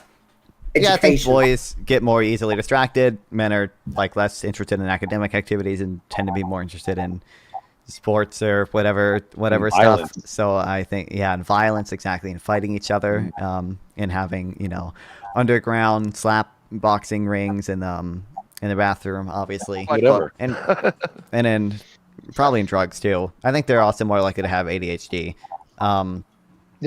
So I guess Is I it do see a difference. ADHD or is it just being a boy? Is it what? Is it ADHD or is it just being a boy? Yeah, there's some Oh, ADHD, but is it like in the 80s, ADHD was the thing, or ADD at the time. It didn't become ADHD until the 90s, really. But in the 80s, it was very fashionable for boys to be medicated with Ritalin, and there was a couple of things, Oh but my God. just for acting like boys. I kind of agree when it comes down to the modern man. Guys, hang on when I'm talking, please. Just 1 second. Piggyback on what I said, Nonfun. Do you see a difference in the manner in which girls and boys are approached by their teaching, the teachers? Is there a difference? Do you see a difference? I'm just curious because Angry Casper said he literally just said boys are broken. I think boys are just like the same way like women are probably biologically more tuned to do caretaking jobs, and that's why a lot of them choose to do caretaking jobs. Men are just to some degree biologically tuned against academics and tend to do worse in academics for that reason. Like it's kind of just like an unfortunate, or depending on how, I mean, it's not necessarily unfortunate, but kind of just like a fact of like biology. Like there are differences between the sexes, and that makes some sexes less likely to excel at academics, and some sexes more likely to excel at like caretaking things. I don't think it's like particularly bad, and I guess I don't think there are many differences between how teachers like approach male and female students. It's just to some extent they might be harsher on men just because men are more likely to act up. And not only that, women think with that actual brain in their head, not with the one that's in their pants. Just real, exactly. Yeah. When I was going through school, there was more girls in home ec class, and there was more boys in shop class. When I was going through school, I'd rather be in my skill classes or my shop classes than I was sitting in a classroom, learning academics and stuff. They called me Dr. Jekyll, Mr. Hyde, because I was like excellent in my, shop class or skill class. And when it comes down to, sitting there listening to history and stuff, or math or whatever, I just didn't pay attention. I didn't care. How many times do you fall asleep in Latin class in high school? I mean, come on. I never took Latin in high school. Oh. When I was going through school, they, the way they taught us, it was basically, here's the book, read the chapter, do the questions at the end, and I'll grade it. That was basically how they taught back then when I was going through school. Right. Oh. Modern man. I'm 51 years old. Modern man, do you think people of your generation, do you feel like that they've been in any way demasculated? If so, explain how. Emasculated. Yes.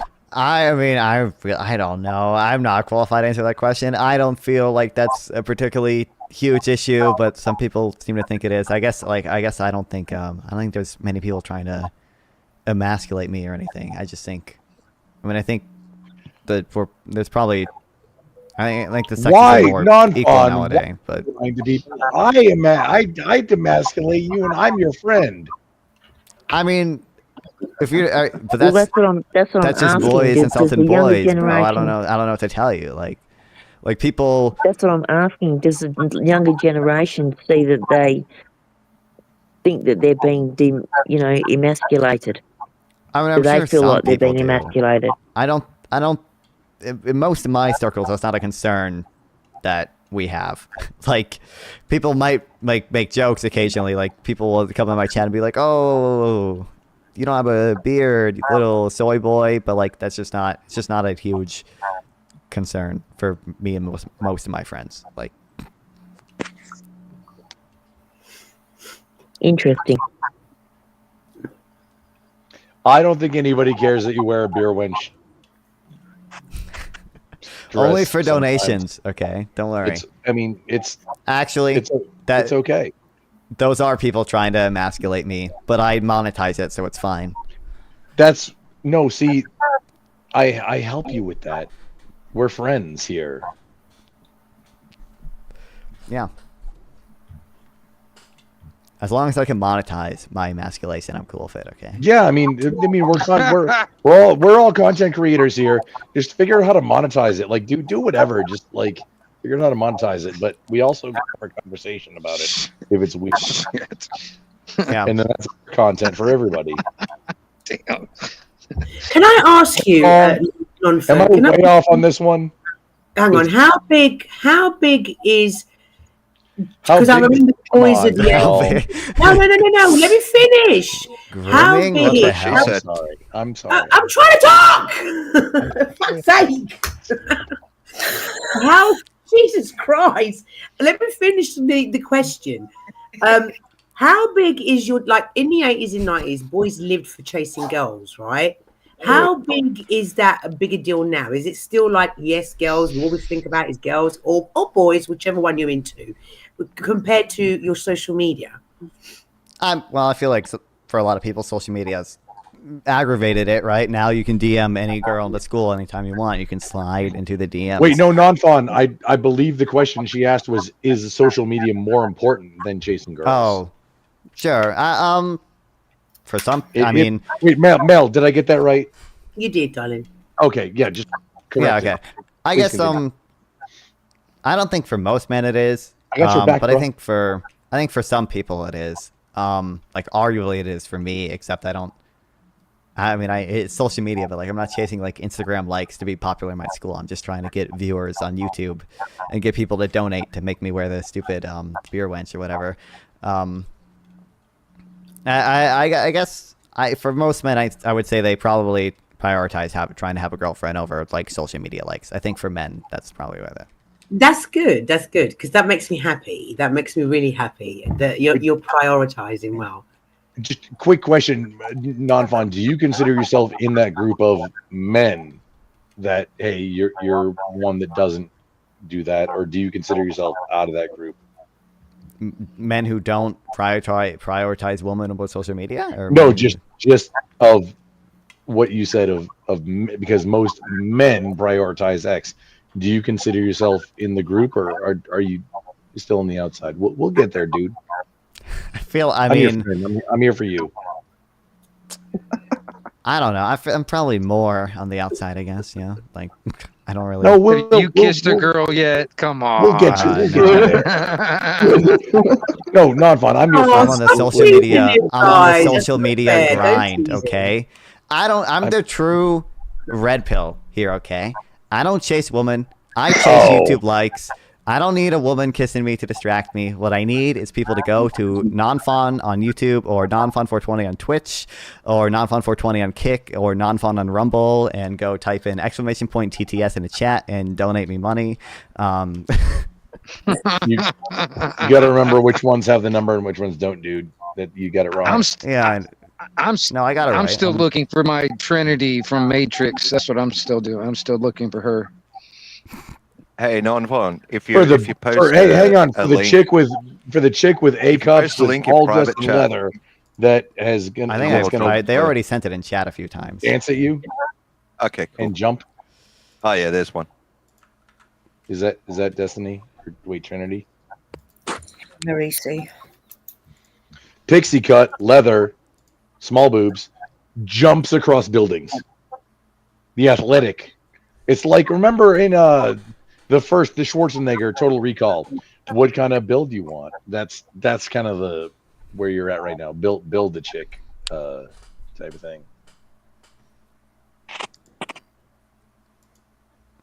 I guess, do you know where I'm going with this question? The reason why I say it is because I watched a film just the other night Thank you, about, Scotty. some family man bought a robot, a woman robot who looks just like a human, ended up having sex with her while his wife was in hospital fighting for her life. Anyway, the robot turns bad and then tries to kill everybody. I guess where I'm trying to go with that crazy idea, because this is happening in today's age, do you think that today's modern man will eventually leave woman behind and get themselves a robot substitute? Like in the Not movie Cherry 2000? for a while, at least. I do feel like we're probably seeing, we're definitely seeing like more of that. Like I think if you just look at statistics, like the amount of men under 30 who haven't had sex in the past 2 years is higher than it's ever has been or whatever. And presumably they're substituting that with something, right? But like, well, we know what they're substituting that with. They've got their dick in their hands behind the screen. Yeah, well, I don't know how much I could say on stream, but yeah. Obviously. Hey, what did you say on stream? You can also substitute your income that way. A little head instead of the big head. That's why men will always think with a little head instead of the big head. I feel. Are we talking about brains here? Because that's going to be more like over 100%. I think we're seeing an increase in the amount of like incels who are okay, like substituting a woman with a robot woman. Yeah. Because thanks for military, having me out, Mel. I'm going to jump down. All right, my love. Okay. Thank you Yeah. for coming, sweetheart. Thank you, especially in Yeah. your condition. Get better. Yeah. Yeah, Great to see you, lady. Yeah, hope you feel better Thank you. soon. Good day. Hang on, it was cutting out some fierce. Lady Luck, are you heading out? If so, please, have a great night, love. It's great talking to you. I hope we do again in the future. I guess to substitute with a robot girl, you don't get all the baggage that a regular human girl would have. Yeah, but it's a robot girl now. I know. No, I know. I understand. I totally get it. But I mean, I think I'm just playing devil's advocate when it comes down to it. I guess that's probably what they're thinking. And Why would you be the devil's advocate? Why would you advocate for the devil? you think No, about it's one it. at a time. One at a time. Wing that. Sorry, what were you saying? Why would you advocate for the devil? No, it's looking at both sides in a sense. I was just looking at, like, for instance, that scenario.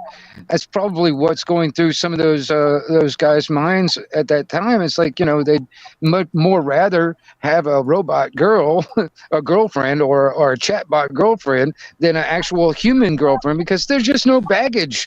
You know what I mean? There's none of that, all that. There's none of that. Crap that comes along with it. There ain't no baggage for the hooker either, though. You would hear, like women, for example, women would turn around and say the same thing about men. Sorry, Mel. Well, I agree. No, I'm just saying that's the same thing. It's the same thing. It's like the devil's advocate, just playing that, that looking at that different, that other side of it. You know what I mean? Banners up. Yeah, Mama. Because I that's definitely not your got name in baggage. chat, is it, Mama? I'm sorry, I didn't hear you. That's not your name in chat. You're in chat. You're somebody else, aren't you, Mama? Yes. Yes. Okay. So, are you okay with having Mama as your screen name? Yes. Cool. Okay. Hello and welcome on panel. Hey, Mama. Hi. Hello. Hello, that guy. Hello, Grumble. Good evening. Hello. I'm Hello, sorry, Rusty my voice is Cat. not as sexy. My GoXLR is gone, and I'm just talking through a headset mic, and I lost my voice. I sound like I smoke 20 packs a day these days. My bad. I was wondering. Like a true man. I was thinking you sounded like you were possibly ill. Hello, Mel. It's nice to Good, meet I am. you. Thank you for noticing, but hello, good evening also. I came to you from Restless Channel. Ah, welcome. Oh, Resla's a sexy bitch. Tell him I said that.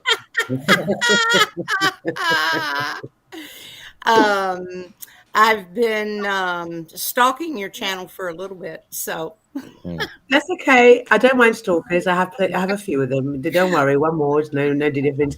I think, Mama, weren't you in chat saying that you'd raised your boys and you hadn't given them any of the gadgets until they were grown-ups, right? absolutely. Based, Boys and girls. 100% based. They were not allowed to have them until they were old enough to pay for them themselves. Good on you. Yep. Teach them to be lobster fishermen before they get cell phones. 100%. I actually do have one grandson that is a fisherman and fishes every summer out of the great state of Alaska. Nice. have 2 grandchildren up there right now on an island in the middle of nowhere, learning how to hunt, fish, self-sustain, and take care of themselves when they grow up.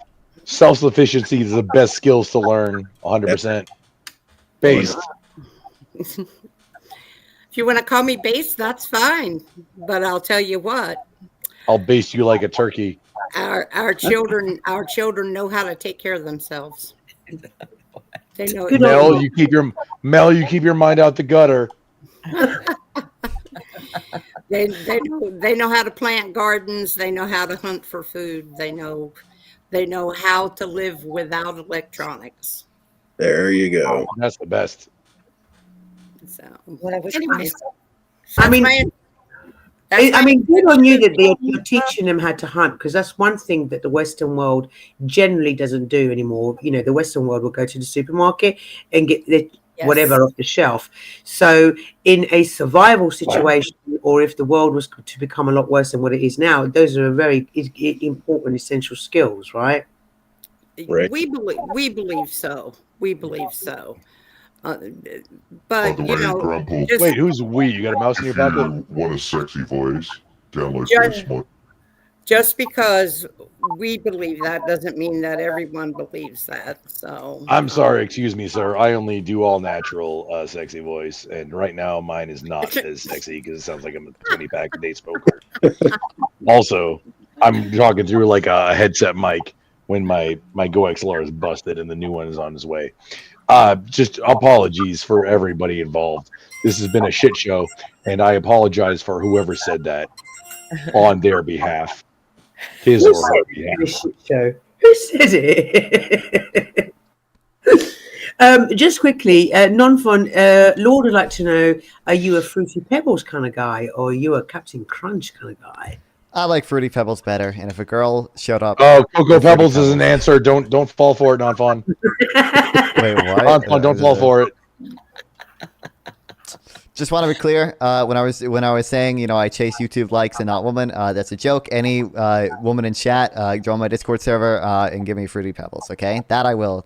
That is a worthwhile trade-off. Okay, Fruity Pebbles for YouTube likes. I'll give up some YouTube likes for Fruity Pebbles. Would you put on the beer wench outfit for a chick to feed you Fruity Pebbles? Absolutely, yeah. Well, there you go. Shit. This is the downfall of society. Bro, I have it at $10 right now to put that shit on. And I'm his friend. So... I think it's interesting to see the younger generation and the middle-aged generation. Have we got anybody in the older generation on panel? I don't want to ask people's ages. Just like you're middle-aged. Come on, Grump. You're like me. You're Yeah, middle-aged. I'm a middle-aged lurker here. Like, I'm everybody's generation to hate on right now. And I think it's important that we listen to the younger generation, and because obviously we can go back and forth and talk back and forth amongst ourselves, but we do need to listen to the younger generation. I try to listen. I really try to hear my son, and even though sometimes I could strangle him because that's what teenagers do, they wind you up. Is it not important for us to listen to our kids? Absolutely. To understand. I mean, it depends on what they're saying. Seriously, everybody who has kids, let them say what they need to say to you to. I don't need to finish that.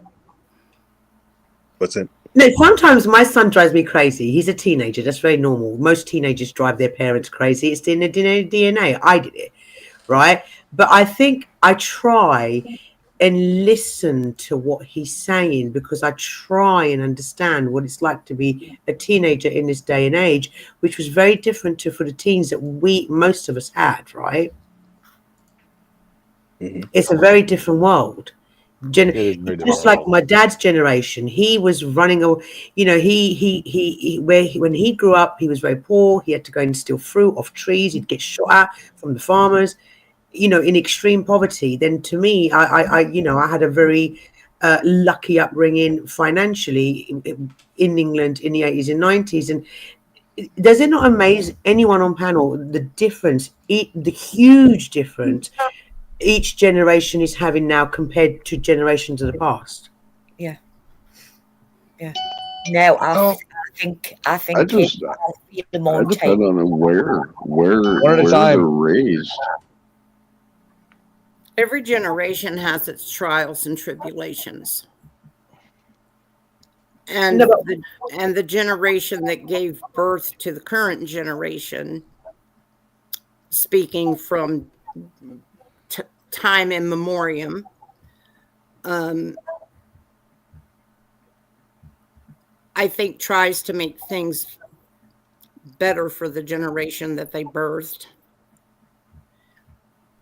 And I think they struggle understanding each other. And it's just because there are sociological changes that take place from one generation to the next.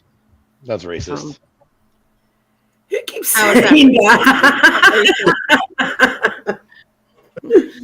Can I, Mama, could you, or anyone on panel, this is what Lady Luck said is interesting. I found it interesting that when I asked one man about rites of passage to becoming a man, and not one of the traditional rites of passage were mentioned. Can you, Lady Luck, can you elaborate on what you think the traditional rites of passage Yeah, I don't even know what the traditional ones are. Mama, what would you say the traditional, because obviously your kids are grown now, what would you say the traditional rites of passage are or were? For young men. For what I have observed with our son, or just what I've observed through, well, let's see, about 5 generations now. I got something for after this. I like the latter. That through the generations that I've seen thus far.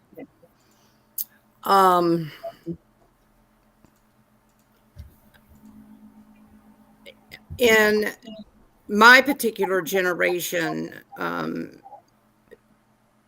men were considered men. What didn't happen at any particular age. Generally, it was when they graduated high school, because that is the time in which they started becoming family men. Most men were married coming right out of high school in the late 50s, early 60s, through the late 60s. Right. They were, if they weren't going to college, they were generally getting married and starting families at very young ages. 18 to 20 years old, it was nothing to see a young man married. It was very average. Only the wealthy kids got to go to college for the most part. Didn't think anything about it. That's just how life was. Nobody was privileged. Nobody was any greater than anybody else. It's just that the richer kids got to go to college because they could pay for it.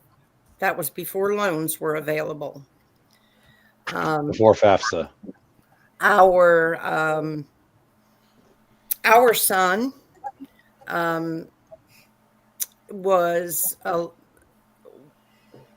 he was in his probably early to mid 20s before he had a steady full-time job, making money, and could support anyone other than himself.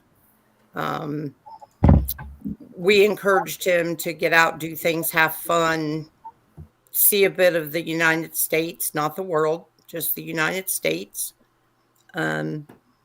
and do his own thing and figure out what he needed to do to become a man, to settle down, to raise children or to not raise children, just to be happy. His sons are now having children. His sons came up in the 90s and pretty much kind of did about the same thing he did, except there were job fields open to them coming out of high school that had traditionally before taken college degrees to get. So even though they were good jobs at one time, there are now average paying jobs that you didn't need a degree to do. And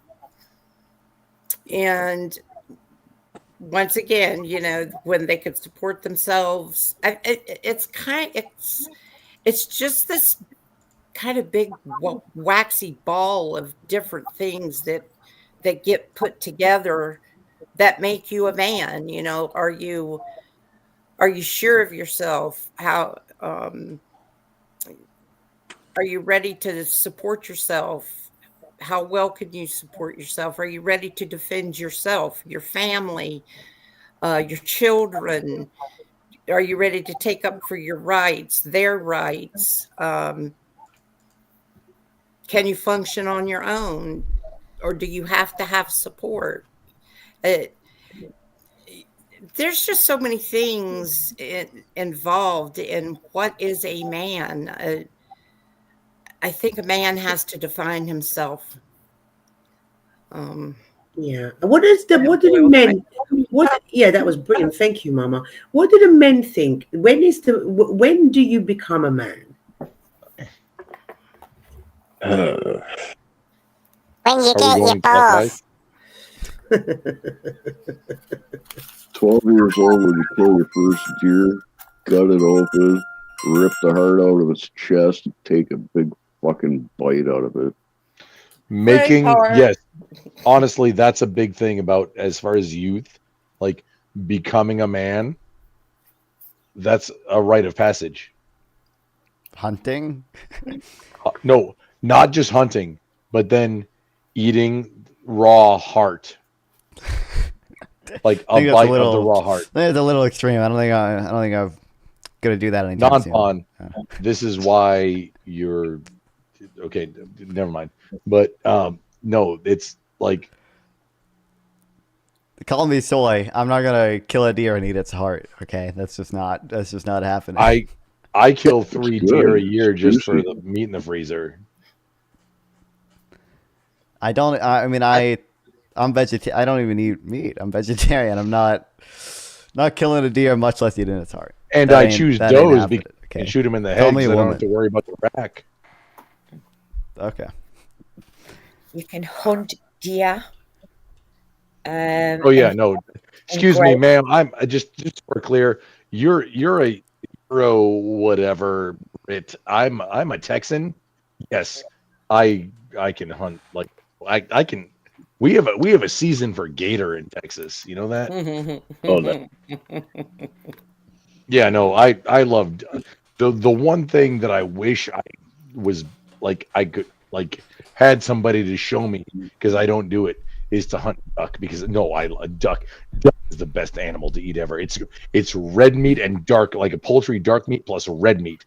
There's nothing better than duck to eat as far as the critter that you can. That's what people in the UK put on the table at Christmas. Duck or goose along with turkey. No, duck is like duck is my weakness. You don't hunt them, you raise them.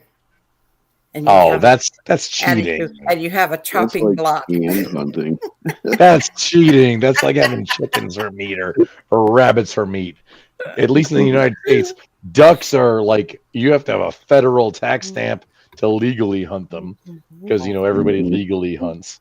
Only thing that is off limits that you can actually go to jail for in the UK, even if you hit it accidentally with your car, you still have to stop. You still have to report it, and that is swan.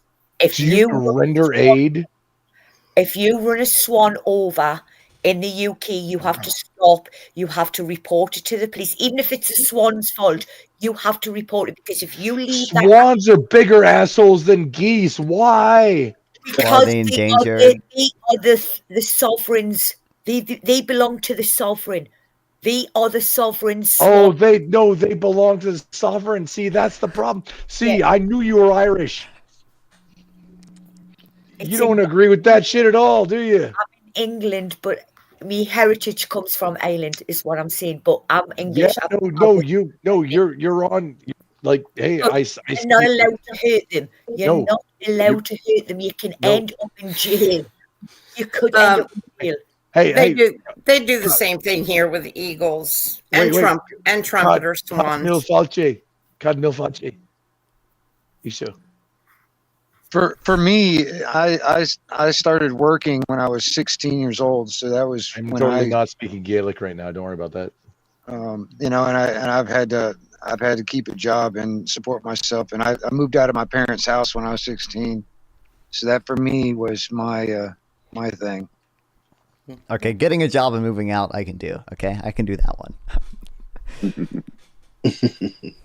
I've got a question for all the males on the panel. At what age did you learn to actually cook yourself a meal from prepping it from start to finish? What age? Real young. 11. Probably 5, 6 years old. Yeah, I've probably somewhere in my teens. In your teens.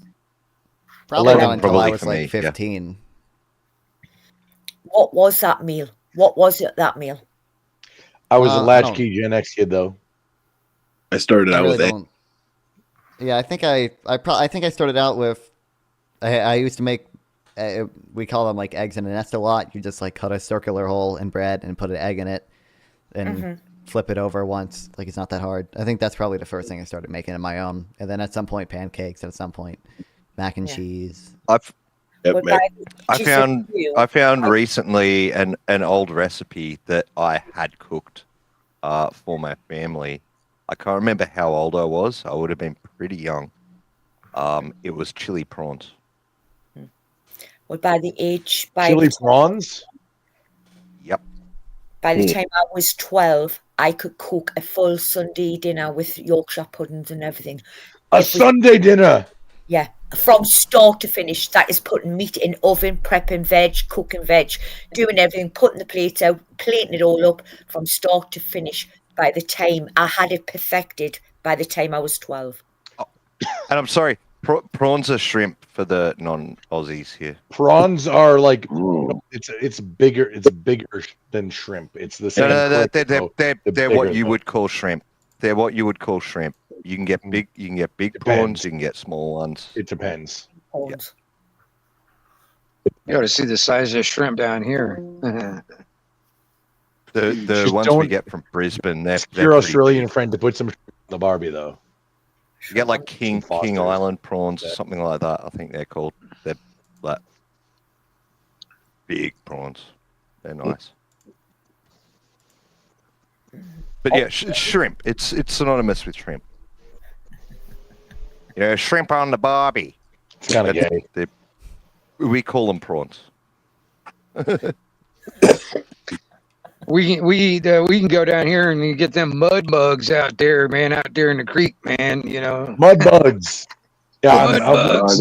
Just so those who aren't familiar, mud bugs is a local colloquialism for crawdads, crawfish, crawfish, itty tiny lobsters, and you're supposed to eat their brains, and it's very interesting around it because it's a lot of you gotta suck the head. Yeah. Especially in the Southern United States. I stepped away from it. We get bugs here. I wanted to ask. I don't know. I don't know what we're talking about. Can I ask? Sorry, I missed the last few minutes. I don't know why we're talking about fish. Mel, you're way past the 8 ball now. Like, I only made a coffee. I come back and everyone's talking. Mel, we're on like you think you miss things when you take a week off, Mel. You don't need to take a week off. Just take off 10 minutes and. I wanted to ask, in today's economy, obviously, because I heard before that we asked the men what makes them a man. And I heard while I was making my coffee, I think it was Wingnut saying I moved out at 16. And I wanted to ask the panel a question. With the economy the way it is, it's a 16, 17, 18, 19, 20-year-old is not going to be able to afford to leave home the way we used to. So how do we help them become men if the economy is... And I'm going to ask you first, Grandpa, what do you think? 100%. so you don't have any attachments. You're coming out of your nest essentially as a man. Go do something, whether it's military or some kind of service. Go do something that'll give you a skill that you can then later monetize. 100% is the strategy for the modern man. Unless you just, like get bequeathed something. If you're on your own, learn something that you can monetize, whether it's military or like, I don't care if you join Greenpeace and go, or wait, I do care if you join Greenpeace, but go like, go do a mission, go do mission trips, go get life learn skills, learn go skills do like things, carpentry or welding. 100%. Go do things in another country somewhere. Get something other than, hey, I went to high school and I went to college on your resume. Go do something in the real world. And then you can put that on your resume and that'll help you get it. That'll help you get it. Yeah, because any volunteer work that you have on your resume is a bonus. I'm sorry. Please continue. It depends what career you want and what job you want. It kind of does really depend on that too. I was like kind of, but whatever. I was kind of generalizing. Yeah, Please some continue. people. Yeah, for some people, like what you're saying is correct. You need to get out and get experience. But for some people, what they want to do is create a portfolio of their work so they can show potentially they should. employers. Yeah, this is what I'm Oh no, if you're doing something like art or what, like actually for any possible career. No, hey, here's a middle-aged guy who's been on the other side of the hiring table a lot of times saying this. Get experience doing the thing that you want to do. Get a portfolio together. Be able to talk about it. Because if your resume gets you in the door, maybe it gets you the interview, but what you can talk about in the interview is what gets you the gig. 100% of the time. Every single time, it's what you can talk about. The way I learned how to get jobs is definitely not the same. Hang on, just one at a time though. No, I was just going to say the way I learned how to get jobs is definitely not how it's done today. You know what I mean? It's definitely different now. I mean, nowadays you can't even go to most places. You can't even do a paper application and talk to somebody. It's all online crap. You know what I mean? That's why. And there's a big thing about using AI and not using AI. 100% use it. Like, oh man. Hang on. That's an entire conversation outside of this. But we can get to that later. I do want to add, my high school has something really useful. We had what's called CTE classes, where you could get high school credit for taking these classes, as well as they were in a bunch of different subjects, as well as you get an actual certification in either welding or I think they had some car mechanic stuff, or I took some of the Adobe classes where you learn how to edit videos and edit photos and Did you get a certification? Obviously, yeah, I got a certification. I'm an Adobe certified professional, so that can go on my resume. I also use it to make stupid YouTube videos. I wouldn't consider this a job, but technically I get a few cents from it. So there's that. Yeah, no, good for you, man. If you got a cert from it, it's worth it. It's still something that if it's a certification that relates to what you do, that you can use that to entice an employer to want you. It's all people don't understand the job relationship about employers and employees. It's the employers, the employees, the applicants. It's all about enticing. See, people don't understand. People going into a job interview, so many of them have the wrong attitude. It's all about enticing. You want to be seductive. It's all about enticing the entire staff of hey, I'm the best thing you've ever seen. you obviously want me to be on your team, and obviously you want to I'm impress. going to be the best. For sure. Yeah. You want to impress It's, them, but also you're going to be good compatible for the team. A good candidate. Which is the thing, and that's hard. That's honestly hard, like, because without seeing the rest of the team, it's difficult. But that's a thing that you. Yeah. Now we have it is 5 a.m. here, so I do have to get going. It's 5 a.m. Thank you so much for coming up and enlightening us, because I love the fact that you gave us your point of view. Thank you. Yeah, don't worry. I mean, Grumple told me you were doing this. You were talking about modern men. I'm a modern man. Happy to come up. Happy to talk to you guys. Glad I could be helpful. I feel sorry, Mel. I feel I heard. give your link. It was nice to meet you, non-fan. I absolutely. subbed up to your channel. Yeah, thanks. I appreciate it. Yeah. If any of you guys want to help a modern man, go to my YouTube channel, Non-Fun, or my Twitch channel, Non-Fun420. Yeah, I will help add. this I kid do think move out of his house. Exactly. Help this kid I do move think out we of the need to do. house. I think we need to do things to make college cheaper and housing more affordable. That's how we do that. Is obviously up for debate. But I do think those are two things that would help modern men a lot. On a systematic level, not just an individual level. But I love all you guys. I will see you later. I'm sure I'll come up on any future panels. It's up to my YouTube channel, Non-Fun, NONFON. I'm only going to harass you, but it's in the best of his spirits. He's going to emasculate me. Anyway, see you guys. Get outside. Get outside and get some sun, dude. Oh, don't worry. Oh my God. Chat, my phone just died. We ended that at the perfect time, chat. Hell yeah. Hell yeah. Okay, no one's watching on Twitch anymore. Hell yeah. Perfect timing. All right. Thanks, everyone, so much for watching. I love streaming. Love that you guys watch me stream. I will see you all again tomorrow. Well, I will try my best to stream tomorrow, but I got like 5 videos out of this VOD that I have to edit. So, we'll see if I stream tomorrow. If not tomorrow, then the day after. Love all you guys. I'll be streaming pretty consistently until Christmas Eve. And Christmas, I might not stream just because I have to do stuff with my family. But, yeah, appreciate all you guys. I guess for the one person here, go over to fucking Grumple, okay?